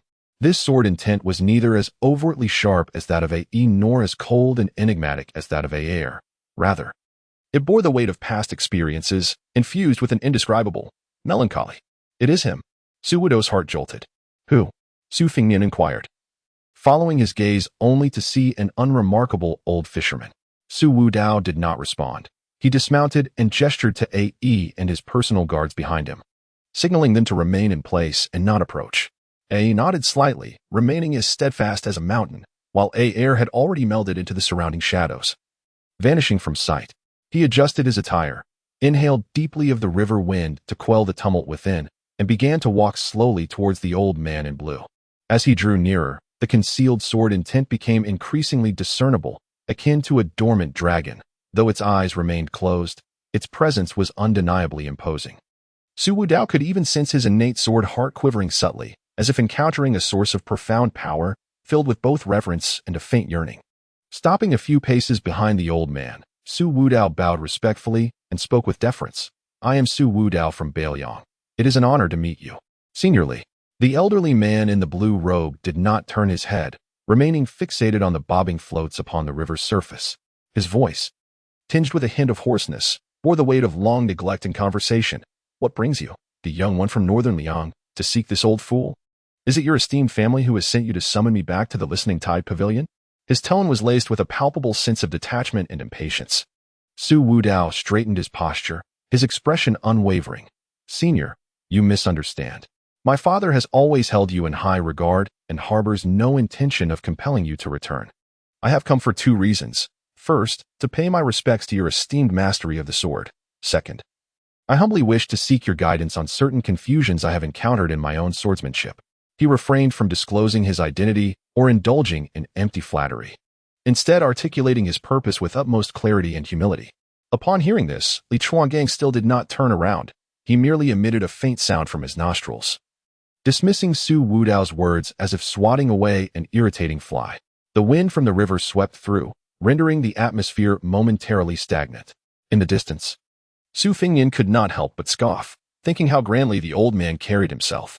Yet, Su Wudao remained unfazed. He sensed the lingering air of desolation surrounding Li Chuangang.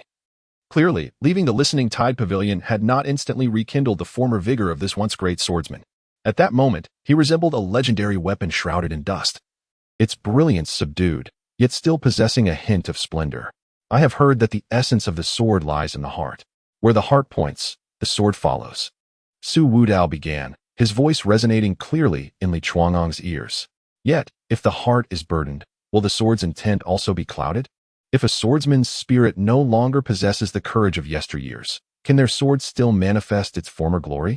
This inquiry, rather than mere consultation, was a subtle test, born from Su Wudao's reflections on his own innate sword heart and his understanding of Li Chuanggang's journey through the narrative of In the Snow. As his words settled, Li Chuangang, who had previously shown indifference to his surroundings, paused imperceptibly in his grip on the fishing rod. Su Wudao pressed on, his voice imbued with a distinct penetrating quality. "Moreover, if I may be so bold, I ask, is the pinnacle of swordsmanship akin to rivers converging into the sea, reaching the state of one sword breaking myriad laws, or is it more like a flourishing garden, evolving into the limitless variations of all laws are my sword? Or perhaps, do these 2 paths ultimately converge?" This question struck at the very core of swordsmanship philosophy, transcending the musings of ordinary martial artists. Typical swordsmen pursue only the intricacies of techniques and the might of their strikes, seldom delving into such ethereal and profound discourse. Finally, Li Chuangang exhibited a notable reaction. He slowly turned his head, revealing a face marked by age yet retaining sharp contours, his eyes clouded with weariness. However, in an instant, a flicker of piercing brilliance flashed within them, akin to a once dusty jewel being momentarily polished. He scrutinized Su Wudao with a gaze that conveyed both assessment and a hint of unexpected surprise. "Oh? The son of Su Xiao from northern Liang does not appear to be a mere brute, wielding his blade without thought. Ah, dear child, how is it that you ponder such profound matters at such a tender age?" His voice remained gravelly, yet it bore a newfound warmth compared to its earlier indifference. Li Chuangang set aside his fishing rod, the simple bamboo pole carelessly thrust into the muddy ground beside him. He settled cross-legged, gazing at Su Wudao. "You inquired whether the pinnacle of the sword path is unity or evolution." He paused, a fleeting glimmer of nostalgia and confusion flickering in his murky eyes, ultimately culminating in a drawn-out sigh. "I once believed that with a sword in hand, I could conquer the world and shatter all forms." He continued, a hint of melancholy and self-mockery lacing his words. "Yet, confined to a corner for 2 decades, I have come to realize that beyond the heavens, there are more heavens. And beyond the sword, there are other swords." Su Wudao listened in silence, refraining from interjecting. He understood that what Li Chuangang sought at this moment was perhaps not an answer, but rather someone to lend an ear, or rather, someone who could comprehend his current state of mind. "As for your words regarding the heart encumbered, and the sword's intent dulled. Li Chuangong's lips twisted into a bittersweet curve. Ah, child, you have indeed struck at the heart of my sorrow. If the heart is dead, what purpose does the living sword serve? As he spoke, he extended a gnarled finger towards the ceaselessly flowing river before them. Do you see this river? Does it halt in its tracks due to the obstruction of rocks? The heart of a swordsman ought to be no different. Yet, while it is easy to articulate, to act upon it is a different matter entirely.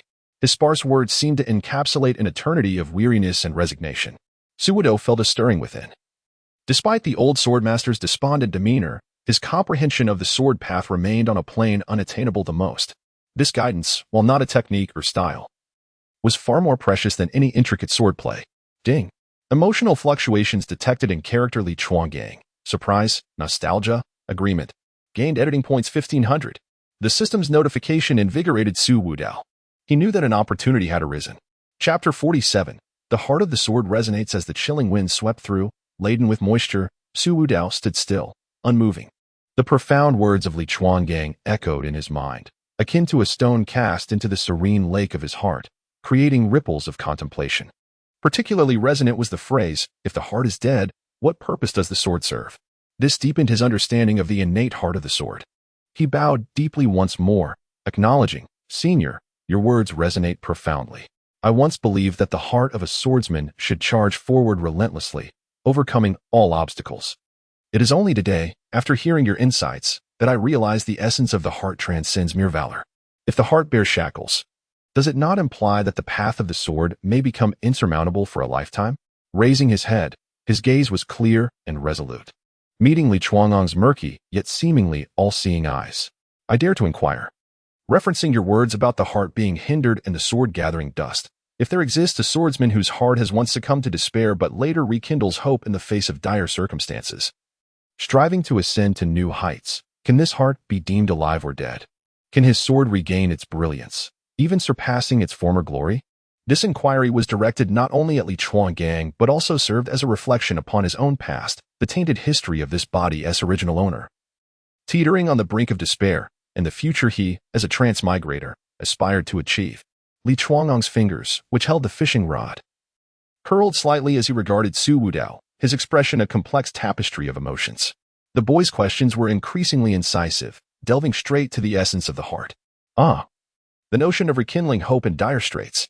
A faint, enigmatic hum escaped Li Chuangong's lips. To revive a dead heart is no simple feat. The burdens of the past are but heart demons. If one does not exorcise these demons, how can the sword achieve purity? Then let us sever the heart demons. Su Wudao's voice, though not loud, resonated with conviction. With my sword, I shall cut through the hindrances of the past and the doubts of the future. If one cannot confront their own heart demons, how can they speak of reaching the pinnacle of the sword path? As these words left his lips, the air seemed to hang in suspended silence. In the distance, Su Fingyan caught fragments of their cryptic dialogue, sensing the profound confidence and sharpness emanating from his younger brother, a sight he had never witnessed before. Li Chuanggang fell into silence, gazing intently at Su Wudao. After a prolonged moment, a peculiar light flickered in his murky eyes, an expression of appreciation, reminiscent contemplation, and an indefinable scrutiny. "Young man, your name is Su Wudao?" he inquired slowly, his voice still gravelly but devoid of the initial aloofness and despair. "Yes, I am Su Wudao," he replied. "Is this understanding of yours born from self-reflection? Or have you gleaned it from others?" "Partly self-realized, partly from experience," Su Wudao responded candidly, deftly weaving his experiences as a transmigrator into the narrative. "Ah, from experience." Li Chuanggang nodded. "Many speak of the great path, yet few embody it. Since you possess such insights into the sword path, you must have practiced a few sword techniques. Allow me to witness whether your sword matches your understanding." This was the moment Su Wudao had been eagerly anticipating. A flicker of intent stirred within him, and the innate heart of the sword within his consciousness emitted a melodious chime of delight. "I humbly request your guidance, senior." Su Wudao stepped back a few paces, inhaling deeply as an overwhelming aura abruptly transformed around him. If he had previously resembled a piece of polished jade, at this moment, he had become a formidable sword poised to be unsheathed. Without any ostentatious flourish, he extended his fingers like a blade, thrusting slowly forward. This thrust appeared unremarkable, akin to a child's doodle. Yet, in Li Chuangong's eyes, it revealed a vastly different spectacle. As the sword pierced forth, It seemed as though the winds above the river paused in that instant. At Su Wudao's fingertips, it was as if the sharpness of heaven and earth had coalesced. Simple and direct, yet imbued with an undeniable dominance and resolve. This was not any sword technique he had ever encountered, but rather an embodiment of the most primal essence of the sword, the piercing and breaking. In quick succession, Su Wudao twisted his wrist, sweeping the sword horizontally. In that fleeting moment, the reeds by the riverbank appeared to bend under an invisible sword energy, and the surface of the water rippled with fine waves. The force of the sweep carried an unrelenting ferocity, as if it sought to tear apart every obstacle in its path. Li Chuanglong's pupils contracted imperceptibly. What Su Wudao demonstrated was not an intricate swordplay, but rather a manifestation of his own understanding of the sword, intertwined with the innate sword spirit bestowed by the system. Showcasing a profound intent, a sword intent that was pure and unyielding to the utmost. His movements were not swift, perhaps even somewhat clumsy. Yet each stance and every form struck directly at the core. Within those juvenile sword techniques, there resided an audacious spirit, unafraid of the tiger, along with an essence that pierced through life and death, declaring the sword as eternal. Li Chuanglong's gaze evolved from casual indifference to scrutinizing assessment, culminating in profound astonishment. This young lad he recalled a long-ago figure in a green robe, exceptionally talented, who practiced the sword with a similar purity and relentless drive. He also reflected on his own youth, when he too had been filled with vigor and hubris, believing he had mastery over all swordsmanship in the world. Certain nuances within Su Wudao's swordplay, the application of momentum, the decisive explosion of intent, strikingly evoked memories of his own past, reminiscent of the fleeting shadows of his youth. And even the ethereal essence of the legendary sword opening the heavenly gate. How could this be possible? A mere teenager, untrained by a master. How could he possess such terrifying insight into the sword? Stop, Li Chuangang urged, his voice betraying a scarcely detectable tremor. Hearing this, Su Wudao ceased his motion. His breath slightly uneven, beads of sweat forming on his forehead, yet his eyes gleamed ever brighter, brimming with an insatiable yearning for the sword. Ding! The host has demonstrated astonishing swordsmanship talent, awakening the long-dormant heart of the legendary figure Li Chuangang and triggering intense emotional fluctuations, shock, reminiscence, disbelief. Gained editing points 3,500. Luck points 150. The system's notification resonated within Su Wudao's mind, solidifying his resolve. Li Chuangang rose to his feet, for the first time truly observing the young man before him with a discerning gaze. The gaze no longer regarded him as a mere junior from the northern Liang royal family. Instead, it resembled the observation of an uncut, extraordinary jade, a gem potent enough to reshape his understanding. A prodigy. Is this sword of yours a product of your own contemplation? Li Chuanglong's voice held a certain dryness. Indeed, the younger generation has stumbled upon some rudimentary techniques, largely relying on personal intuition to wield it freely, lacking any formal structure. And I hope it does not amuse you too much, esteemed elder, Su Wudao replied with a demeanor both humble and composed. Lacking structure? Humph, Li Chuangang scoffed, leaving one uncertain whether it was praise or reproach. What a lack of structure. Common swordsmen dedicate their lives in pursuit of exquisite swordplay, but often find themselves falling short. You, young man, have instead struck at the core, commanding the sword with intent. Though still raw and immature, you have already grasped the essence of the sword path. He paused, his gaze intensely fixed upon Su Wudao. Such talent is rare in my lifetime. Even those old masters who were once renowned for their swordsmanship would not have possessed such a pure heart for the sword at your age. The transformation in Li Chuanglong's demeanor was nothing short of dramatic, shifting from initial indifference to astonished seriousness, even tinged with a hint of admiration for talent. You flatter me, esteemed elder, Su Wudao maintained his calm. I merely harbor a deep reverence for the way of the sword and dare not slacken in my efforts. What a heart full of yearning. Li Chuangang suddenly erupted into laughter, his mirth carrying a sense of relief that dispelled some of his previous despondency.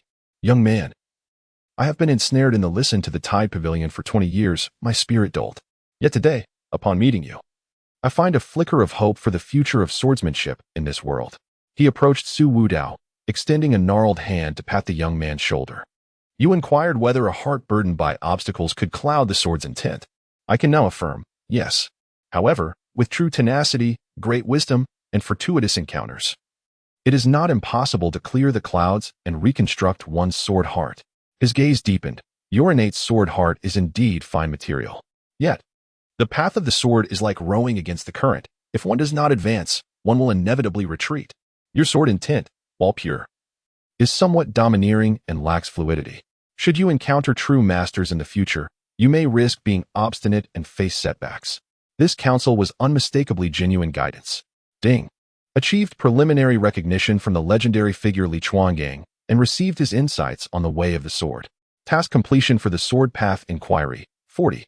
Su Wudao understood clearly that his performance today had sown a seed within the heart of this venerable sword deity. Thank you for your guidance, esteemed elder. I shall remember it deeply.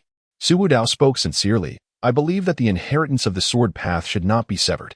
Your sword, unmatched in this era, if passed down to future generations, would indeed be a boon for the martial world. Though his words seemed casual, they were strategically laid groundwork for further interactions, even to potentially influence Li Chuanong's thoughts. Upon hearing this, Li Chuanong's eyes flickered slightly. He scrutinized Su Wudao intently, but chose not to respond directly. Instead, he said, I shall linger here for several more days. Should you have further uncertainties regarding the sword path, feel free to seek me out. However, whether I choose to offer guidance will depend on my mood. This old man, his temperament remains as peculiar as ever. Chapter 48. A jug of Huangjiu for the old friend, a piece of heart yearning for your return as the river breeze gradually ceased. The setting sun cast elongated shadows of the two brothers. On their journey back to Beiliang City, Su Fengyan occasionally glanced at the silent Su Wudao beside him, a hint of inquisitive amusement tugging at the corners of his mouth. Third brother, with that contemplative expression of yours, are you perhaps awed by the old sword god's overwhelming presence? Or have you perhaps gleaned some extraordinary secrets from him? Returning from his reflection on Li Chuanguang's words, Su Wudao cast a glance at Su Fengyan and replied calmly, Elder brother, you jest. The esteemed predecessor possesses a free-spirited nature that cannot be grasped through mere words. However, I have indeed gleaned some insights that may aid my swordsmanship.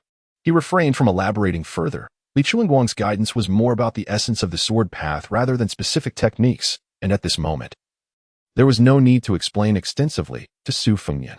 Su Fengyan clicked his tongue in disappointment. How dull.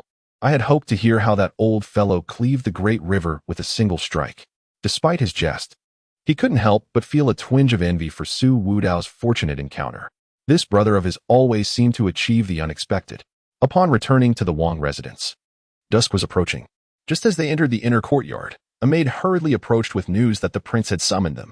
In the study, the lights burned brightly. Su Shao maintained his immovable demeanor, though a subtle gravity clouded his features compared to the daylight.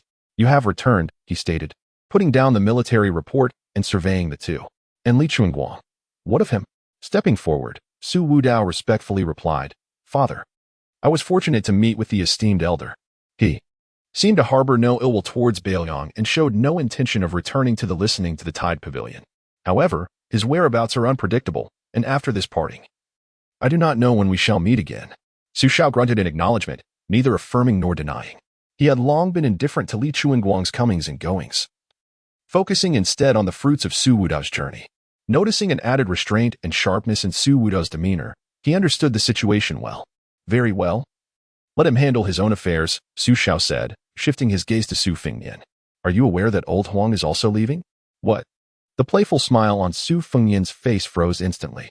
Although he had anticipated old Huang's departure, the reality of the moment filled him with an overwhelming sorrow. Is he really leaving? Is he going to Wudi City? Su Wudao felt a heaviness in his heart as well. What was inevitable had finally arrived. Indeed. Su Shao slowly articulated, each word laden with gravity. The date is set for 3 days hence. The atmosphere in the study grew palpably tense. Su Fengyan opened his mouth, intent on saying something, yet found himself at a loss for words.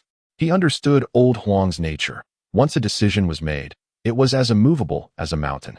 But Wudi City, Wang Xianji, that was a path fraught with peril and little hope for survival. Su Wudao lowered his gaze, concealing the tumult within his eyes. 3 days, the time was pressing. He had to take action. Father, elder brother, I wish to see old Huang off, Su Wudao declared.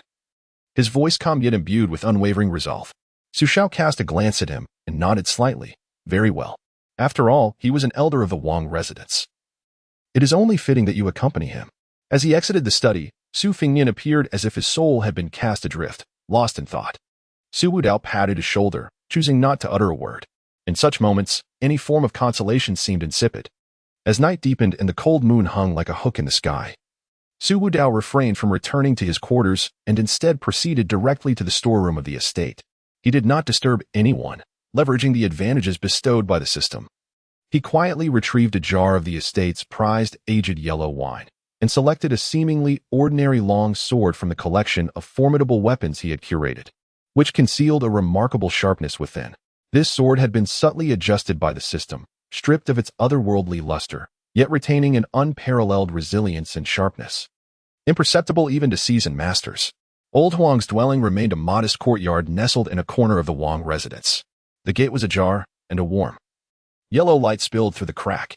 Su Wudao entered, finding Old Huang seated on a small stool, meticulously polishing the tattered wooden sword that never left his side. Illuminated only by the flickering light, beside him lay a simple travel bag containing a few changes of clothes and some provisions. Hearing the commotion, Old Huang looked up, and upon seeing Su Wudao, broke into a grin that revealed his characteristic missing tooth. "Third young master? What brings you here at such a late hour?" Su Wudao placed the jar of yellow wine and the long sword wrapped in cloth on the stone table, settling into a stool for himself. "Uncle Huang, it seems you are preparing for a journey. As your junior, it is only right that I see you off." He uncorked the jar, and a rich aroma of wine wafted through the air. "Excellent wine." Old Huang's eyes brightened. He set aside his wooden sword and graciously accepted the coarse porcelain bowl offered by Su Wudao. The two exchanged no superfluous pleasantries, and, beneath the cool moonlight, drank in silence. "Is this journey of yours to settle a score?" Su Wudao inquired softly, taking a sip of the wine. Old Huang gulped down a hearty mouthful. Exhaling a breath of wine-laden air, his gaze suddenly sharp and resolute. "Indeed, after a lifetime of sword practice, one must know their own capabilities. Wang Xianji is reputed to be the best in the world. I simply wish to see if he truly possesses such prowess." He paused, then chuckled with a hint of innocence. "Moreover, in my younger days, I incurred a few debts of gratitude that ought to be repaid, regardless of the outcome. This journey will bring me peace of mind." Su Wudao listened intently, sensing the determination in Old Huang's words, as well as the deep-seated concern for the young master. Su Fengyan, the sword that Old Huang had kept sheathed for decades, was now drawn, destined to carve a name for itself in the martial world. "Your resolve, Uncle Huang, is admirable. As a junior who also practices the sword, I understand that the path of the sword is akin to rowing against the current. Your determination to forge ahead, regardless of the multitude of obstacles, is truly commendable." Old Huang, taken aback, glanced at Su Wudao with surprise. He could see that the third young master was sincere. In recent days, he had heard of some of the third young master's feats, particularly the rumors surrounding his innate affinity for the sword, which piqued the curiosity of the seasoned swordsman. "Your praise is too generous, young master. I, Lao Huang, am but a simple man, skilled only in the ways of agriculture, and I am hardly worthy of comparison to a prodigy such as yourself." Lao Huang waved his hand dismissively, but then, as if recalling something, a flicker of longing appeared in his eyes. "However, there is indeed a certain exhilaration in the mastery of the sword. With a single stroke, one embraces life and death without regret." Su Wudao nodded, understanding Lao Huang's current state of mind. He lifted the long sword from the table and presented it to Lao Huang. "Uncle Huang, this sword is named No Return. It is not an extraordinary weapon, but I feel a peculiar affinity for it. As you venture to Wudi City, that wooden sword lacks a certain essence. Consider this sword a token of my appreciation." Lao Huang was taken aback, gazing at the sword, which was entirely black and of an ancient design. After a moment of hesitation, he accepted it. With a flourish, he unsheathed the sword, and a glimmer of cold light flashed under the moonlight, producing a deep, resonant hum. "What a fine sword." A hint of surprise flickered in Lao Huang's eyes. The weight of the sword in his hand was far more stable than he had anticipated, and its restrained sharpness clearly indicated it was no ordinary weapon. He could sense that this sword surpassed any iron sword he had wielded before. "You are truly considerate, young master." Lao Huang sheathed the sword, a genuine smile gracing his face. Su Wudao filled another bowl with wine, raising it with an earnest expression. "Uncle Huang, Wudi City is no ordinary place, and Wang Xianji is a towering figure in the martial world. I dare to implore you, please find a way to return alive." His voice became slightly hoarse. "Beiliang needs you, and the young master. He needs you, his old comrade, even more." As he spoke, Su Wudao discreetly produced an inconspicuous talisman tied with a red string, and with the motion of offering the wine bowl, he quickly placed it into Lao Huang's rough hands. This talisman was a serendipitous find for me. It may prove useful in critical moments. Uncle Huang, please keep it close. Consider it my earnest request. This talisman, of course, was a defensive artifact produced by the system, cleverly disguised to appear as an ordinary protective charm to anyone below the realm of land immortals. Lao Huang clutched the talisman, still warm from Su Wudao's touch, feeling the weight of their friendship.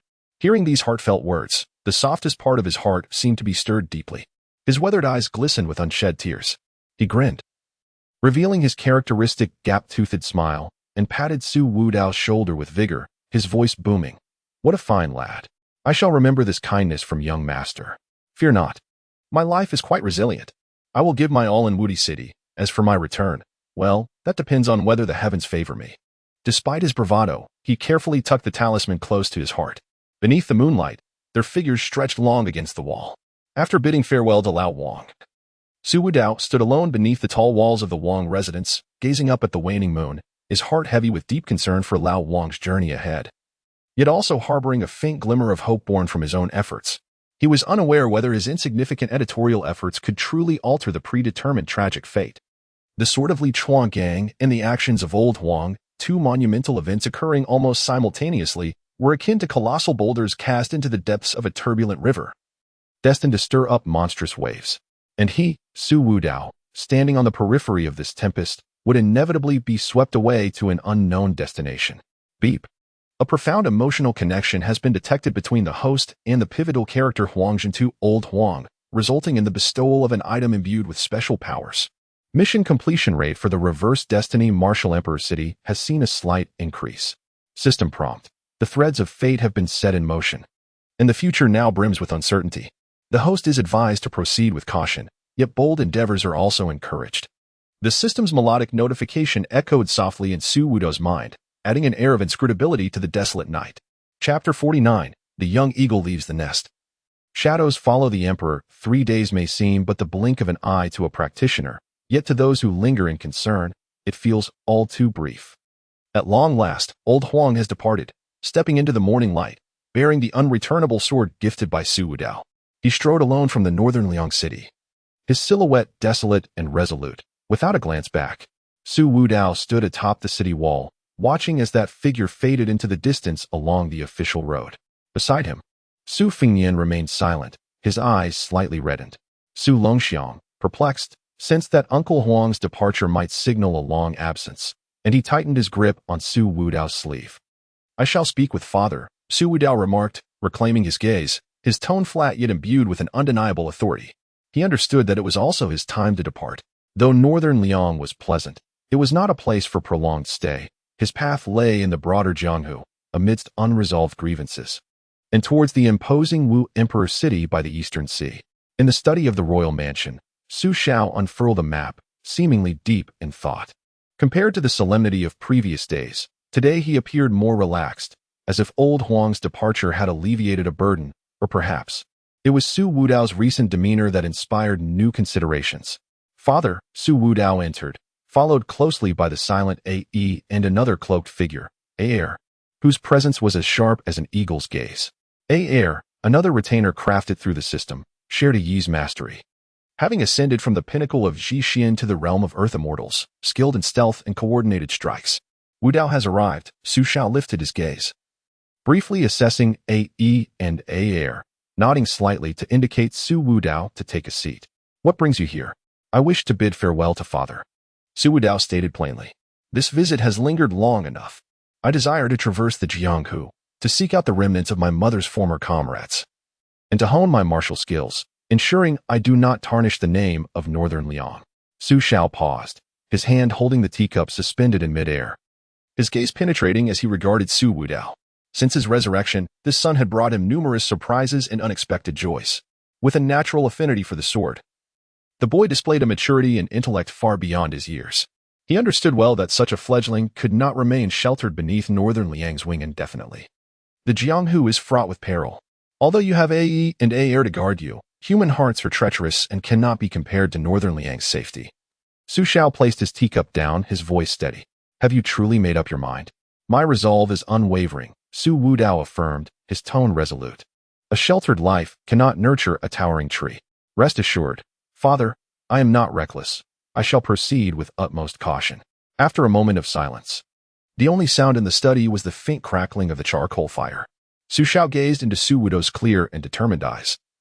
Reminiscent of Wu Su from years past, once she set her mind on something, she would not easily waver.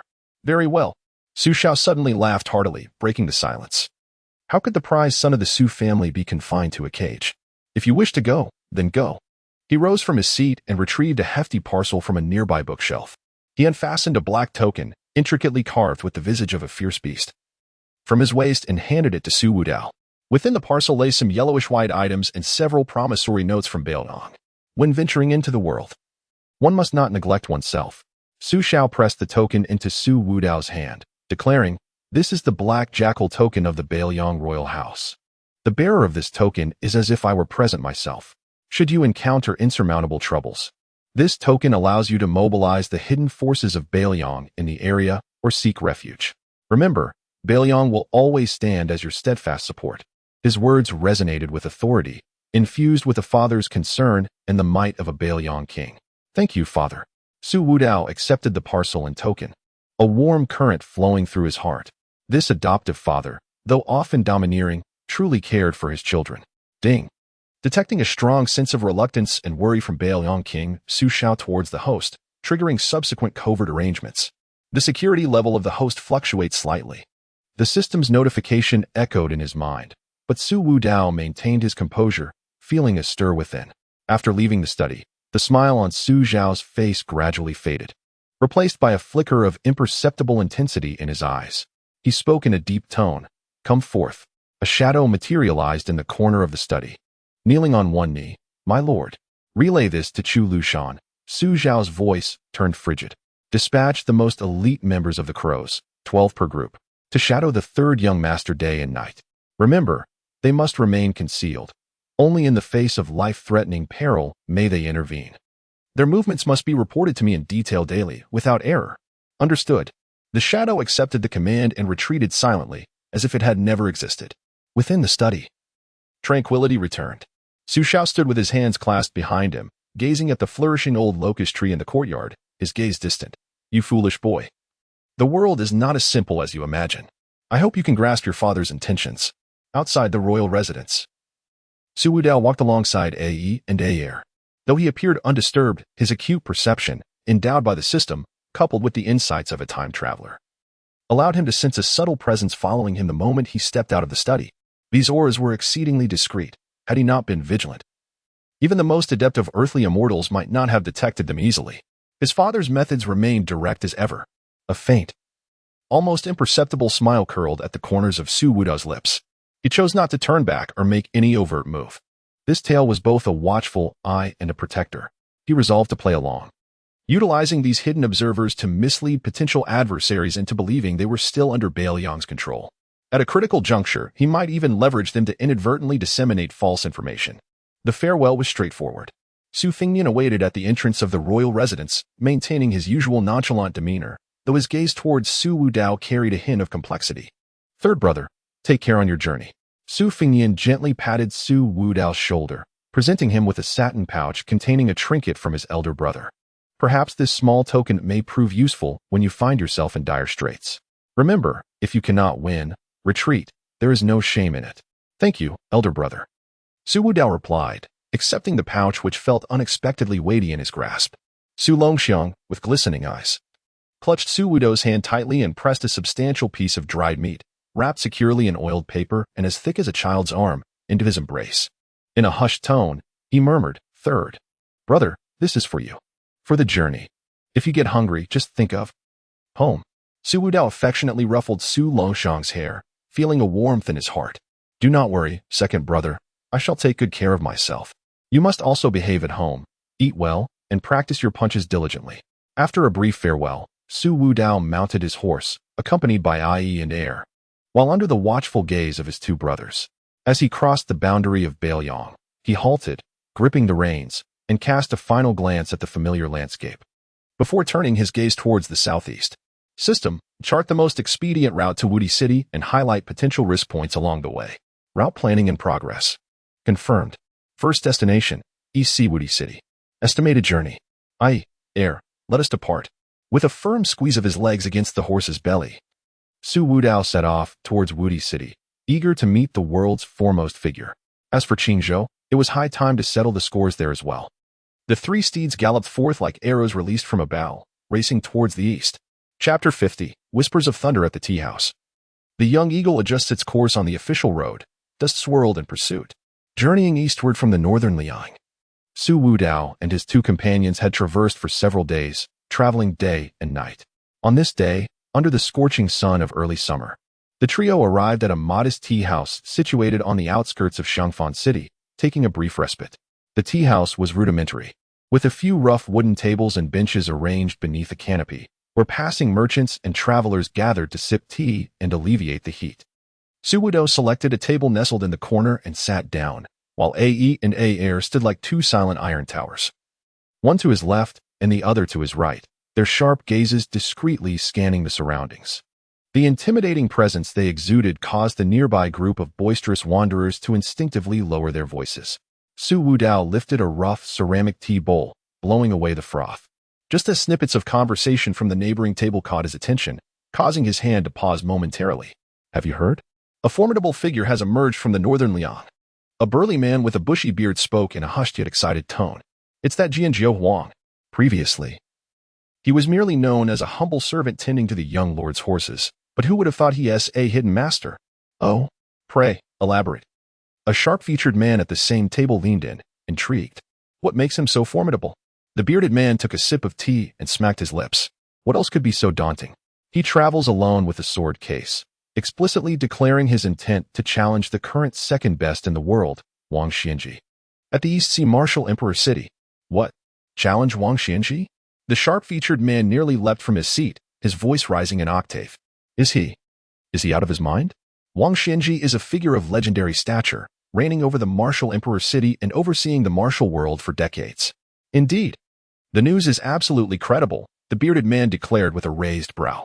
It's said that when Huang left northern Liang, even the northern Liang prince personally saw him off. A grand spectacle.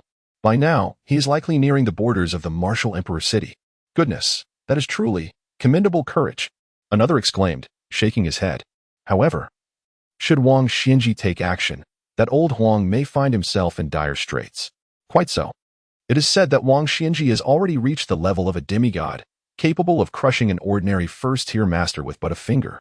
That old Huang is destined to become a new soul for the Martial Emperor City. Boom.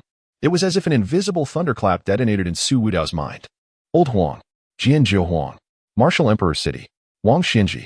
The amalgamation of these names sent a chill coursing through him. He understood better than anyone the implications of this. Old Huang's journey was one fraught with peril. It was among the most lamentable tragedies in the world of Shuizhong. He had thought he had time to strategize and proceed with caution, yet unexpectedly, this first, and most dearly wished to rectify, regret had arisen so abruptly. Clatter. The tea bowl slipped from Su Wudao's grasp, landing with a dull thud on the rough wooden table, spilling tea and soaking the surface. Ai and Air simultaneously placed their hands on the weapons at their waists, casting vigilant glances towards the neighboring table. The group of wandering swordsmen was startled by the sudden commotion, upon realizing it was Su Wudao's side, particularly the two fearsome bodyguards behind him. They immediately fell silent. Refraining from further conversation, Su Wudao took a deep breath, suppressing the tumultuous waves of emotion within him. He raised a hand, signaling Ai and Air to remain calm, then turned towards the adjacent table, striving to keep his voice steady. Gentlemen, I mean no disturbance. I merely overheard your discussion regarding the matter of the Northern Liang's Sword 9, and I would like to inquire when the esteemed hero Huang departed from Northern Liang and which route he took? The bearded man, noting Su Wudao's relatively courteous tone and casting a glance at the two formidable figures behind him, steadied himself and replied, "This young master is too kind. As for the old hero Huang, if I calculate correctly, he left Northern Liang about, well, at least 10 days to half a month ago. And as for the route, naturally, it was eastward, heading straight for the Eastern Sea's Martial Emperor City. As for the specific path taken, we wanderers of the rivers and lakes cannot know such details. 10 days to half a month." Su Wudao felt a sudden heaviness in his heart. Time had grown perilously tight. "Thank you," he replied with a slight nod. retrieving a small piece of silver from his pocket and placing it on the table. Consider this tea mine. He abruptly stood, his expression no longer bearing the calmness of his usual demeanor, instead replaced by a resolute urgency. Heir. Su Wudao's voice was low and hurried. We must head to Martial Emperor City at full speed. My lord? Ai expressed mild surprise but showed no hesitation, promptly responding, yes. Heir nodded in agreement as well. Su Wudao spoke no further, turning to leave. He must arrive at Martial Emperor City before the confrontation between Old Huang and Wang Xinji. Even if there were but a sliver of opportunity, he would endeavor to alter that predetermined tragedy. Wang Xinji, the second in the world, stood atop the martial arts pinnacle. His strength unfathomable. To rescue someone from his grasp was akin to plucking teeth from a tiger's mouth, a fool's dream. Yet, Su Wudao had Ai and Heir, two companions of divine realm caliber, and the backing of a system for editing fate as his greatest support. He understood profoundly what Old Huang meant to Su Fengnian. A presence that was both servant and friend, akin to a father and brother. He also admired Old Huang's indomitable spirit of a swordsman who undertook the impossible despite knowing the odds. Rectifying this regret was not merely about altering the narrative. It was rooted in genuine respect and compassion. Beep. Detecting that the host has experienced a strong emotional fluctuation due to the fate of the key storyline character, Huang Zhentu, and has initiated significant changes to the journey. Main quest. Amend the regret in the snow branch. Guard the sword 9 Huang has been passively activated. Quest objective. Prevent or alter Huang Zhentu's inevitable demise in his challenge against Wang Xinji at Martial Emperor City. Quest rewards. A wealth of shock points, fortune points, extreme loyalty from Huang Zhentu, and potential positive changes in a series of subsequent storylines. System alert. Wang Xinji's strength is unfathomable, and the martial experts in Wudi City are numerous. This journey is fraught with peril. The host must carefully assess the risks and fully utilize existing resources. The system's chime resonated at an opportune moment, further solidifying Su Wudao's resolve. The tea house owner, witnessing these esteemed guests depart abruptly without finishing their tea, was about to inquire but was deterred by a Yi's piercing gaze. Su Wudao mounted his steed with a swift and decisive motion, devoid of any hesitation. At the nearest relay station, procure the finest swift steeds. He commanded in a deep voice, his legs tightening around the horse's flank. 3 magnificent steeds reared their hoofs, kicking up a cloud of dust, akin to 3 arrows released from the bow, veering towards the southeast from the bifurcation of the official road, racing towards Wudi City, which loomed on the eastern shores, destined to witness an extraordinary confrontation. The wind howled in his ears, yet Su Wudao's heart raced with an urgency surpassing even the tempest. Old Huang, wait for me. This time, I shall not allow you to suffer regret atop Wudi City. Chapter 51. Serendipitous Encounter at the Ruined Temple. First meeting with Jiang Ni swift as the wind, the sound of galloping hooves shattered the silence. Upon receiving the tragic news from the tea house outside Xiangfan City, Su Wudao wasted not a moment. He understood well that with each passing breath, Old Huang's chances of survival diminished further.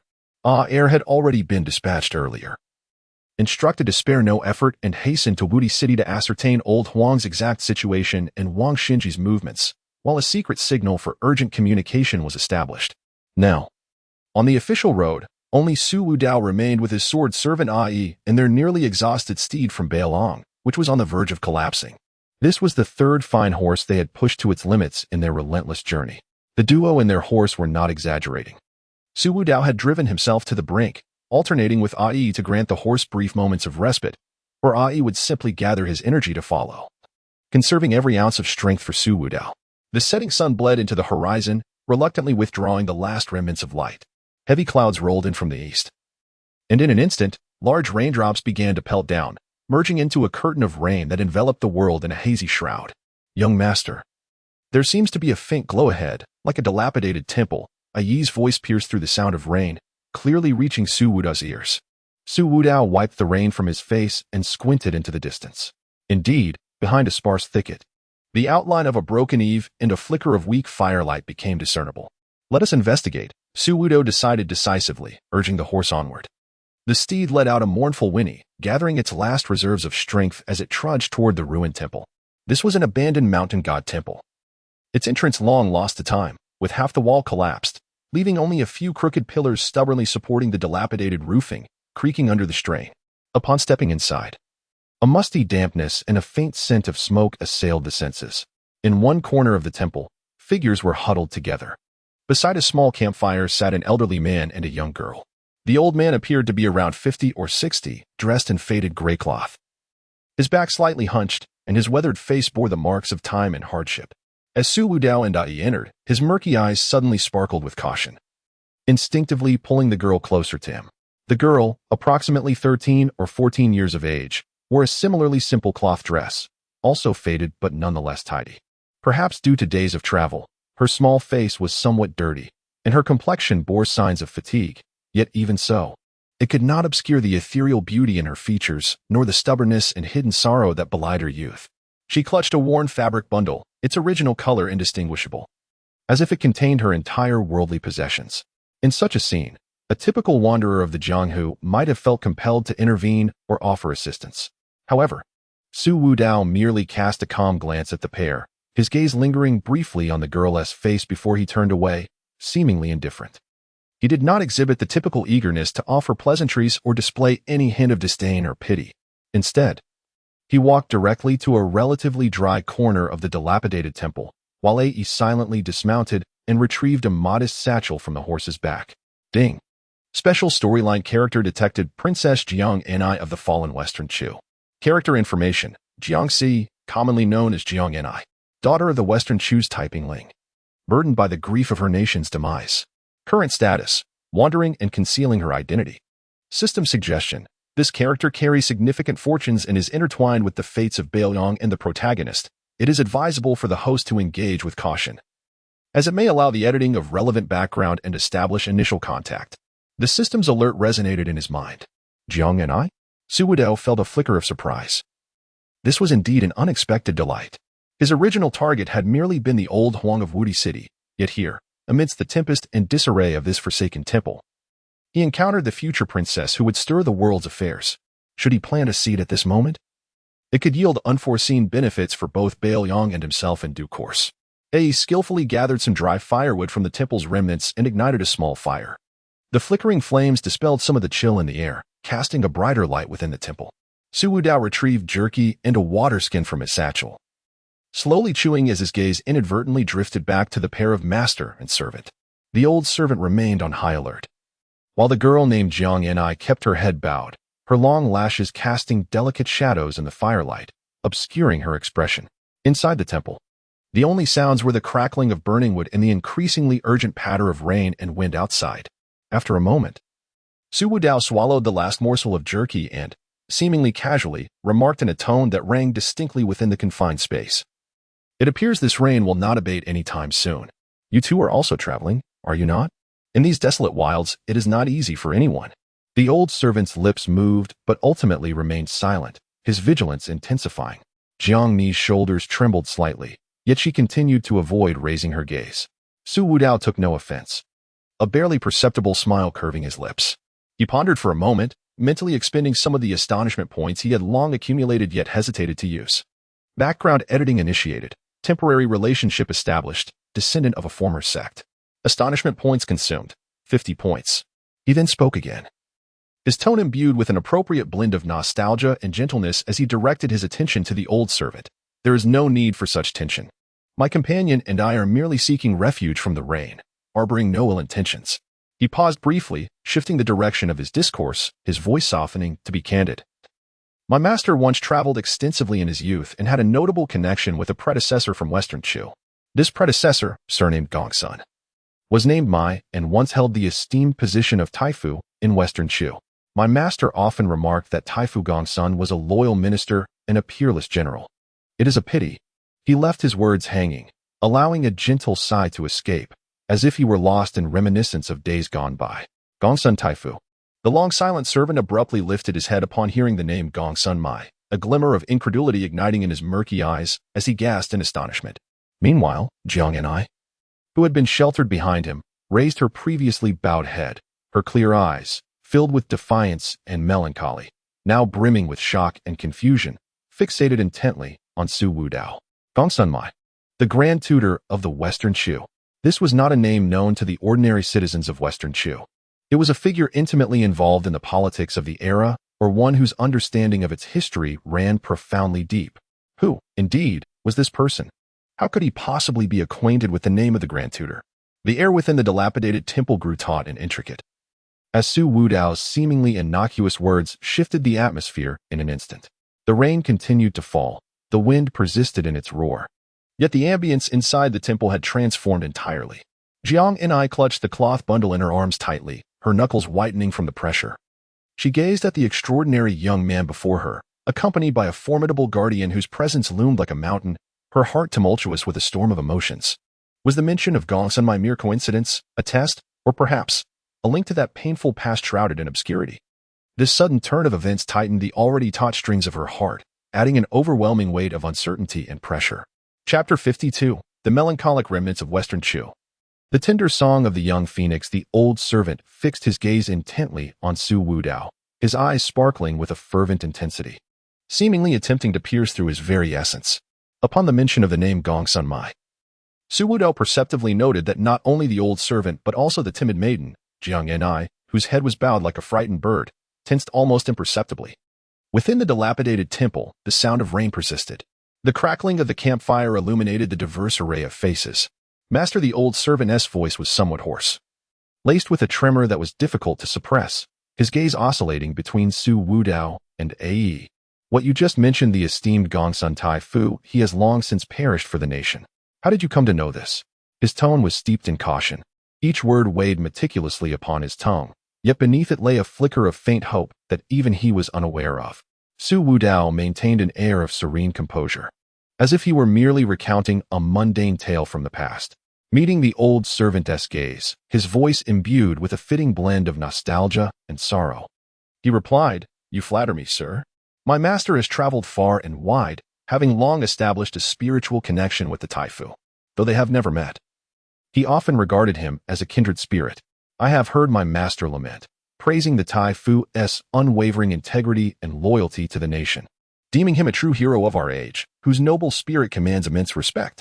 He paused slightly, seemingly lost in reminiscence, his gaze inadvertently drawn to the flickering flames. His voice softening further, "My master once mentioned that, by a twist of fate, he came into possession of a fragment of military treatise gifted by the Taifu, titled The Diagram of the Western Rampart Formation. He cherished it like a treasure, frequently studying it under the lamp. Every insight he gleaned led him to extol the Taifu's grand vision, often remarking that if this formation were to be fully passed down, how could Western Chu? He left his thought unfinished, allowing it to dissolve into a gentle sigh, as if reluctant to unearth a wound still fresh with blood.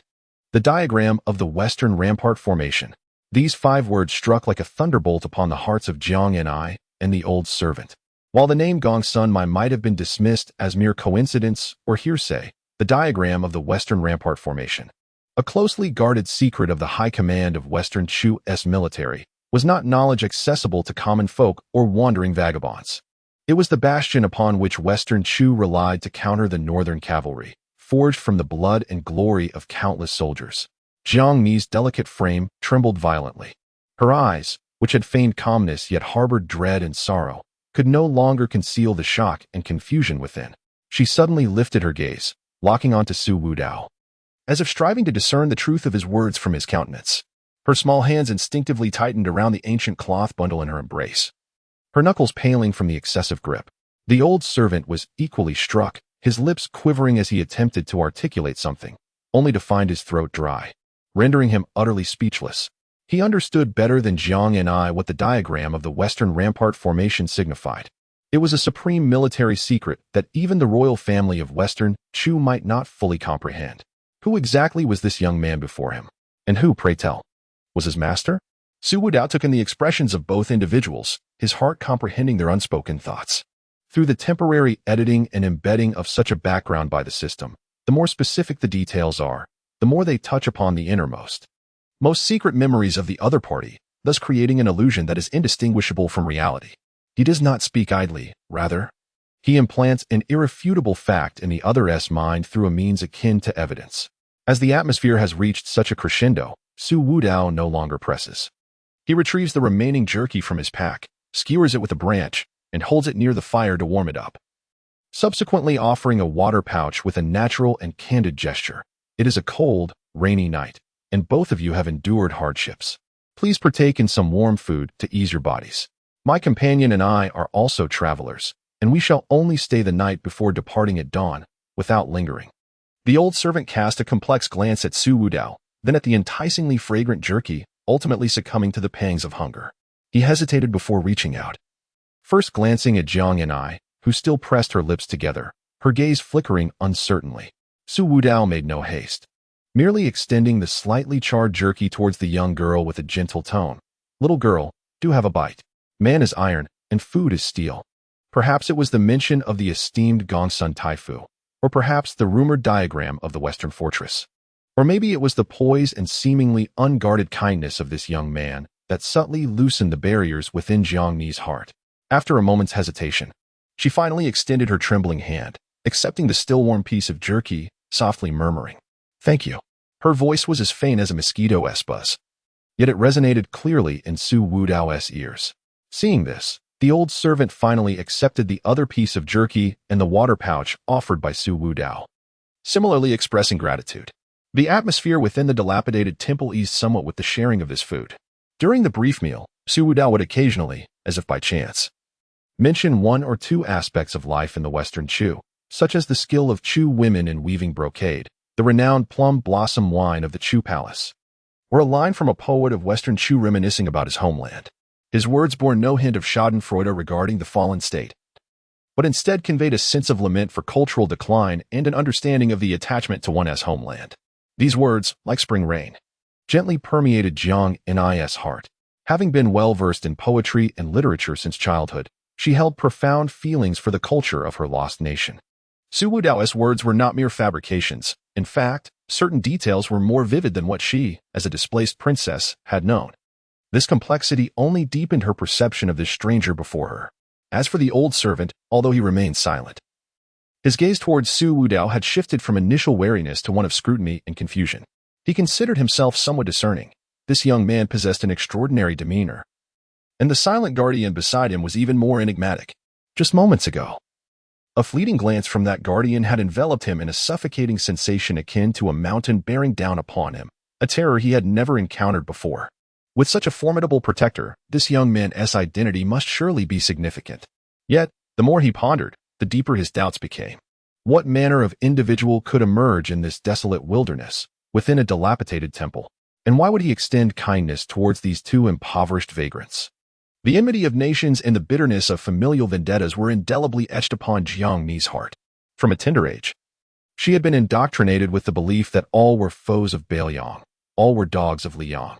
Yet this young gentleman, who claimed to have connections with the former nobility of Shichu, with his eloquent discourse, commanding presence, and profound respect for Shichu's culture, subtly began to challenge her entrenched perceptions. He did not seem malevolent. The moment this thought arose, Jiang Ni extinguished it with a fierce resolve. She admonished herself to distrust others, particularly in such tumultuous times. Su Wudao observed everything in silence, choosing not to expose the burgeoning trust that had taken root. Whether it would flourish and bear fruit depended on the passage of time and forthcoming opportunities. His primary objective on this journey was the old Huang of Wudi City, while Jiang Ni's presence was merely an unforeseen interlude, a seemingly casual move on the chessboard. The rain gradually subsided. Inside the crumbling temple, the flickering firelight cast shadows upon three figures, each harboring their own thoughts. Chapter 53. The Dawn Breaks, a Gift of Elixir. Tokens from a chance encounter in the aftermath of the rain, the morning light, imbued with the earthy fragrance of wet soil and the freshness of foliage, struggled to pierce through the dense shroud of clouds, casting down delicate strands of fragmented golden rays. Outside the dilapidated temple, puddles gathered, and the cheerful chirping of birds lent a touch of vitality to this desolate locale. The night had passed in silence, or perhaps each held their own thoughts, finding it difficult to sleep. As dawn began to break, Su Wudao was already on his feet. His movements were deliberate, yet exuded an undeniable efficiency. I had long tended to the horses, and was now quietly organizing their meager belongings, meticulously arranging each item as if performing some sacred ritual. In another corner of the temple, the old servant and Jiang Ni had also awakened. The old servant's eyes were bloodshot, evidently having not truly rested through the night, while Jiang Ni maintained her customary demure demeanor. Occasionally, she would lift her gaze, casting a glance towards Su Wudao, her eyes reflecting curiosity, a hint of confusion, and a barely perceptible, unrecognized dependence. Once attired, Su Wudao approached the pair. He retrieved a small porcelain vial from his bosom, its surface unadorned yet exuding an extraordinary quality. "My dear lady," Su Wudao's voice was calm, devoid of excessive emotion. "The paths of the martial world are fraught with peril. This is A9 Revolution's rebirth pill, which may save your life in times of dire need. Our brief acquaintance compels me to offer this token of my sincerity." The 9 Revolution's rebirth pill he spoke of was, of course, a product of the system. Despite its grandiose title implying the power to resurrect the deceased, it was, in truth, a potent healing elixir, invaluable to an ordinary martial artist. However, compared to genuine celestial potions, its efficacy had been somewhat embellished by the system's artistry. Su Wudao's gesture was not entirely altruistic. The pill's rarity would surely leave a lasting impression on the Western Chu princess. Moreover, should she encounter misfortune in the future and utilize this elixir, it would bind her to him by a debt of gratitude. More subtly, within this pill, he had infused a barely perceptible, harmless yet distinctive aromatic marker, which, if one were to be astute, could potentially lead to traces of information in the future. To him, this was a sound investment with no risk. Jiang and I lifted her head, gazing at the small porcelain vial resting in Su Wudao's palm. In the soft morning glow, the vial shimmered with a faint glaze, and she sensed that it harbored a peculiar energy within. Her bright eyes flickered with surprise, quickly replaced by deep wariness and hesitation. "This is far too precious." Her voice was faint, yet laced with an inherent stubbornness as she sought to decline the offer. The old servant, equally taken aback, understood the value of such a pill well. Even the wealthiest families could scarcely procure one. He opened his mouth to gently refuse on behalf of his young mistress, but faltered under Su Wudao's serene, unwavering gaze, swallowing his words instead. "Please, accept it."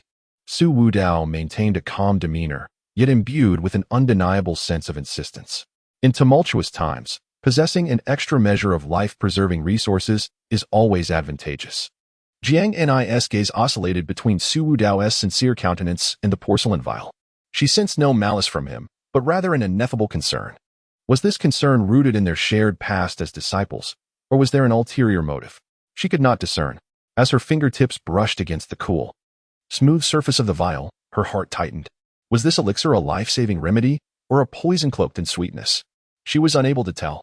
To offer unsolicited kindness is either treachery or theft, a survival principle imparted by the palace matrons since her youth. Yet this young man, with his clear gaze and gentle tone, exuded such composure and strength that she found it difficult to summon any resolve to refuse him. With her nation shattered and her family lost, did she still possess the freedom to choose? Her trembling hand ultimately clasped the porcelain vial, thereby seizing an unknown fate. However, the gnawing emptiness in her stomach and the uncertainty of the road ahead compelled her to slowly extend her hand. As her fingertips made contact with the vial, a warm breath seemed to emanate from it. She accepted it, clutching it tightly in her palm, and murmured, "Thank you, kind sir." Su Wudao inclined his head slightly, as if her choice did not surprise him. He then withdrew another item from his garment, a seemingly ordinary military badge, crafted from bronze, adorned with the familiar cloud pattern of the Northern Liang army. Yet, in an inconspicuous corner, there lay a minuscule insignia of the character for Dao. This was not a core token of the Northern Liang royal household, but it could facilitate some convenience within its territory. Should you find yourself in Northern Liang one day and encounter difficulties, you may present this to the local authorities or military post, mentioning a gift from an old friend. And it may alleviate your troubles. Su Wudao offered the badge without disclosing his identity. Once again, he presented both a medicinal pill and a token from Northern Liang. Jiang and I was utterly taken aback. As she accepted the badge, cool to the touch, her heart surged with tumultuous emotions. Who, indeed, was this young gentleman before her? He seemed intricately connected to Northern Liang while simultaneously exhibiting profound understanding and sympathy for the Western Chu. This deepened the contradictions within her already conflicted heart, rendering her utterly perplexed. "The grace bestowed by the young sir is something I and my lady shall never forget."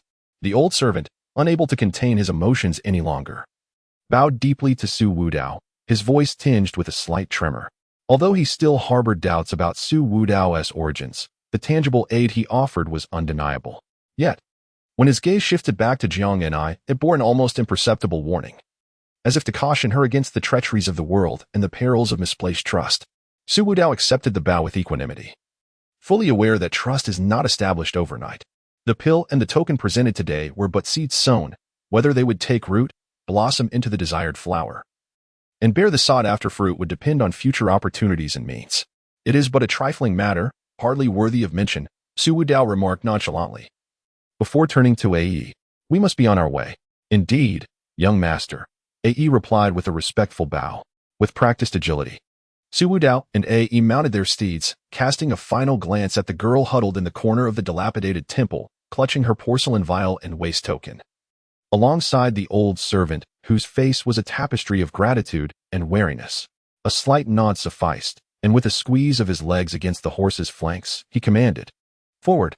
The two magnificent horses neighed, stirring the morning's gentle light, splashing a few droplets of mud before swiftly vanishing into the mist at the end of the official road. Racing towards the formidable Wudi city, where destiny awaited, Jiang and I stood transfixed at the temple's entrance, gazing in the direction of their departure. Ensnared in silence for an extended moment. Chapter 54. Outside Wudi city, defying fate as night fell, the stars shone dimly. Since parting ways with Jiang and I at the dilapidated temple, Su Wudao and A.E. had not paused for a moment. They exchanged riders and steeds, the robust warhorses of Beiliang perishing under the relentless pace. Su Wudao's vital energy surged with an unprecedented velocity, extracting every ounce of potential to sustain his nearly sleepless journey. He understood all too well that with each passing moment, the hope of saving Lao Wang diminished. At last, on the eve of the duel between Lao Wang and Wang Xinji, the formidable Wudi city, renowned for its association with a preeminent figure, loomed in the distance along the eastern sea. The dying rays of the sun cast a somber golden hue upon the grand city. The towering walls stood imposing. Within and around the gates, shadows flitted continuously, many of them fierce and sharp-eyed figures of the martial world. The air was thick with a tension akin to the stillness before a storm, as if a tightly drawn string could snap at any moment. Su Wudao did not rush to enter the city. He reined in his weary steed and, with A.E., took refuge in a secluded woodland area, slightly elevated above the thoroughfare. From this vantage point, they could survey much of Wudi city and the road leading to the coast. He needed to observe, to assess, and, more importantly, to prepare for the seemingly impossible task ahead. A.E. had already arrived earlier and, as per their agreement, had left a message in an inconspicuous corner of the city. The news was not encouraging. Lao Huang had entered the city and was residing at an inn named Tingqiao Pavilion. At 3 o'clock in the afternoon the next day, he would challenge Wang Xinji by the eastern coast. The entire Wudi city, and even the surrounding martial community, was abuzz with excitement, as countless individuals flocked to witness this match, marked by a disparity in strength yet shrouded in the legendary aura of Jianjiu Wang. The name Wang Xinji loomed over Su Wudao like an insurmountable mountain, heavy upon his heart. "Young master, Yi's voice remained calm. Yet Su Wudao sensed the underlying martial fervor within. As a land deity, Yi possessed unwavering confidence in his own abilities. Yet even he felt an unprecedented pressure when faced with the long-established Wang Xinji, who had presided over Wudi city for countless years. "Do not rush," Su Wudao gestured, his gaze intensely fixed on the distant Wudi city. A direct confrontation with Wang Xinji to rescue Lao Huang seemed a daunting endeavor. The odds were grim for the two of them, even with the entire Beiliang iron cavalry. He inhaled deeply, closing his eyes as his thoughts delved into the recesses of his mind. System: devise a strategy to rescue Lao Wang. Objective: ensure Lao Wang's safety. Conditions: avoid direct conflict with Wang Xinji whenever possible. Beep. Commencing simulation. Consumed 1,000 editing points. Simulation ongoing. Analyzing target Wang Xinji's strength data. Analyzing target Jianjiu Huang's current state. Analyzing the geographical and human factors of Wudi city. The prolonged wait felt like an agonizing eternity. Simulation complete. The optimal plan has been generated. The essence of the plan lies in not directly confronting Wang Xinji, but rather enhancing Jianjiu Wang's survival capabilities through indirect means, thereby creating an unforeseen circumstance capable of altering the course of battle. Su Wudao abruptly opened his eyes, a glint of brilliance flashing within. "Unexpected," he murmured, savoring the word, a subtle smile curling at the corners of his mouth, almost imperceptible to others. System: please edit a temporary background for Lao Huang. Sword box guardian spirit, imitation. Effect required when subjected to an attack with a 99 probability of being fatal. The sword box he carries will unleash a potent protective force, equivalent to the pure defense of a full-force strike from a terrestrial immortal. capable of withstanding a casual blow from someone of Wang Xinji's caliber. The duration of this background should cover the battle situation of tomorrow. Editing temporary background, sword box guardian spirit imitation. Detecting a profound bond between the target, Jianjiu Huang, and the item, sword box. High compatibility with the background. Estimated consumption of editing points, 80,000. Confirm? 80,000 points.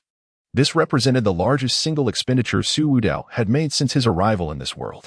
Yet, he hesitated not for a moment. Confirm. Background editing in progress.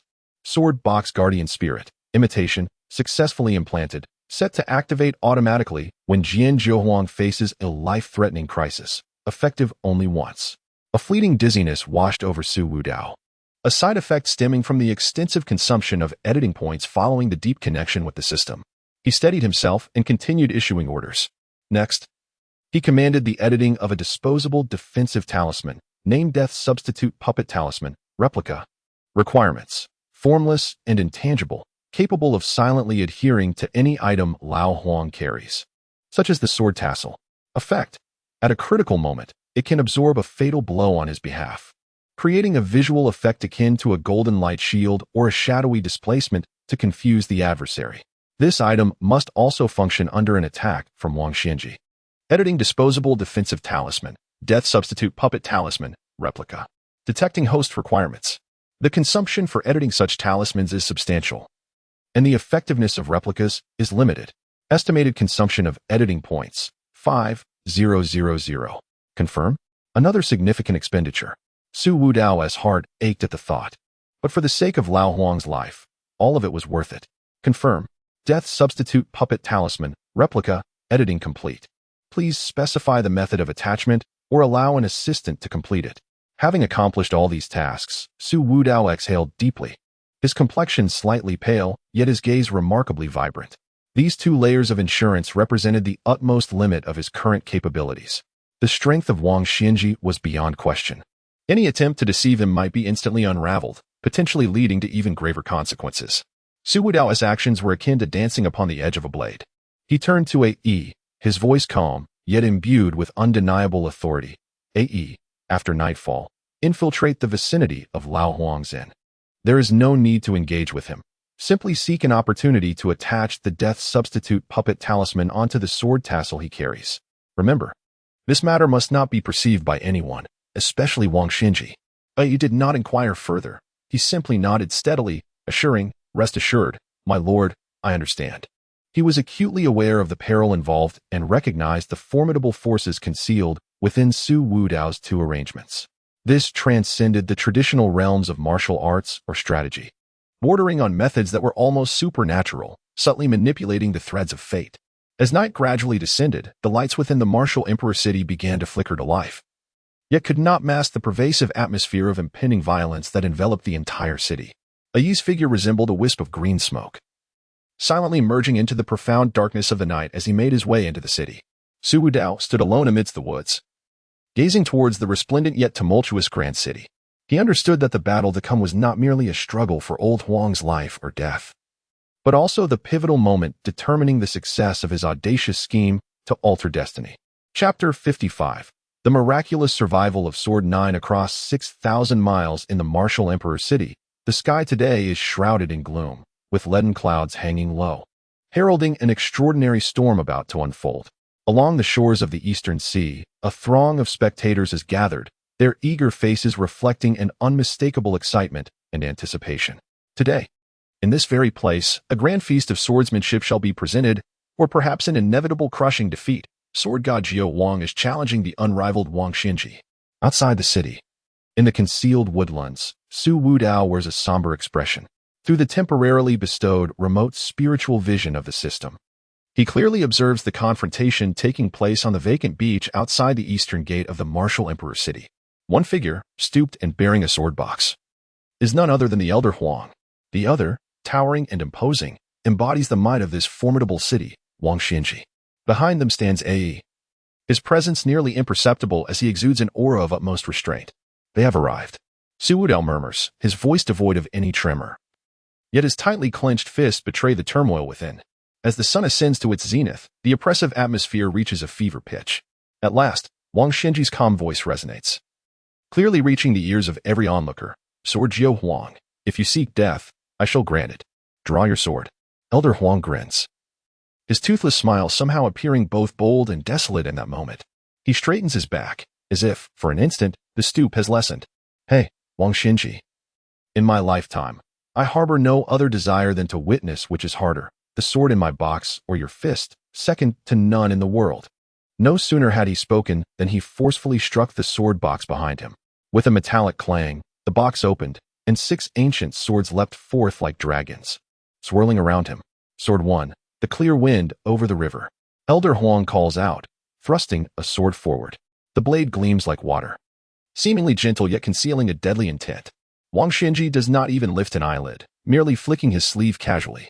An invisible force disperses the sword light instantaneously. Sword 2, the bright moon among the mountains. Sword 3, Elder Huang's techniques grow increasingly fierce and resolute. From Sword 1 to Sword 8, each strike embodies the culmination of his life's dedication and insights. The sword light crisscrosses, the sword energy howls, leaving deep furrows in the sand. Among the spectators are numerous seasoned martial artists, captivated and secretly alarmed. They discern that this seemingly humble swordsman has achieved a mastery of swordsmanship that borders on the transcendent. Each stroke could establish a new school of thought. However, Wang Xinji remains unfazed, standing with hands clasped behind his back, effortlessly neutralizing each sword strike with a mere wave of his hand. He has not moved an inch, and his composure and strength inspire a sense of despair. Elder Huang's forehead glistens with beads of sweat, his breaths growing labored, yet the light in his eyes shines ever brighter. Wang Xinji, receive my final sword. Old Huang emitted a thunderous roar, reverberating through the land. His hair and beard stood on end, his garments billowing, transforming him into a sword drawn from its scabbard. Sword 9, spanning 6,000 miles. The last 3 swords in the box responded in unison, merging with the previous 6 to create an unprecedented, resplendent sword aura. Imbued with an indomitable sense of tragedy and resolve, piercing through the sky like a rainbow slicing the sun, aimed directly at Wang Xinji's heart. This strike epitomized Old Huang's mastery of the sword, marking the pinnacle of his life. As the sword light traversed its path, the air screamed, and sand and stone swirled, as if the very heavens and earth would pale in comparison. Quite intriguing. Wang Xinji finally inclined his head slightly, a trace of faint admiration flickering in his eyes. Yet, he remained unmoved, merely extending a fist in a calm and unassuming manner as the cataclysmic sword light approached. There was no earth-shattering momentum, no dazzling brilliance. It was simply a straightforward punch. However, this punch seemed to embody the immense power of the entire universe. Boom. The fist collided fiercely with the sword aura. Contrary to expectations of a stalemate, the sword technique, embodying all of Old Huang's lifelong prowess, shattered under Wang Xinji's punch like brittle reeds. The sword light dimmed in an instant, falling like a shooting star. Old Huang, as if struck by lightning, was sent hurtling backward like a paper kite severed from its string, blood gushing from his mouth. Wang Xinji's punch had not yet dissipated, that seemingly unremarkable blow, after demolishing the sword aura, continued toward Old Huang's heart with an unmatched ferocity, unguarded and utterly exhausted. All onlookers closed their eyes, unable to bear witness to this inevitable demise. The curtain seemed to be falling on the old sword god. Just then, a sudden turn of events occurred. Buzz.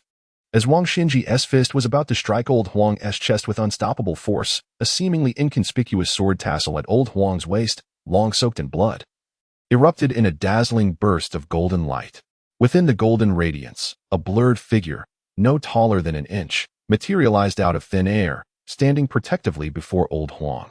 With its hands forming a seal, it exuded a sacred and solemn aura. Bang! Wang Xinji's indomitable punch struck solidly against the golden figure.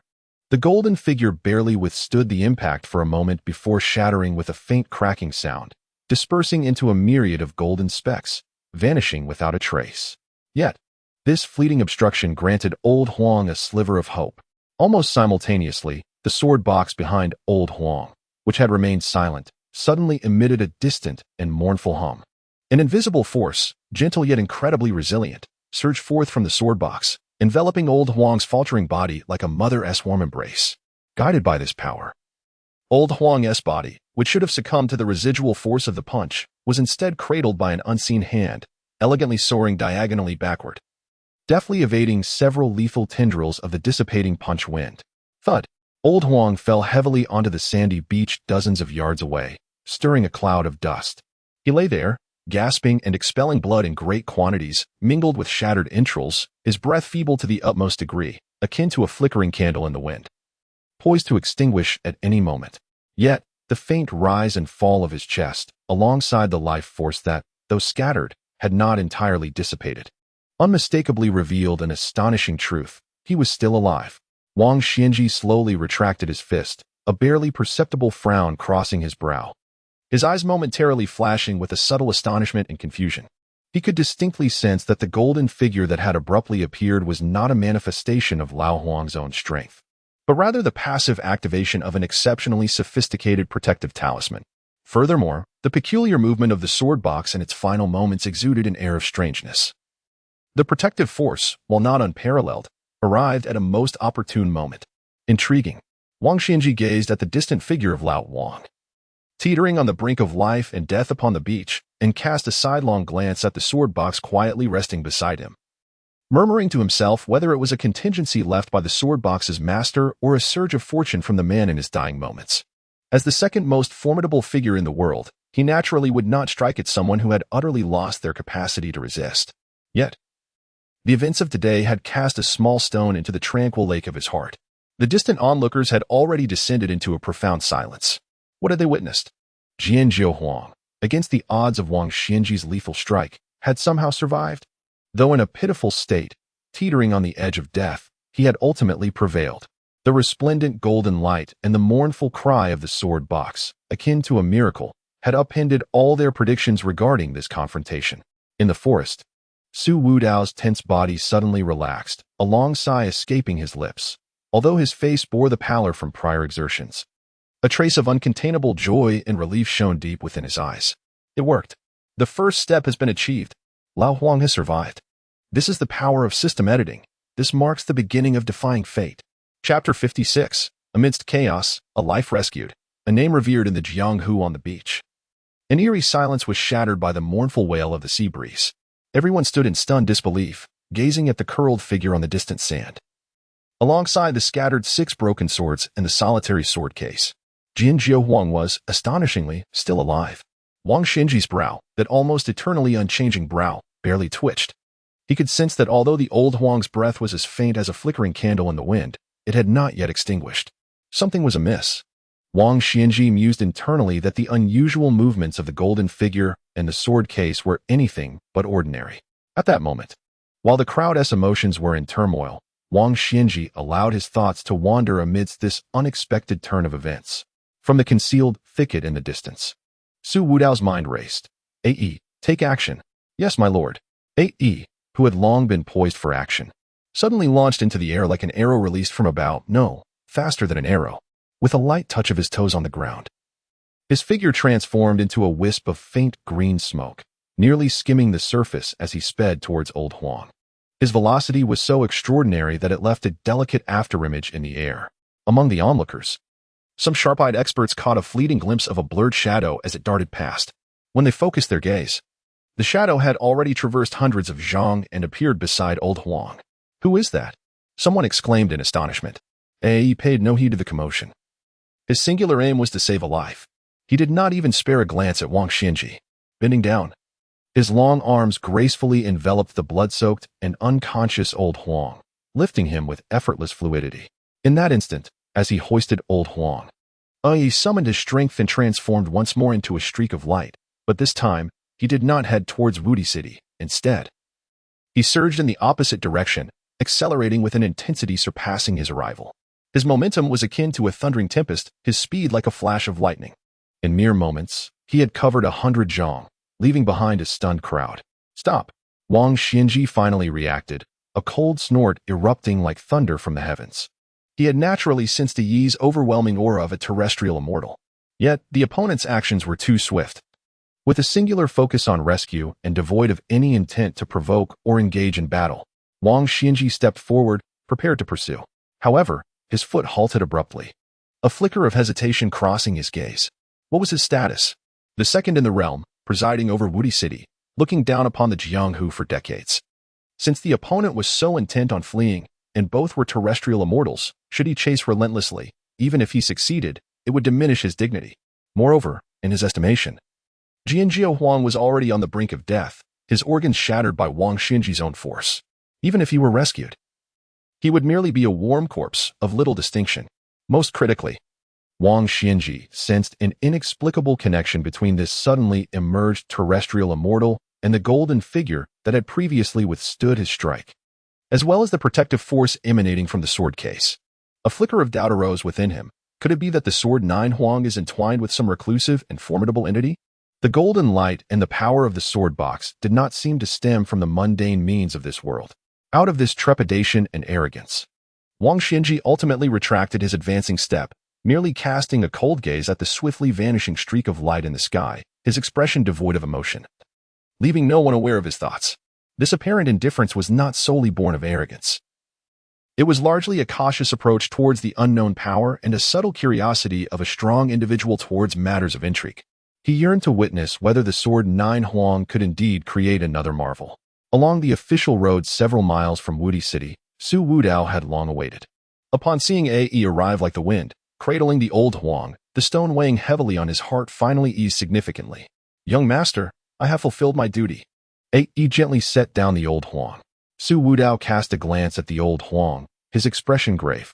At that moment, the old Huang's eyes were tightly shut, his visage resembling gold leaf, with scarcely any rise and fall in his chest, were it not for the faint yet tenacious signs of life displayed on the system panel. He might have believed he was staring at a corpse. "Let us go." Su Wudao dared not delay, and the three swiftly mounted their horses. Galloping along the route meticulously planned by the system, the most concealed and rapid means of evading pursuit. OE, seasoned and adept, while hastening, discreetly erased all traces along their path, eliminating any possibility of being tracked. Meanwhile, Wudi City had erupted into chaos. Good heavens! The sword 9 Huang is alive. He was rescued by a mysterious master. Did you catch a glimpse of that person? The speed was too great. All I saw was a shadow. It must be the sword box manifesting its divine will. I saw it glow, blocking Wang Xinji's fist. Indeed, I saw it too. First, a golden light shielded him. Then the sword box displayed its might, saving the old sword god's life. Could that savior be someone sent by the master of the sword box? The sword 9, though defeated, retains its glory. This battle today will surely be etched in history. Various speculations and exclamations surged through Wudi City like a tidal wave, rapidly disseminating in all directions. The tale of Wang Xinji's challenge, though defeated, miraculously surviving, rescued by a mysterious terrestrial immortal before the public's gaze, combined with the extraordinary legend of the sword box manifesting its power, these elements collectively became the most sensational material capable of igniting public discourse in the realm of Jianghu.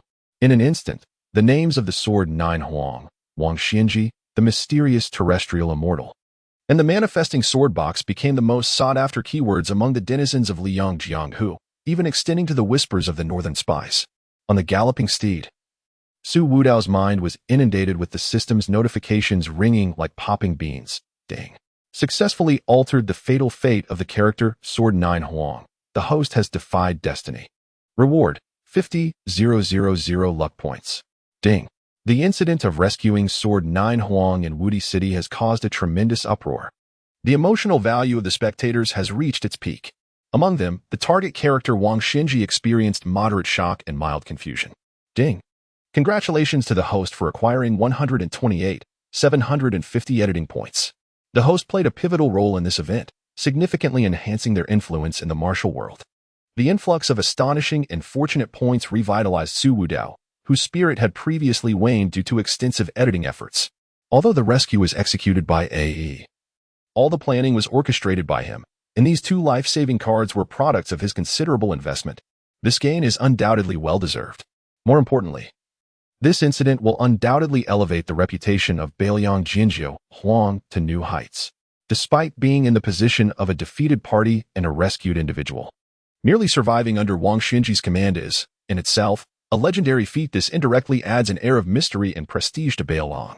Simultaneously, Su Wudao gained a more intuitive understanding of Wang Xinji's strength and character, profoundly inscrutable and exceedingly arrogant, yet not devoid of reason. The myriad discussions circulating in the martial world also provide Su Wudao with considerable advantages for his subsequent actions. What is the extent of Lao Wang's injuries? Will he be able to regain his former vigor? Who is the celestial being that rescued him? Is the sword box truly miraculous? These unanswered questions will become delightful topics of conversation, perfectly concealing Su Wudao and his genuine trump cards in the shadows. No one is aware that the architect of all this is a young man named Su Wudao. Inside the jostling carriage, they exchanged their horse for a carriage midway to better care for Lao Huang. Su Wudao gazed at Lao Huang, whose pallor remained ashen and breath-faint. Once again, his brow furrowed in concern. Successfully rescuing Lao Wang was merely the first step of the plan. The next challenge lies in how to heal his nearly fatal injuries, which is a far graver test. Wang Xinji's fist was incredibly domineering, nearly shattering all of Lao Wang's vitality.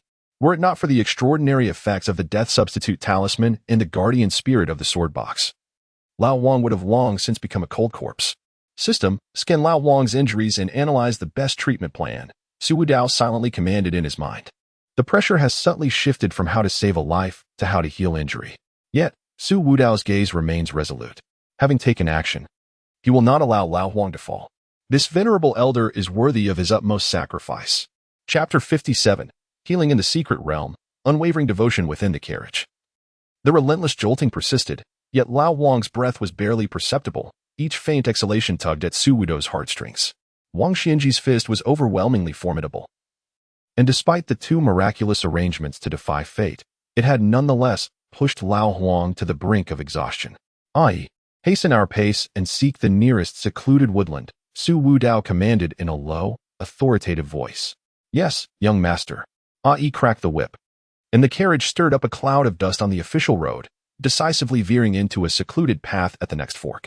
Half an hour later, the carriage came to a halt before a desolate valley. The area was densely forested and strewn with peculiar rocks, at the center of which lay a cave shrouded by vines, the entrance narrow, yet promising wonders within.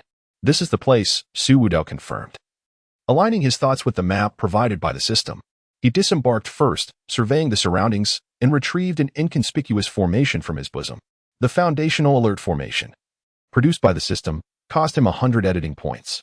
As he buried the array plate in the soil near the cave's entrance, an invisible wave emanated from the cave's core, quietly spreading outward, isolating their presence and guarding against unwelcome intruders.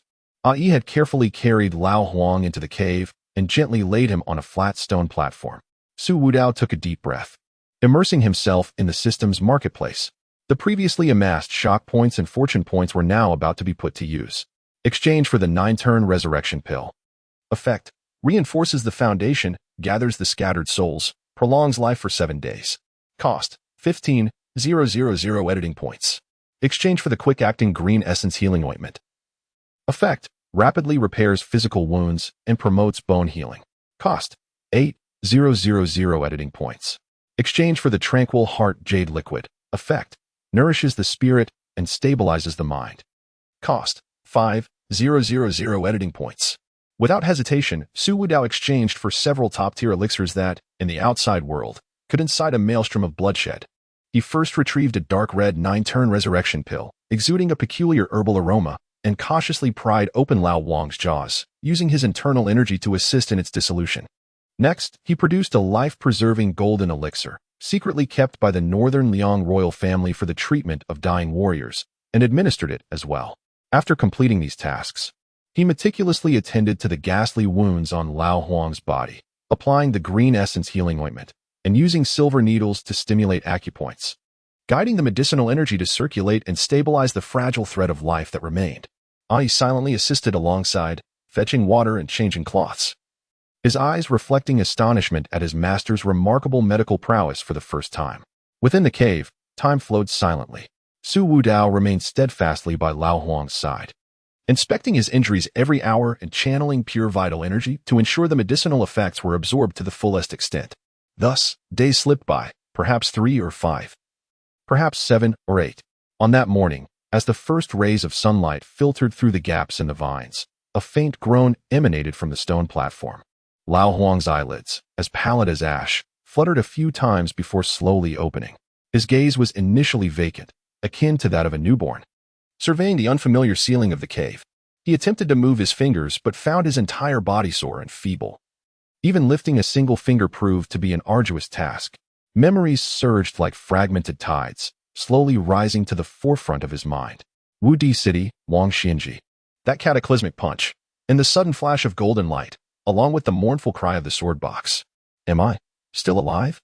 Lao Wang's voice was hoarse, reminiscent of a worn-out bellows.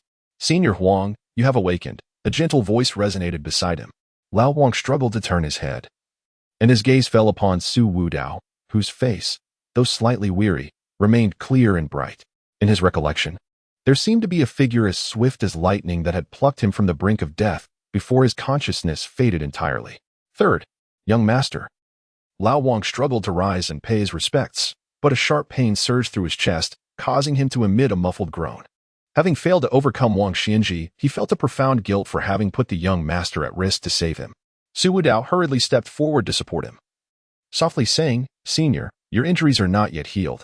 Please refrain from moving too much. You are favored by the heavens, and a divine weapon has protected you, allowing you to escape unscathed from Wang Xianji's grasp. A divine weapon protecting me, Lao Huang murmured, faintly recalling the unusual movements of the sword box. Was it the sword box that saved me? Indeed, Su Wudao affirmed, seamlessly continuing, you have been inseparable from the sword box for decades. The bond between you and the sword has long reached a profound understanding. At the moment of your life and death, the sword box's accumulated spirit erupted, deflecting the fatal blow meant for you.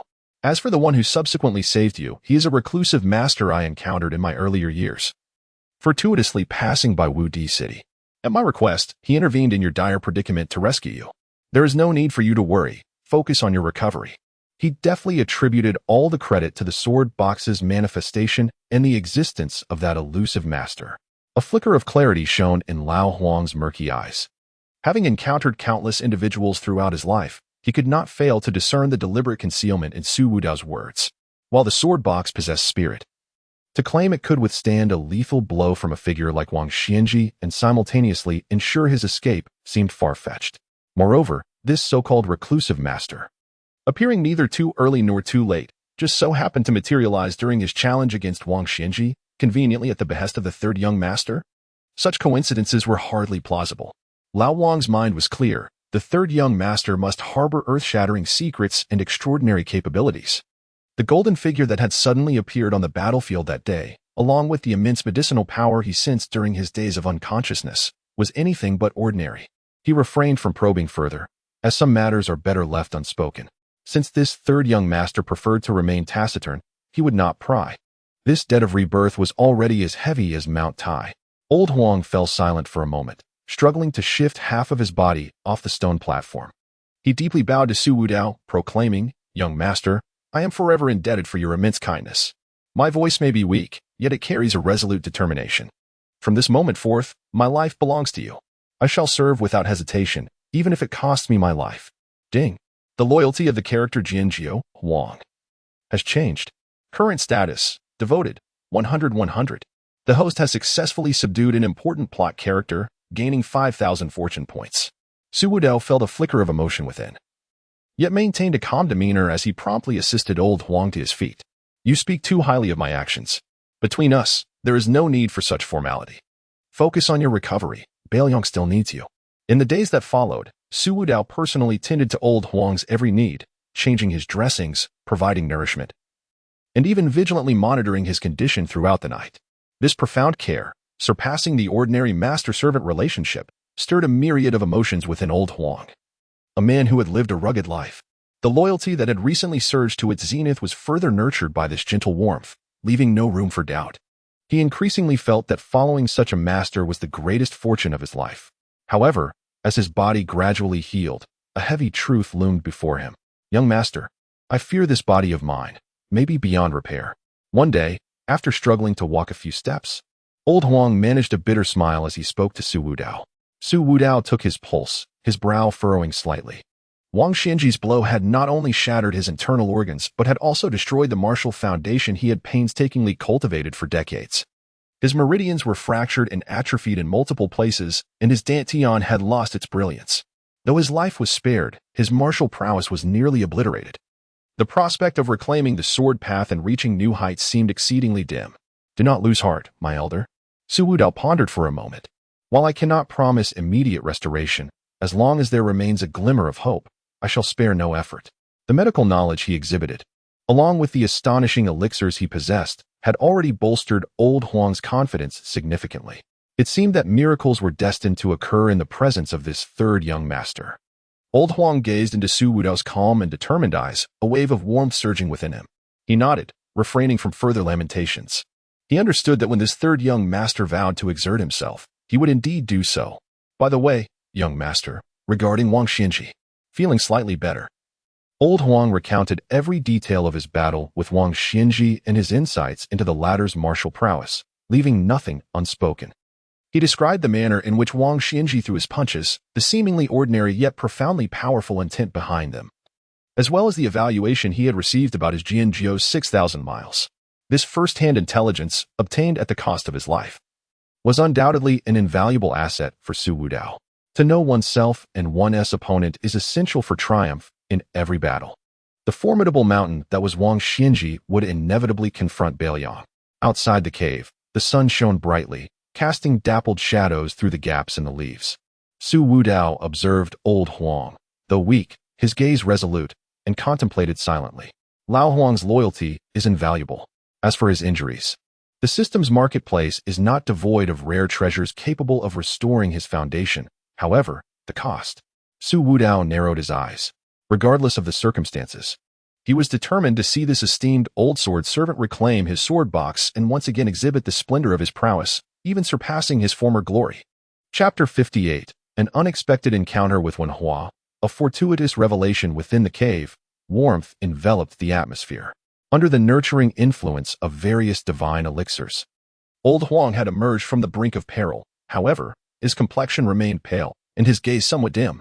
The forceful strike from Wang Xinji had nearly obliterated his martial foundation, leaving his meridians severed and his dantian in a state of desolation. Senior Huang, I have prepared these pills for you. Consume one each day. They will assist in stabilizing your vital energy and gradually restore your health, Su Wudao stated, handing an exquisite jade vial to old Huang. Inside were dozens of foundational replenishment pills, exchanged through points. Though they could not instantly restore him to his prime, they would sustain his life and slowly mend his ravaged foundation. Young master. Old Huang accepted the vial, his fingers trembling slightly. He was acutely aware that he had become a mere shadow of his former self. Yet this young master showed not a hint of disdain and had expended considerable effort for his recovery. I.e., escort Elder Huang through this secret passage to the Eagle's Cry Gorge on the border of Qingzhou. There lies a hidden stake of our northern Liang. Someone will meet you and ensure the safe return of the Elder, Su Wudao instructed, producing a simple map and handing it to Ai. This route had been meticulously selected through the system for its security and reliability. Ai nodded. Rest assured, young master, I will ensure Elder Huang's safe arrival. He understood that the young master had his own path to tread, and remaining behind would only serve as an encumbrance. Old Huang opened his mouth, as if to express something, but ultimately sighed heavily and clasped his fist before Su Wudao. The great kindness of young master will forever be etched in my heart. Should there be another opportunity, I shall certainly serve you by leading your steed and holding the reins. Su Wudao steadied him. Elder, focus on your recovery. The sword of Northern Liang must not gather dust. After bidding farewell to old Huang and Ai, Su Wudao did not embark immediately. He spent a day in meditation within the cave, adjusting his state to its peak, and exchanged for several protective and exploratory items from the system's marketplace before quietly departing. Journeying south towards the Jiangnan region. In his heart, besides the quest for the elusive treasures of the Western Chu, he harbored a desire to traverse the martial world, validate his own martial arts, and glean some moments of astonishment along the way. 2 weeks later, on the outskirts of Jiangnan, he found himself in a quaint little town named Qingshui. The town was modest, with a main street running east to west, dotted with a few taverns and tea houses. Su Wudao chose a tavern on the second floor, selecting a window-side table. He ordered several small dishes and a pot of light wine, serving himself as he listened to the lively commotion of the market below, finding it quite delightful. Hey, I say, one, you come here every day to borrow wine. Do you take our innkeeper for a charity? Indeed, you used to wield a sword, but now your blade is broken, and you are a mere shadow of yourself, resembling a beggar. What airs do you still put on as a swordsman? A cacophony of mocking laughter erupted from the neighboring table, disrupting Su Wudao's thoughts. Following the sound, he beheld 3 or 4 burly men clad in short, fitted attire, seemingly guards from a nearby escort agency, surrounding a young man who cowered in the corner, subjecting him to their scornful ridicule. The young man, seemingly in his early 20s, was dressed in tattered garments, his face marked by dust and hardship, and his hair in disarray. Yet, amidst this disheveled appearance, his eyes shone with a stubborn glimmer, albeit one that seemed somewhat feeble. In front of him lay a bowl of murky, inferior wine, while his hands were empty, devoid of a sword. Su Wudao's gaze sharpened slightly, despite his destitute state. The indomitable spirit reflected in the man's features, coupled with the derogatory remarks made by a group of men referring to him as a useless swordsman without a blade, stirred something within Su, and a name surfaced in his mind, Wenhua. This was the man who, in the name of brotherhood, had abandoned his martial prowess, shattered his beloved wooden sword, and withdrawn from the world of martial arts. At this moment, Wenhua was evidently at the nadir of his existence. Why trouble a man already beset by misfortune? Su Wudao set down his cup, his tone unembellished yet resonant, reaching the ears of those at the table. The group of men turned to look, their expressions revealing disdain as they noted Su's simple blue robe and youthful visage. The bearded leader spat dismissively, "You pretty boy. Mind your own business. This lad owes us for his drinks. It's only fair." A faint smile curved Su Wudao's lips, yet his eyes chilled, releasing an almost imperceptible aura of menace that enveloped the men like an unseen frost. The once boisterous men felt a shiver ascend from their feet to the crown of their heads, as if they were being targeted by some ancient, ferocious beast. Their hair stood on end, and their inebriation dissipated in an instant. They dared not utter another word. The bearded man nearly crumpled, his legs weakening beneath him, as he almost tumbled to the floor. "Leave," Su Wudao uttered a single word. The men, as if granted a reprieve from death, scrambled down the stairs in a panic, not daring to utter a single word of farewell. Wenhua stared in astonishment at the scene, then turned to Su Wudao, his gaze a mixture of emotions. He had anticipated another round of humiliation today, yet unexpectedly, someone had come to his rescue. "Brother, thank you," Wenhua said hoarsely, his voice laced with a subtle wariness. Su Wudao offered a gentle smile and approached Wenhua's table, gesturing invitingly. "If you do not mind, would you join me for a few drinks? The daughter's red here is quite robust." After a moment's hesitation, Wenhua nodded, lifting his bowl of inferior wine and moving to join Su Wudao. "I am Su Wudao." He introduced himself, pouring a full glass of daughter's red for Wenhua. "Wenhua," he replied, tilting his head back to drain the contents of his cup, the fiery liquid burning his throat. He coughed a few times, a faint flush creeping onto his pallid face. "Have you encountered some difficulties, brother Wen?" Su Wudao inquired casually. At the mention of painful memories, Wenhua's eyes dimmed. He refilled his own glass and, with a bitter smile, replied, "Brother Su, do not jest. I am merely a useless man devoid of martial skills, merely surviving." His words dripped with self-mockery and despondency.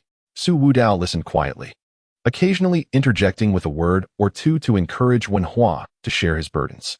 As the cups of wine continued to flow, Wenhua's words became increasingly abundant.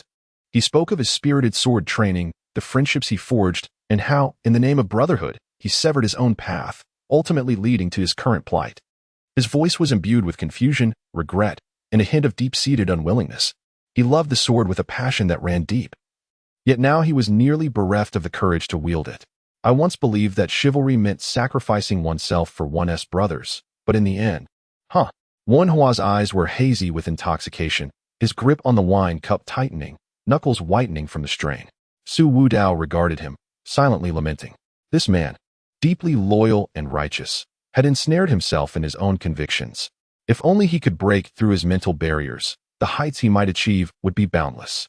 To directly bestow upon him a powerful martial arts manual would be a disservice, tarnishing his sincere heart for the sword. After several rounds of drinks, Wenhua succumbed to drunkenness, collapsing onto the table in a deep slumber, mumbling words of swords and brotherhood. Su Wudao summoned the innkeeper to settle the bill and left a few silver coins on Wenhua before supporting him to a relatively clean inn in the town, securing a room and placing him gently on the bed. Observing Wenhua's tranquil sleeping face, Su Wudao's thoughts stirred as he communicated with the system. Expend shock points to create a subconscious background of epiphany and swordsmanship for Wenhua. Ding. Editing subconscious background for epiphany in swordsmanship. When the target, Wen Hua, finds himself in a specific future situation, such as witnessing a torrential downpour, hearing raging waves, facing life and death, or perceiving the essence of the sword, his subconscious will be stirred, significantly enhancing his enlightenment and providing a high probability of overcoming his inner demons and recognizing his own path in swordsmanship. Expected consumption of shock points, 8,000 points. Confirm? Confirm. Su Wudao did not hesitate. Such a minimal expenditure of shock points was inconsequential for a future as promising as Wen Hua's. A subtle, imperceptible glow emanated from Su Wudao's fingertips, gently touching Wen Hua's brow before vanishing without a trace. The entire process was silent. The sleeping Wen Hua merely furrowed his brow slightly before returning to serene slumber. Having completed his task, Su Wudao exchanged another item from the system's shop. It was an iron sword, its blade dull and unremarkable, sheathed in the most common sharkskin. It appeared no different from the iron swords used by ordinary wanderers of the realm. Yet, the internal metal composition and forging patterns had been subtly adjusted by the system in an esoteric manner, allowing it to guide the flow of sword energy ever so slightly when wielded, aligning with a certain profound simplicity of swordsmanship. This guidance was exceedingly subtle. Only those of exceptional insight could perceive it, let alone become reliant on it, serving merely as a seed that would take root and flourish at the right moment. Su Wudao gently placed the concealed iron sword beside Wen Hua's pillow. He left no notes, only a silver ingot on the table, sufficient for Wen Hua's sustenance for several months. He believed that, upon awakening and discovering these tokens, Wen Hua would undoubtedly harbor suspicions. Yet, that fortuitous opportunity, along with the iron sword, would offer him a tremendous surprise at some point in the future. Having completed all of this, Su Wudao pushed open the window, and the cool moonlight poured in. He gazed at the quiet street outside, a faint smile gracing his lips. Today's actions, seemingly casual, were in fact a form of investment. Ding! The host has successfully planted a significant opportunity for the character Wen Hua, altering the trajectory of his future destiny, rewarded with 500 fortune points. Ding! The host's actions align with the discerning eye for talent, illuminating the hidden conditions for future champions, slightly enhancing his reputation in the martial world. Though the fortune points were few, Su Wudao remained unconcerned. The bond he forged with the future when bushing transcended the mere value of those points. He anticipated, with great eagerness, the day when Wen Hua would once again wield his sword and make his name resound throughout the world, imagining the grandeur of such a moment. As dawn approached, Su Wudao quietly departed from the inn, unnoticed by anyone, and continued on his journey through the martial realm. Chapter 59. Enlightenment of the Sword on a Rainy Night. The flutter of butterflies after parting ways with Su Wudao, Wen Hua continued to wander aimlessly. The unremarkable iron sword nestled in his embrace served as his sole consolation. He often caressed its blade, and the image of Su Wudao's clear, tranquil eyes, seemingly capable of discerning all, along with the unspoken expectations that accompanied the gift of the sword, would vividly resurface in his mind. It was a silent impetus, as if whispering, the sword should not gather dust, and want it not to succumb to despair. Amidst his gratitude, he was overwhelmed by a profound sense of uncertainty regarding the path ahead. The resolute act of breaking the sword now transmuted into a piercing regret. The pride of the former swordsman reduced to mere ash. He felt like a wandering soul, cradling the sword while grappling with endless self-interrogation, having forsaken the sword. Has he been forsaken by it in turn? Days later, Wen Hua found himself in a desolate wilderness. The sky darkened without warning and large raindrops fell suddenly, transforming into a torrential downpour in an instant. He fled in disarray, seeking refuge beneath the eaves of a long-abandoned, dilapidated temple. The rain fell like a woven tapestry, blurring the boundaries of earth and sky. Raindrops pounded against the broken tiles, withered grass, and hard stone steps, producing a cacophony of varied sounds, dense and rhythmic. Wrapping his arms around himself, Wen Hua curled up in a corner, listening to this natural symphony, his heart awash with mixed emotions. Memories of his past dedication to sword practice by lamplight, the revelry shared with brothers over hearty meals and copious drinks, and the composed figure of Su Wudao all flickered before his eyes. He recalled how he had once cherished the wooden sword in his hands, only to shatter it with his own hands. An indescribable pang of sorrow and regret surged within him, almost overpowering. Could it be that I was truly mistaken? He murmured, his voice drowned by the relentless downpour. In that moment of emotional upheaval and profound bewilderment, a faint spark of insight flickered through his mind. It was the subconscious awakening of the swordsmanship enlightenment that Su Wudao had instilled within him, now quietly triggered by the present circumstances. Countless indistinct sword shadows and elusive sword intentions surged into his consciousness like a tidal wave. These sword intentions were not mere illusions. Some burned with the heat of forged iron, others were sharp as a blade, some heavy as mountains, and others nimble as swimming fish. They wove and collided within his mind, producing a silent yet resonant clang of swords that reverberated through his very soul. He felt that each raindrop contained a distinct sword momentum, and each gust of wind seemed to whisper the low murmur of a sword. Wenhua's eyes widened in sudden realization, instinctively tightening his grip on the iron sword. A peculiar resonance occurred. The iron sword, meticulously crafted by the system, with its unique metallic composition and forging patterns, at that moment, harmonized subtly with his stirred spirit and the serendipitous awakening of his subconscious. The sword in his hand ceased to feel cold. Instead, it emanated an unusual pull and guiding essence, drawing his arm and aligning his movements with the cascading rain of swords. A barely perceptible guiding force flowed from the sword's hilt into his arms, coursing through his entire being. Enlightened and inspired, he unconsciously rose to his feet, stepping into the rain. The rain drenched him in an instant, the icy droplets striking his face, yet imparting an unparalleled sense of clarity. The iron sword in his grasp seemed to awaken, transforming from a mere weight of mundane metal into an extension of his arm, a manifestation of his will. He began to wield the sword. There were no fixed techniques, no deliberate forms. His movements oscillated between the gentle grace of raindrops and the fierce swiftness of thunder. The sword's tip sliced through the curtain of rain, sending a cascade of crystalline droplets into the air, each bead refracting light like a subtle blade of energy. His figure danced amidst the rain, every motion appearing so natural, as if he were one with the tempest surrounding him. He forgot himself, the pain of his past, and all the confusion that had clouded his mind. In this moment, there was only the sword, only the endless rain. The raindrops became the sword, the wind was the sword, and the thunder roared as the sword. All of heaven and earth could serve as a blade, a night of wind and rain, a night of unfettered expression. As the dawn broke, the clouds dispersed, and the first rays of sunlight pierced through the canopy, illuminating Wenhua. He was soaked to the skin, in a disheveled state, yet his eyes shone with an astonishing brightness, as if two flames were igniting within. He had attained enlightenment. He had uncovered a rudimentary form of his own sword technique. This sword art, unadorned and simple, was imbued with vibrant vitality and an indomitable spirit, much like the rekindled essence of his sword heart.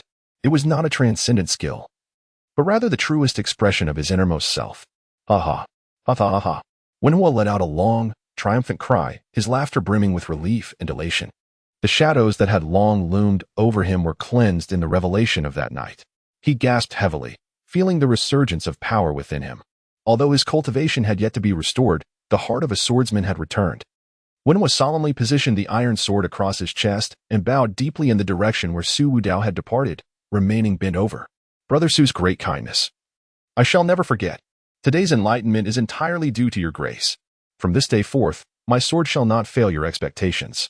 He was unaware of Su Wudao's true identity or the reasons behind his assistance. Yet, he knew that this gratitude would be etched in his memory for a lifetime, proven through the sword he wielded. With renewed confidence, Wenhua's gaze reignited with fervor. He was no longer despondent, nor confused. Gripping the iron sword tightly, he discerned his path and embarked on his own journey of the sword.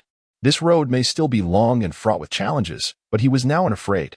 Meanwhile, hundreds of miles away, Su Wudao, plotting his next move, suddenly heard the system's notification chime in his mind. Ding. Due to the host successfully guiding the plot character Wenhua back to the path of the sword and assisting him in realizing his true sword intent, significantly altering his destiny. A reward of 8,000 fortune points has been granted. Ding.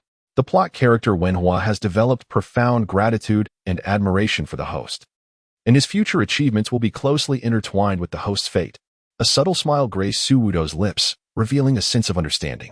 The seemingly casual arrangement made by him has now borne fruit.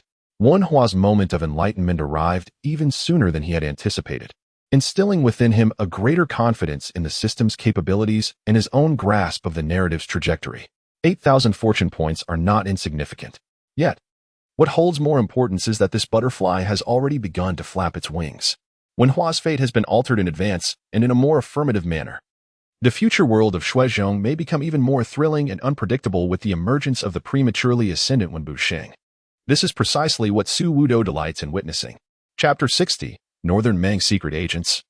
The judgment of the dragon and tiger when Hua experienced an epiphany and embarked on a new journey along the path of the sword. A development that Su Wudao welcomed with open arms. He continued his journey southward, driven not only by the elusive treasures of the Western Chu but also by the desire to hone his own skills and seize opportunities to gather shocking points along the way. On a particular day, Su Wudao arrived at a city named Xuanyang in the Jiangnan region, taking a moment to rest at an inn. Suddenly, a surge of energy coursed through him as a piece of information was transmitted into his mind via the system. This intelligence came from the shadowy organization he had painstakingly established earlier with thousands of editing points, the Shadow Pavilion. Having secured a foothold in Qishou and initially crafted the backgrounds of the three sons of Beiliang, Su Wudao understood the paramount importance of intelligence. In the treacherous world of snow, hidden currents surge beneath the surface, and relying solely on one's own strength ultimately proved insufficient. Thus, he utilized the system to quietly cultivate several loyal seed members with clean backgrounds and considerable abilities in critical regions such as Jiangnan and the two Huai rivers. Laying the groundwork for the Shadow Pavilion, the members within the pavilion were unaware of each other's true identities, only communicating through specific coded language and secret channels established by the system. They lay in wait like shadows beneath the water, ready to unleash their unexpected potential at crucial moments. At this moment, an urgent report arrived from a seed member of the Jiangnan branch of the Shadow Pavilion. Northern Mang's spies had stolen a portion of military grain and defense maps from Beiliang and Jiangnan. The clues pointed towards Dragon and Tiger Mountain. Su Wudao's gaze turned frigid upon reading the encrypted information relayed and decoded by the system. The military grain of Beiliang was a matter of national importance, especially in the context of their long-standing confrontation with Northern Mang. Any oversight could lead to irreversible losses. Moreover, how could Dragon and Tiger Mountain, the ancestral ground of Taoism and the bastion of the world's Taoist sects, be entangled with Northern Mang spies? A surge of anger ignited within Su Wudao. Whoever dared to threaten the foundations of Beiliang would be his adversary. Ae, young master. Ae appeared silently behind Su Wudao. Change course. We shall head to Dragon and Tiger Mountain. Su Wudao's voice was calm but imbued with an undeniable resolve. He was determined to uncover the hidden demons lurking within Dragon and Tiger Mountain that dared to act with such audacity. Dragon and Tiger Mountain, located in the heart of Jiangnan, boasted towering peaks and ascending purple mists. Throughout the ages, celestial masters had cultivated their skills here, making it a revered sanctuary for practitioners of the Tao. Several days later, at the foot of Dragon and Tiger Mountain, Su Wudao and Ae ascended the stone steps. Ancient trees flanked the mountain path, with Taoist temples occasionally peeking through the foliage, enveloped in fragrant incense, presenting an ethereal atmosphere. Upon reaching an archway halfway up the mountain, they were confronted by four outer disciples clad in green Taoist robes who blocked their path. Who goes there? The leading disciple, hand resting on the hilt of his sword, questioned with an air of arrogance. His gaze swept over Su Wudao and Ae, and upon noticing their ordinary attire, which bore no semblance of nobility, his demeanor grew even more dismissive. Su Wudao frowned slightly. His purpose was to investigate, not to engage in idle chatter with these minor figures. A step forward, a faint yet overwhelming aura belonging to the realm of terrestrial immortals escaping him like a gentle breeze. His intention was merely to instill a moment of intimidation, prompting his adversaries to retreat. However, this seemingly insignificant trace of energy proved to be akin to a mountain pressing down upon the heads of these outer disciples, whose ranks barely reached the 6th or 7th tier. The leading disciple was immediately struck by an indescribable terror, as if an immense weight had crashed upon his chest. His vision darkened, and blood gushed forth uncontrollably as his body crumpled to the ground. The other 3 disciples fared no better. 2 of them followed suit, blood spilling forth as they collapsed, while the weakest among them fell silent, eyes rolling back in his head, succumbing to unconsciousness without uttering a sound. The scene became exceedingly awkward. A himself was momentarily taken aback. He had not anticipated such a profound effect. Having spent time alongside his master, he had long accustomed himself to concealing his presence. Today, in his moment of release, he momentarily forgot the chasm that lay between these mundane warriors and the terrestrial immortals. This commotion inevitably drew attention from the mountain above. Soon, hurried footsteps echoed as a middle-aged man clad in a purple robe, gaunt yet with a piercing gaze tinged with malice, arrived, accompanied by a dozen disciples. Impudent! Who dares to commit such violence before the gates of Longhu Mountain? Upon witnessing the gruesome scene, The purple-robed man was instantly enraged, his voice booming. His eyes, sharp as lightning, swept over Su Wudao and A. When they fell upon the inner lining of Su Wudao's sleeve, which bore the subtly embroidered cloud pattern unique to the Northern Liang royal family, his pupils constricted slightly. This pattern was reserved for those favored by the Northern Liang king, a low-key yet unmistakable mark of status. Nevertheless, he maintained a stern demeanor.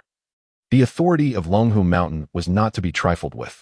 Even if the opposing party had some notable connections, they could not wreak havoc here. Su Wudao regarded him coolly, retrieving a token from his robe and tossing it over casually. The purple-robed man instinctively caught it, and upon closer inspection, he saw it was forged from black iron, with the characters Northern Liang boldly inscribed on one side, while the other displayed a vividly carved, fierce Pishio. The design of this token was of a higher rank than the usual Officer S badge of the Northern Liang military, and even surpassed the guest token held by the Western Chu princess, Jiang Ni. Northern Liang, Su Wudao. Su Wudao's voice was not loud, yet it resonated clearly in the ears of all present. By the command of the Northern Liang king, I am here to investigate a group of Northern Mang spies. The trail leads to this esteemed mountain. Are you intending to shelter these spies and oppose the Northern Liang? The purple-robed man's expression shifted multiple times. Although he was unfamiliar with the significance of the name Su Wudao, the command of the Northern Liang king and the weighty token compelled him to tread carefully. Yet, as thoughts of the substantial rewards promised by that group of distinguished guests surfaced, along with the coveted purple-gold barrier-breaking pill that could aid him in overcoming his current limitations to ascend to the next realm, a flicker of greed and recklessness ignited within him. The purple-robed man forced himself to regain composure, tossing the token back to Su Wudao. Longhu Mountain is a sacred place of the Taoist lineage, a realm of purity. How dare you indiscriminately slander and search here? The might of Northern Liang cannot justify such actions without evidence. Without irrefutable evidence, do not even think of stepping into the mountain gate. His words were delivered with righteous indignation, as if he were genuinely striving to uphold the reputation of the sect. A cold smirk curled at the corners of Su Wudao's mouth. It appeared that there were indeed issues within Longhu Mountain. As one of the foremost leaders of Taoism, with a legacy spanning millennia and profound depth, it was teeming with skilled practitioners. If there were no concrete evidence and they were to forcefully search the mountain, it would undoubtedly provoke a fierce conflict with the entire Taoist community. This was precisely the reason for their brazen demeanor. Moreover, the elders' avarice and cover-up had rendered the situation even more intricate. The mountain wind swept by, causing the robes of the purple-clad Taoist to rustle, while behind him, a group of disciples from Longhu Mountain unsheathed their swords, confronting Su Wudao and A.E. from a distance, creating an atmosphere thick with tension. Su Wudao narrowed his eyes slightly. It seemed that today's affair would not conclude amicably. Was Longhu Mountain intent on refusing a toast, and instead opting for a punishment? Chapter 61. The tongue battle with the Celestial Master, system upgrade. Before the purple-robed Taoist could finish speaking, a frail, yet resonant cough echoed from above the mountain path. Distant and profound, as if it struck directly at the hearts of those present. Cough, cough. What disturbance disrupts my tranquil cultivation? The voice, though not loud, carried an undeniable authority. Following the sound, the crowd beheld an elderly Taoist clad in an 8-diagram purple robe, adorned with a lotus crown and wielding a whisk, who approached slowly amidst several solemn court disciples. His gaunt visage shone with the brilliance of stars, and his presence exuded an aura of profound depth, akin to towering mountains. This was none other than Zhao Damping, a highly esteemed celestial master of Longhu Mountain, whose cultivation had ascended to the realm of celestial phenomena. Upon sighting the newcomer, the purple-robed Taoist promptly bowed in respect, exclaiming, "Disciple pays respects to Master Zhao." The other disciples of Longhu Mountain followed suit. Offering their reverent salutations, "We pay respects to the celestial master." Zhao Damping inclined his head slightly, his gaze sharp as lightning. It first swept over the disheveled exterior of a few outer disciples, and a barely perceptible frown flickered across his brow before it settled upon Su Wudao and Ai. As he sensed the latent aura of the terrestrial immortal realm within Ai, his eyes narrowed momentarily, but quickly regained their composure. The child from Beiliang. Zhao Damping's voice was calm, yet imbued with an intangible pressure, descending upon Su Wudao like a mountain. Longhu Mountain has its traditions, and this is not a place for you to run rampant. Out of respect for your father, Su Shao, I advise you to leave promptly. This matter shall be overlooked by me. The oppressive aura spread like a palpable force, rendering the air seemingly still. Ordinary martial artists would have long lost their composure under such pressure, trembling in fear. Yet, Su Wudao appeared unaffected, bursting into a hearty laugh. "Huh? Is this how Longhu Mountain treats its guests? Truly, it has opened my eyes." His laughter rang clear, somewhat diffusing the weight of Zhao Dongping's presence. Silence enveloped the gathering. All the disciples of Longhu Mountain regarded Su Wudao as though he were mad. It had been years since anyone dared to be so audacious before Celestial Master Zhao Dongping. A chill swept through Zhao Dongping's gaze, and with a slight movement of his whisk, an even more formidable energy locked onto Su Wudao. The latter ceased his laughter. His expression unruffled, and met Zhao Dongping's gaze directly, articulating each word with clarity. "Esteemed Celestial Master, I have come to the mountain today with two matters of significance. Firstly, I am not merely the son of Su Xiao from Beiliang, Su Wudao." He paused, letting his eyes traverse the higher echelons of Longhu Mountain, his voice suddenly rising, resonating throughout the mountain gate.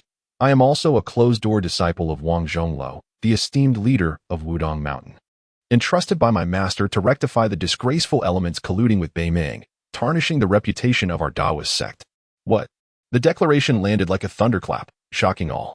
The identity of the third son of the King of Beiliang was already astonishing enough. Now, he claimed to be a closed-door disciple of Wang Zhongluo. Who was Wang Zhongluo? What was the significance of Wudong Mountain? The purple-robed Taoist was left dumbfounded, nearly convinced he had misheard. Zhao Dongping's pupils constricted suddenly, and his grip on the whisk tightened imperceptibly. Wudong's Wang Zhongluo. He is acutely aware of the weight this name carries. He has positioned himself as a disciple chosen by a certain reclusive ancestor of Wudong, who, through his intervention, has allowed Wang Zhongluo to take on apprentices, thus making him a nominal disciple. This relationship is both clandestine and reasonable, further strengthening the bond between Li Chuangang and Wudong. At this moment, the entire front of Longhu Mountain fell silent, the stillness so profound that one could hear a pin drop. All gazes converged upon Su Wudao, filled with incredulity, suspicion, and astonishment. The third son of the King of Beiliang, the closed-door disciple of Wudong's Wang Zhongluo. The gravity of these dual identities is potent enough to overwhelm any faction within the martial world. Although Longhu Mountain is the foremost authority of the Taoist sect, offending both Beiliang and Wudong, compounded by the unreasonable Li Chuangang, could lead to dire consequences. Zhao Dongping, the Celestial Master, wore a face of fluctuating emotions, his heart stirred by tumultuous waves. Su Xiao, the protector of Beiliang, is renowned for his fierce loyalty, while Wudong Mountain appears to be unperturbed by worldly affairs. Should one encroach upon its core interests, the repercussions could be immense. He could not immediately discern the veracity of Su Wudao's claims. Yet the youth's assertive demeanor and formidable presence suggested authenticity rather than deceit. If true, mishandling today's affair could spell disaster for Longhu Mountain. You shall not spread your deceitful words here." The purple-robed Taoist barked, his voice wavering despite his attempts at intimidation. Su Wudao offered a cold laugh, disregarding him, and fixed his gaze upon Zhao Dongping. "Senior Celestial Master, every word I speak is the truth. Whether it is true or false, I leave it to you to investigate. Today, I must enter Longhu Mountain. Should the spies of Beiliang not be uncovered, I shall personally apologize to Longhu Mountain. But if they are indeed found..." His words trailed off, yet the chilling intent emanating from him caused the surrounding temperature to drop significantly.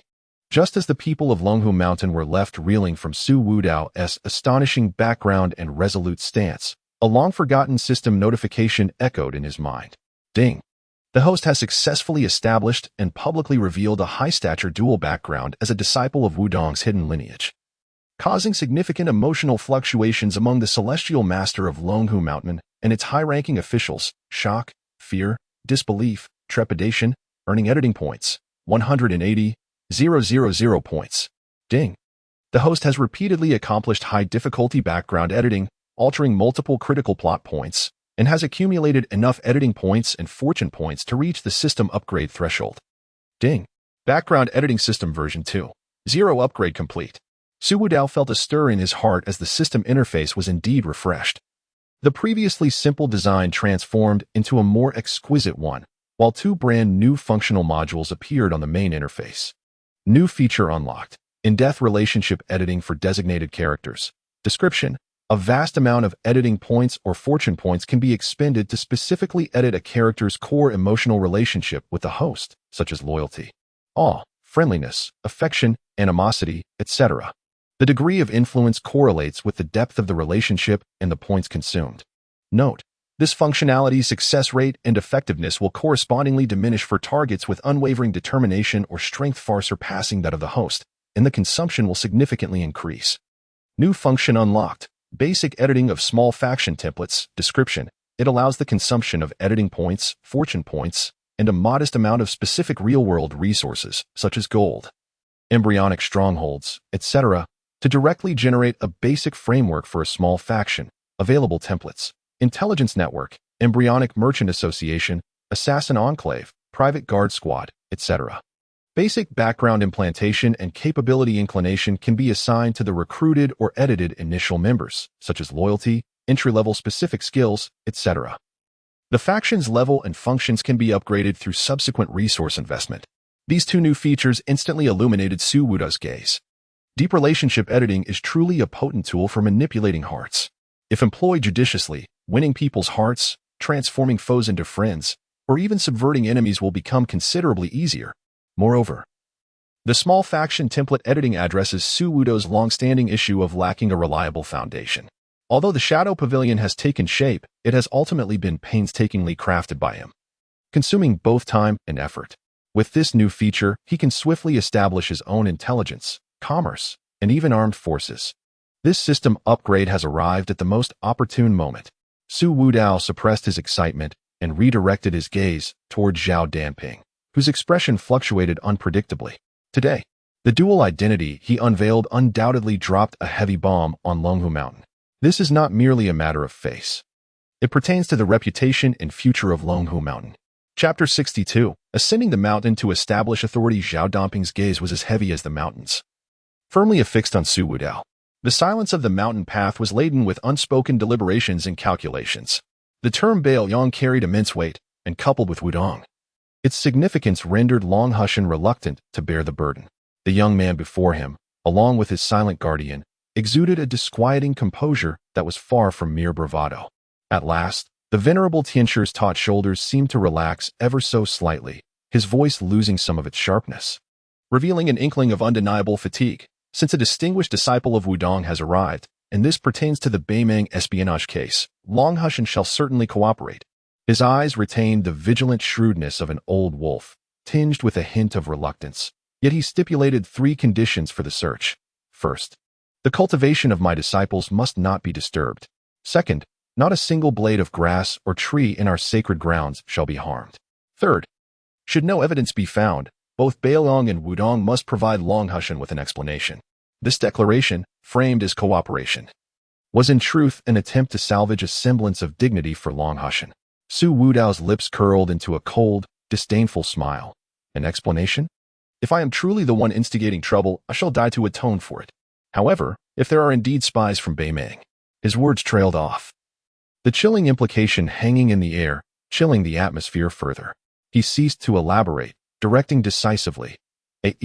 According to my previous instructions, search the northeastern area of the alchemy chambers thoroughly.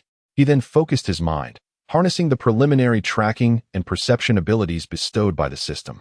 The earlier fluster of the purple-robed Taoist during questioning, along with his instinctive glance towards a certain direction, now illuminated by the system's aid, shone like a guiding beacon through the fog. He darted forth like a specter. There was no earth-shattering presence, only a spine-tingling swiftness and silence that left the disciples of Longhushan trembling. Tianshi Zhao Danping's expression was as somber as water, though the occasional twitch of his eyelid betrayed his inner unrest. The target was soon pinpointed within a secluded courtyard, home to several alchemy chambers, typically overseen by the now pale purple-robed Taoist.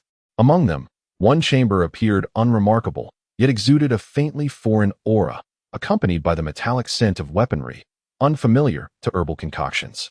This is the place, Su Wudao indicated. Seemingly disinterested in the formality of opening the door, casually struck it with his palm.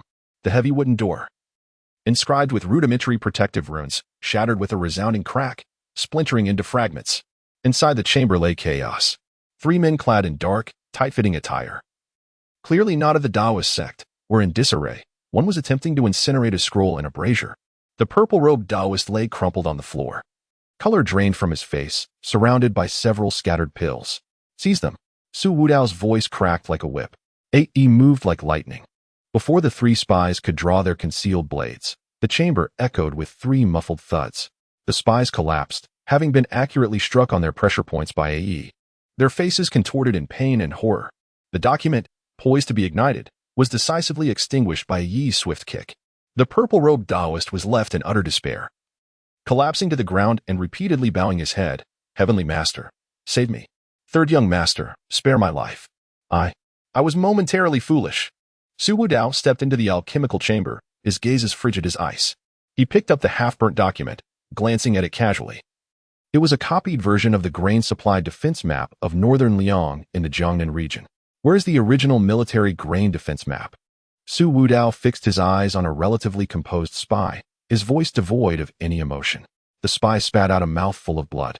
His gaze fierce. Warriors of northern Mang are no cowards. Su Wudao nodded slowly. A.E., make him speak. The ensuing scene, while not gruesome, was enough to instill fear in the onlookers. A.E.'s methods were direct and efficient. There were no screams, only the spy's increasingly faint groans and his rapidly paling face. Moments later, the spy's will crumbled, and in a hoarse voice, he divulged critical information. Sent out, to the east, by waterway. Contact person. Eagle. Eagle's note. Excellent. Su Wudao turned his gaze to the purple-robed Taoist. And you? Do you have any final words? The purple-robed Taoist, tears streaming down his face, stammered incoherently. Third young master, spare me. Su young master, spare me. They used the purple-gold barrier-breaking pill to tempt me. I was bewitched. I am willing to atone for my sins and serve. I beg you for a chance. Su Wudao let out a light laugh. But the sound was colder than ice. Atone for your sins? You colluded with northern Mang, stealing my northern Liang military secrets, and now you wish to redeem yourself? He turned to A.E., his tone flat, destroy his cultivation. As for his life, leave it to Longhu Mountain to decide. With a crisp crack, accompanied by a suppressed groan, the purple-robed Taoist vital energy dissipated like a flood, and he wilted. Su Wudao then signaled A.E. to drag the three northern Mang spies and the now disenfranchised elder to the open space in front of the mountain gate. Before all the disciples of Longhu Mountain and the pale-faced Zhao Danping, northern Mang spies, who have stolen my northern Liang military secrets, deserve death. Su Wudao's voice was clear and merciless, resonating through the mountains. Before his words faded, he moved swiftly to stand before the three spies. With a series of sickening cracks, the necks of the three northern Mang spies were swiftly and decisively broken. Having completed this, he kicked the now limp elder toward Zhao Danping as if discarding refuse. This man is a disgrace to Longhu Mountain. How to deal with him is up to you, Heavenly Master. But remember, today's events will be noted by northern Liang. The mountain wind howled. Yet it could not disperse the bloodshed and silence that lingered in the air. The disciples of Longhu Mountain stood pale, their eyes filled with terror, anger, and a deep-seated fear that was beginning to take root. Their once proud sacred Taoist ground had become a site for the execution of others' authority. Zhao Danping's face shifted from green to white, his lips pressed tightly together, nearly biting them to the point of bleeding. He yearned to unleash his fury and defend the dignity of Longhu Mountain. Yet, gazing upon the three lifeless bodies, their eyes wide open in eternal torment, and the once promising elder now rendered impotent, he could not help but notice Su Wudao's cold, unfeeling gaze that even hinted at a latent bloodthirst. All words lodged firmly in his throat. This young man, cloaked in the guise of the Prince of Beiliang and a distinguished disciple of Wudong, was a wolf in sheep's clothing. Not only had he torn away Longhu Mountain's veil of modesty, but he had also brutally shoved their faces into the dirt, forcing them to swallow this profound humiliation. No one dared to move or speak. The tyranny of Beiliang and the ruthless nature of this Su Sangongzi had indelibly imprinted themselves upon the hearts of all present. As A.E. dealt with the corpses, Su Wudao's gaze sharpened. From the hand of the Nexnap spy leader, he discovered a small, exquisite token. Crafted from an unknown dark metal, it felt icy to the touch. One side bore the intricate carving of a lifelike snow wolf, while the other displayed an elaborate totem resembling runes. What could this be? Su Wudao murmured to himself, a flicker of surprise crossing his eyes. The design of this token was unlike anything from the ordinary ranks of the Beiliang army. It resembled the insignia of a more clandestine organization. He discreetly tucked the token into his pocket, for it might prove to be a fortunate find. With matters settled, Su Wudao had no desire to linger. He nodded slightly to Zhao Danping, whose countenance remained grim. I take my leave. With that, he and Ae turned to descend the mountain, leaving behind a haunting silence and the weight of humiliation upon Longhu Mountain. The pressure from Longhu Mountain had, for the time being, been alleviated. More significantly, Su Wudao's actions today would undoubtedly spread like wildfire throughout the martial world. As they made their way down the mountain, Su Wudao's thoughts soared towards the newly upgraded system. New function unlocked. In-depth relationship editing for designated characters, new function unlocked. Basic editing of small faction templates. These two new features were tailor-made for him. If wielded effectively, in-depth relationship editing could manipulate hearts, transform foes into allies, and even sway key individuals. The small faction template editing would alleviate his immediate concerns. Although the establishment of the Shadow Pavilion had begun to bear fruit, it still required painstaking effort to edit members individually. With this new function, he could rapidly construct his own intelligence network, commercial connections, and even a private guard. The humiliation from Qiqing's sect felt like it had occurred just yesterday. Yet now, Su Wudao was no longer the weakling at the mercy of others. His initial goal of survival had long been achieved. Now he sought power, the ability to alter his destined path, and the protection of all he held dear. A timely system notification chimed in. Ding. The host successfully intimidated Longhu Mountain, exterminated Beiliang spies, exposed and punished traitors, triggering intense emotional fluctuations, fear, humiliation, shock, among Longhu Mountain senior members and disciples. Earned editing points, 75,000. Ding. The host acquired crucial intelligence regarding Beiliang Eagle records, water routes heading east, altering certain plot points. Earned fortune points, 300.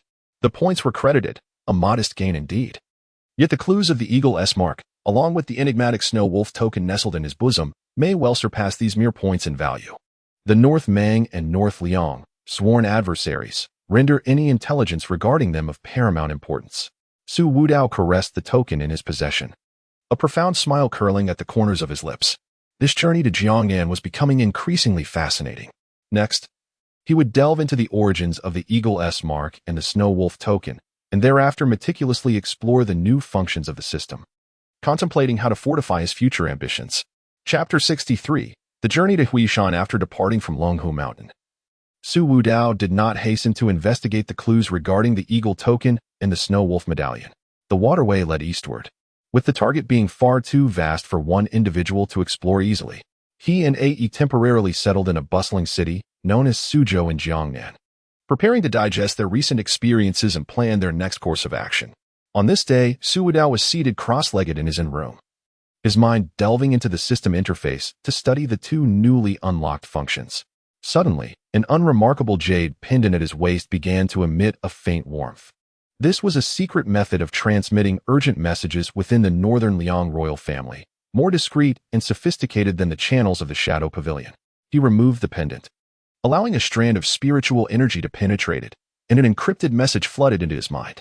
After a moment, Su Wudao opened his eyes, his brow slightly raised, and a playful smile graced his lips. It was a letter from Su Fingnian. In the letter, Su Fingnian first playfully teased him, remarking on how his third brother was making quite a name for himself, even daring to ruffle the feathers of the old immortal at Longhu Mountain.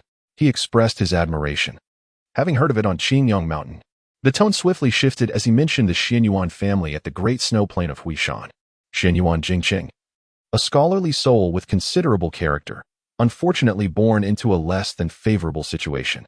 His ancestor was no trifling character, and the family harbored many unsavory affairs. Should the third brother find time to pass through Huishan, he might consider keeping an eye on them. Of course, there was no need to force it. It was entirely up to his brother's inclination. Yet, it was said that the Xianyuan family possessed an extensive collection of books, including some rare tomes, which could prove beneficial to Northern Liang. At the letter's conclusion, Su Fingnian reverted to his usual carefree tone, joking that if he were to acquire anything of value, he ought to reserve a share for his elder brother, lest he be deemed a negligent elder who only demanded contributions without understanding the distribution of benefits. Setting down the jade pendant, Su Wudao's gaze deepened. Xianyuan Jingqing. This name stirred a ripple in his heart. In the world shrouded by snow, many tragic figures evoke sorrow, and Xianyuan Jingqing was undoubtedly one of them. This scholar, powerless to harm a chicken, willingly sacrificed himself to protect his wife and daughter, stepping into the realm of Confucian saints, ultimately perishing alongside Xianyuan Jingxian. who refused to marry her daughter to the ancestral figure, Xianyuan de Pan. The poignant plea of Xianyuan Jingqing for his ancestor to meet death was both grand and resolute.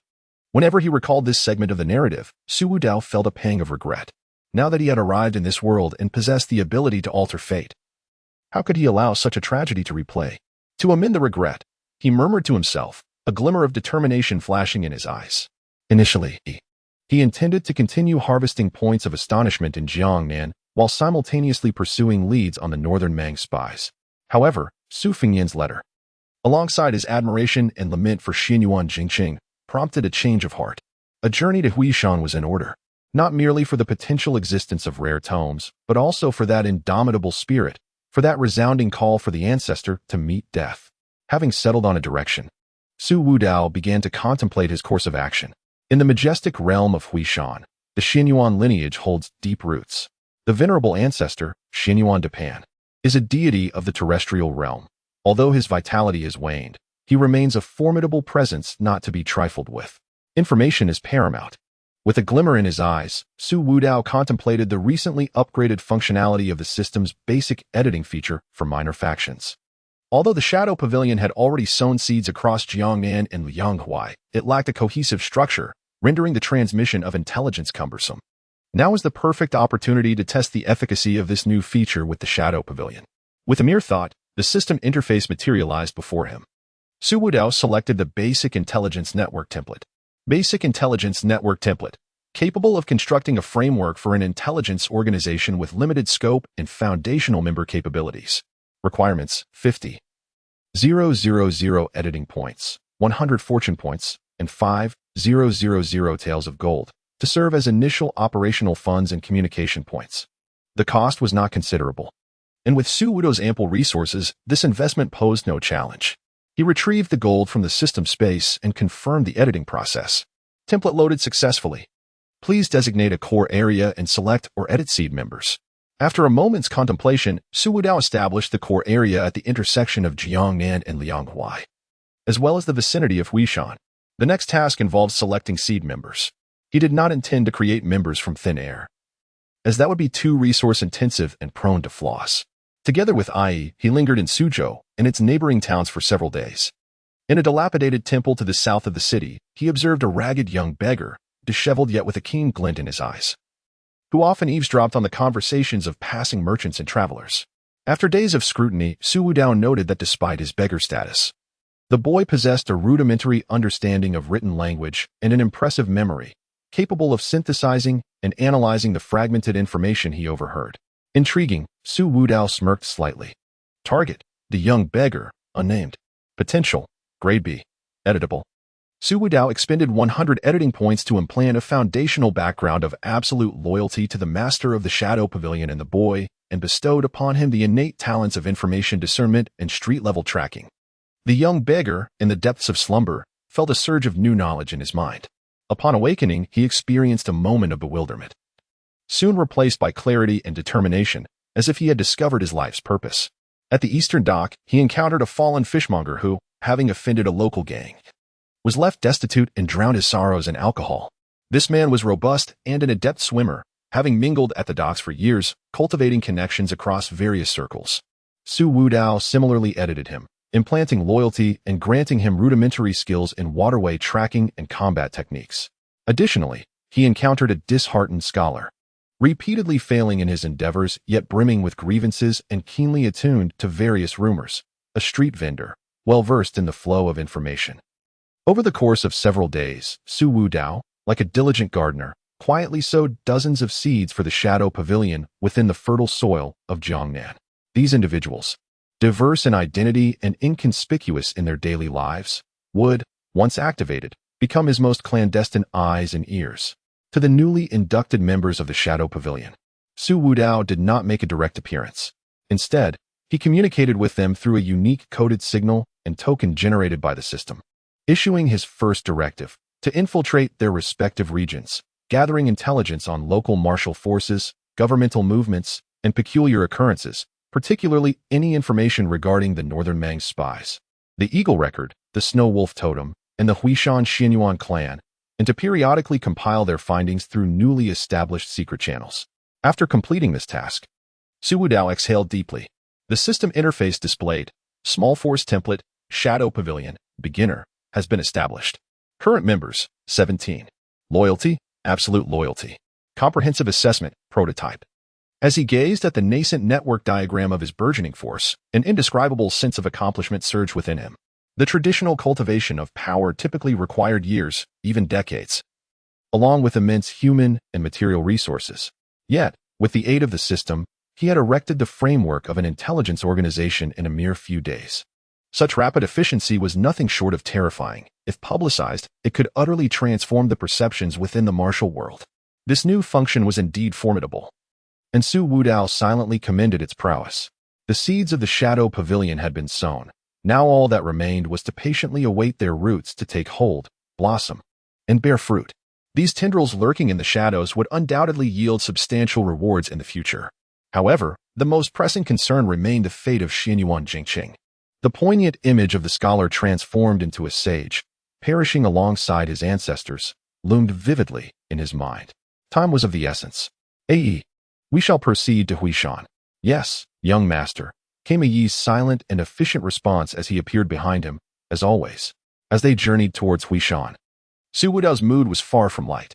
He was uncertain if he could intervene in time, or how to do so without alerting Xianyuan Depan, thereby altering the fate of the Xianyuan family. Nevertheless, he resolved to make an attempt. Should he succeed, not only would it assuage a lingering regret and save a figure worthy of respect, but it would also enable him to procure the resources needed from the Xianyuan clan for Beiliang, and potentially, from this future sage, acquire immeasurable insights and fortunes. At Huishan's snowy plateau, I, Su Wudao, have arrived. Chapter 64. The Lament of the Sage on the Snowy Plain. The swift steed galloped, stirring up the dust along the official road. Su Wudao and I finally arrived at the borders of Huishan before sunset. Before even ascending the mountain, an invisible sense of oppression greeted them, weighing heavily on their hearts, far more profound than the day at Longhu Mountain. The mountain winds wailed, as if weeping and lamenting, while dark clouds rolled ominously in the sky, suggesting an impending storm. "Young master, the atmosphere on the mountain is unsettling." Ai's voice was low and filled with caution. Su Wudao reined in his horse, gazing at the majestic snowy plain, which appeared even more imposing under the shadow of the clouds. His eyes reflecting a deep contemplation. The mountain rains are about to come, and the winds are filling the tower. Let us find a secluded spot to observe the situation first. He had no intention of revealing themselves immediately. The murky waters of the Xianyuan family were not easily navigable. The two dismounted, employing their unique skills to stealthily infiltrate Huishan. Ai, like a specter, concealed himself in the shadows, vigilant against any potential spies or disruptors. Su Wudao sought refuge behind a massive rock with an excellent vantage point, directing his gaze towards the Xianyuan residence on the snowy plain. Within the courtyard, tensions were palpable. A somewhat slender figure, yet with a spine that stood straight as an arrow, faced an elder whose presence was like an abyss, his visage gaunt. This figure was none other than Xianyuan Jingqing. Clad in scholarly robes, his demeanor was lean, yet at this moment, he bore an unwavering resolve, as if prepared for the destruction of jade and stone alike. "Father!" came a piercing cry from Xianyuan Qingfeng. Beside her, a beautiful woman covered her face in tears. She was Xianyuan Jingqing's wife. "Absurd! Jingqing, have you lost your mind? Hurry and apologize to our ancestor," a stern voice reprimanded. Belonging to other elders of the Xianyuan family, their faces etched with terror. Xianyuan Depan, the ancestral figure of the Xianyuan clan and a powerful being of the terrestrial realm, narrowed his eyes slightly, a glimmer of surprise flashing before transforming into a chilling sneer. "Jingqing, do you know what you were saying?" Undeterred, Xianyuan Jingqing cast a deep glance at his wife and daughter, his gaze filled with reluctance, guilt, and a protective determination as steadfast as a mountain. Slowly, he turned to face Xianyuan Depan, his voice steady yet heavy with gravity, resonating throughout the snowy plain and clearly reaching Su Wudao's ears. Xianyuan Jingqing requests the ancestor to meet death. At his proclamation, silence enveloped the gathering. Then came Xianyuan Depan's furious laughter. "Huh? Well said. You, a mere scholar without the strength to crush a chicken, dare to request the ancestor to meet death?" However, in the next instant, Xianyuan Depan's laughter ceased abruptly. Xianyuan Jingqing erupted with an overwhelming aura that soared into the heavens. This was not the martial energy of a warrior, but an intensely pure spirit of a scholar, igniting with an extraordinary fervor. Today, I, Xianyuan Jingcheng, act not for heaven, nor for earth, but solely for my wife and daughter. His scholarly robes billowed without wind, his hair danced wildly. The once gentle and refined countenance now exuded an air of dominance that looked down upon the world. The aura within him surged in an entirely incomprehensible manner, escalating rapidly. Without any cultivation. First rank. Ji Xian. Celestial phenomenon. Su Wudo's pupils constricted, his heart quaking violently. He perceived it clearly. Xianyuan Jingqing was ardently sacrificing everything, his life, his soul, and the accumulated wisdom and convictions forged over decades of arduous study, placing it all on a single gamble. Yet this was not the end. It was insufficient. Not enough. Xianyuan Jingqing raised his voice to the heavens, his cry filled with sorrow and resolve. Xianyuan Depan. You who disrespect the elders and disrupt the family, today I shall cleanse our household. Boom. His aura surged once more, forcefully breaking through the barriers of the celestial realm. Stepping into the ethereal domain of the land deities. A false realm. It was undeniably a fade, a fleeting brilliance purchased at the cost of life. That unwavering, resolute spirit of though thousands oppose me, I shall advance. And the tragic yet heroic sentiment of heaven did not give birth to me, Xianyuan Jingqing. The martial path is an eternal night, stirred an impulse within Su Wudao to lend his aid, even from a great distance. He had initially believed he could find a way to avert this tragedy, with his skills, in conjunction with AE. It seemed plausible to rescue Xianyuan Jingqing at a critical juncture. However, witnessing the scholar, who was burning with fury like a wrathful deity, Su Wudao slowly clenched his fists, only to gradually release them. He understood now. This was Xianyuan Jingqing's own choice, a most tragic yet glorious struggle made as a husband and a father. He defended his dignity with his life, safeguarding those he cherished. Should he intervene at this moment, even if he saved him, it would tarnish this pure act of protection, rendering this determination imperfect. Some individual's brilliance is destined to be extinguished in an instant, illuminating the eternal. Was it worth it? Su Wudao pondered within. Were he in the same position, he might have chosen a more enduring, circuitous route. Yet, every person has their own path. Xianyuan Jingqing's path was one of fierce resolve and determination at this very moment. You insolent wretch! How dare you? Xianyuan Depan finally regained his composure from the shock. Erupting with fury, a mere scholar's descendant, whom he had never regarded highly, dared to challenge his authority in such a manner. His aura exploded forth. The pressure of the land deity realm crashing down like a tumultuous wave. An earth-shattering battle erupted abruptly upon the snowy plain. The false realm of the land deity was indeed a mere illusion.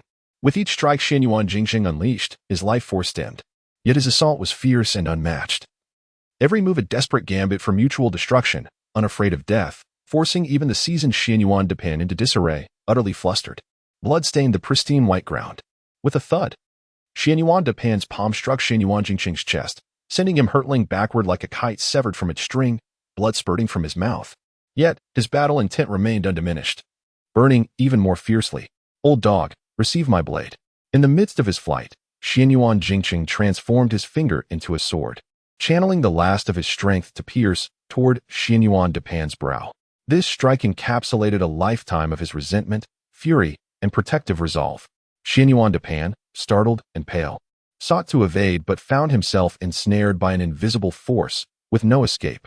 In a moment of haste, he gathered his protective vital energy, yet still fell victim to that relentless finger strike. A piercing scream escaped Xianyuan Depan as a crimson hole appeared in his brow. His vitality instantly waned, and the brilliance in his eyes rapidly faded. He staggered a few steps, disbelief etched across his face, before collapsing with a resounding thud, lifeless. Meanwhile, Xianyuan Jingqing, having unleashed his final blow, exhausted the last remnants of his life force. A faint smile of contentment graced his features as he gazed towards his wife and daughter, his body gently descending onto the blood-stained snow, falling into eternal silence. Snowflakes danced through the air, having fallen unnoticed, shrouding the land in a veil of bloodshed and tragedy. Su Wudao stood behind the rocks, rendered speechless. He was no stranger to life and death, having orchestrated countless acts of slaughter himself. He held a belief in the supremacy of strength, viewing the law of the jungle as the ultimate truth of existence. Yet today, the raw power exhibited by Xianyuan Jingqing, fueled purely by love and the desire to protect, profoundly affected him. It became clear that strength is not solely for the purposes of killing, conquering, or acquiring.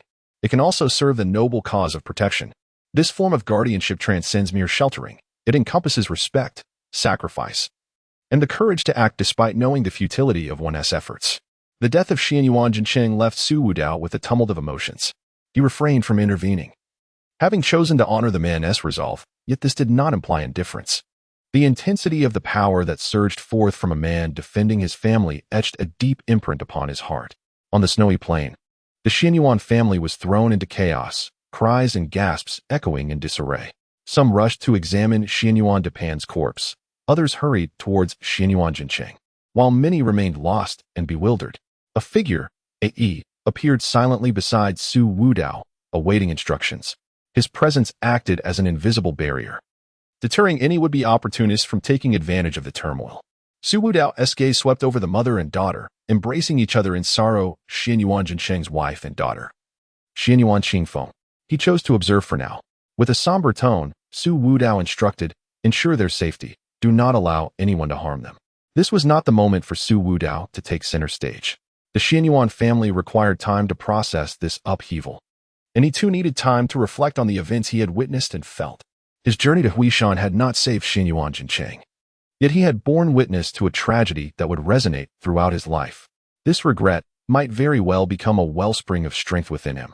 Protection, he mused, stroking his chin, a complex light flickering in his eyes. He recalled his family far away in Beiliang, his foolish second brother Su Longxiang, and the countless storms he might face in the future. Perhaps it was time for Su Wudao to delve deeper into the profound meaning of guardianship. Chapter 65, A Helping Hand from Qifeng. The change of ownership at Huishan on the vast expanse of Daxuping, an eerie silence prevailed, broken only by the chilling wind swirling the snowflakes in a mournful embrace.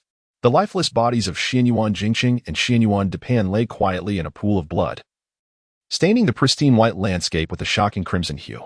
The people of Huishan were engulfed in a spectrum of emotions: grief, fear, and bewilderment, leaving them paralyzed and unable to take charge. At that moment, two figures emerged slowly from the shadows. The foremost, a young man clad in a blue robe, wore a calm demeanor. It was Su Wudao. Following closely behind him was A.E., as silent and steadfast as a mountain. Su Wudao approached the grieving Xianyuan Qifeng and her mother, who were locked in a sorrowful embrace. The mother, a wan and beautiful woman, lifted her tear-filled eyes. A mixture of suspicion and despair etched on her face. "Madam, my condolences for your loss," Su Wudao said, inclining his body slightly. "My father, Su Xiao, shared a bond of camaraderie with your son, Jincheng, as his junior. I have come at my father's behest to offer my condolences and assist the Xianyuan family through this dire time." Upon hearing these words, both Xianyuan Qingfeng and her mother were momentarily taken aback. Su Xiao, the King of Beiliang, a bond of friendship? Xianyuan Jincheng had never mentioned this during his lifetime. Is what you say true?" Xianyuan Qingfeng's mother asked, her voice trembling, tinged with a fragile glimmer of hope. Before Su Wudao could respond, a voice from the crowd erupted with indignation. An elder of the Xianyuan family, his hair and beard white as snow, stepped forward, vehemently rebuking, "What nonsense is this? Since when did Jincheng have any acquaintance with the King of Beiliang? Who are you to come here and sow discord amidst our family's calamity?" Behind him, several restless young members of the Xianyuan clan joined in the uproar. "Indeed, who is this impudent child daring to wreak havoc in Huishan? With our ancestors and clan leader recently departed, you outsiders should leave at once, lest you provoke our ire." Su Wudao did not even glance at the elder. A.E. stepped forward, and an overwhelming, almost tangible pressure descended upon Daxuping, akin to an invisible mountain crashing down. The most boisterous of the young clan members felt as if they had been struck by a hammer to the chest, collapsing to the ground, pale-faced and drenched in cold sweat. The elder, too, was not spared. His legs buckled, nearly causing him to fall, his complexion draining of color. His eyes filled with sheer terror. A terrestrial immortal. The silent guardian was indeed a fearsome presence of the earthly immortal realm. The entire Daxuping fell into an oppressive silence. The sound of a falling needle could be heard. The nefarious thoughts of those with ill intentions were shattered beneath the weight of absolute power. Only then did Su Wudao slowly turn to the elder, his tone unperturbed. Silence. He stepped before Xianyuan Qifeng and her mother, his gaze softening slightly. "Madam, Lady Qifeng, the deceased have passed. Our immediate priority is to arrange matters for Brother Jincheng and stabilize the situation in Huishan. May I ask if you place your trust in this junior? Xian Yuan Qingfeng's mother regarded this unexpected young man, then glanced at the formidable guardian behind him. Her doubts and wariness were supplanted by a profound shock and a flicker of hope for survival. She clutched her daughter's hand tightly, nodding as tears welled up once more. I am indebted to you. At this moment, Xian Yuan Qifeng emerged from the depths of her profound sorrow and shock. She gazed at Su Wudao, the man who claimed to be the son of her father's old acquaintance, who had appeared at the family's most perilous hour, bringing unimaginable support. Choking back her emotions, she bowed deeply. Thank you, young Master Su, for your assistance. Su Wudao nodded slightly. It is but my duty. His gaze swept over the terrified assembly of Huishan, his voice turning cold. While Brother Jingqing's body is yet warm, there are those who would seek to exploit the chaos. He pointed toward the few younger members of the family who had knelt in fear under AE's imposing presence, along with several others whose faces betrayed unease. Their eyes flickering. These individuals conspired with outsiders, aiming to usurp the position of family head and disrupt Huishan. Apprehend them and execute them on the spot. As a warning to others. Yes, young master. Ae moved slightly, and several shadows started past, before they could utter a single cry. Those individuals lay lifeless in a pool of blood, following in the footsteps of Xian Yuan Depan. The scent of blood once again permeated the air. This ruthless display of power thoroughly intimidated all who harbored ill intentions. Su Wudao surveyed the surrounding assembly, his voice low yet clear, reaching every ear. From this day forth, Huishan shall be temporarily led by the niece of Xian Yuan Qingfeng as the acting head of the family, until her mother recovers. Let us discuss this matter then. Who is in favor, and who opposes? No one dared to voice dissent. Opposition? What could they oppose with? Their lives? Su Wudao continued. The arrangements for Brother Jingqing's funeral shall be assisted by my Northern Liang royal household. All of Huishan must unite in solidarity to overcome this crisis. Should anyone act in defiance or engage in treachery, they shall not escape my merciless blade. In the ensuing days, Su Wudao, wielding his dual identity as the representative of the Northern Liang royal household and the son of Xian Yuan Jingqing's old friend, forcefully intervened in Huishan's affairs. He assisted Xian Yuan Qifeng and her mother in managing the funeral arrangements for Xian Yuan Jingqing while mobilizing AE's forces to swiftly investigate the internal strife within Huishan, eliminating stubborn factions aligned with Xian Yuan Depan, as well as those who sought to take advantage of the turmoil. Although his methods were harsh, they swiftly restored order to the chaotic situation. Huishan, a family with a lineage spanning centuries, began to re-establish its order in the wake of the upheaval. As night fell, Su Wudao stood shoulder to shoulder with Xian Yuan Qifeng before the spirit hall. The young woman's eyes were red and swollen, her expression still mournful. Yet there was a newfound resoluteness in her brow compared to a few days prior.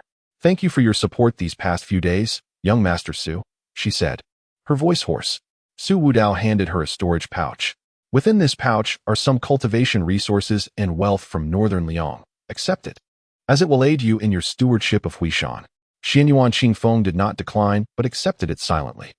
Your father has removed the greatest obstacles from your path and paved the way for you. He safeguarded you with his life. You must not let him down. The road ahead must be traversed by you alone. You must learn how to garner the loyalty of your kin, how to lead the family, and how to ensure Huishan flourishes under your guidance. These are lessons for you to seek and actions for you to undertake. Xian Yuan Qingfeng tightly gripped the silk pouch, her knuckles turning pale. Can I truly do this? A hint of confusion lingered in her voice. You can, Su Wudao asserted with confidence. Your father is Xian Yuan Jingqing. His daughter shall not be a coward.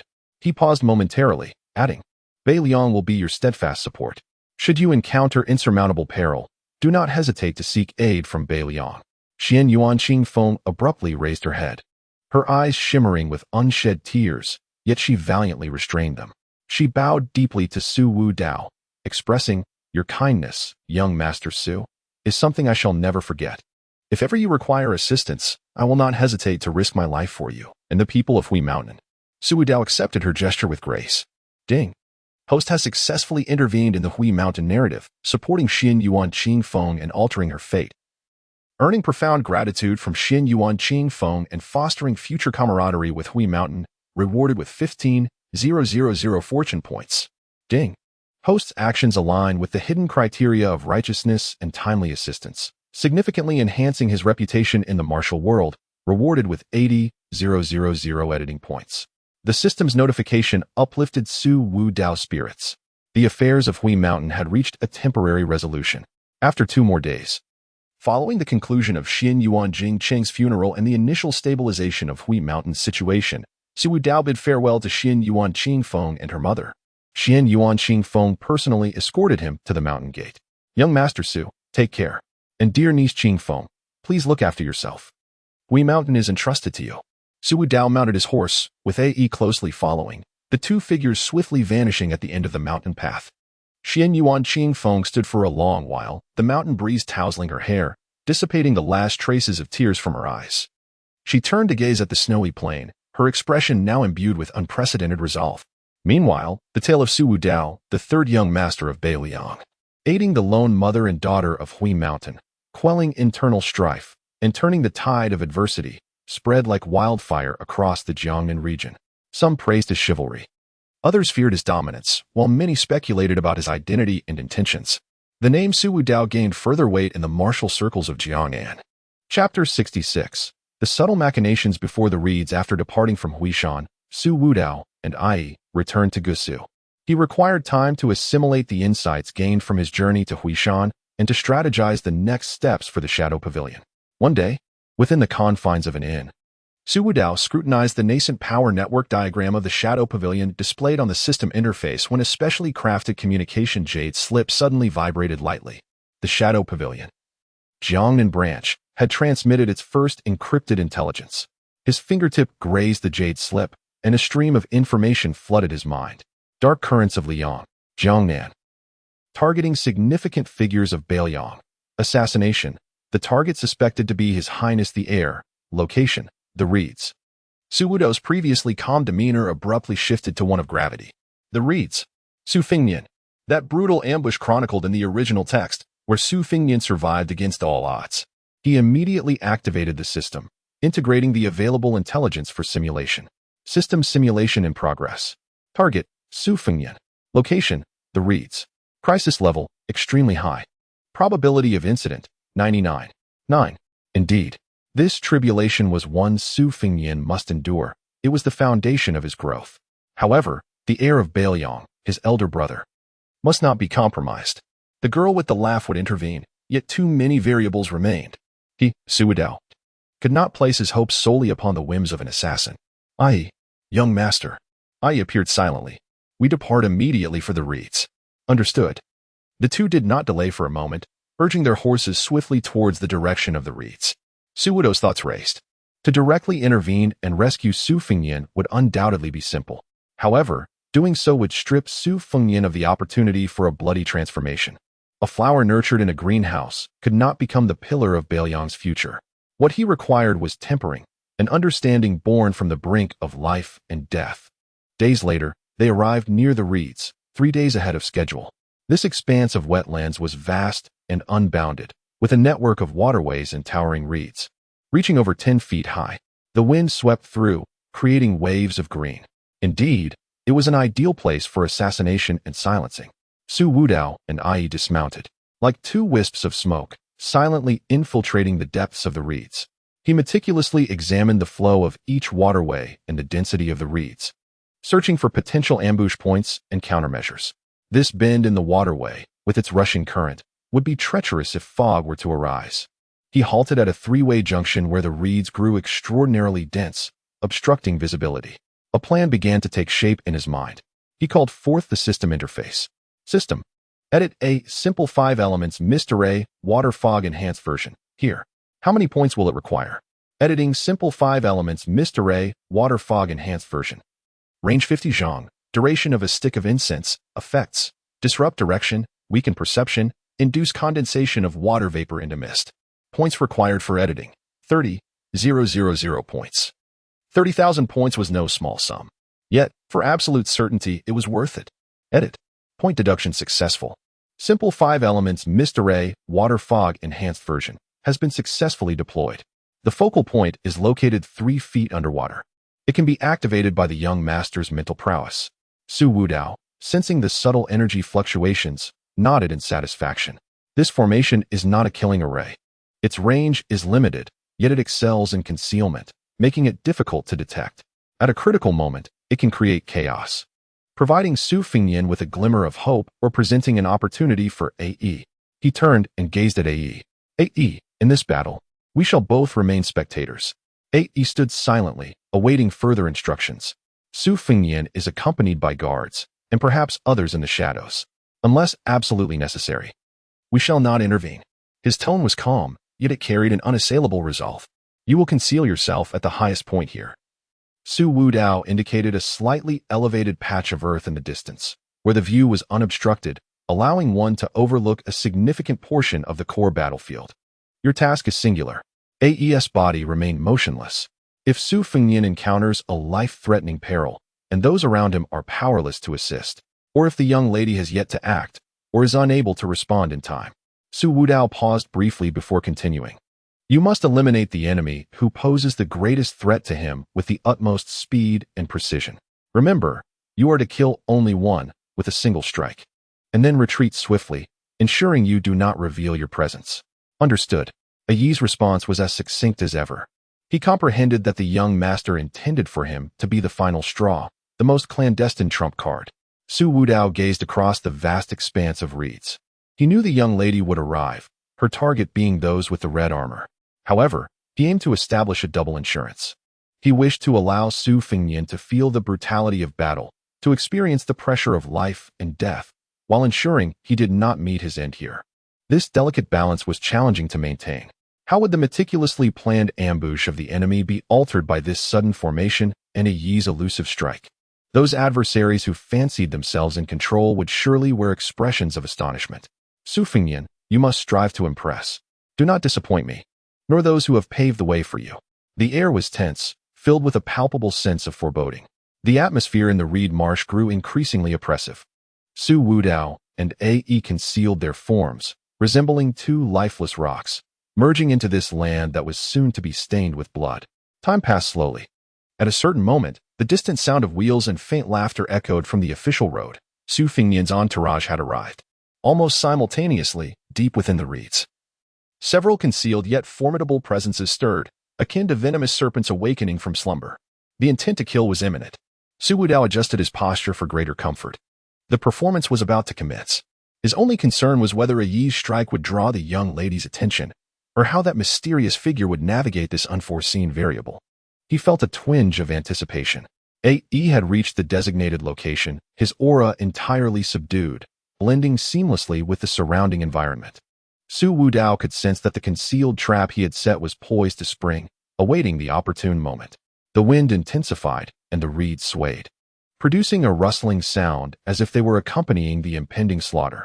An inconspicuous fishing boat emerged slowly from a hidden inlet downstream, with a fisherman wearing a straw hat standing at the bow.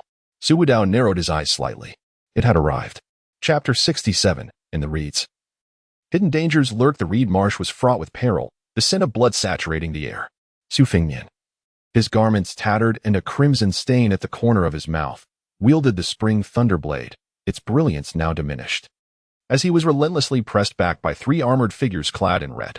Each strike from these warriors was formidable and forceful, executed with a synchrony that betrayed their experience as merciless killing machines. Young master, this way, bellowed the elder leader, El Fengstian, as he repelled one of the red-armored foes with a powerful punch, striving to carve a path for Su Fengnian. Yet, he too bore the brunt of a heavy blow, blood gushing from his shoulder. Su Fengnian's eyes were bloodshot. He felt the looming shadow of death. These red-armored warriors displayed no signs of fatigue or pain. In the shadows, Su Wudao maintained a calm demeanor, observing the battlefield. It is nearly time, he silently contemplated. If this pressure continues, Su Fengnian may indeed reach his breaking point. System. Activate this simple 5-elements maze formation. Editing points have been deducted, formation activated. Just as Su Fengnian found himself cornered in a narrow waterway, with no retreat and about to be encircled, a subtle wave of energy spread forth. Buzz, a faint sound resonated as a thick white mist enveloped the area, rendering visibility nearly non-existent. What the hell is this? One of the red-armored warriors growled, momentarily halted in his tracks. Su Fengnian's figure became indistinct within the dense fog, shifting erratically from left to right, as if he were multiplied. The sound of scattered footsteps and clashing weapons echoed from all directions, disrupting their judgment. Is there an ambush? Is this a secret technique of Beiliang? The pursuing red-armored soldiers found themselves disoriented, their previously tight formation shattered. Su Fengyan was momentarily taken aback, but instinct for survival prompted him to react swiftly. He rolled deep into the water, momentarily eluding their grasp. This sudden turn of events caught not only the red-armored warriors off guard, but even the distant observer, Nangong Push, furrowed her brow in confusion. Unable to discern the source of the mist. "Young master, this formation is indeed exquisite," came the emotionless voice of Ae behind Su Wudao. "Indeed, Xiao Daoer," Su Wudao replied, his focus unwavering on the heart of the battle. Although Su Fengyan had temporarily escaped, the threat had not dissipated. The remaining red-armored warriors, along with other hidden assassins, were converging from different directions once more. Elder leaders fought valiantly. Yang Qingfeng's sword formation had been shattered, and Xu Xiao narrowly survived, her body marred by multiple deep wounds. "Brother, your growth requires the nourishment of blood," Su Wudao whispered to himself. "Yet, the bottom line is that you must not die." The battle grew increasingly intense. A red-armored warrior, brandishing an immense tower shield that offered formidable protection, charged forward like a moving fortress, sending two Beiliang retainers flying as he barreled towards Su Fengyan. Behind that tower shield glimmered a spear pulsating with a ghostly light, aimed directly at Su Fengyan's heart. Su Fengyan, exhausted and lacking new strength, was on the brink of being struck by this fatal blow. In the distance, a white figure darted forth like a startled swan, exuding a fierce intent to kill, none other than the elusive Lady Hehe. Yet, her assault seemed to falter by a mere heartbeat. "Ae," Su Wudao's voice resonated calmly. Almost simultaneously with Su Wudao's utterance, Ae sprang into action. Or rather, he remained utterly still, as an exceptionally refined sword intent suddenly erupted from within him. With a soft whoosh, an almost imperceptible sword aura shot forth from the concealed mound where Ae lay hidden, hundreds of feet away. Silent yet swift beyond the limits of the naked eye, it traversed the battlefield with astonishing speed. The armored warrior, a symbol-wielding giant clad in crimson, charged forward with all his might, the tremendous force creating a thunderous roar in the air. In the next instant, the sword aura arrived. It did not target the impenetrable tower shield, but rather, with an astonishing precision, pierced through a minuscule gap in the armor surrounding the warrior's eye. A faint sound, barely audible, followed as the warrior's forward momentum abruptly halted, his massive form stiffening in place. The tower shield and spear he wielded clattered to the ground with a resounding thud. There were no cries of anguish, no struggles. Internally, his skull had been utterly shattered by that lethal sword strike. Crimson blood oozed from the crevice of his eye armor, and he collapsed with a thunderous crash, splattering mud and water around him. This sudden onslaught was akin to dropping a block of ice into a boiling pot of oil, plunging the entire battlefield into a momentary silence. All present were awestruck by the extraordinary feat of that sword strike, whether they were foes or Su Fengyan's own protectors. Even the Nangong servant, who had just sent a killer flying with a single palm strike, abruptly turned to the source of the sword aura, his brow furrowed beneath his mask. Such speed, such precise control. Who could wield such power?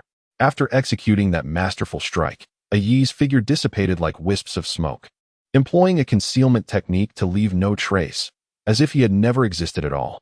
Lady Hehe had swiftly arrived at the scene, casting a glance at the fallen crimson warrior, then at the direction from whence the sword aura had emanated, her eyes flickering with uncertainty. Yet she hesitated not. Her short blade danced through the air, repelling the other foes assailing Su Fengyan. "You owe me one," she remarked to Su Fengyan before turning to engage more of the red-armored adversaries. The death of the giant warrior and the ongoing disruption from the elusive formation significantly alleviated Su Fengyan's burden. Gasping for breath, he gazed at the unblinking visage of the fallen warrior, his heart filled with astonishment. That sword, who had wielded it? Instinctively, he glanced toward the depths of the dense fog and beyond. Did Beiliang harbor such formidable talents in the shadows? Su Wudao observed Lady Hehe's intervention and Aye's retreat with a subtle nod. Everything was under control. Su Fengyan, from this point forward, it was yours to navigate. This battle amidst the reed marsh had grown even more enigmatic due to this unforeseen turn of events. Those hidden enemies lurking in the shadows must now be filled with uncertainty, speculating about the origins of this mysterious force. The tumultuous waters have only just begun to stir. Su Wudao chuckled softly. Ae silently returned to stand behind Su Wudao. "Young master, the task is complete." "Indeed," replied Su Wudao as he rose to his feet. Let us depart. The splendid performance here has concluded, and it is time for us to reap some dividends." He referred to the remnants of those who had plotted the ambush but managed to escape. Su Fengnian leaned on his blade, observing the fierce prowess of Hehe Girl as she wreaked havoc, and cast a glance at the fallen giant shield red armored foe. He wiped the blood and mud from his face. Chapter 68. The matter settled. The reputation hidden, the stench of blood still lingered in the air of the reed marsh, with remnants of murderous intent swirling in the wind. Su Fengnian leaned on his spring thunderblade, panting heavily, his clothes tattered, drenched in blood, and his face smeared with mud. Lu Fengxian, with shattered shoulder blades, was barely clinging to life, while Xu Xiu frantically tended to his wounds, her complexion pale. Ningame approached quickly, her armor marked with several scratches. "My lord, the scouts have searched a 10-mile radius and found no suspicious figures," she reported in a low voice. The sword energy was like a specter, appearing without a trace and vanishing without a sound. Su Fengnian wiped his face, the motion aggravating his wounds, causing him to frown. "Not even the slightest clue. What about that strange, thick fog? It is certainly not mere condensation." Lu Fengxian leaned against the broken mast, his voice weak. That sword energy must be the work of a land immortal. Moreover, it is a lethal sword technique aimed with precision and ferocity beyond comprehension." Xu Xiu's hands trembled slightly as she bandaged him. "If it weren't for that sword, my lord, you might." She dared not continue. A land immortal? Su Fengnian's thoughts churned. The young lady's intervention was to clear the symbol-wielding red-armored foes. That hidden sword struck with a clear target, intending to save him. Could it be a backup arranged by his father? Unlikely. If it were his father's men, their actions would not be so meticulous. Nor would they shy away from revealing themselves. "General Ning, what is your perspective?" Su Fengnian turned to Ningame. She bowed slightly. "I am but a dullard. This person's style of action does not resemble military conduct at all. Rather, it seems akin to a reclusive master of the martial world. But why would they choose to assist? And why remain hidden? Third brother? Su Wudao?" A vague thought flickered through Su Fengnian's mind, only to be extinguished by his own dismissal. Impossible. Although his third brother had undergone a remarkable transformation, he had never possessed such extraordinary abilities. If he truly had such prowess, why remain in the shadows, indulging in mystery? Shaking his head, he cast aside this absurd speculation. In the distance, on a concealed high slope at the edge of the reed marsh, Su Wudao and A.E. stood motionless, like two boulders merging into the night. "Su Fengnian, your life has been temporarily salvaged. May this trial by blood and fire allow you to truly mature." The young lady's approach was indeed decisive and efficient. A.E. turned slightly. "My lord, they are no longer in grave danger." Su Wudao nodded slightly. Now was not the time for recognition. Premature exposure would only lead him to develop reliance, which would be detrimental to my subsequent plans. The points of shock and fortune accrued were quite considerable, yet still insufficient. The future of Beiliang was precarious, rife with uncertainties. He needed greater strength, a more secretive and expansive power. Ding! The host has secretly orchestrated the situation, turning the tide at a critical moment, successfully protecting the child of destiny, Su Fengnian, triggering intense emotional fluctuations in both enemies and allies, shock, horror, confusion, earning 120,000 editing points. Gain 20,000 fortune points. 120,000 editing points, 20,000 luck points. Not bad. Next, it is time for the Shadow Pavilion to stir the waters of Jiangnan, creating some ripples. This act of altruism must be performed with greater finesse to maximize the shock value. Let us proceed. Su Wudao turned and went to attend to the next matter. A few days later, Su Fengnian and his companions arrived at a small county town named Xuanyang East to recuperate. After days of relentless travel and combat, everyone was utterly exhausted. Ningame was inspecting the defenses when an inconspicuous scout hurriedly approached, his expression betraying a hint of anxiety. This scout was one of the seeds Su Wudao had previously planted in Jiangnan's Shadow Pavilion. "General Ning," the scout spoke in a hushed tone, producing an unremarkable elmwood token from his bosom. I just discovered this while patrolling the 10-mile slope outside the city. There is also a message that I must convey." Ningame took the token, feeling its rough texture and noting the absence of any distinguishing marks. "What message?" The scout strained to recall the implanted memory, articulating each word with care. "An old friend remembers the kindness of Beiliang, encounters the young lord in distress, and offers assistance. No need to worry. Old friend. Ningame furrowed her brow. What of the messenger? The scout lowered his head, confessing, I did not catch a clear glimpse. The individual left behind this item and a message before vanishing swiftly. Ningame dismissed the scout, contemplating the elm with token deeply. She recounted the entire matter to Su Fingyan. He toyed with the token, finding it devoid of any residual energy. Old friend? Remembering the kindness of Beiliang? He repeated, pondering. The phrasing indeed resembled that of certain reclusive figures in the martial world who preferred to remain low-key. Elvi Fonstian, whose injuries had stabilized, interjected. Has the young lord ever heard of this old friend who possesses such extraordinary abilities? Su Fingyan shook his head. If any of my acquaintances from Beiliang were truly such formidable figures, my father would not conceal them from me. Who is this enigmatic person? Why leave such an ambiguous statement if they wish to remain undisclosed? Are they afraid of scrutiny? Or do they have ulterior motives? Shu Xiu speculated, could it be a hidden sect that wishes to avoid entanglements with the imperial court? Feeling gratitude for the prince's past kindness? Perhaps, Su Fingyan conceded, yet the term old friend conveyed a sense of intimacy. It was increasingly perplexing. His thoughts inevitably drifted to his estranged third brother. If it truly were him, what could he possibly want? The once timid and reclusive Su Wudao now loomed in his mind, shrouded in layers of impenetrable fog. Meanwhile, in an unassuming courtyard within the city of Gusu, Su Wudao received a confidential report from the Shadow Pavilion, confirming that the vague message had been accurately delivered. Excellent. The preliminary operations of the Shadow Pavilion have unfolded with a surprising fluidity, surpassing initial expectations. This seemingly ambiguous information should provide Su Fingyan and his advisors ample opportunity for contemplation. By refraining from taking credit, he deftly piques their curiosity, aligning perfectly with his current role as a clandestine puppeteer. The battle at the Reeds not only deepened his understanding of the world's brutal realities, but also revealed the hidden claws of the Liang royal family, foreshadowing a future teeming with increasingly formidable adversaries. He must hasten the enhancement of his own cultivation and expand the influence of the Shadow Pavilion, meticulously crafting a cadre of loyal and powerful followers. Otherwise, not only will he struggle to mend the regrets of the world of Shuozhong, but merely ensuring his own survival in this tumultuous era will pose a formidable challenge. Assistance does not necessitate direct involvement or leading the charge.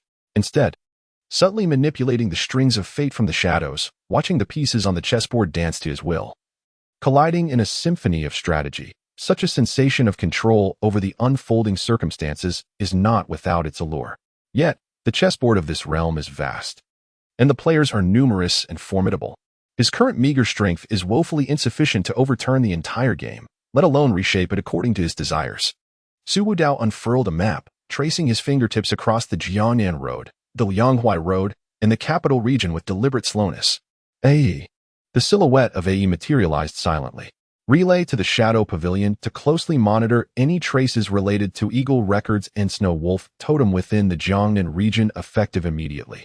Concurrently, initiate the embedding of new seed members in Lianghuai and the capital, focusing on infiltrating critical nodes such as transport routes and relay stations. Ae nodded, dissolving once more into the shadows. Su Wudao remained alone before the map, lost in contemplation for a protracted silence. Chapter 69. Witnessing injustice and adding infamy, Su Wudao and Ai continued their journey through Jiangnan Road, while the tentacles of the shadowy pavilion silently extended. One day, as they approached a village named Liuqi Town, they encountered a large gathering of townsfolk at the entrance, each face etched with sorrow and indignation. The air was thick with oppression and despair. What had transpired? Su Wudao reined in his horse and spoke in a calm tone. An elderly man, dressed in tattered clothes and bearing traces of unshed tears upon his face, tremulously approached. Young sir, it is the wicked Taoist from the Xianjun Temple. His voice quivered as he pointed towards a direction within the town, where muffled shouts could be faintly heard. They claim to act on behalf of heaven, saying our town has offended the mountain god, demanding we surrender all our rations and pay 10 taels of silver per household to avert disaster. Nearby, a middle-aged woman cried out, my husband merely expressed his opinion, and they broke his legs, accusing him of being possessed by evil spirits, threatening to burn him alive. Cursed be the Xianjun Temple. For over a month now, several nearby villages have suffered greatly at their hands. Does the government not intervene? The government? Scoffed another. Those wicked Taoists collude with the county officials. When we went to report them, we were driven out. The lamentations and curses of the populace rose and fell like waves. Su Wudao furrowed his brow. Such scoundrels of the Jianghu were as numerous as the stars. He had no intention of intervening. He was not a meddlesome do-gooder, nor did he harbor interest in upholding justice. Just as he prepared to steer his horse away, a sharp and arrogant voice resonated from within the town, clear and unmistakable. "You foolish peasants, obstinate and ignorant. Do you not comprehend the signs of heaven, the inevitable retribution? Though the northern Liang cavalry is formidable, their bloodshed has angered the heavens, inciting wrath among the people. Were it not for our Xianzhen temple acting in accordance with heaven's will, praying for your blessings and alleviating your calamities, Liuqi town would have long been beset by disaster. Hurry and present your offerings, or do you truly wish for this humble priest to unleash divine wrath, cleansing you misguided fools from this world?" Su Wudao's previously indifferent expression abruptly froze. Defaming northern Liang? An icy chill spread through him. He could tolerate the bloodshed and strife of the Jianghu, could turn a blind eye to the law of the jungle. But he would not permit anyone to openly tarnish the honor of northern Liang, especially considering the duty both he and his father, Su Shao, held to protect it. This struck a nerve within him. "Ai, wait here." "Yes, young master." Ai stood firm like a spear, his presence subdued yet exuding an air of intimidation. Su Wudao dismounted and walked slowly towards the town entrance. The townsfolk parted to make way for him, their eyes filled with uncertainty and a glimmer of hope. Inside the town, upon a hastily erected platform, a middle-aged man donned in an ill-fitting Taoist robe, with beady eyes and a chin adorned with a tuft of goat's beard, spat vitriol as he berated several kneeling villagers below. He was the so-called master of the Xianzhen temple, possessing a cultivation level around the 7th or 8th rank. His aura chaotic and disordered. Behind the temple master stood more than 20 Taoist priests, each wielding weapons, exuding an air of malevolence that bespoke their nefarious nature. The temple master was indeed correct. The northern Liang barbarians are known solely for their penchant for violence. Where is the compassion of our Xuanzhen temple? Should they fail to recognize our benevolence, they must not blame us for acting in accordance with heavenly justice. Just as the temple master spoke with fervor, he suddenly perceived a flicker before his eyes. Su Wudao had materialized before him like a wraith. A sharp, resounding slap echoed in the air. The temple master, caught unawares, was sent soaring like a kite severed from its string, blood and a few teeth erupting from his mouth as he crashed violently against a dirt wall several paces away. The wall crumbled partially, and he collapsed to the ground, convulsing a few times before falling silent, a vivid red handprint emblazoned upon his face. The atmosphere was thick with shock. The audience was rendered speechless by the abruptness of the scene. Who dares to harm our temple master? The more than 20 Taoist priests were the first to regain their composure, erupting in furious shouts as they drew their weapons, preparing to swarm him. With a disdainful snort, Su Wudao made a slight movement, his sword remaining sheathed. A priest charged forward, only to be met with a powerful punch to the chest. The sound of shattering ribs unmistakable as he was sent tumbling backward, toppling several others. Another priest had his wrist broken with a swift twist, contorted at an unnatural angle, eliciting a piercing scream. A palm strike landed on the neck of yet another priest, who rolled his eyes back and collapsed limply. Su Wudao moved through the crowd like a tiger among sheep, each motion devoid of superfluity, every strike precise and efficient, exuding a brutal elegance that embodied the essence of power and lethality. The so-called priests of Xuanzhen Temple were akin to fragile fowls before him, utterly defenseless. The air was filled with wails, cries, and the sounds of bones shattering, a cacophony of despair. Within mere moments, the ground was strewn with bodies. Not a single priest remained standing, each one crumpled in agony, casting terrified glances at Su Wudao. The entire ordeal transpired with a breathtaking swiftness. The villagers, having transitioned from shock to sheer astonishment, now gazed upon the scene with an ineffable mixture of awe and a hint of elation. Su Wudao approached the temple master, who had been sent flying and now lay gasping for breath, remnants of his earlier arrogance utterly extinguished. Bloodied and trembling, the temple master regarded Su Wudao with eyes filled with profound terror and resentment. Who are you?" he rasped, his voice hoarse and indistinct. Su Wudao did not indulge his curiosity with a response. He lifted his foot and brought it down. The sound of cracking bones resonated as the temple master's neck shattered, his head tilting grotesquely as he succumbed to death, his visage forever etched with agony and fear. Having completed his grim task, Su Wudao stood tall, casting a glance over the moaning priests on the ground, regarding them as if they were mere insects. "Aye, clean this up." "Yes, my lord." A.E. responded promptly, his figure flickering as he began to eliminate the remaining remnants of the Xuanzhen temple, one by one. His methods were swift and decisive, leaving no survivors. The villagers, witnessing this bloody yet efficient spectacle, dared not even breathe. The father of the villager whose leg had been shattered, a robust man in his 50s, mustered his courage to step forward and, with a thud, knelt before Su Wudao, repeatedly bowing his head. "Thank you, benefactor. Thank you for eradicating this scourge from our Liuxi town. Such profound grace. This old man cannot repay even if he were to toil like an ox or horse." The other villagers soon followed suit, kneeling in unison, tears of gratitude streaming down their faces. "Benefactor above, we bow to you." Su Wudao remained expressionless. His actions were not for the sake of these villagers. Ding. The host's thunderous means have obliterated the Xuanzhen Temple's false sect, inciting a strong emotional upheaval among the citizens of Liuxi town. Shock, gratitude, reverence, earning editing points, 28,000 points. Ding. The host's actions inadvertently align with the judgment of punishing evil and promoting good, slightly enhancing his reputation in the martial world. Earning fortune points, 50 points. These points, albeit minimal, were better than nothing. He turned to leave. "Benefactor, please wait. May I ask your esteemed name? So we may establish a longevity tablet for you, worshipping day and night." The old man called out urgently. Su Wudao did not pause his steps. He had finished dealing with all the Xuanzhen disciples and quietly returned to his side. A plain yet clear voice wafted through the air to the villagers' ears. "Beiliang." Su Wudao. As the words fell, the two figures vanished at the town's entrance. Beiliang, Su Wudao. These 5 characters stirred tumultuous waves in the hearts of the villagers of Liuxi town. So he was from Beiliang. No wonder his actions were so ruthless and extraordinary. Soon, the tale of Su Wudao, the third young master of Beiliang, who despised evil and upheld justice, swiftly spreading through Jiangnan, narrating how he had eradicated the Xuanzhen temple in the blink of an eye to uphold Beiliang's prestige. Su Wudao's notorious name in Jiangnan gained yet another vivid stroke of color. After walking over 10 miles from Liuxi town, Su Wudao halted. He recalled the vengeful gaze of the temple master before his demise and the peculiar, mixed aura that subtly emanated from him. System, initiate a memory probe on this individual, focusing on the origins of his martial arts. Initiating soul search, basic, consuming 500 editing points. Ding. Memory probe complete.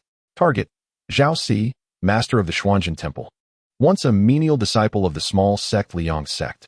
By chance, he discovered a fragment of an ancient body refining technique, Great Sun Glazed Body, at the ruins of the sect. Due to his lack of aptitude, he only mastered the basics and could not progress further. Later, he wandered the martial world, gathering rogues to establish the fraudulent Xuanzhen temple. Acquired, Great Sun Glazed Body Fragment, Volume 1. Note, this technique has stringent cultivation requirements and must be supplemented with materials of utmost yang. The fragment only records methods for skin tempering and bone refining. Great Sun Glazed Body? Su Wudao felt a stir within. The name seemed rather extraordinary, although it is merely a fragment and a rubbings copy. The ancient body refinement techniques possess an immeasurable value. They may prove beneficial to his current Vajra physique and perhaps even provide an opportunity for a breakthrough. This indeed comes as an unexpected delight. He carefully stored the fragment of the system's manifestation into his storage space. I.e., we shall alter our course towards the nearest city. Yes, young master. He recognized the need to find a tranquil place to thoroughly study the fragment of the Great Sun Glazed Body. As for the new reputation that is fiercely opposed to evil, Su Wudao remains indifferent. Reputation is but an illusion. The true essence lies in the power firmly grasped in one's hands. Chapter 70. Completing the martial art. The emergence of the bright king Su Wudao sought refuge in a secluded inn, where he established a simple barrier within his room. I stood guard outside, ensuring that no one would disturb him. Ai's form blended seamlessly into the shadows, silent and unobtrusive. Su Wudao sat cross-legged, retrieving the fragment of the ancient martial art. Great Sun Glazed Body, upper volume. As his fingertips brushed against it, an aura of antiquity and desolation enveloped him. This technique indeed possessed some profound mysteries. The fragment only encompassed the realms of skin tempering and bone refining, yet it already hinted at extraordinary potential. Its core philosophy resonated with his own formidable diamond body. yet seemed even more archaic and refined. Should he manage to complete it and fuse it with his own physique, it might elevate his corporeal form to new heights. With a focused thought, he communicated with the system. System, please deduce and complete this martial art, merging it with my existing diamond body. What cost will this entail? Ding. Detecting the ancient body refining martial art fragment Great Sun Glazed Body, commencing completion and fusion deduction. Deduction complete.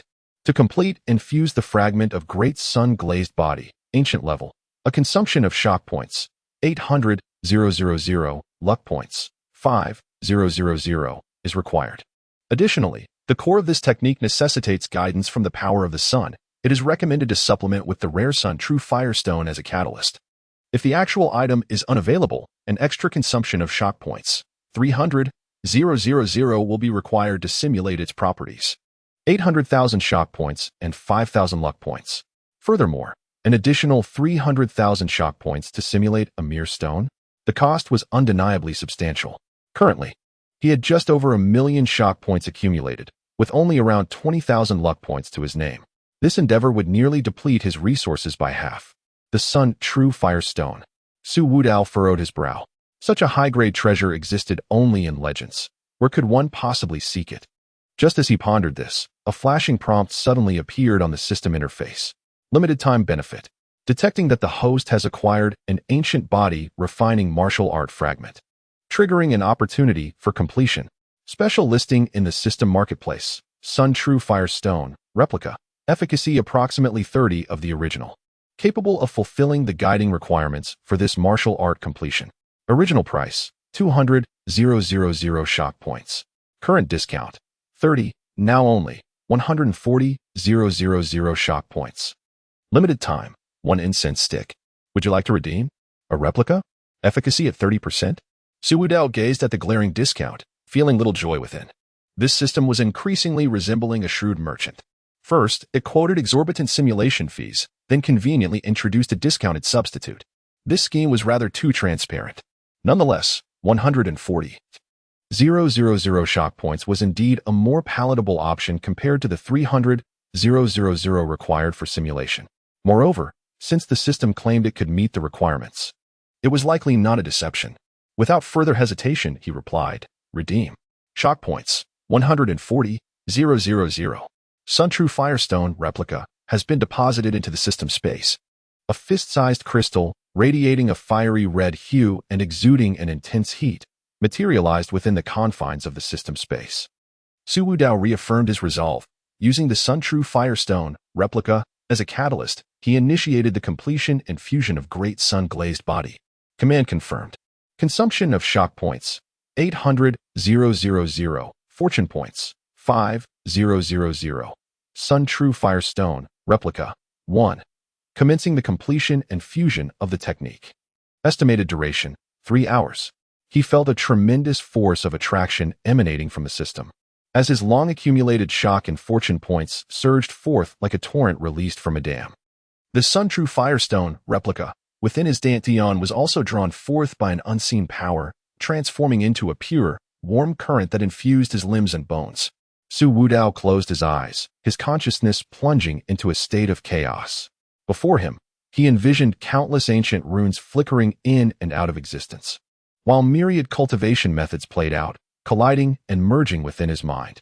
The indomitable might of the Great Diamond Body and the radiant dominance of the Great Sun Glazed Body. Under the system's formidable strength, these two attributes began to combine in a painstaking yet orderly fashion. Time trickled by. In the in-room, Su Wudao's vital energy surged, his bones emitting a series of crisp cracks, while occasionally, a faint golden glow would flash, only to be replaced by a shimmering, glazed texture. After 3 hours, ding, completion and fusion of the technique are finalized. Congratulations, host, for successfully merging the remnants of Great Sun Glazed Body with the Great Diamond Body, creating a completely new body cultivation technique. Immovable King Body, initial volume. From Diamond Realm to Celestial Phenomenon Realm, Su Wudao abruptly opened his eyes, a brilliant light bursting forth. He examined the system panel. The skill slot previously occupied by the Great Diamond Body had vanished, replaced by a brand new technique. Technique, Immovable King Body, initial volume, realm, Diamond Realm, perfection. capable of cultivation up to celestial phenomenon realm perfection. Attributes: King's golden body significantly enhances physical strength, recovery, and impact resistance. Blazed fire energy, attacks carry a burning attribute and can absorb and convert a portion of fire and lightning energy, demon breaking, effective against malevolent forces and spirits. The name Immovable King Body exuded an air of authority capable of suppressing all. With a mere thought, Su Wudao began to operate this newly acquired body cultivation technique. Boom! A ferocious and pure surge of vital energy erupted within him, far exceeding that of the prior great diamond body. His bones felt as though they were being reforged in raging flames, emitting mournful groans under the tremendous strain, yet, amidst the agony, they grew ever more resilient. Beneath his skin, a dance of faint golden light and glazed hues interwove, forming an extraordinary pattern. His physical strength was ascending at an astonishing pace. The once unyielding barrier, which stood just a step away from the celestial phenomenon realm, now trembled violently under this newfound power, showing signs of imminent breakthrough. What a formidable technique!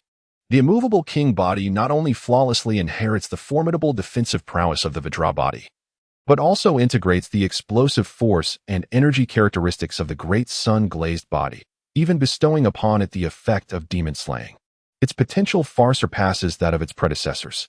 However, in pursuit of this technique, he nearly expended all his astonishment points and a quarter of his fortune points.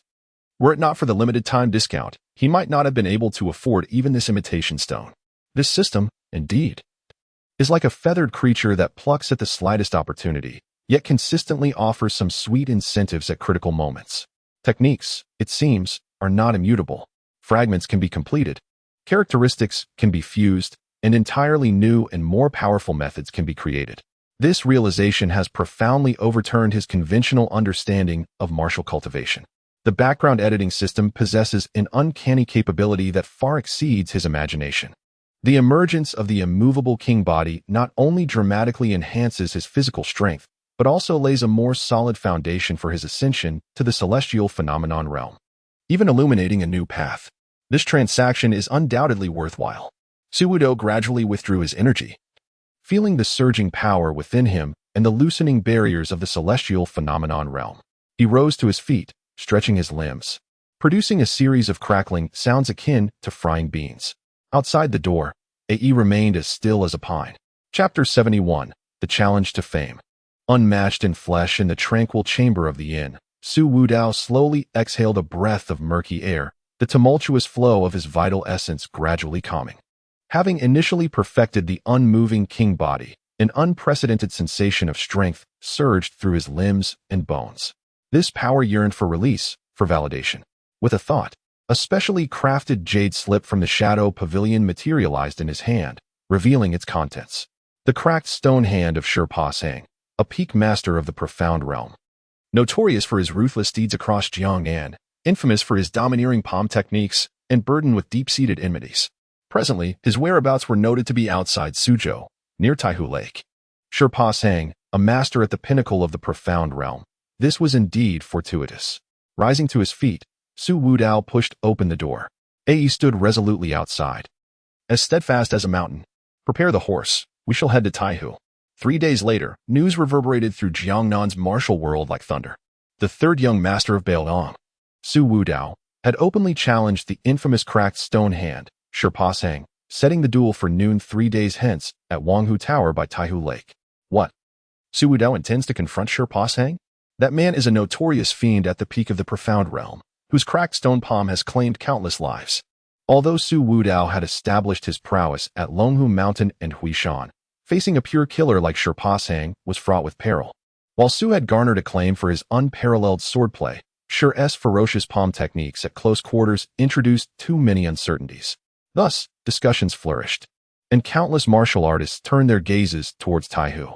On the day of the duel, by the shores of Taihu, Wanghu Tower was already teeming with visitors, all eager to witness the unfolding spectacle. Within the 3-story tower, the finest window seats remained conspicuously empty, clearly reserved for the anticipated protagonist.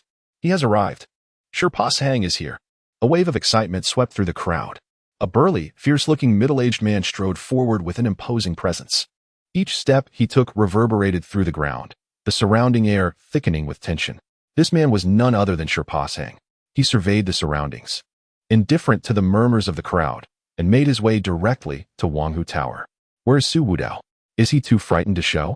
Shi Pashang's voice boomed, laced with a menacing aura. Senior Shi, please remain patient. My young master shall arrive momentarily. AE's figure unexpectedly appeared at the stairway, his tone unruffled. Shi Pashang cast a sidelong glance at AE, his pupils narrowing. The man exuded a restrained yet profoundly dangerous aura. With a cold snort, he ceased further conversation, finding a seat to rest his eyes. Before long, Su Wudao ascended the tower in a flowing blue robe, his demeanor calm, as if he were merely here to enjoy the scenic beauty of the lake rather than to engage in a life-and-death confrontation. You are Su Wudao? Shi Pashang opened his eyes, appraising him from head to toe. The youth appeared young, yet spoke with audacity, daring to challenge an elder like himself. Su Wudao did not respond. Instead, he approached the window, gazing out at the vast, misty expanse of Taihu Lake. I have heard that your North Liangsu clan has produced an extraordinary individual. Today, I shall ascertain just how formidable this so-called third young master truly is.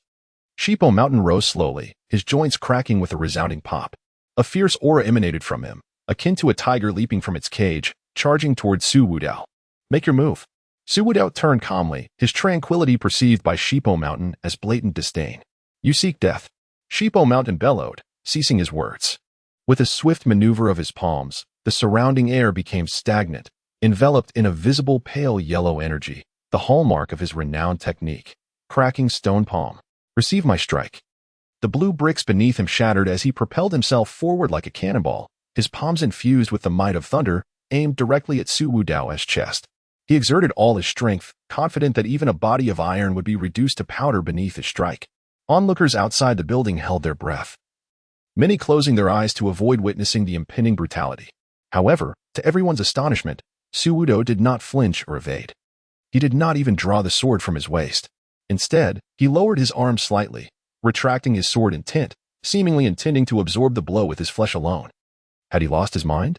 Absorbing the cracking stone palm, gasps of disbelief rose in waves. Bang! A thunderous sound erupted within the Wahai Tower. Shipo Mountain's palm struck Su Wudao's chest with full force. Su Wudao staggered slightly, the stone floor beneath him fracturing, spiderweb-like cracks spreading outward. Yet, he remained unscathed. His shirt tore apart at the chest, revealing skin that glimmered with a faint dark golden hue. Subtly, a deep, resonant chant seemed to emanate from within him.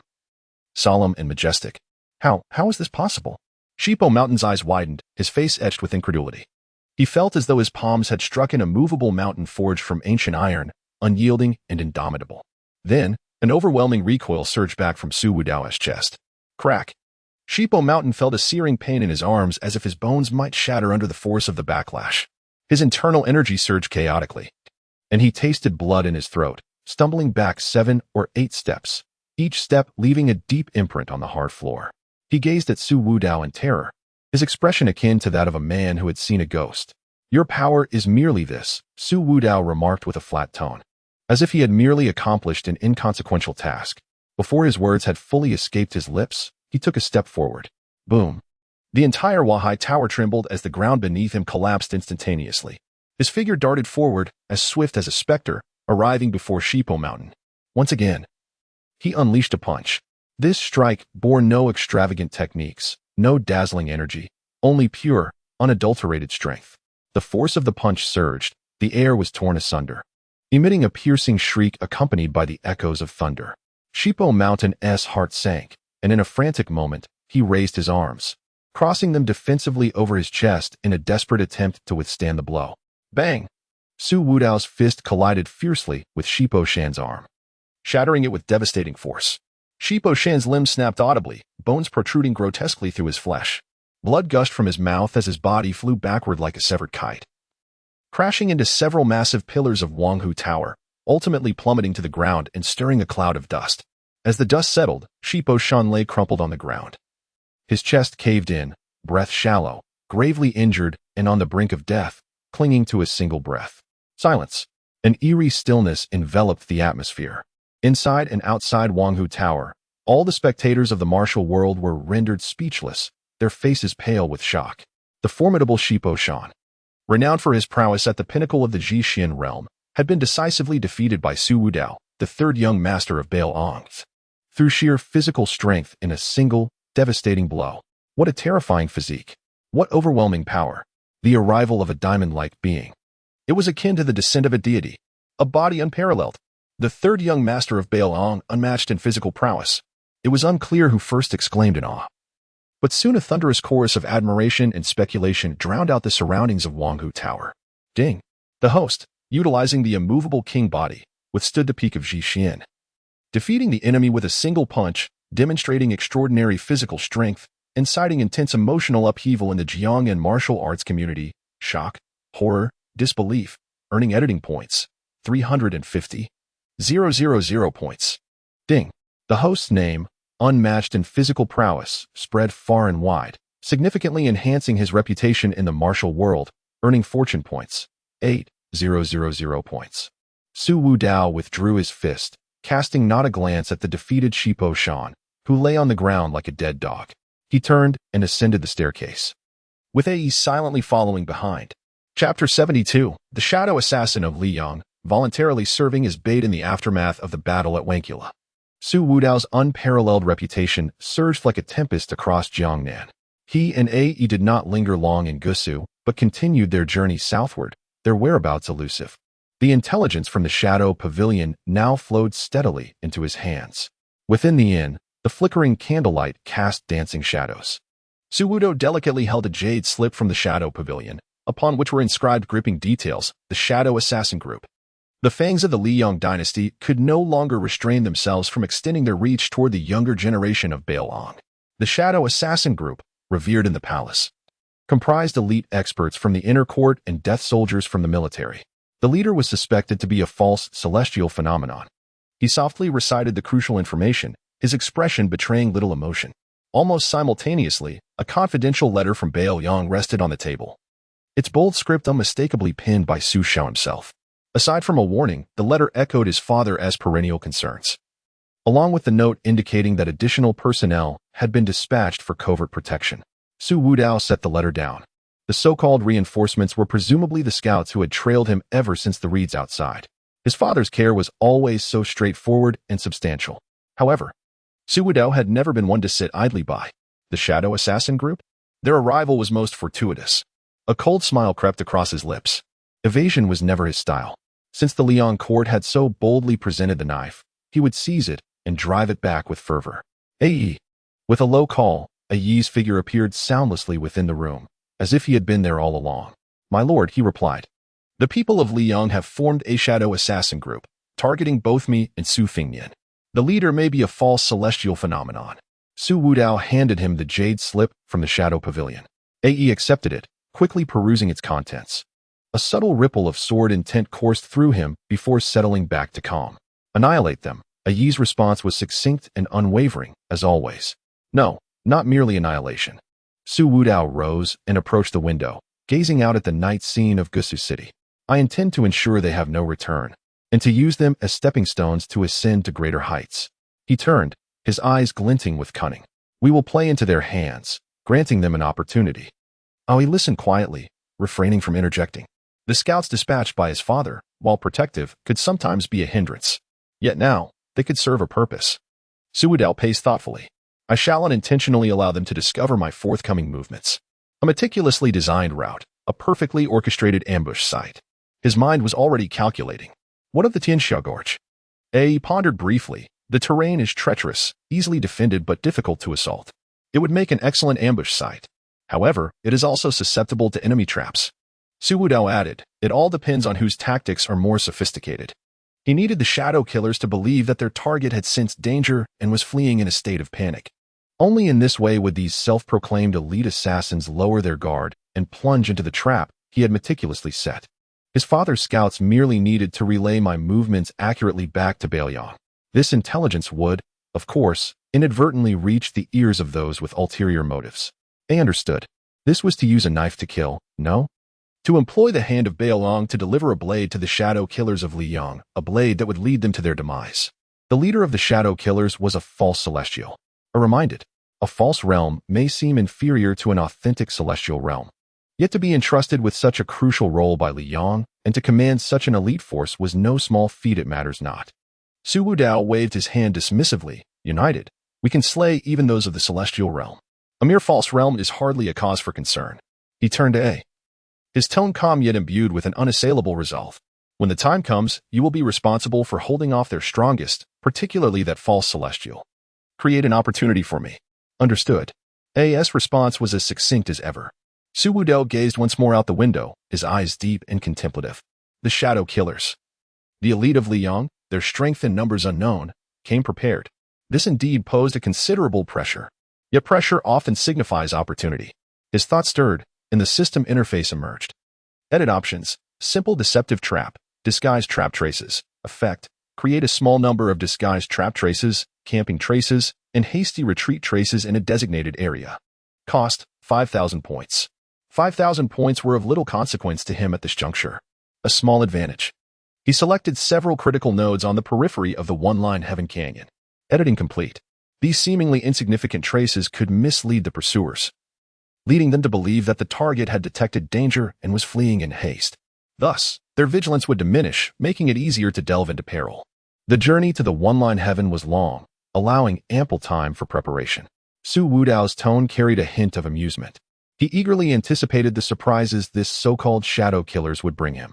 Or rather, how many points of shock and fortune he would gain. Young master, what arrangements have been made by the scouts of Beiliang? A inquired. Do not concern yourself with them. They merely need to play the role of eyes. If the shadow killers prove to be feeble, let them handle the aftermath. Su Wudao paused. If the strength of the shadow killers exceeds our expectations, then let them witness how the young master of Beiliang exacts his vengeance. He interrupted any potential worries A might have had. He did not relish placing his hopes in others. The reinforcements sent by his father were a backup, not the main force. The true strength rested solely with him and A. Let us go, A, to the narrow passage of Yixianshan to meet these distant guests. Yes, my lord. The two departed from the inn, their figures swiftly vanishing amidst the intricate crowd in the nightfall of Gusa City. Days later, as Su Wudao anticipated, the reconnaissance team that Su Xiao had discreetly positioned beside him indeed discovered the third young master and his entourage hastening toward the remote and perilous direction of Yixianshan. Along the way, they uncovered several hastily established campsites, even revealing traces yet to be fully cleared, suggesting that the young master may have sensed some impending threat and was eager to escape. This intelligence was promptly relayed through the clandestine network of Beiliang, reaching the royal palace of Beiliang. Subsequently, it stealthily traversed through even more secretive and convoluted channels, silently making its way to the distantly young imperial city of Taiyan. In the gorge of Yixianshan, the sheer cliffs on both sides rose like blades, piercing the clouds, leaving only a narrow strip of sky above. The mountain winds surged into the gorge, swirling within the elongated passage, emitting a mournful wail akin to countless tormented souls lamenting. This place was desolate, devoid of any signs of life, with neither birds nor beasts in sight. Su Wudao and Ai had long since concealed themselves at a predetermined ambush point within the gorge. It was a recessed stone wall, with massive boulders jutting above and peculiar rocks below, providing perfect concealment. Everything was in readiness, awaiting the bait to be taken. The intricately laid trap left the identities of hunter and prey shrouded in uncertainty. Su Wudao sat cross-legged with closed eyes, harmonizing his internal state. The vitality of the unmoving King's body coursed through him like a dormant volcano, gradually circulating, amassing a formidable power akin to thunder. He sensed that a bloody battle was imminent, and anticipation filled him. Ai, like a true rock, melded seamlessly into the shadows of the cliff, entirely breathless. Even the keenest senses would struggle to detect his presence. The sword in his hand remained sheathed, yet it emanated a chilling desire for blood. The winds intensified,